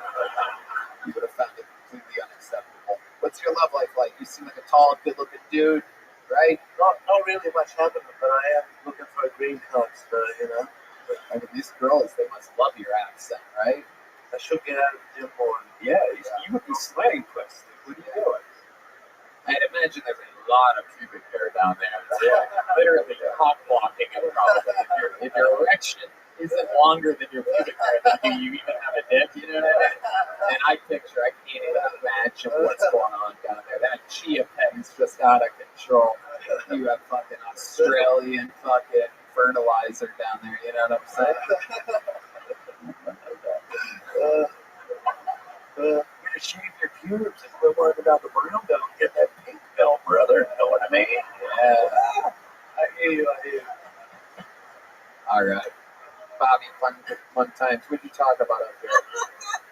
How do you feel like that went? Yeah, all right. You know, You've been doing a lot of stand-up? of late, not so much, yeah. Any other crazy fun facts about your life that we'd be surprised to know about you? I borrowed a car for a month, and then I was doing a lot more stuff. Now I You don't borrowed a car? Yeah. Someone sideswiped it, put the mirror on it. Yeah. Damn, well, that's... But I just gave him like $40. He was pretty happy about the whole thing, you know? Oh, you caused the accident? Well, no, but I had to deal with the consequences to get the thing fixed and all that. But when I went to return it to the guy, he was an Arab fella. I just gave him 40. He wanted $50. I gave him 40. So This seems really cheap. No, like, well, I'm on a travel budget, you know what I'm saying? It must have been like an immigrant standoff.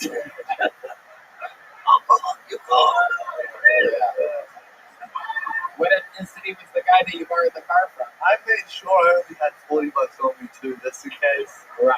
In case he asked for money. He said he could make it seem reasonable that it is. He showed me an Amazon thing. It was $50. I was like, look, I'm not interested. I'd have loved to see that. Just 2 flying carpets hitting each other. Unbelievable. Bobby, you got a little joke book last time you were on, right? So you already have one. There he goes, Bobby Sandu. Actually, you know what? I'm gonna upgrade you. We have one medium joke book. I'm gonna upgrade you one level. There he goes, Bobby Sandu with a new medium joke book. Yeah, let's see what happens here. Cameron Illig will be on deck, and your next comedian. I'm excited. This is a good name. I know for a fact this person's never been on this show before. Make some noise for the Kill Tony debut of Air Jordan Frescas, everybody. Here she is, Air Jordan Frescas. What's up, motherfuckers? I'm a left-handed, redheaded stepchild with a boy name that's spelled wrong. And I was blessed. I was raised by born-again Christians. We went to my Uncle Pod's church. We called him Bobby God. And I swear to Bob, at the end of prayer in our little Christian church in Spokane, Washington, this guy would say, in Jesus' name, praise our Bobby. And he did the laugh every single time, dude. But that's literally how I knew that religion was a bunch of bullshit, because my family is a bunch of clowns. You know? Me and Ian have the same birthday. Me and Ian, literally, we're born on the same day, bro.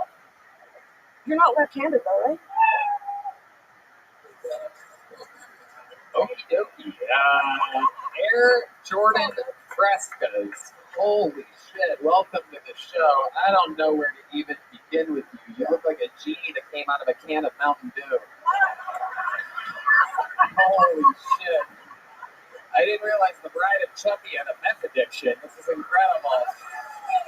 You look like you were raised on episodes of Jerry Springer. This is amazing to have you here. You just married with children and The Simpsons. I love it. On our TV, on our kitchen table. We didn't have a TV in the kitchen. We had one on the table, and we watched The Simpsons or NBA. Wow. And you closely related to The Simpsons because you were also born next to a nuclear plant. Am I correct? I'm from Washington. That's where Matt Groening's from, yo. Absolutely. Yeah. I imagine. So how long have you been on stand-up? Like 4 times. I wanted to have Kill Tony deflower me, but I did a couple of invites. Right. Yep. Not much flowering to be had here at all. Air Jordan Frescas. So what do you do for work? What exact gas station do you work at? I work at an animal clinic. An animal clinic? Yeah. Oh, wow. Okay. Is it for the free medical care? Yeah, exactly. Just jump in one of the cages. There's I bet you can guess what breed of dogs I have. You think I can? Yeah. Let me guess. Sad. Sad and hungry dogs is what I'm guessing. I hope you have kibbles because you don't have bits. I know that. Ooh, good old dog stand-up comedy joke. You don't see those often. Yeah, that stuff was rough. Yeah, absolutely. We're going to keep you on a short leash. You know what I mean? Yeah. Air Jordan Frescas. So how is that your name? Is that just a stage name? Yeah. Right. Okay. I don't wear Jordans. That's so bad. Right. Now you look like you're more of an air janitor. I think. Yeah. Is this Gail? No, this is Tony's mom. Oh, nice. Hi, Tony's mom. She's 76 and somehow looks 30 years younger than you. Yeah. Awesome. Never had a hinge foot step on one of my jokes before, but I guess I'll let it slide. No, what were you gonna say? Oh, very good. There you go. You got to use that microphone on. It's critical. Yeah, but this is my. Oh, there. You got it. You're a cold-blooded killer. I love it.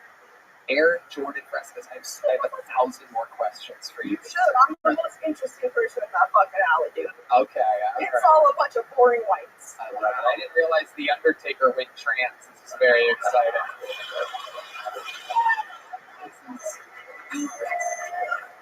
This is unbelievable. So, you work at an animal clinic. All right.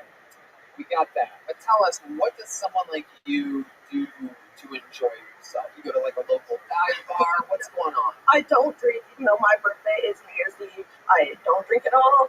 I like to go to dog parks and metal shows. Metal shows, Yeah. okay.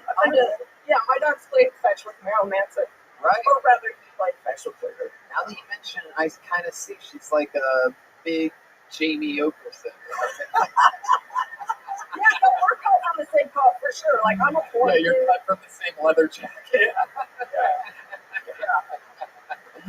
My nickname in high school, the skateboarders called me Death.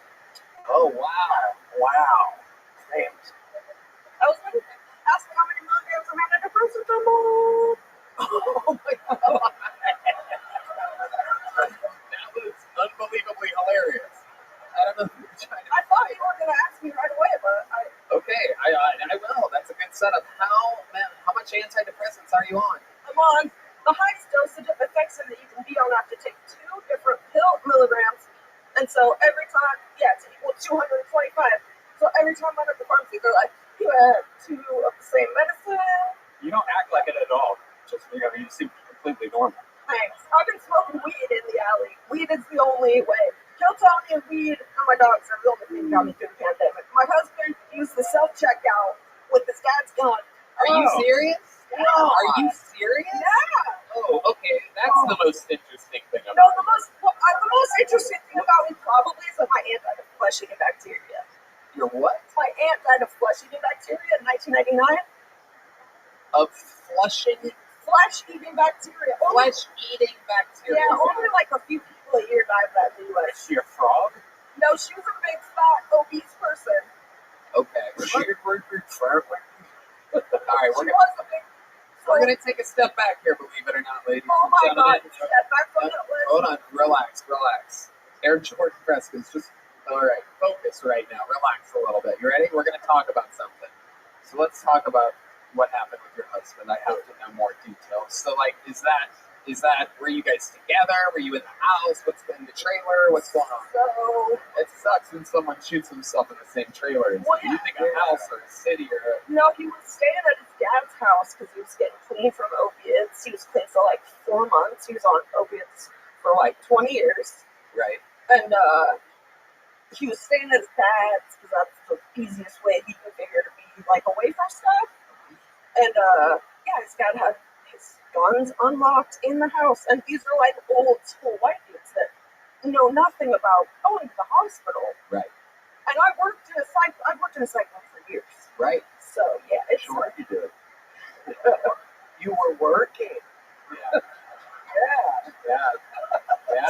No, my mom loves to say that I got a family discount. I'm like, that's on you, lady. I'm not procreating. That must have been so. So were you like living with your husband when it Yeah, we had an apartment, but he was staying at his dad's house. He had 2 dogs, so I'd like make him meet us at the park like every day if I could. And 4 months, and then he was brilliant, and he couldn't think the way that he wanted to. Like, he couldn't get his brain to work again like he wanted to. Is this before or after you shot himself? Can't even do it. Go right up along, you homos. I thought this was a comedy show. Fuck yeah. Fuck yeah. She's having fun. She got up here, she bit the bullet today, just like her husband. He should be proud. He would be proud. Look at this. These people are so scared. How can he do this? She said she's on antidepressants. How can he do this? Is he to fucking relax? Yeah. I That's love why I this. don't have a gun. I would shoot my head off for sure. Huh? I would shoot my head off for sure if I had a gun. I can't have a gun. No. We're not talking about that. I mean, jokes. Wow. Jokes. No one wants that. No one wants that. Perhaps some people that heard your jokes might. Very interesting. So when did that happen? When was that around? It was in January 2020. It was a week before Kobe happened. And then when Kobe happened. Oh, and Kobe came in and stole all the headlines. No, and then everyone else was devastated just like me. And I was like, this is all right.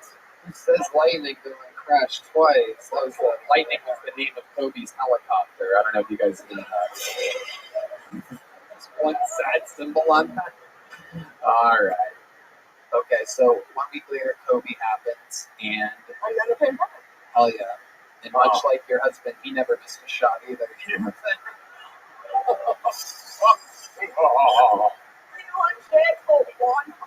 one hollow point in a box of regular bullets. He used one hollow point. Too smart. Wow. And he did it in a park so that no one had to like find him. Well, yeah, I mean that would have been so terrible to have to clean up that mess in your tent. No, but he repaid for like 4 months of our rent at our apartment. Like it's so fucked up. It's so fucked up. Yeah. And he went to the park that he grew up like riding bikes on, and then we took our dogs to all the time. And I swear to God, my dog pisses where he died at every time we would go back. Dude, it's fucking bizarre. I want to know what that is. It's crazy, dude. It's crazy. Oh my God. It's nuts. Yeah. That's hilarious.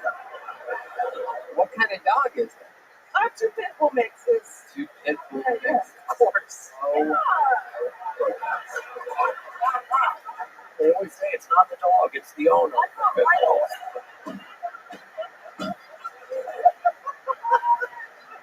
We're from Rachel Dolezal's neighborhood. Like we're from Spokane and Rachel Dolezal's neighborhood. Right. That's for real. Right. Yeah. Wow. And so when did you find Kiltony? Was it after that? No, it was before. I think like 2017 or something. Yeah. He used to enjoy it too. He was so going downhill for like 2 years. It was wild to see. It was like watching a person with cancer. Oh. Yeah. Mentally. Yeah. So, yeah. Like bipolar. Yeah. He also started to use a little bit of meth. Well, that'll do it. Like, dude, it fries. Like, don't do anything. I know Spokane, Washington's a little different. You don't really tell people that not do meth down here. Yeah. It's kind of a different, we have a different thing going on. You cannot come back from it. It's impossible. It is. It's impossible. It boils your shit. Absolutely. Yeah. Absolutely. So meth. Bethlehem. Suicides. I love this. Okay. Unbelievable interview. This is amazing. You know, the set. We're on the same day. You didn't even tweet me back when I tweeted you that time. And I thought you were like a cool nerd. Well, I'm just glad your husband's the only hollow point. So I'm saying all that.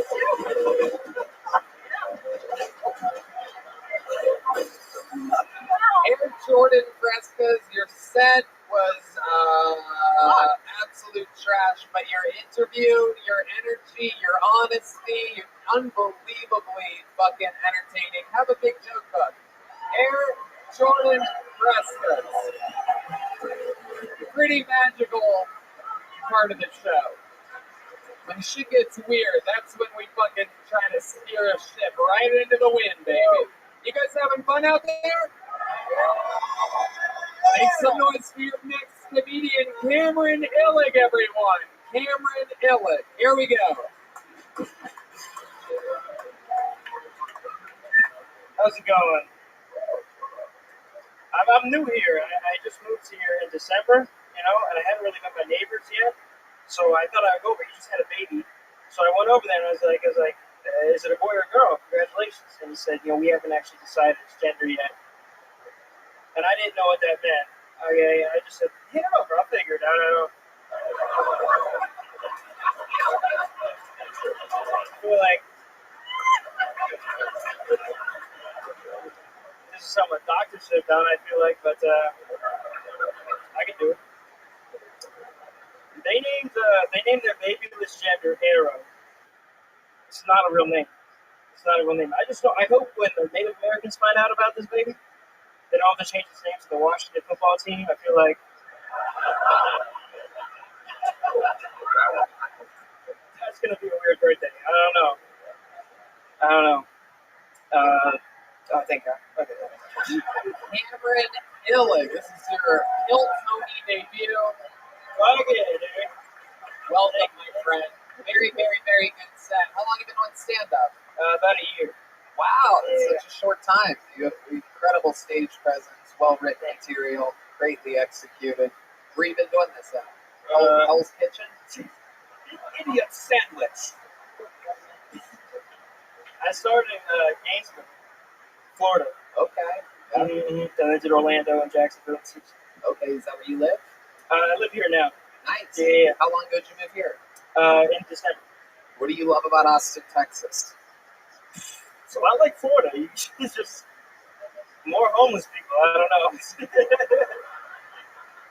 Yeah, I guess so. Yeah, that might be a thing in some areas. Where do you hang out there a lot? Right outside of here? Yes. Yeah, okay. I walk here and it's like $50 to get here. I gotta give everybody money. Yeah. I don't know if you know this. You don't have to give everybody money. Don't make eye contact. Yeah, you got. Yeah, $50 per walk. What do you do for work? I work at Omni, Barn Creek, as a golf cart attendant. Oh, sweet. Have you ever seen me there? One time. Oh, yeah. They're like 2 or 3 times a week. It's unbelievable. I probably shouldn't be telling people where. Anyway, I work at the resort. So. Right, right. Very fun. Yeah, those people leave their cheese on the t-shirts. They make their own plastic wonders. Incredible. It's a whole thing. It's country club talk. Fucking peasants would never understand. Oh, just hanging out with me and my friend Cameron today. Oh, Cameron, can you bring me another cop? My sweet, sweet gay friend. What's your love life like, Cameron? You seem like a real fucking pussy. You seem like the kind of guy. In Florida, I was doing great. Yeah. Not so much here. Not so much here. Out here flipping these lesbians straight? No. Have you gone into a lesbian bar? Have you tried this? Have you just gone in there in a tank top? I bet you could fuck her. I look too feminine for that. Perhaps they are into something a little bit more fun. Tell us something interesting about you that we would be, Shut up, dude, you fucking idiot. Look at me. You're a stupid fucking idiot. Shut up. Don't say anything else. Oh, yeah, there they come. That guy knows how to kick. That guy knows how to kick. Shut the fuck up. Go to the creek in the cave and yell at people. Or sign up for the show, you fucking coward. But don't yell at them. You're not part of this. Come on, tell this guy to go fuck himself. Sign says. You got it? All right, there you go. Tell him to go fuck himself. Yeah, I forgot to say, go fuck yourself. There you go. Yeah.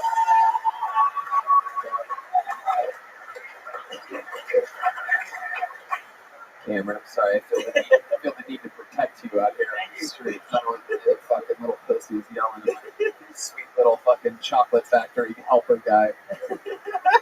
So, where were we at? What's the interesting thing about you? In college, I was in a Jewish fraternity. Whoa! They were scared of me. I bet. That is incredible. How did you get in there? Were you in charge of the furnaces? What was the Jewish fraternity called? Along those lines. Beta.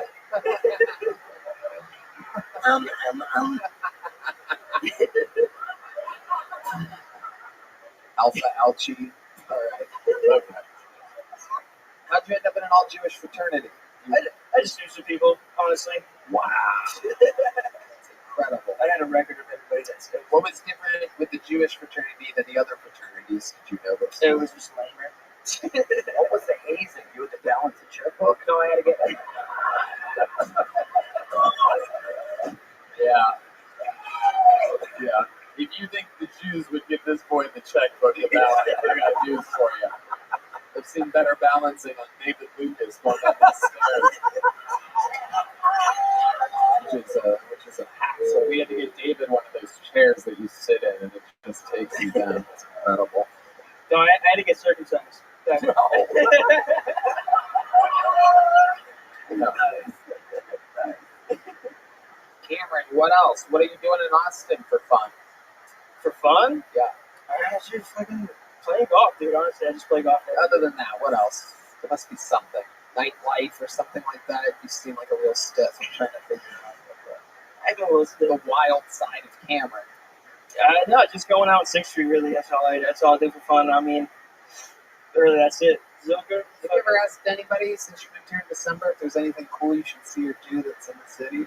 I live with people that do yoga. I get he's like, their idea of fun. Again, God, that's all they're doing is yoga. That's their identity, but I know it is because all they do is like, oh, what do you want to do? They go to Silker and they walk on a tightrope. Oh, yeah, man, these are the people I'm dealing with. Wow, we gotta get you out and about. Cameron, congratulations! Unbelievable set, I must Thank say. you. A lot of people do those gender jokes, and there's such an eye roll now, but do it like a fresh take. I thought that was very funny. Thank you. That was great, yeah. Mom, what do you think about this sweet boy? What do you think? I think you're hot. Whoa!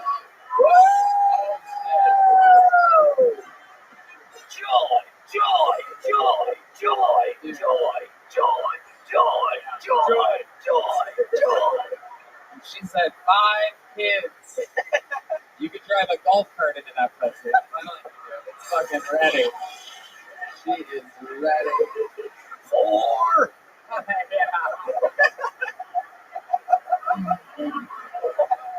I shot a 76 the other day.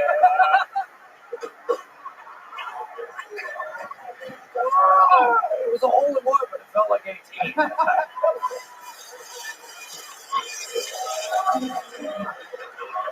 Holy shit. Did I give you this set? You got a big unbelievable set. There you go. Everybody. There's only one place to go from here, ladies and gentlemen. This guy coming off of an entire week of sold out shows. People talking about him in the middle of the episode. The most sets in the history of the show. The most momentum out of any character ever in the history of the show. Selling out everywhere.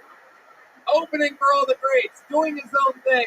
The Memphis Strangler. The Big Red Machine. William Montgomery.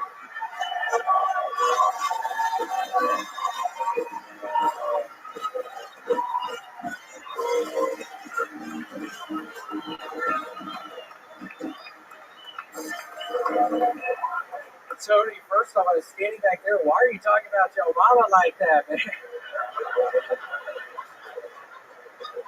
Biden had a press conference to announce he's running for re-election. When asked at the press conference about the threat from China, Biden responded, "I like strawberry ice cream better than vanilla."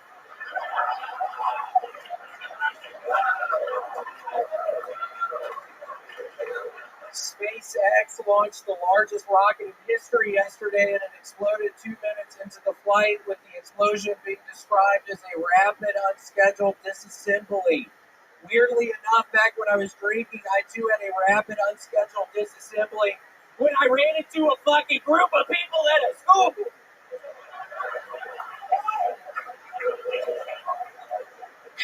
Have you ever watched Forensic Files and halfway through think to yourself, wait, why are they talking like that? Have we been in Australia this whole time?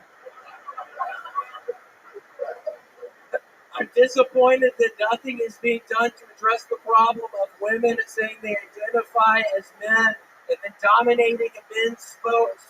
God damn it!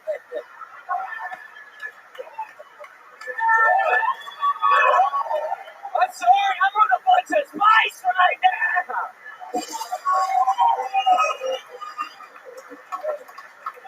I'm disappointed that nothing is being done to address the problem of women saying they identify as men in the dominating men's sports. Oh, right, that ain't ever gonna happen.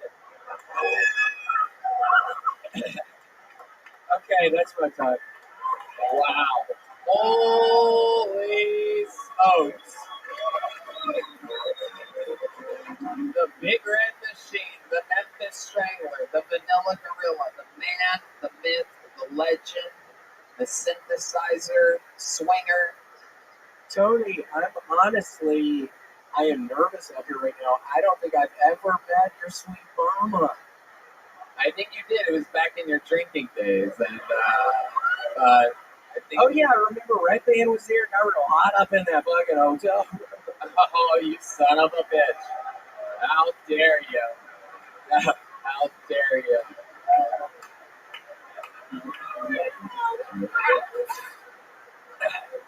I'm a Scorpio. I'm gonna cut you off.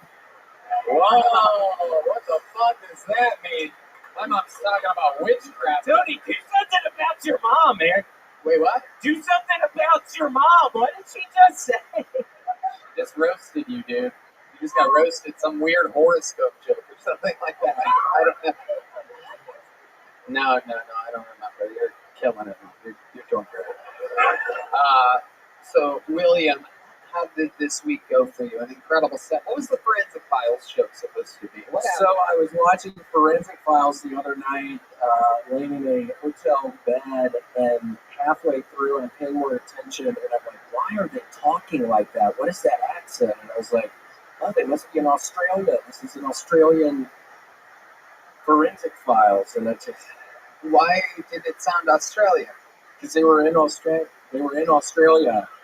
Oh, and I just assumed they were in America like they normally always are when I'm watching Forensic Files, but this was a rare Australian episode. So for that joke to work, we literally need to be sitting with you watching the episode. Yeah, it was so funny when I thought of it to myself the other night. I was like, I have to just say this, because I thought it was so funny. I was laughing to myself. I was like, tell me, how did you not realize they're in Australia this whole time? There's beaches, there's sharks. Yeah. Ian, it's nice to see you. Why couldn't I be on your podcast? I want you to be on the podcast. My producers made a mistake. They fucking booked it and I went around them. Because I was horrified. I was thinking it was just Moon Tower people. Because Moon Tower people and they found out I was the person sending their offices. I was sending them these very cryptic ciphers. They know I'm fucking after them, I think. So I was pretty fucking sure that's why I wasn't allowed on your podcast. And yeah, if you work up in those offices, you're going to keep on getting the ciphers. Because I know for a fact you didn't want me on fucking Ian's podcast. You pieces of shit. I'm not stupid. What do the ciphers say? If we were to decode them, what'd they say? It's like word searches. Like you can circle like hot dog or violin, but if you do the letters in the word searches, that's what I'm calling the ciphers. You can figure out stuff just in those words.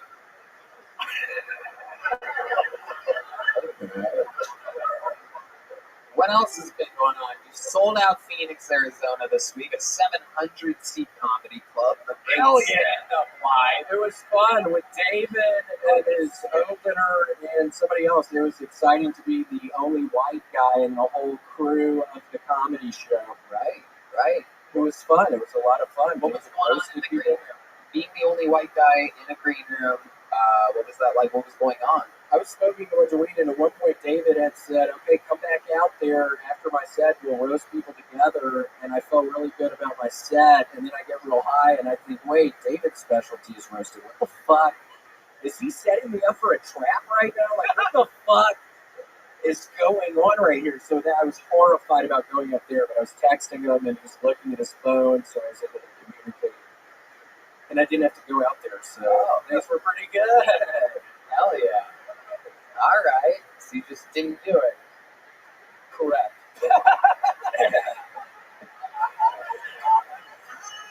What a chicken. Luckily, David loves working with chicken. So, It does. That was a funny Django Unchained joke you did. That's your accent. That was a funny accent you did. oh yeah, that was 45 minutes ago, William. Thank you for reminding us of funny stuff that happened earlier in the show and podcasts that you haven't been on while being on a podcast, talking about not doing some other podcast. That's a lot of podcasts. Hold on, I'm confused, Tony. There's a bunch of podcasts. You love doing podcasts? Yeah, I mean, I've been loving it. I just shouldn't have spoke to all this fucking spice tonight. But Tony, I actually started playing the board game Mousetrap, and I happened to lose. I lost one of the pieces. It's like the net piece. I've lost that, so I tried to set up Mousetrap, and then I can't play Mousetrap no more. Oh, shit. And I swear to God, I'm going to keep on sending the ciphers to the office. I knew for a fact, when you said, oh, you're off the podcast, I thought, oh, it's the fucking people up in those Moon Tower offices. They don't want me around. I wonder why. William, What the fuck did you just say to me, man? I can't play Mousetrap this week, man. Sunrise prevented, man. I get dizzy up here, man. Are you ever going to stop sending Oh, then I gotta stop sending ciphers. I swear to God, I'm never gonna fucking. No synthesizer tonight, huh? No, I think I might bring it back next week and help me in Nashville and Phoenix. I did probably 20 minutes of synthesizers for my 30-minute long sets. So it's making me feel like I can get really close to really headlining. If I'm doing like 25 minutes of the synthesizer, I think I'm finally going to be able to do it. So, hell yeah. Absolutely. I'm excited. Absolutely. Synthesizing, ciphering, you've got it all going on. Keep looking at Ian in a very interesting way. Yes, because I was so horrified when I got the message that now I'm not on the podcast. That's all I've been thinking about. I said on my lap, I want to apologize. Let's go find your Mousetrap.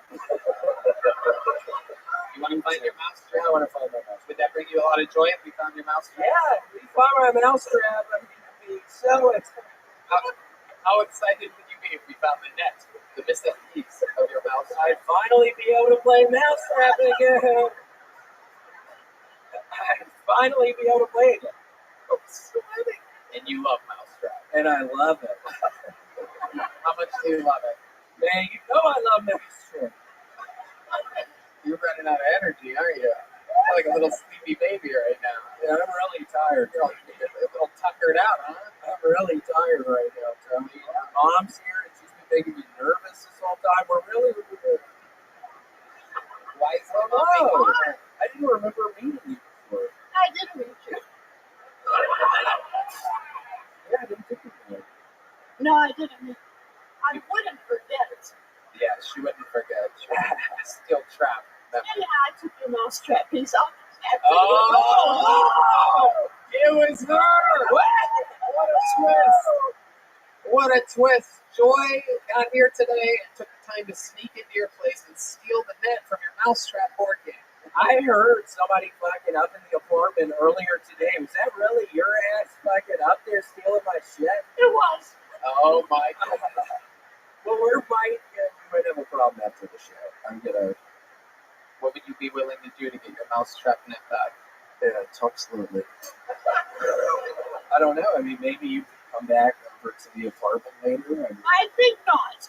Oh, you just got rejected, homie. That was like your forensic files joke earlier. I thought It was. Yeah, it was so funny when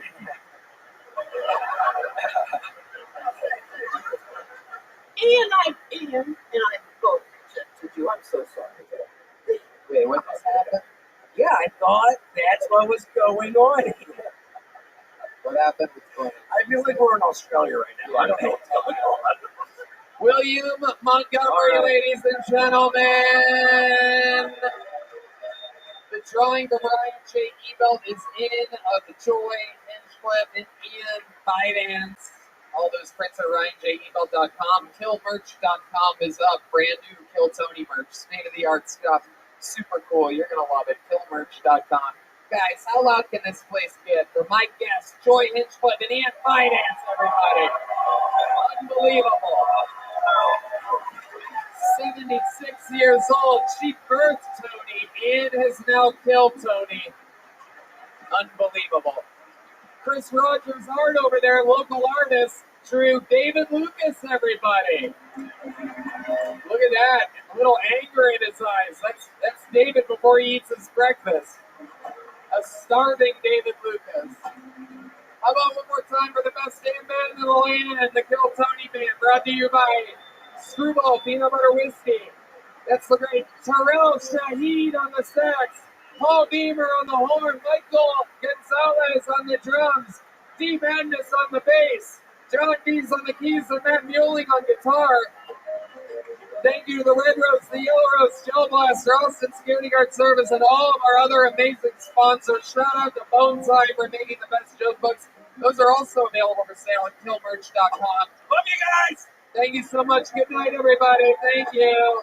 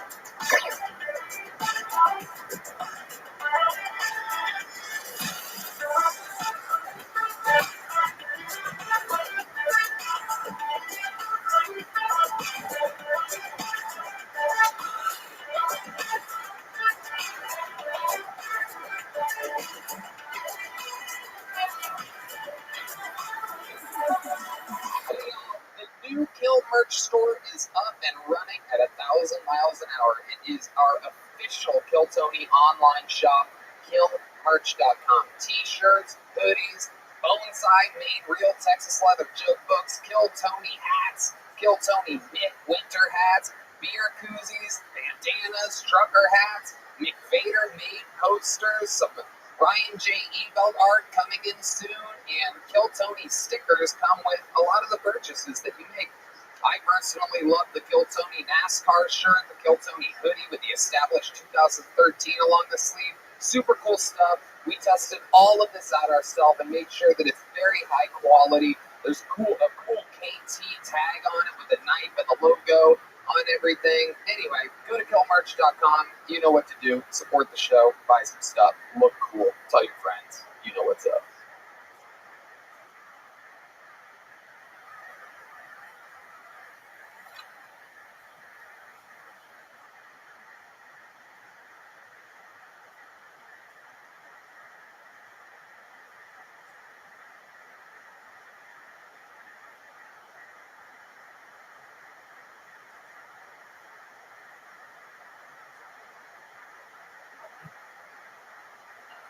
Hey y'all, the new Kill merch store is up and running at 1,000 miles an hour. It is our official Kill Tony online shop, killmerch.com. T-shirts, hoodies, bonsai made real Texas leather joke books, Kill Tony hats, Kill Tony knit winter hats, beer koozies, bandanas, trucker hats, McVader made posters, some Ryan J. Ebelt art coming in soon, and Kill Tony stickers come with a lot of the purchases that you make.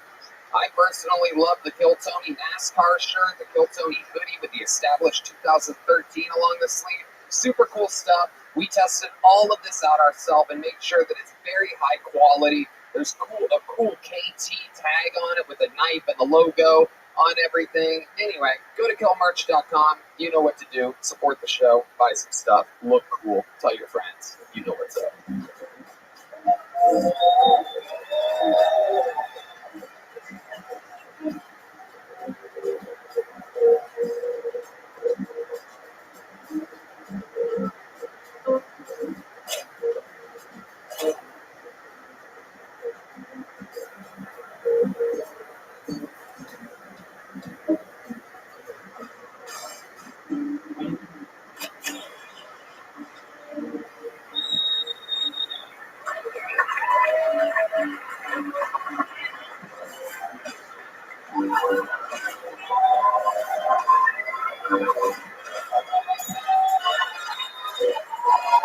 Hey, this is Rabbi coming to you live from the Comedy Mothership here in Austin, Texas, for a brand new episode of Kill Tony. Give it up for Tony Hinchcliffe!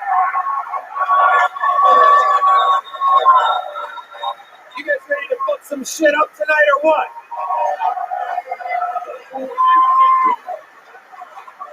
Woo! Big words for Red Band, everybody. Hey, We've been together for 9 years and 11 months. How exciting. We are 5 weeks away from the 10-year anniversary. This is the #1 live podcast in the world, everybody, and you're at it right now.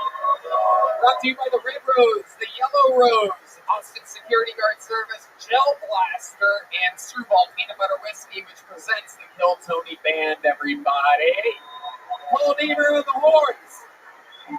Michael Gonzalez on the drums. That's the great Matt Bueling on the electric with a fresh haircut. Eli Menezes on the guitar as well. And this guy right here behind me is the one and only D Madness, everybody. Oh my goodness, are we going to have fun here tonight? But before we do, here's a little bit more from the amazing sponsors that made tonight's episode available for you here, right now. Hey y'all, it's official, it's announced, it's out there. My largest stand-up tour of my entire life. All the biggest theaters in all my favorite cities. Toronto, Canada, Royal Oak, Michigan, San Antonio, Texas, Chicago, Illinois, Charlotte, North Carolina, Atlanta, Georgia, Columbus, Ohio, Kansas City, Missouri, Indianapolis, Indiana, Philadelphia, Pennsylvania, Tysons, Virginia, just outside of DC, Milwaukee, Wisconsin, Minneapolis, Minnesota, Youngstown, Ohio, Cincinnati, Ohio, San Francisco, California, Sacramento, California, San Diego, California, Phoenix, Arizona, New York, Clearwater, Florida, and Jacksonville, Florida. Tickets available at TonyHinchcliffe.com. Come see the crazy Texas fucking stand-up that I've been working on. You're not going to believe it. Let's have some fun.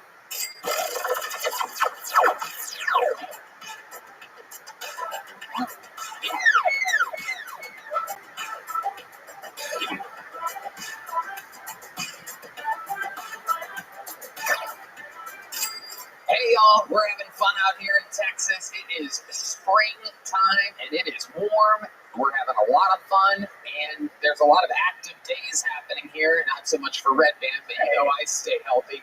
And that's why I stay on track reaching my goals with Factor, America's #1 ready-to-eat meal kit. It can help fuel you up fast with ready-to-eat meals delivered straight to your door. You'll save time, eat well, and tackle everything on your to-do list. Too busy to cook this, man? With Factor, skip the trip to the grocery store and skip the chopping, prepping, and cleaning up too. Factor's fresh, never frozen frozen meals are ready in just 2 minutes. So all you have to do is heat up and enjoy. Then get back outside and soak up the warm weather. Red Man? I've been a subscriber for a few months. I love Factor. Looking for calorie-conscious options ahead of summer? Try delicious dietitian-approved calorie start meals with around or less than 550 calories per serving.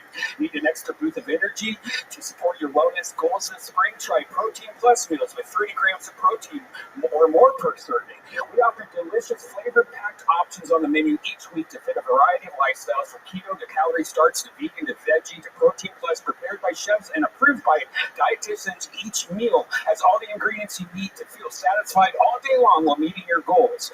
Want to budget this month by cutting back on takeout? Get Factor instead. Not only is Factor cheaper than takeout, but meals are ready faster than restaurant delivery in just 2 minutes. That's right. This May, get Factor and enjoy clean eating without the hassle. Simply choose your meals and enjoy fresh, flavor-packed meals delivered straight to your door, ready in 2 minutes, no prep, no mess. Head to factormeals.com/KillTony50 and use the code KillTony50 to get 50% off your first box. That's code KillTony50 at factormeals.com/KillTony50 to get 50% off your first box. Hey y'all, one of my favorite things about getting a box of awesome from Bespoke Post every month is how it sneaks up on you. You forget that it's even coming, and then one day, boom, on your front door. The best box you'll open all month, filled with carefully chosen gear from the best small brands around the world. Let's see what I got this month. Ooh, I got the Weekender. The Weekender features metal hardware, reinforced frame, and quality leather straps. It is a bag that I take all around the country with me, doing sold-out shows on my massive new theater tour. I just got the gadget. This multi-tool comes from SOG, a company with deep roots in the U.S. military, whose products are regularly field-proven by the U.S. Special Forces. It's amazing. No matter what you have going on this spring, Box of Awesome has you covered. From camping gear essentials, cookout must-haves, and drink game upgrades, Box of Awesome has collections for every part of your life. To get started, take the quiz at boxofawesome.com. Your answers will help them pick the right Box of Awesome for you. They release new boxes every month across a ton of different categories. Each box is valued at around $70, but you only pay a fraction of the price. Plus, with each Box of Awesome, you're supporting small businesses. 90% of everything that comes in your Box of Awesome is from a small up-and-coming brand. It's free to sign up, and you can skip a month or cancel anytime. Get 20% off your first monthly box when you sign up at boxofawesome.com and enter the code KILLTONY at checkout. That's boxofawesome.com, code KILLTONY for 20% off your first box. Boxofawesome.com, code KILLTONY. Hey y'all, today's episode is brought to you by sheathunderwear.com, and I love this sponsor. Look, let me be honest here. We say that about all the ads that we read. We say that we love them. We say this and that. These things, these sheath underwear, have literally been connected to my butt, Red Band's butt, our genitals, everybody who we work with closely's genitals and butts. Every single episode that you've ever listened to, once sheath underwear came into our lives, we literally threw away all our fancy brands and all these popular things, and this and that, because there is no doubt they are literally the most comfortable materials you could possibly have next to your precious, precious, precious genitalia. Yeah, they're high quality. They can be worn as boxers or briefs. They have that moisture wicking, for my big thighs, and it keeps everything cool and separated. Fly a lot, hit nuts stuck to your legs? I do. Or they're great for working out also. And it's comfortable. So for 2023, step up your underwear game. Graduate from holes, loose fabrics, cheap cotton, or overpriced designer brands, and buy the greatest underwear that's ever graced the balls of men. Sheath underwear, the underwear of legends. That is correct. Sheath can be worn as regular boxer briefs, or you can use the incredibly high-tech sheath pouch to keep everything separated. I believe it was Offspring in the 1990s that said, you gotta keep them separated. Personally, I don't keep them separated. There's just an extra pouch in front of my Italian stallion that just acts as an extra guard, an extra layer of comfort. I swear to you, you have not seen me or heard me not wear these underwear for years. I wear them every day, and I swear to you, they are the most comfortable pair of briefs I've ever worn. So go to sheathunderwear.com and use the promo code Tony. You're going to get 20% off your next order. Once more, sheathunderwear.com, promo code Tony for 20% off. Let me be next to your stuff. You guys ready to start tonight's episode or what? You got to do better than that. Are you ready to start this fucking show? Every single week, two of the funniest comedians in the world joined us. It just so happens that these are two of my favorite guests ever. Both hilarious, both very, very smart, good advice giving. Fucking these guys know everything. Comedy Store royalty here tonight in Austin, Texas. Make some noise for Pauly Shore and Eric Griffin.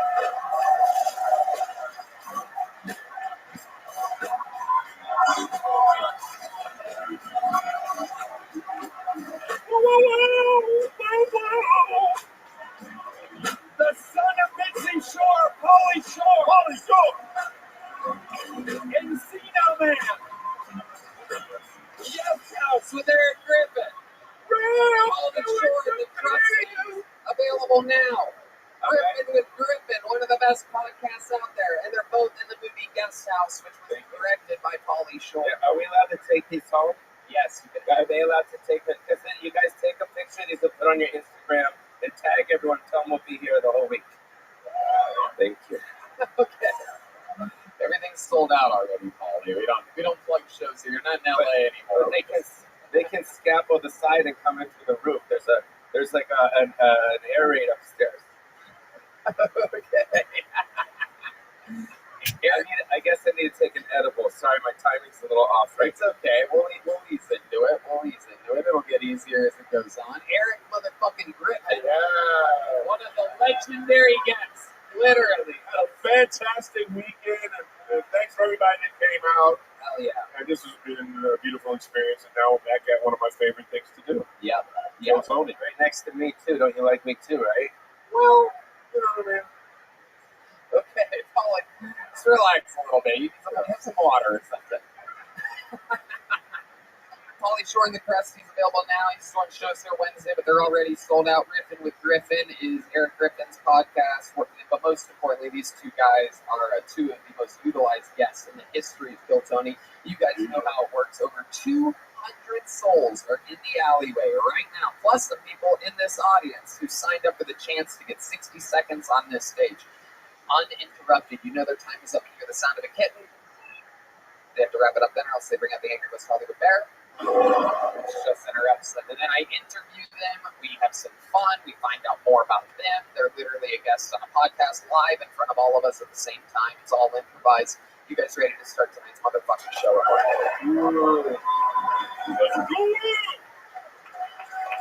I'm going to free pull here because we have to take people's phones and pat them down. Mike Shields is going to be the first comedian after our real first comedian, which is one of the regulars here on Kill Tony. We've seen this guy go from broke to making it to having serious drug addictions, a broken heart, back again. Now he's in love with a girl that's way hotter than him. Just trying to keep you updated for tape a couple weeks ahead. Ladies and gentlemen, sing it if you know the words. This is Hans Kim. This is Hans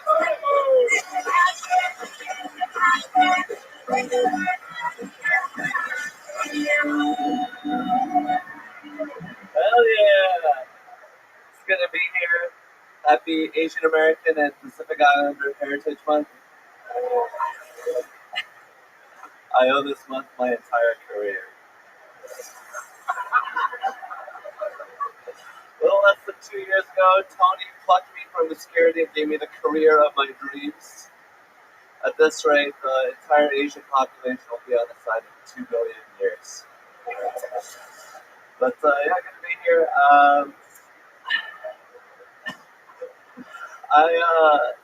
Yes, the whole economy is doing great. I think that's amazing. I think that it's sad that all the kids nowadays care about is transphobia.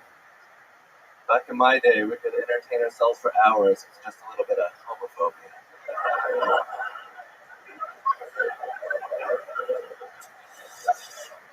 I like how all these millennials are trying to call Trump a sex offender. It's like, yeah, he did it, but that wasn't his main thing. It's like calling Michael Jordan a baseball player. Thank you. Hell yeah. Brought it together there at the end. Look at you, you sneaky devil. Thank you. You're good at like filling time when you can't think of it just for a second. There was a moment there about 20 seconds in where you took a moment to tell us all that the economy is doing great. You sneaky little devil, Hans. What's going on in your head when you're saying things like that? When you say, well, it's good to be here after you've already done some shows. Normally people say it's good to be here before. Are you like forgetting? Or are you trying to think? I'm just like, you only have a minute to do it. How could you forget a joke already, you idiot? Right. That's what I was thinking too. I'm kidding. Hans, my sweet boy, you just reminded me, indeed, that this is the first day of Asian Heritage Month. This is a big, big month for me. It really is. Thank you, Tommy. Can we ask him what it actually means? Yes, what does Asian Heritage Month mean? It means... Everyone's watching right now. Do you know what it means? Yeah, it means respect and honor. It's like we're in a kung fu movie. Yeah. It's kind of like Rosh Hashanah for Jews. What's up? Yeah, it's like... It's Rice Hashanah. That should have gotten a bigger laugh. Checking on you guys. Rice Hashanah? Oh, they don't know Jewish. They don't even know what Rosh Hashanah is. These Texas people are like, what's a Jew? What the hell? Hans, what is your relationship with Jews? I love them. We're very similar. We're very mathematically minded. Yeah. We both are very sexually powerful. Oh, I didn't know that was a Jewish stereotype. Sexually powerful. I've always... No one's like, oh, go get fucked by the Jew. He'll fuck your brains out. Right. Normally when you get fucked by a Jew, it's in the bank or something. Oh, there you are. No Rice Hashanah, but you know the bank. Okay. Well, they're like, Asians, but those Jews. Yeah. Standing ovation. Look at it. I love it. Hans, you did sold-out shows this weekend. And where? San Diego? San Diego. Ooh, lovely. You're out there killing it, dude. Thank you, Tony. All thanks to you and Joe and everybody here. And a lot No. of... It was me. It was me. It's fucking these people. These people are from Portland. What the fuck did they ever do for you? So Hans, you walk by all those the kids outside in the alley, correct? Yeah, I put my moped back there. It used to be one of those kids. So what's it like walking over those kids now? Yeah. When I'm walking over them, I'm just thinking, wow, I can't believe I was one of them. Like, was I like this? I don't think so. I don't think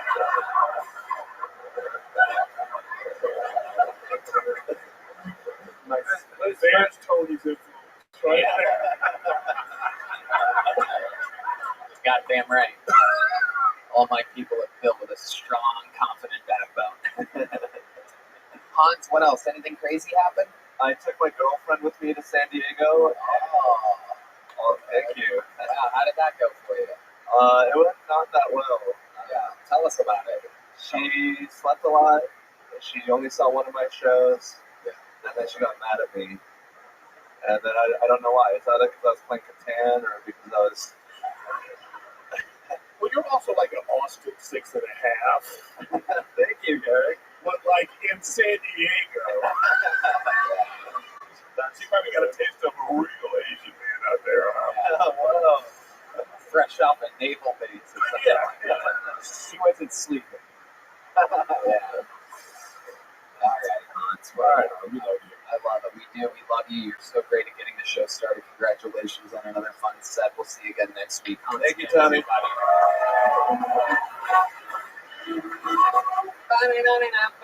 Those jokes were fast as lightning. What? Tony, Eric. I just have are you sunburned or are you holding in a fart? What's going on? A little bit of both. I've been golfing all weekend with Ron White, and then I did hot yoga before this. I stand on my head a lot. Yeah, I know. It's okay. It's all right. The lighting here is also very white. It amplifies whatever's going on. Anna Battalion. How's my skin look? Is mine greasy and fuck? Brando Harris is going to be next, but we pulled the name before. This is the Kill Tony debut, I do believe, of Mike Shields. Everybody, 60 seconds uninterrupted for Mike Shields.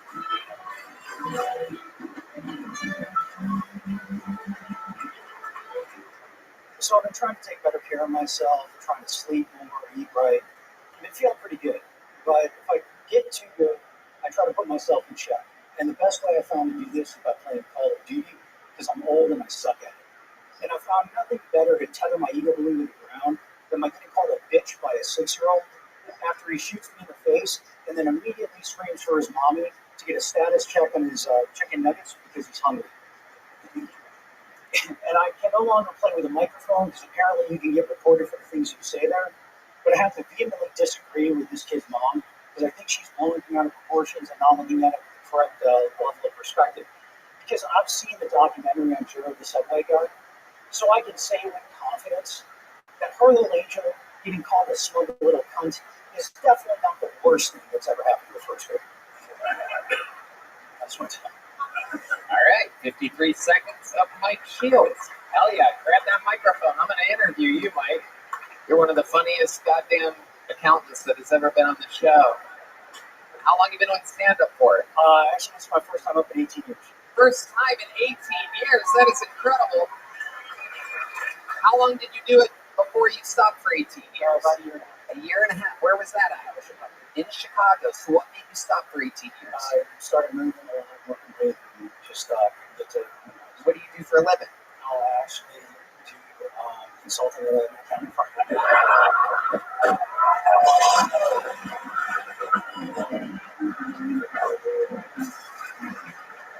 God, so good at this. Crazy. I can feel it. I can feel the energy. It's unbelievable. What's the accounting energy? It's kind of like a. The way he said cunt too, he like said it all cute. Didn't even have a bite to it. It's like a cute cunt. What a real cunt. Mike Shields. So let's talk about it. 18 years. You took an 18-year-long break. Did you remember any of your jokes before the 18-year break? Like, did you have one like quick little banger that you would do that was like something that worked back then? A lot of that was like time specific. Yeah, can you give us an example? That's kind of funny if you give a time specific one. Talk right into the tip of that mic, by the way. Yeah, there you go, right there. So last weekend I was out on the errands and I got stuck in traffic. And while I'm sitting there, I started taking notes of all the bumper stickers we have on cars. And the religious ones really started standing out. You know, you got the silverfish, God saves, Jesus is Lord. You ever notice these are always the shittiest cars we have on the street? Smile, God loves you. Well, apparently he's not real funny. I just have a hard time believing the 78 pins as a billboard that Monday wants to use to spread the word. Look at that! You guys got beats! So interesting. Yeah, I know exactly what you're going to say. It's like, do that. Yeah. This new shit. Yeah. Yeah, man. No one's gonna know if it was old or not. Right. Yeah. Nobody knows. This election coming up, you know, I got my money on Nixon. I don't know about you guys. It's actually hilarious. You'd be the only comedian doing that. You just did topical bits from 20 years ago. Man, I tripped over my phone cord the other day. OJ, huh? In the Bronco? You seem much more confident about the old shit, too. That's weird. Yeah.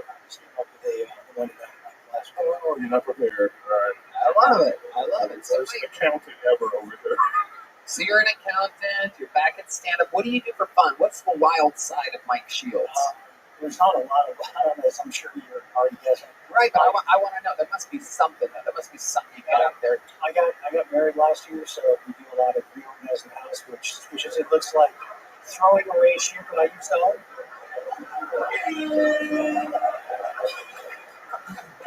Reorganizing the house, huh? Holy shit. Look at that fucking, that is wilder than I expected. Right? How many rooms? How many bedrooms? You got 3 bedrooms? Okay. Party! Mike Shields, rock star out there reorganizing. I love it. So, you've been married for a year? Yeah. Where'd you meet this girl at? Here. In Austin? How'd you run into her? We met off Hinge. Whoa. I love how confident he is saying he's on dating apps. Most people, it's like cocaine. Most people do it, but they don't say they do it. For real, dude. Like, I'm on dating apps, but I don't tell people. You are? Your like real name is on there? Does it say like Pauly Shore? Oh my god. No, I use Andy Farad. And imagine somebody sees it and they go, that guy looks like Pauly Shore. That's hilarious. All right, so Mike, I find this also interesting. What does she do for work? A new wife? She's in Texas. Tech sales. Yeah. Okay, tech sales. And what do you have any special moves in the bedroom that you do? Do you have any accountant moves? You fucking do the calculator or something like that? You know what I mean? Yeah, but by the way, tell us the 18-year-old. Yeah, we want to know both. We want to know about this new shit. We want to hear about the Break out the slide rule. What? I said break out the slide rule. Oh, okay. But seriously, do you have any? What's your special move in the bedroom? What do you think pleases your wife the most? I know it's a question. It's a question that only leads to a funny answer if you're honest. Is it good? Is it good sex, or is it just? So have you done pegging yet? No. Pauly said. Now we know you're on a dating app. You're doing cocaine. Yeah. And you like to get paid.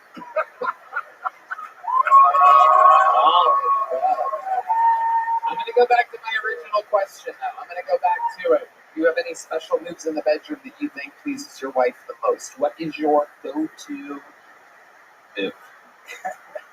What's the dismount? It's I demand an answer, Mike Schultz. I know you're trying to giggle your way out of this. It ain't fucking happening. accounting doesn't have like crazy discounts. But there must be something that you do. There must be, you know, is it normally one position? Is it, you guys are, is there foreplay? Do you do the tax code while you eat her pussy? Yeah. Nothing on that? Yeah. Do the deduction. See, there you go.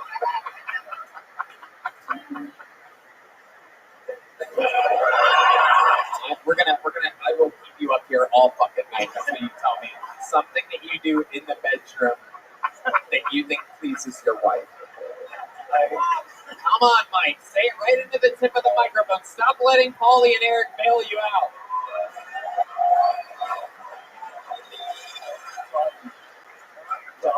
Doggy style. Woo! Yes! Yes!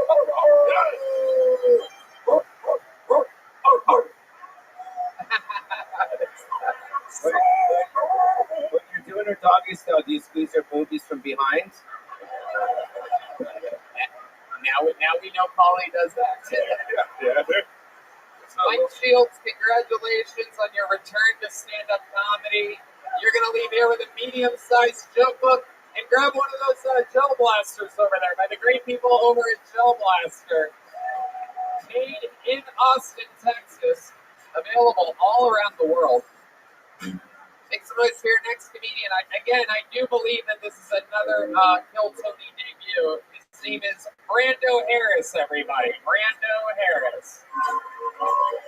Here we go. Good to be here, guys. I work in the seafood department at Whole Foods. This lady, she came up all aggressive. She's like, I need a pound of your raw shrimp. I was like, okay, well, it's not that small. I prefer to use a pounder. I read something the other day. Thank you, appreciate it. Did you guys know that the balloon was invented after the condom? Isn't that crazy? That means some dude was like, hey, if you think these are cool for fucking, check this out.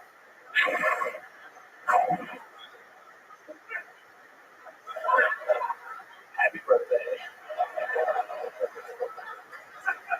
There's a little present in here for you, too.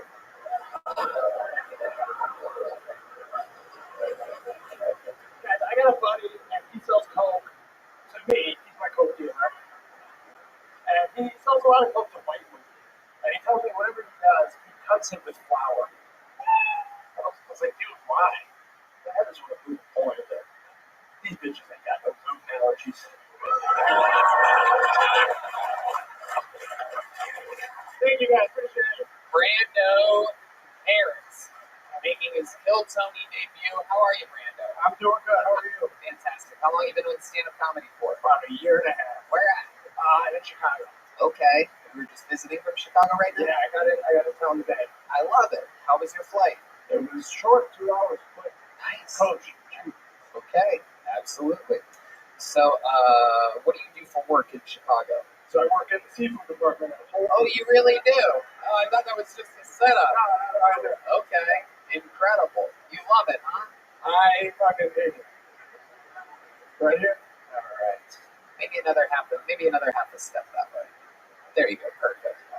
Is there a red X there by your feet? Yeah. Well, it was right here. It should be over here. One step up there. You got it. Brando.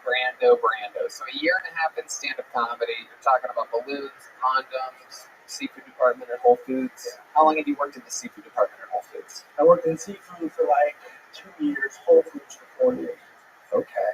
All right. So you really specialize in seafood. Yeah, good. I like crabs. Absolutely. Look at you. Is that a promotion? It should be. Need more money. Oh, you mean like promoting them? No, fuck them. Well, I'm saying you're in Whole Foods, and they was like, hey, guess what? You go into seafood or something. It was a promotion, yeah. Wow.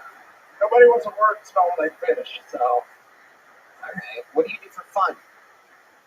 Other than stand-up comedy? TV. You just watch TV? Very chill. Yeah. You don't go out and party or anything like that in Chicago? No, just stand up. I have a son, so it's okay. How old's your son? He is 4. You still with the baby mama? That's a weird question. That's a no.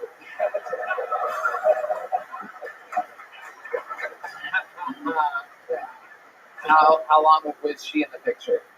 For like 7 years. Okay. Yeah. Okay. Mostly before. Yeah. How long have you guys been hooking up for? For like 3. Okay. Yeah. Absolutely. And what do you have? Like, you guys like switch on and off? Yeah, go get it. I'm doing comedy at night, work during the day, so she takes most of the load. I'll give her that. So taking the load is how she got pregnant in the first place. All right, Brando. Very, very interesting. Yeah. Is your kid cool? Dude, he's the best. He does stand up.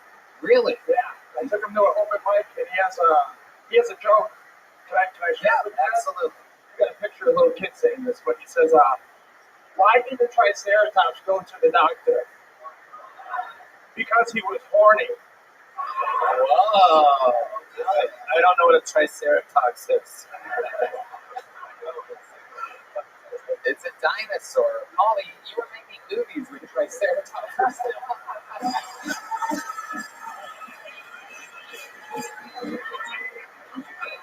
Right, come on, Molly, sit here. Come on, come back. You're referencing Encino Man where there was the caveman and stuff. Absolutely. I love it. Brando. You live by yourself? I do. In Chicago. What part of Chicago? So I'm up in the burbs. So I'm in Joliet. So I'm like 30 miles off the state. Okay. That's nice. Is that where you're originally from? No, so I'm from Chicago. Right. All around. So I grew up in Evanston, which is pretty close to Chicago. And then Minnesota, back out to the burbs. What about jukebox in Peoria? I don't know about that. It's a great club in Peoria. I'm just trying to reference the fucking Chicago area, bro. It's the home of Richard Pryor and Sam Kinison. I'm sorry, okay? This motherfucker wants to do stand-up. Dude, I'm fucking getting pissed, dude. I'm from Peoria. Only it closed in 1987. No, come on. It's not true. I talked to Dan the other day. He wants me to play with him. He's fucking hilarious. Brando, do you have any special skills or talents other than being a stand-up comedian and working with seafood? I can juggle. Can you really juggle? I can juggle. Here, can you juggle these 3 little joke books? I can try. All right, give me some juggling music, guys. A 1, 2, 3, 4, hey. Brando Harris wants some juggling. Okay. Oh, all right. Wow. All right. And I get that, that would work with like lemons and stuff like that. Okay. All right. We talking about Don Lemons? Yes. All right. So how about other than juggling, anything else? Okay. Rubik's Cube on the backflip. So, Yeah. Okay. I just want to try to be interesting. No, I'm not going to do one here. No, I agree. I don't want you to. I have to make sure Joe Rogan doesn't get sued from by anything that happens on a Monday. Tuesday through Sunday, he'll handle it himself, but I can't have it on my conscience. Brando, is there anything else interesting about your entire life that we should know about before we let you go? Any fun facts about Brando Harris that makes you different or that we would find interesting? You're just on a podcast now. Yeah, I know. I should probably buy a book. I got buddies who got a really good podcast. No, that's not the answer to the question. I referenced I said anything interesting about your entire life. Maybe did you ever almost die? You ever save anybody's life? You have a record for something? Yeah, all three of those. That's pretty cool. I used to go to AMT school, and I dropped out, and then I was working at a restaurant, and this dad, he came up, and he's like, my son's choking, can you help me? Can you help, please? And so I went up, got his son out, got that whole scenario taken care of, and the dad at the end of the movie, he's like, hey, thank you so much, and gave me $20. And I said, the average shooter was about $9,000. I'll take it, $20. I like that. All right, Brando. Well, congratulations. Very fun stuff. There's a joke bug. Grab a Joe Blaster over there. Yeah.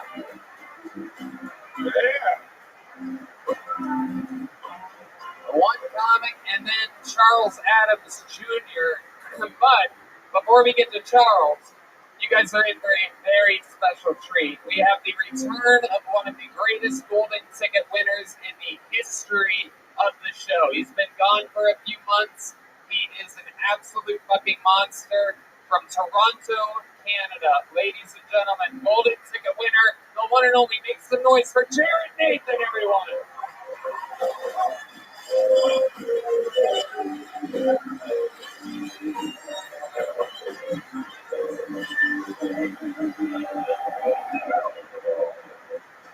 It's quite the fun here at the mothership.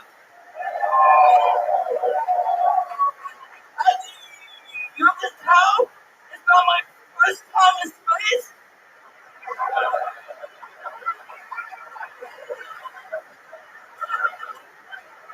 Let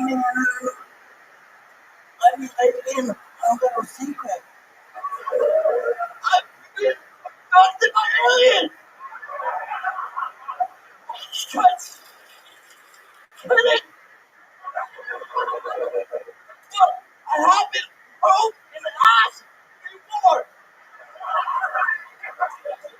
I'm a transcendental astronaut. I've been to Moscow land many times before. Can somebody please do me a favor? Can somebody please tell Elon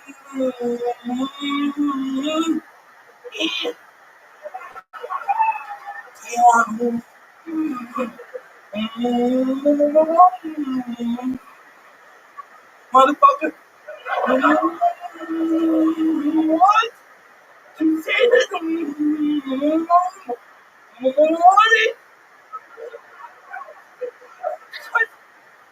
You don't need rocket fuel to be blasted in the mud.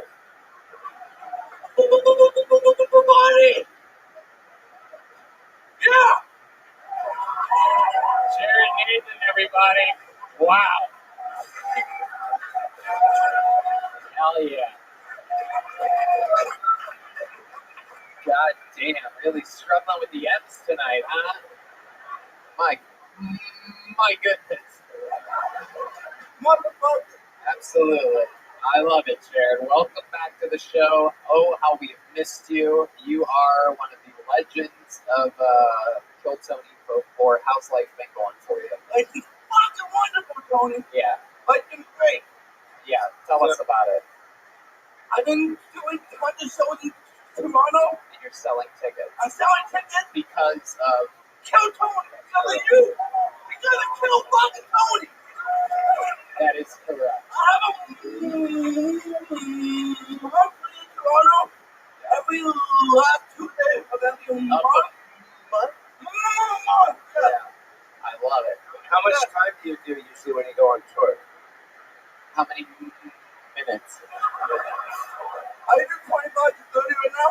Absolutely. That's fucking great. I do 25 to 30, yeah. That's great. So about 5 minutes of material, or 5 minutes normal time, 25 in my time. I love it. I love it, Jared. And you're running the city of Toronto right now. How's it going up there? It's going wonderful. I've been doing good. I've been helping the homeless, Tony. You've been helping the homeless? Yeah. Oh, boy. I've been handing out cigarettes and weed. Wow. Helping real good. Yeah. Helping them stay high, motherfuckers. Yeah. So the only M word you can just say is motherfucker. I'm the retarded sending out taxes, motherfucker.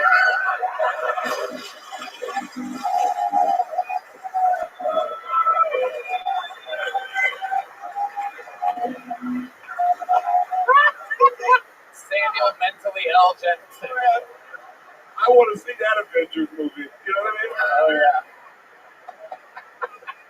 Absolutely. Can I just say something? Absolutely. I want to stay fucking stage and Polly fucking short. Yeah. I see you, man. Yeah. I see you, man. I watched that movie. Yeah. In my... Oh, damn it. I'm fucking 8 years old, man. Polly short, man. Hell yeah. Absolutely. I get the feeling. This is a real speech impediment, not like fucking Josh Martin's bullshit. Wait, no one knows who that is, Polly. No one in the I'm world. the real fucking deal. I'm the real deal. Right. I love it. What have you been doing for fun out there on the streets? Tell us more, Jared. In Toronto, I started back rollerblading.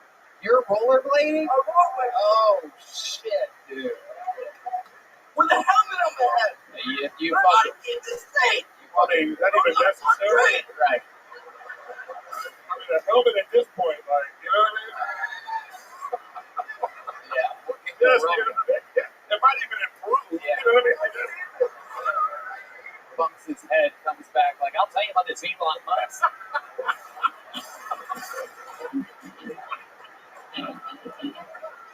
I just want to see him do like remakes of like Samuel Jackson scenes now. That would be fucking like Pulp Fiction. That'd be fucking hilarious. Yeah. See, they're with me. Why the fuck snakes on a plane?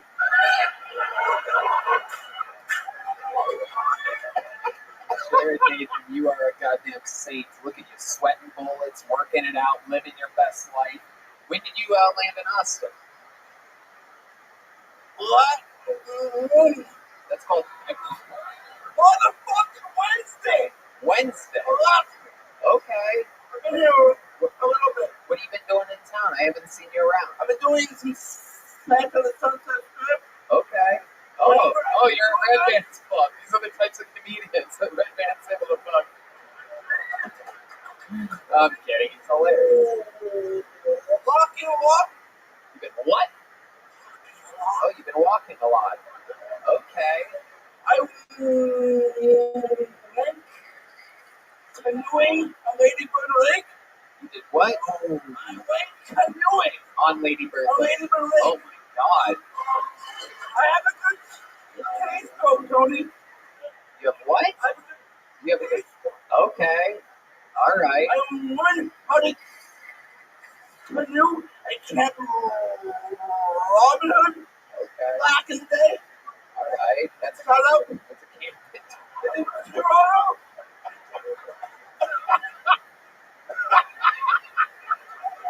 That campsite right now is like, oh fuck.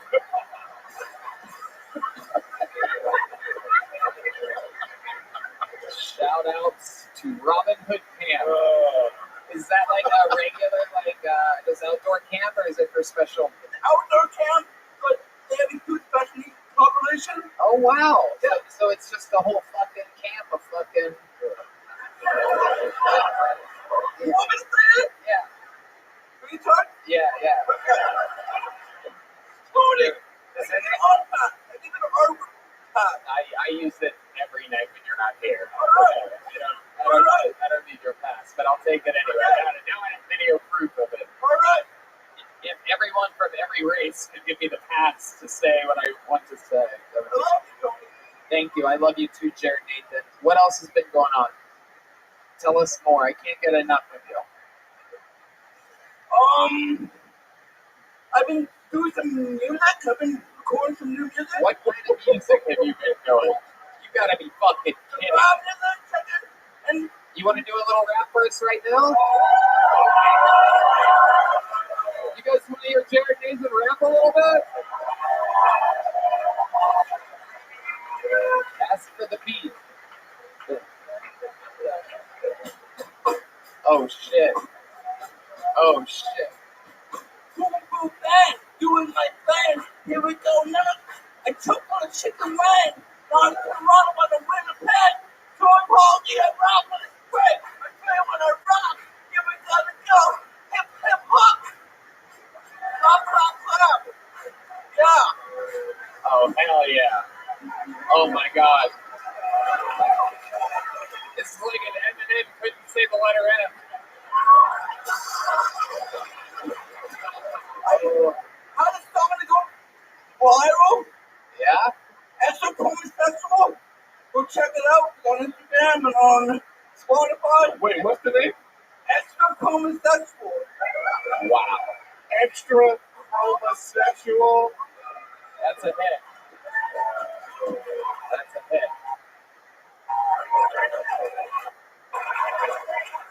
Oh my god. That's going to be a part of the LGBT community next. Oh yeah.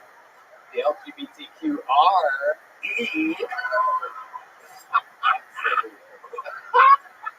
Jared, I'd love to have you on both Secret Shows at Vulcan and Sunset this week. Wow. Thank you, brother. Yes. Amazing. Ladies and gentlemen, there he goes. The great Jared Nathan, everybody. What a pro. I don't feel like I'm doing enough with my life now. You know what I mean? You're creating stars, bro. Got to put stars out of here. Mike Craven is 2 away, but I pulled out Charles Adams Jr. He's done the show a few times. Make some noise for Charles Adams Jr., everybody. He's back.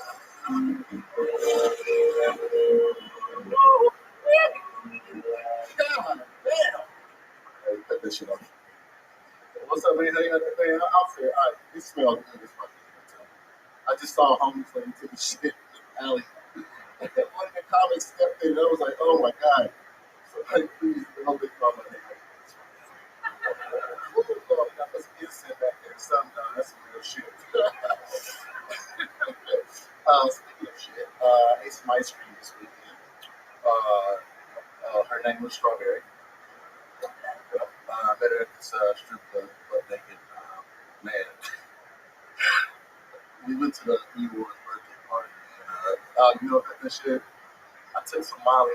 I never took Molly before, and my body was just, I can't know how you like to do that shit. I mean, I was just waiting to listen. I was just like, why am I dancing to this fucking mythological fuck? Oh, you know, fucking the elephant on what the fuck you do. I was like, I like Tigger, with a T. Hey, that's my time, man. Oh, that's what's up. Charles Adams Jr. All right. So, Tony, you said the R word now.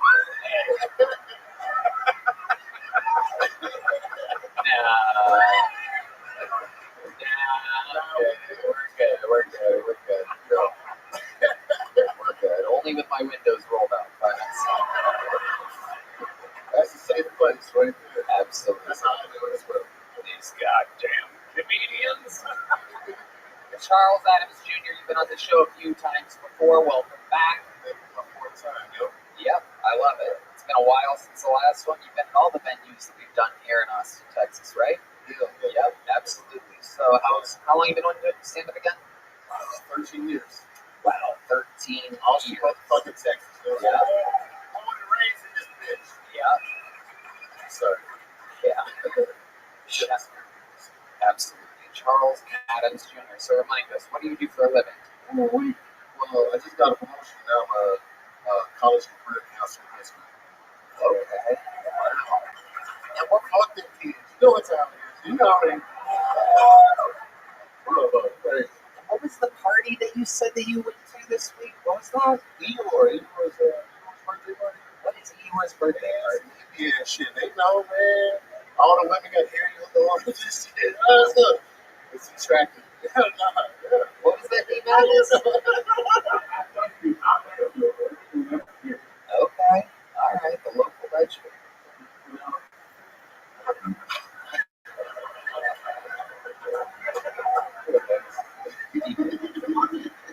It's an Austin hippie festival. What's up? D-Madness, what do you think about white girls with hairy armpits?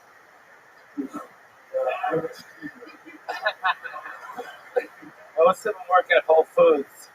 Yeah. Sorry, just, What up, my boy D, man? That's the homie, dog. Mine too, absolutely. No, yeah. That's what he does. Absolutely. Charles Adams Jr. So, did you really hook up with a stripper named Strawberry? Yeah. Wow. Where'd you find her at? At the strip club. Okay. It wasn't that interesting to do that strip club. My homeboy bought it. No, this is it. So you said it, motherfucker. Hey, it's out there now. Redo. So what do you do with this girl? You know, I was just hanging out. Played pinochle and spades. She's really good at spades. She's black. are you allowed to do these types of things when you work in a place that you newly work at? Yeah. What, isn't he a counselor? Isn't he a counselor for kids? Holly, what are you trying to cancel this guy? What's going on right now? I'm trying to get answers out of these. I just feel like you should try to help your career right now. I don't want you to get in any trouble or give any answers. That's what I'm saying. You good? You straight? I'm straight. Tell us what you did with Strawberry. I have to know. I want to know. Enough of the pinochle jokes. Oh man, we Was it at the strip club? Did you go to your place? got off work. Yeah, we met to my homeboy house. Okay, so you're at your homeboy's house. What happens then? You know, so you got a pool table in the front. You know what I'm saying? We shoot a pool. There's a little something with the 8-ball. Oh shit! I didn't like it personally. I was kind of scary. I seen it on like video, like up close. Like, I said, damn, that's Lord Jesus. Did she really? Yeah. That's me. So she popped it out of her. Right there. That's amazing too. Really? 8-ball side pocket. Holy shit! True story. That is incredible. You had strawberries and cream all over the pool table. Peaches and cream. So she shoots a ball out of her pussy, and then what do?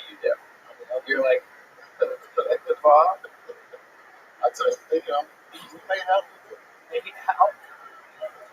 Did you put the ball back in her asshole? What's up? I would have shoved it in her asshole. Man, that shit was gross.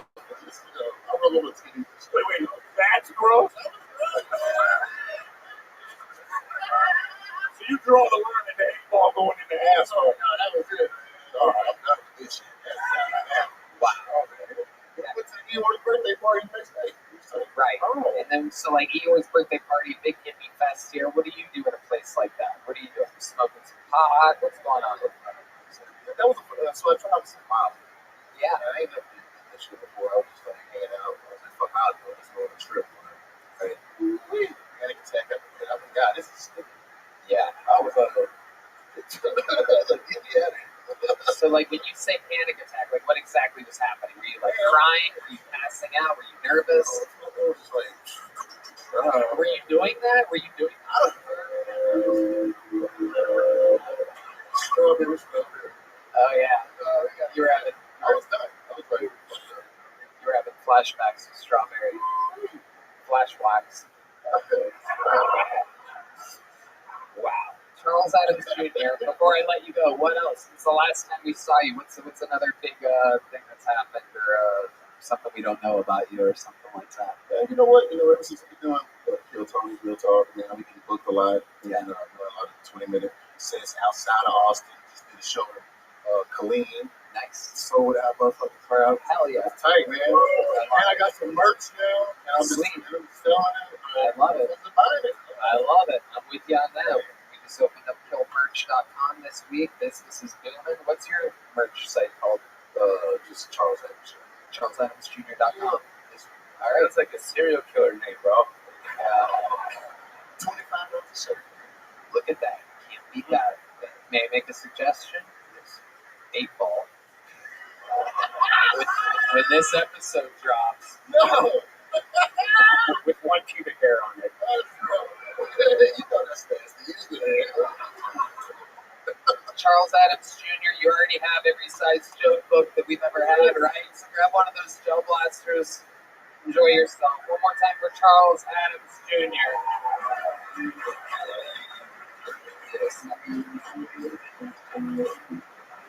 Yeah. Ladies and gentlemen, make some noise for your next comedian, Mike Craven, everybody. The Kill Tony debut of Mike Craven. I was hanging out at a bar the other day, and there was this girl, she was bragging about how much money she makes doing OnlyFans. She was like, every month I pay my car note doing OnlyFans. I'm so rich, every month I pay my car note doing OnlyFans. Yeah, but then she walked out of the bar to her car. She drove a 97 Honda Civic. I was like, that's not impressive at all. I don't think you should even have a car note on a 97 Honda Civic. That would be like if I told you guys that I pay my rent doing comedy, and then you guys found out that I live in a 97 Honda Civic.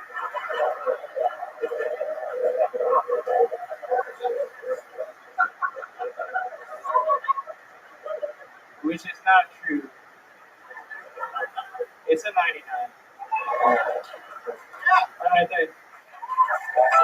Mike Craven. I love it. Great delivery, very confident. How long have you been on stand-up, Mike? A little over a year now. I love it. All of it here in Austin? No, yeah, it kind of started in Chicago, then moved to Denver, and now I live in Houston. Beautiful, beautiful. Those are all good comedy cities. What do you do for work?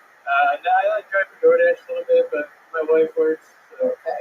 Like I said earlier, your delivery is incredible. What does your wife do for a living? She works for a clothing company. Okay. I don't know if I should name it, but why wouldn't you? It's first rate. Okay. Yeah. All right. Very good. H&M's fun. Great store. I walked in there last week. They asked me if I was a pedophile.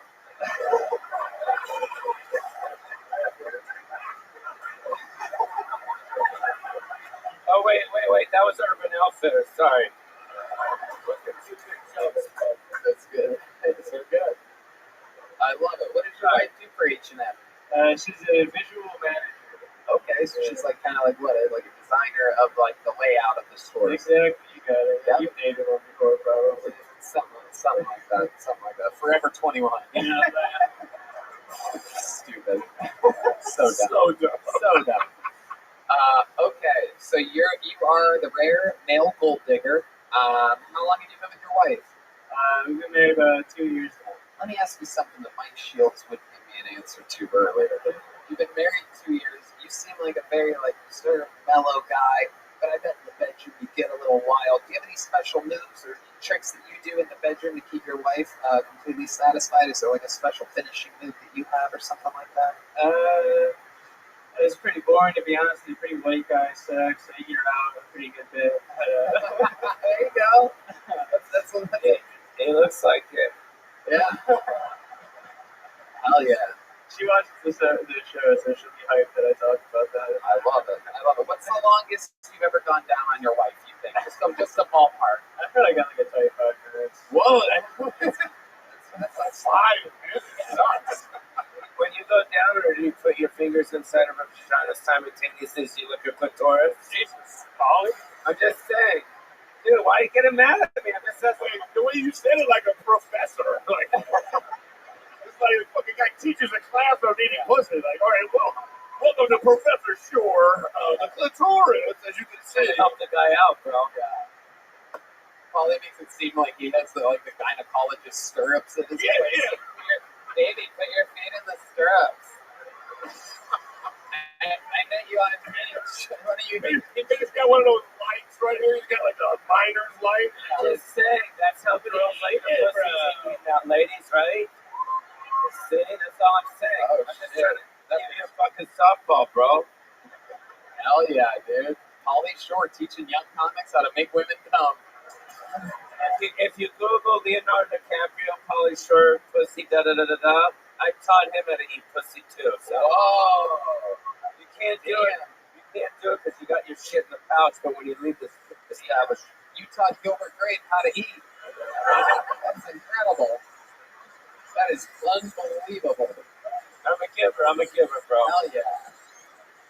Damn. You taught Leonardo DiCaprio how to eat pussy. The real Hollywood fun facts you learn hanging out with Paulie. Well, that probably makes sense why he only does women, because he don't have the experience. He likes them tight. Yeah. Anyway, Mike Craven, let's talk about it. Weirdest thing about you think? What's something weird in your daily routine, perhaps? Is this a fun fact about you? Daily routine's pretty boring. I got circumcised at a pretty old age. Whoa! How old of an age? 21. Oh. Ouch! Were you dick shamed? Is that what it is? Like, people got tired of being like, oh my god. It was more like afraid of getting dick shamed. Like, as soon as I started fucking right away, as soon as I got circumcised. But before that, I was just afraid to show girls that. It wasn't looking good. Really? so it's like a turtle's head. What's up? Yeah, exactly.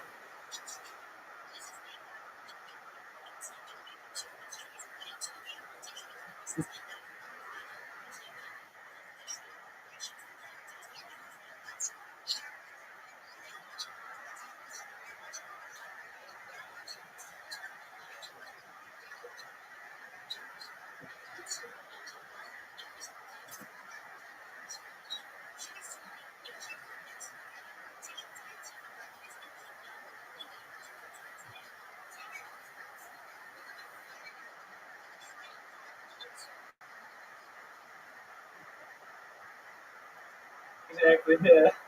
It was like a turtle's head, but like the head couldn't come out of the shell all the way. Yeah, and then you had to push the foreskin back. That's European, bro. Is this another class you teach?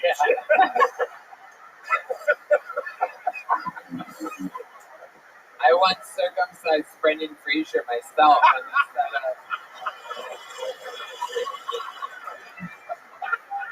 He already got circumcised at 21. I'm trying to help him out. I'm just curious.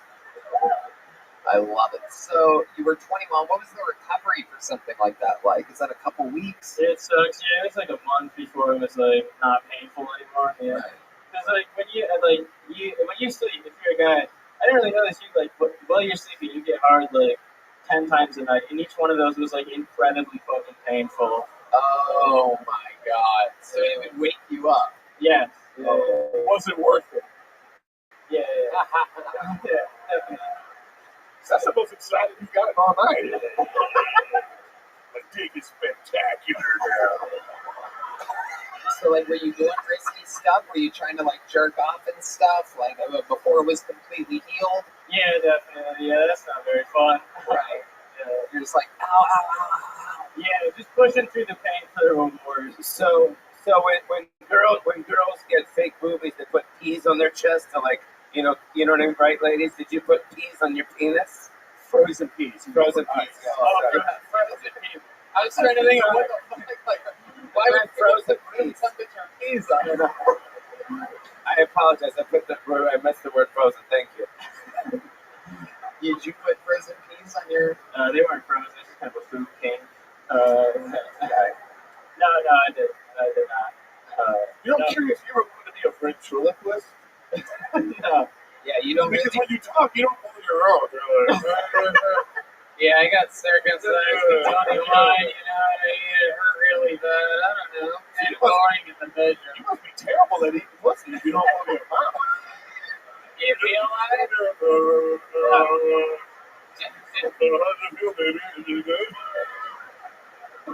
I think that's the only time I enunciate is when I'm eating pussy. You put the 8 and enunciate. We like him, he's our friend. What? We like him, he's our friend. Absolutely. We can hang out with Hans Kim and Montgomery and the guy that fucking has a speech impediment. Your last name's Mike, your last name's Craven, and I remember you used to live next to Wes Craven. I did. He was the director of all the Scream films. And all the Nightmare on Elm Street. And then he had Pauly Shore, the Nightmare on the Street, too. Yeah. Right? Yeah. I remember being like, that was like, your house 16 years ago was the most famous person's house I had been to at the time. And I remember thinking, wow, that's fucking crazy. Pauly Shore's house, that's Wes Craven's house. Before Wes Craven's, it was Steve McQueen's house. Wow. Which is wild, yeah. And you taught him how to...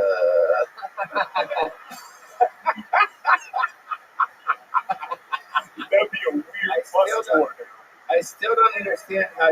What did you do? Did you put ice on your penis? How did you like chill it out, dude? No, I just gotta live with the pain. Really? Yeah. You have surgery. You should put ice on it. No.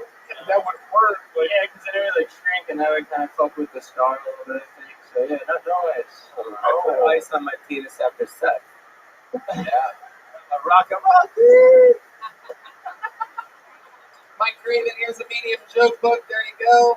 Bill. Appreciate it. Grab a gel blaster over there.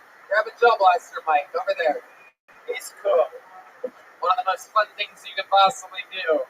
Grab a gel blaster, available in Walmart and online. I'll pull a name here. It's going to be Regina Frank. But first, one of our regulars, ladies and gentlemen, one of the legends of the show, one of the greatest writers, performers, is another guy selling out all over the world, a fucking monster, killing it here in Austin, Texas. It's Kill Tony's own David motherfucking Lucas, everybody.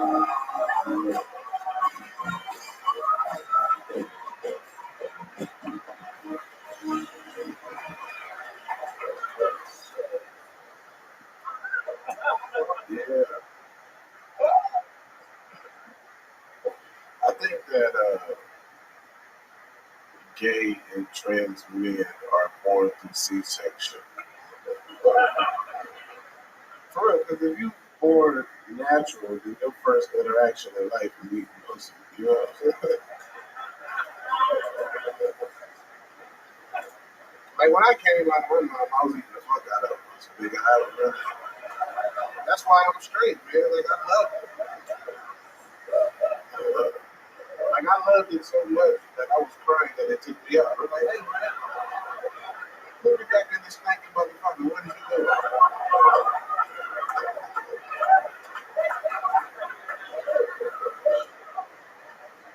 I don't even know how I feel about gay. Like I don't even think a gay man is a real thing. You know what I'm saying? Like I don't, man. Like it's an idea or a sex position, but like drop a gay nigga off in a wilderness situation and see how long he'll be gay. You know? Like if you put a gay nigga in front of a grizzly bear, is he just gonna fold his hands and be like, "Oh, Mr. Bear, what is you doing?" Mr. R, you need to back it up. What is going on? I can do that too. Look, no, he's gonna fight. The great David Lucas coming in, showing exactly how it's done. Yes. Every week, unbelievable. Good to see you again. It seems like he was just walking through, like, oh, okay, I'm gonna go do this, now I'm gonna go do that. Yeah, this is nothing, dude. That's my type of comedy. Like, damn. Easy, crazy. I want y'all to feel like you gotta do 6 minutes on the corner up there, and it's 2 seconds, right? What are you talking about, Pop? Your ass out here looking like a used and abused lesbian. Nigga, you know this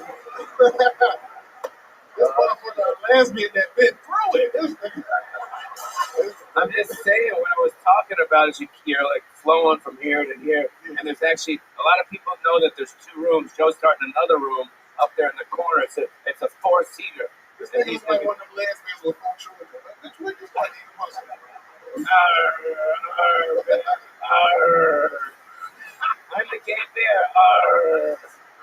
didn't say gay bear, motherfucker. I ain't no motherfucker. I'll kick your ass, bitch. Oh shit. Look at you, G. Oh shit. Look at Eric. Eric, you look like a character. You look like a character from Bob's Burger, nigga. You're like, Yeah, that's what I was saying. all right, that's what we gonna do? Yeah, that's what we gonna do. Okay, all right. Well, you look like a home plate umpire. That's what you look like. Man, if you don't get your fat Gerardo Rivera looking ass, that motherfucking Aaron Griffin got one of them 99-cent costume masks on when it comes with the glasses and the mustache. Mr. Incognito mask. I've been hearing that my whole fucking life. Well, you look like you got a German Shepherd wig on, nigga. I got a German Shepherd wig on. You look like a chubby dude from the Memphis team that just lost, bitch. Whoa. That's what that fiber and orange is kicking in right now, ain't it? Man, what you talking about, Willis? This thing is unroastable, bro. How you like That's true. You try to roast me to say something obscure. You take that 80s reference, motherfucker. That shit's back now, bro. Chinese face. This thing is Ollie's out of his seat. Ollie's out of his seat. Oh shit. Whoa, you dress like a high school art teacher, nigga. Get your motherfucking ass about it. Look at this nigga. Oh, pottery teaching ass. Somebody call me that lid, man. Put this nigga down, man. This nigga, hey, don't put. Nah, nigga, what you doing? Call me that lid. I was trying to somebody help me out. I got this motherfucking white man poking me, bro. I'm gonna like this episode. Oh, she's gonna love it. You're not knows Polly Shore. She know Eric Griffin too. Yeah, there it is. She knows me. Yeah. I hope she do. Somebody need to fuck that miserable bitch. She needs some dick, dude. I'm sick of her. She think I'm her boyfriend. She put him out all the time. I'm like, hey, bitch, you got a whole house. What is you doing there? Right. Right. What else has been going on, David Lucas? You're killing all over. What else? Yeah, man. You know, just doing the shows, doing my fishing show on YouTube, bro. I got a whole bunch of dates coming up soon. I'm at Addison Improv and Houston Improv towards the end of May, and then we Boston. Boston and Philly. Boston Market. Such a little gay kangaroo looking ass up, man.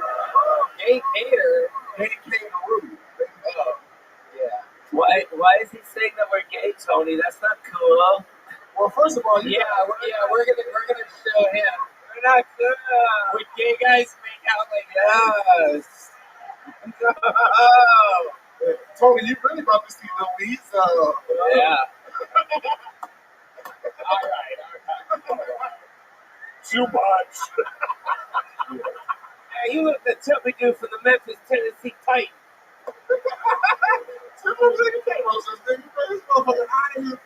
Dude, this is a 60-year-old, 13-year-old, man. You can't do nothing with this thing, man. This thing. Chinese, I'm going on that nigga some Legos and keep him busy, man. That motherfucker want a carton of milk and a peanut butter and jelly sandwich. Chinese, we're going to your boat on You still put your food up at restaurants, don't you, man? Hey, let me see the kids' menu.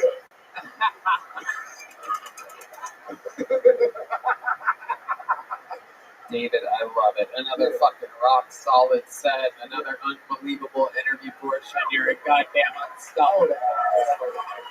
Oh yeah, Tony, I want to announce I'm doing my biggest spot, man. We're taking it to New York. I'm doing the Sony Harlem July 14th. Wow. Yeah, man. I love that. Y'all help me sell that motherfucker out July 14th, New York. I'm up in there, man. Love y'all. David Lucas, everybody.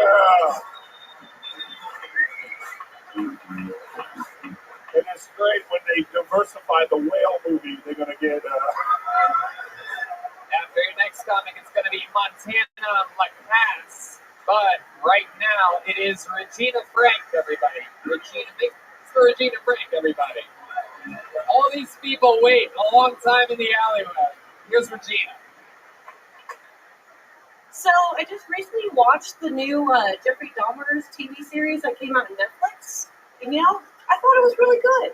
I really liked it, but I think Dahmer had it all wrong. I think he went about it all wrong. If he just stayed in school, got a good job, maybe make the right connections with the right people, wait until he was a well-respected politician before he started killing and eating people, maybe he could have gotten away with it. I don't know.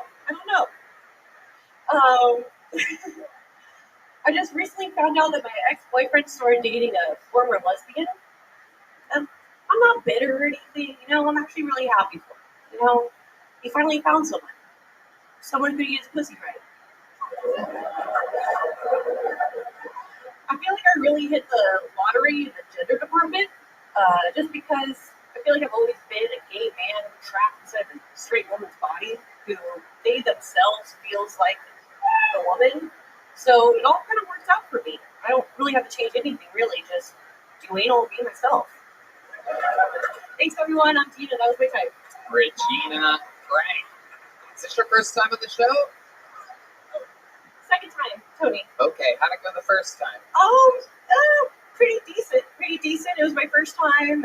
I didn't do so bad, but I didn't do so great. How long ago was that? About 2-3 months ago. And that was your first time doing stand-up. Have you been doing it a lot of other places since then? I did an open mic a couple times, but just work a lot. But I have been writing more and trying to take it more seriously. What do you do for work?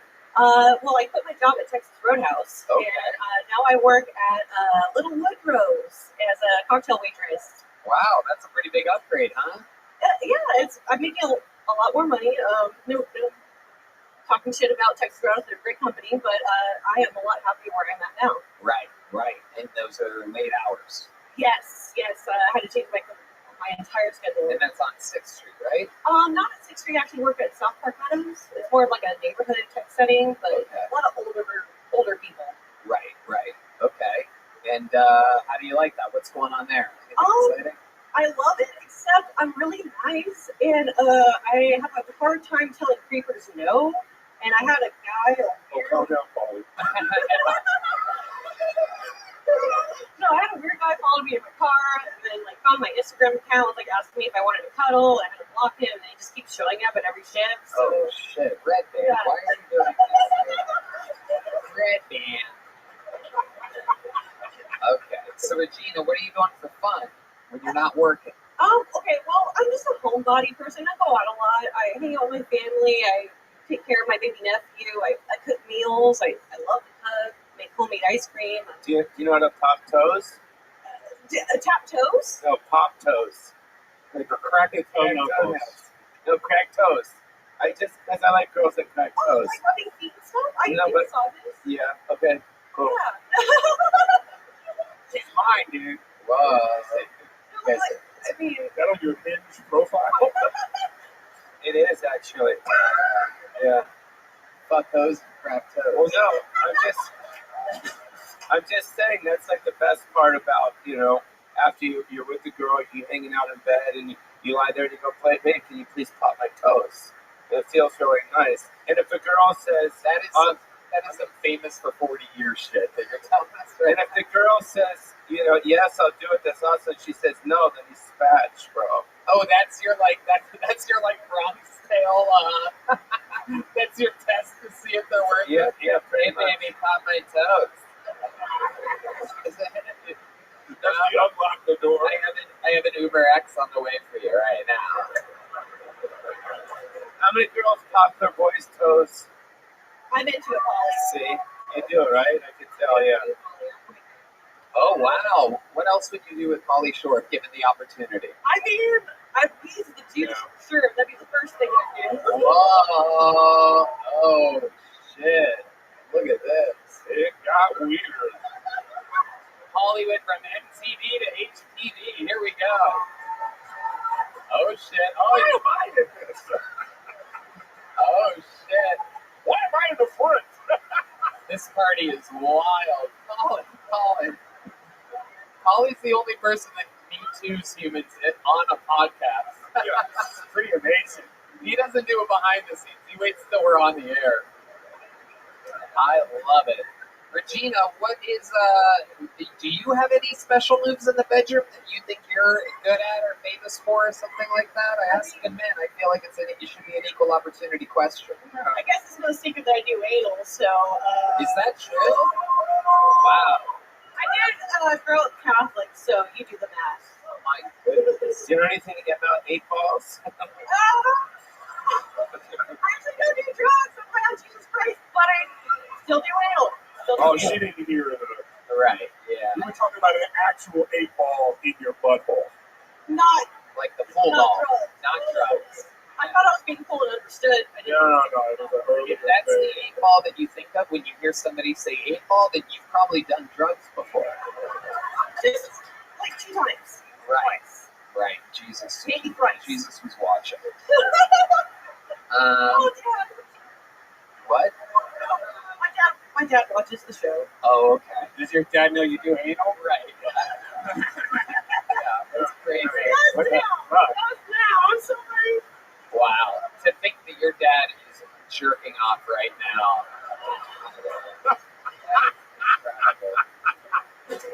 Because of Paul. You know what I mean? It's all public. I love it. Regina, congratulations. Did you get a little joke book last I time? got a little one, yeah. I got good news for you. You've moved up to a medium joke book. Congratulations. There you go. Make some noise for Regina Frank, everybody. There she goes. I pulled the next name out of the bucket. It's Montana Lacasse, everybody. Montana Lacasse. And Baby Jackson will be after that. Here's Montana, everybody. Should be. Make some noise for Montana, everybody. What's up, guys? I'm from Montana. I just, before I got here, I bought a truck. And in Montana, we actually use it. Unlike you fags who are buying them, but whatever. Oh, fuck you guys. Haven't got my license plate yet. The dealer said wait 20 to 30 days before getting the license plate. Think about getting some custom ones. Any of you guys got custom ones? Yeah, only one person, broke ass motherfuckers. Yeah, I'm thinking about getting some custom ones. I'm thinking about getting RSEXOFF. Registered sex offender on the plates. I was thinking about getting dad rapist, but it was way too many letters, bro. Fuck you guys, that shit was funny. Dad rapist on the license plate isn't funny for you guys. Going with my girlfriend recently, she said, Kanan, I gave you everything. I said, I'm well aware, bitch. I'm on 4 different antibiotics right now, dude. These are weak, bro. What? What did you say there at the end? I was saying I'm on 4 different antibiotics. No. The last thing that you said. Hold on. The last thing that you said. These things are weak. My jokes are weak. Right. Okay, I was just making sure that that's what you said. It was my inner narcissist blaming it on other people. No, I thought you were very likable. Thank you. I mean, the most likable comedian I've ever seen. Calls you guys a fag the second he gets out. Immediately, just won the audience. Montana, let's talk about it. You're god awful at this. How long have you been doing stand-up comedy? I've been doing about a year and a half now. In Montana? Yeah. Are there humans watching you when you're doing it? Unfortunately. How many? Dude, I got a population like 40,000. 40? No, 40, yeah, 40,000 people. People in your city? Yes. Very small. You're kind of a weird looking dude. What's going on with your head and everything? No, you have like you have a weird. Hold on. You have a weird ear. I'm noticing. You kind of have a weird lip. What's going on? Explain to these people. You have gigantic eyebrows. You look like somebody smushed Bert and Ernie together. You're a bizarre looking guy. You help us understand. You wrestled in high school. That's that. You had cauliflower ear, and then you got it drained, and now you have sloth ear. What about the lip? Did you have Excellent. That was dirty dick. How do you live with that? What's life being? How's life as an AFC? Because I'm going to say every single fucking day that I see you until you read the book.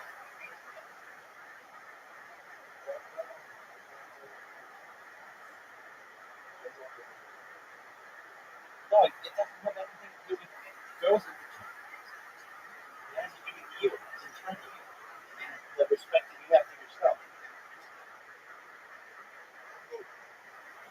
Dog, you have nothing. Okay? I'm telling you, this isn't about girls. This is about how you hold yourself. What kind of respect you have for yourself. You need to download. What's in the book I want you to download? That's correct. Who's it by? No, his name's Neil Strauss. You need to download it. Literally, I could download it. You want me to teach you how to download it right now so you just have it? Okay, go to Google or whatever. Go to Google. Let me know when you're at Google.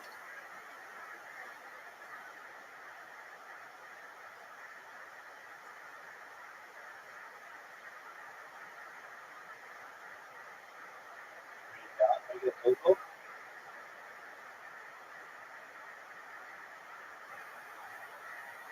Yo, dog. What are you doing?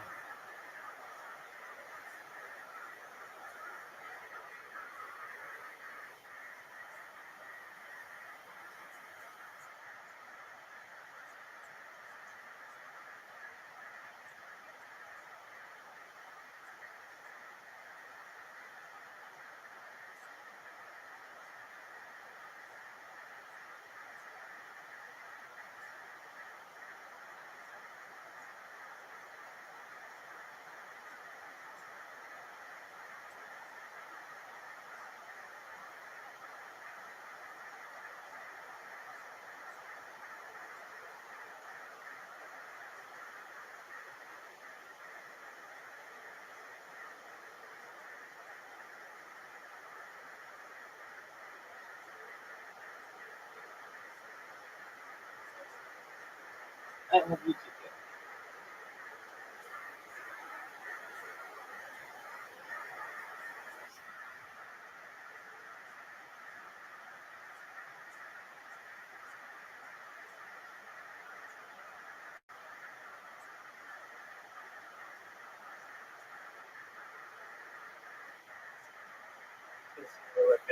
What do you mean?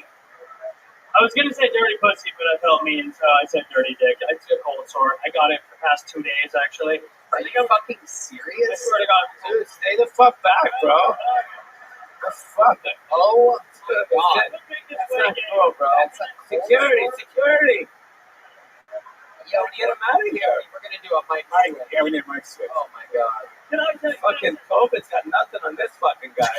Dude, that is, for those of you listening to the podcast, and for those of you in the back of the room, let me just tell you, this is one of the most unbelievable fucking cold sores I've ever seen in my life.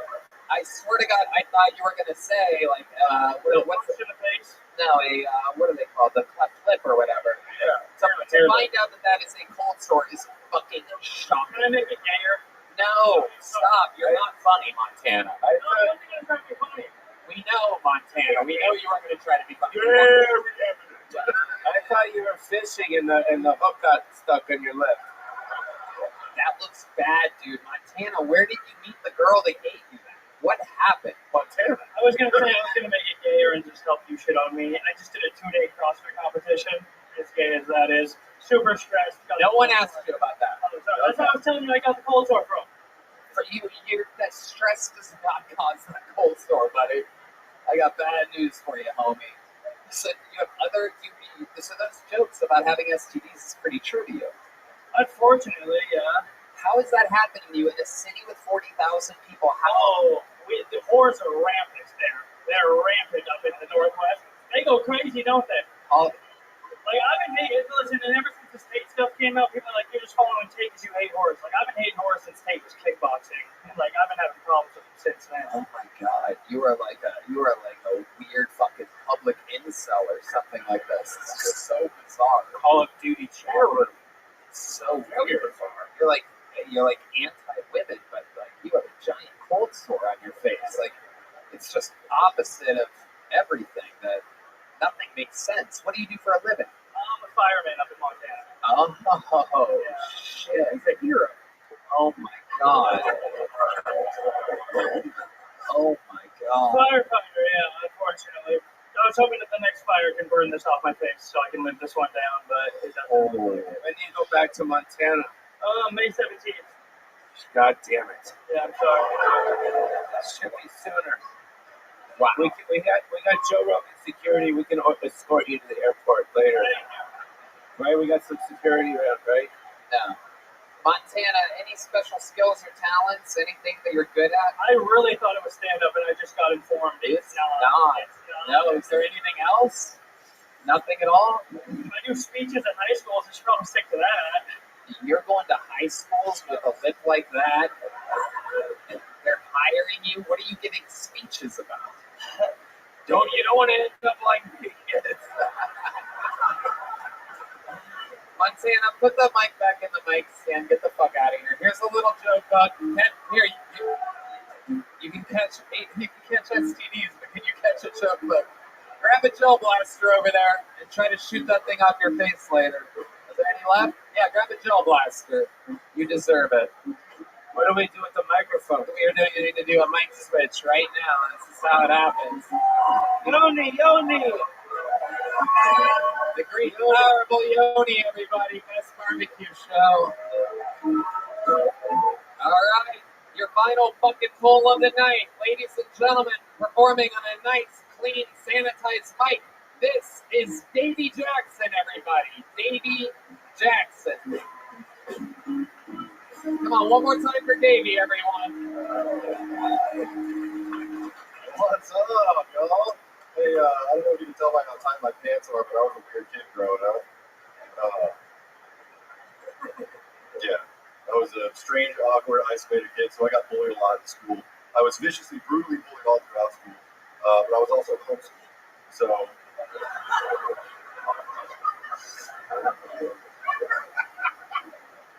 that was mostly just my mom, you know. I come downstairs from school in the morning, she's like, nice pants, you fucking nerd. It's like, okay, mom.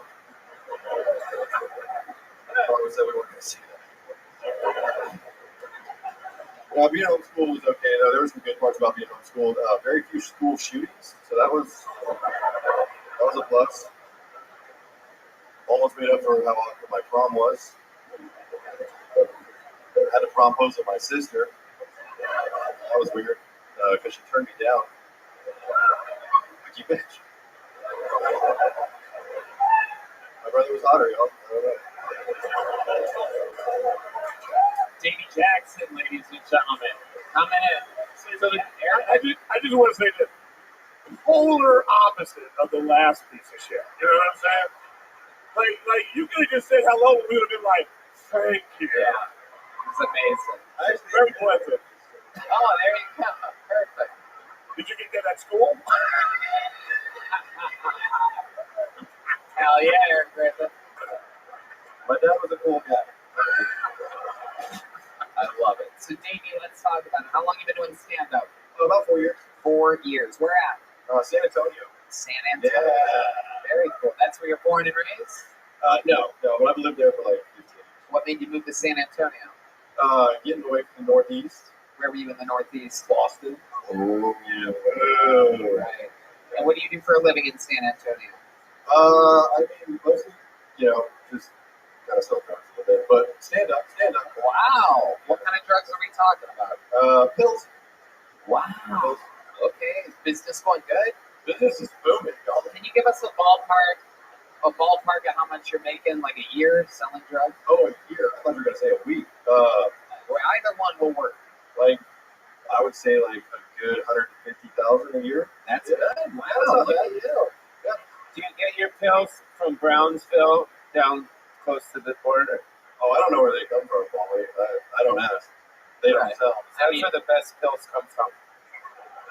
Wow. Yeah, that's close to the border of Brownsville. Yeah. I mean, most of those have fentanyl, so I don't know if you want to do that. Well, I like fentanyl. It's cool. Yeah. Paulie has an increased tolerance for fentanyl. I love it. Davey.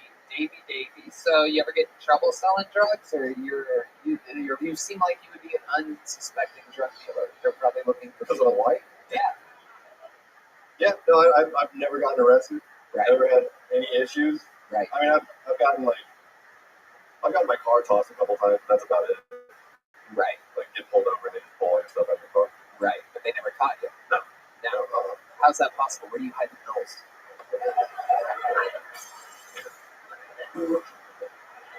Red Band, come on. I mean, it's called a prison pocket for a reason. That's wow. That's how you get people a lot. Oh, that's a pro tip, Bill. That's free. So are we talking Xanax mostly? Xanax. You got Xannies in your fannies? I feel like we need to swap mics again. You know what I mean? What? You gotta swap mics again. I love it. Okay, what's your love like? What? You seem like a real good-looking dude. Thank you, Tony. I appreciate that. I mean, not that good-looking, but go ahead. All right. No, love life is pretty good. Love life's good. I go on a lot of bad dates. I just broke up with a girl. Yeah. Yeah. So that was kind of rough. How long were you with her? 3 months. And can you describe to us how you broke up with her? Did you give a specific method, or is there something that you said? Did you do it via text? No. But I did it in person. Right. So, like, let's go through it. Pretend like I'm her. What did you say? Look me in my eyes if you're going to break up with me. Baby, you know I love strippers, and I love you. She was a stripper. Okay. But I just can't do this anymore. Was her name Strawberry?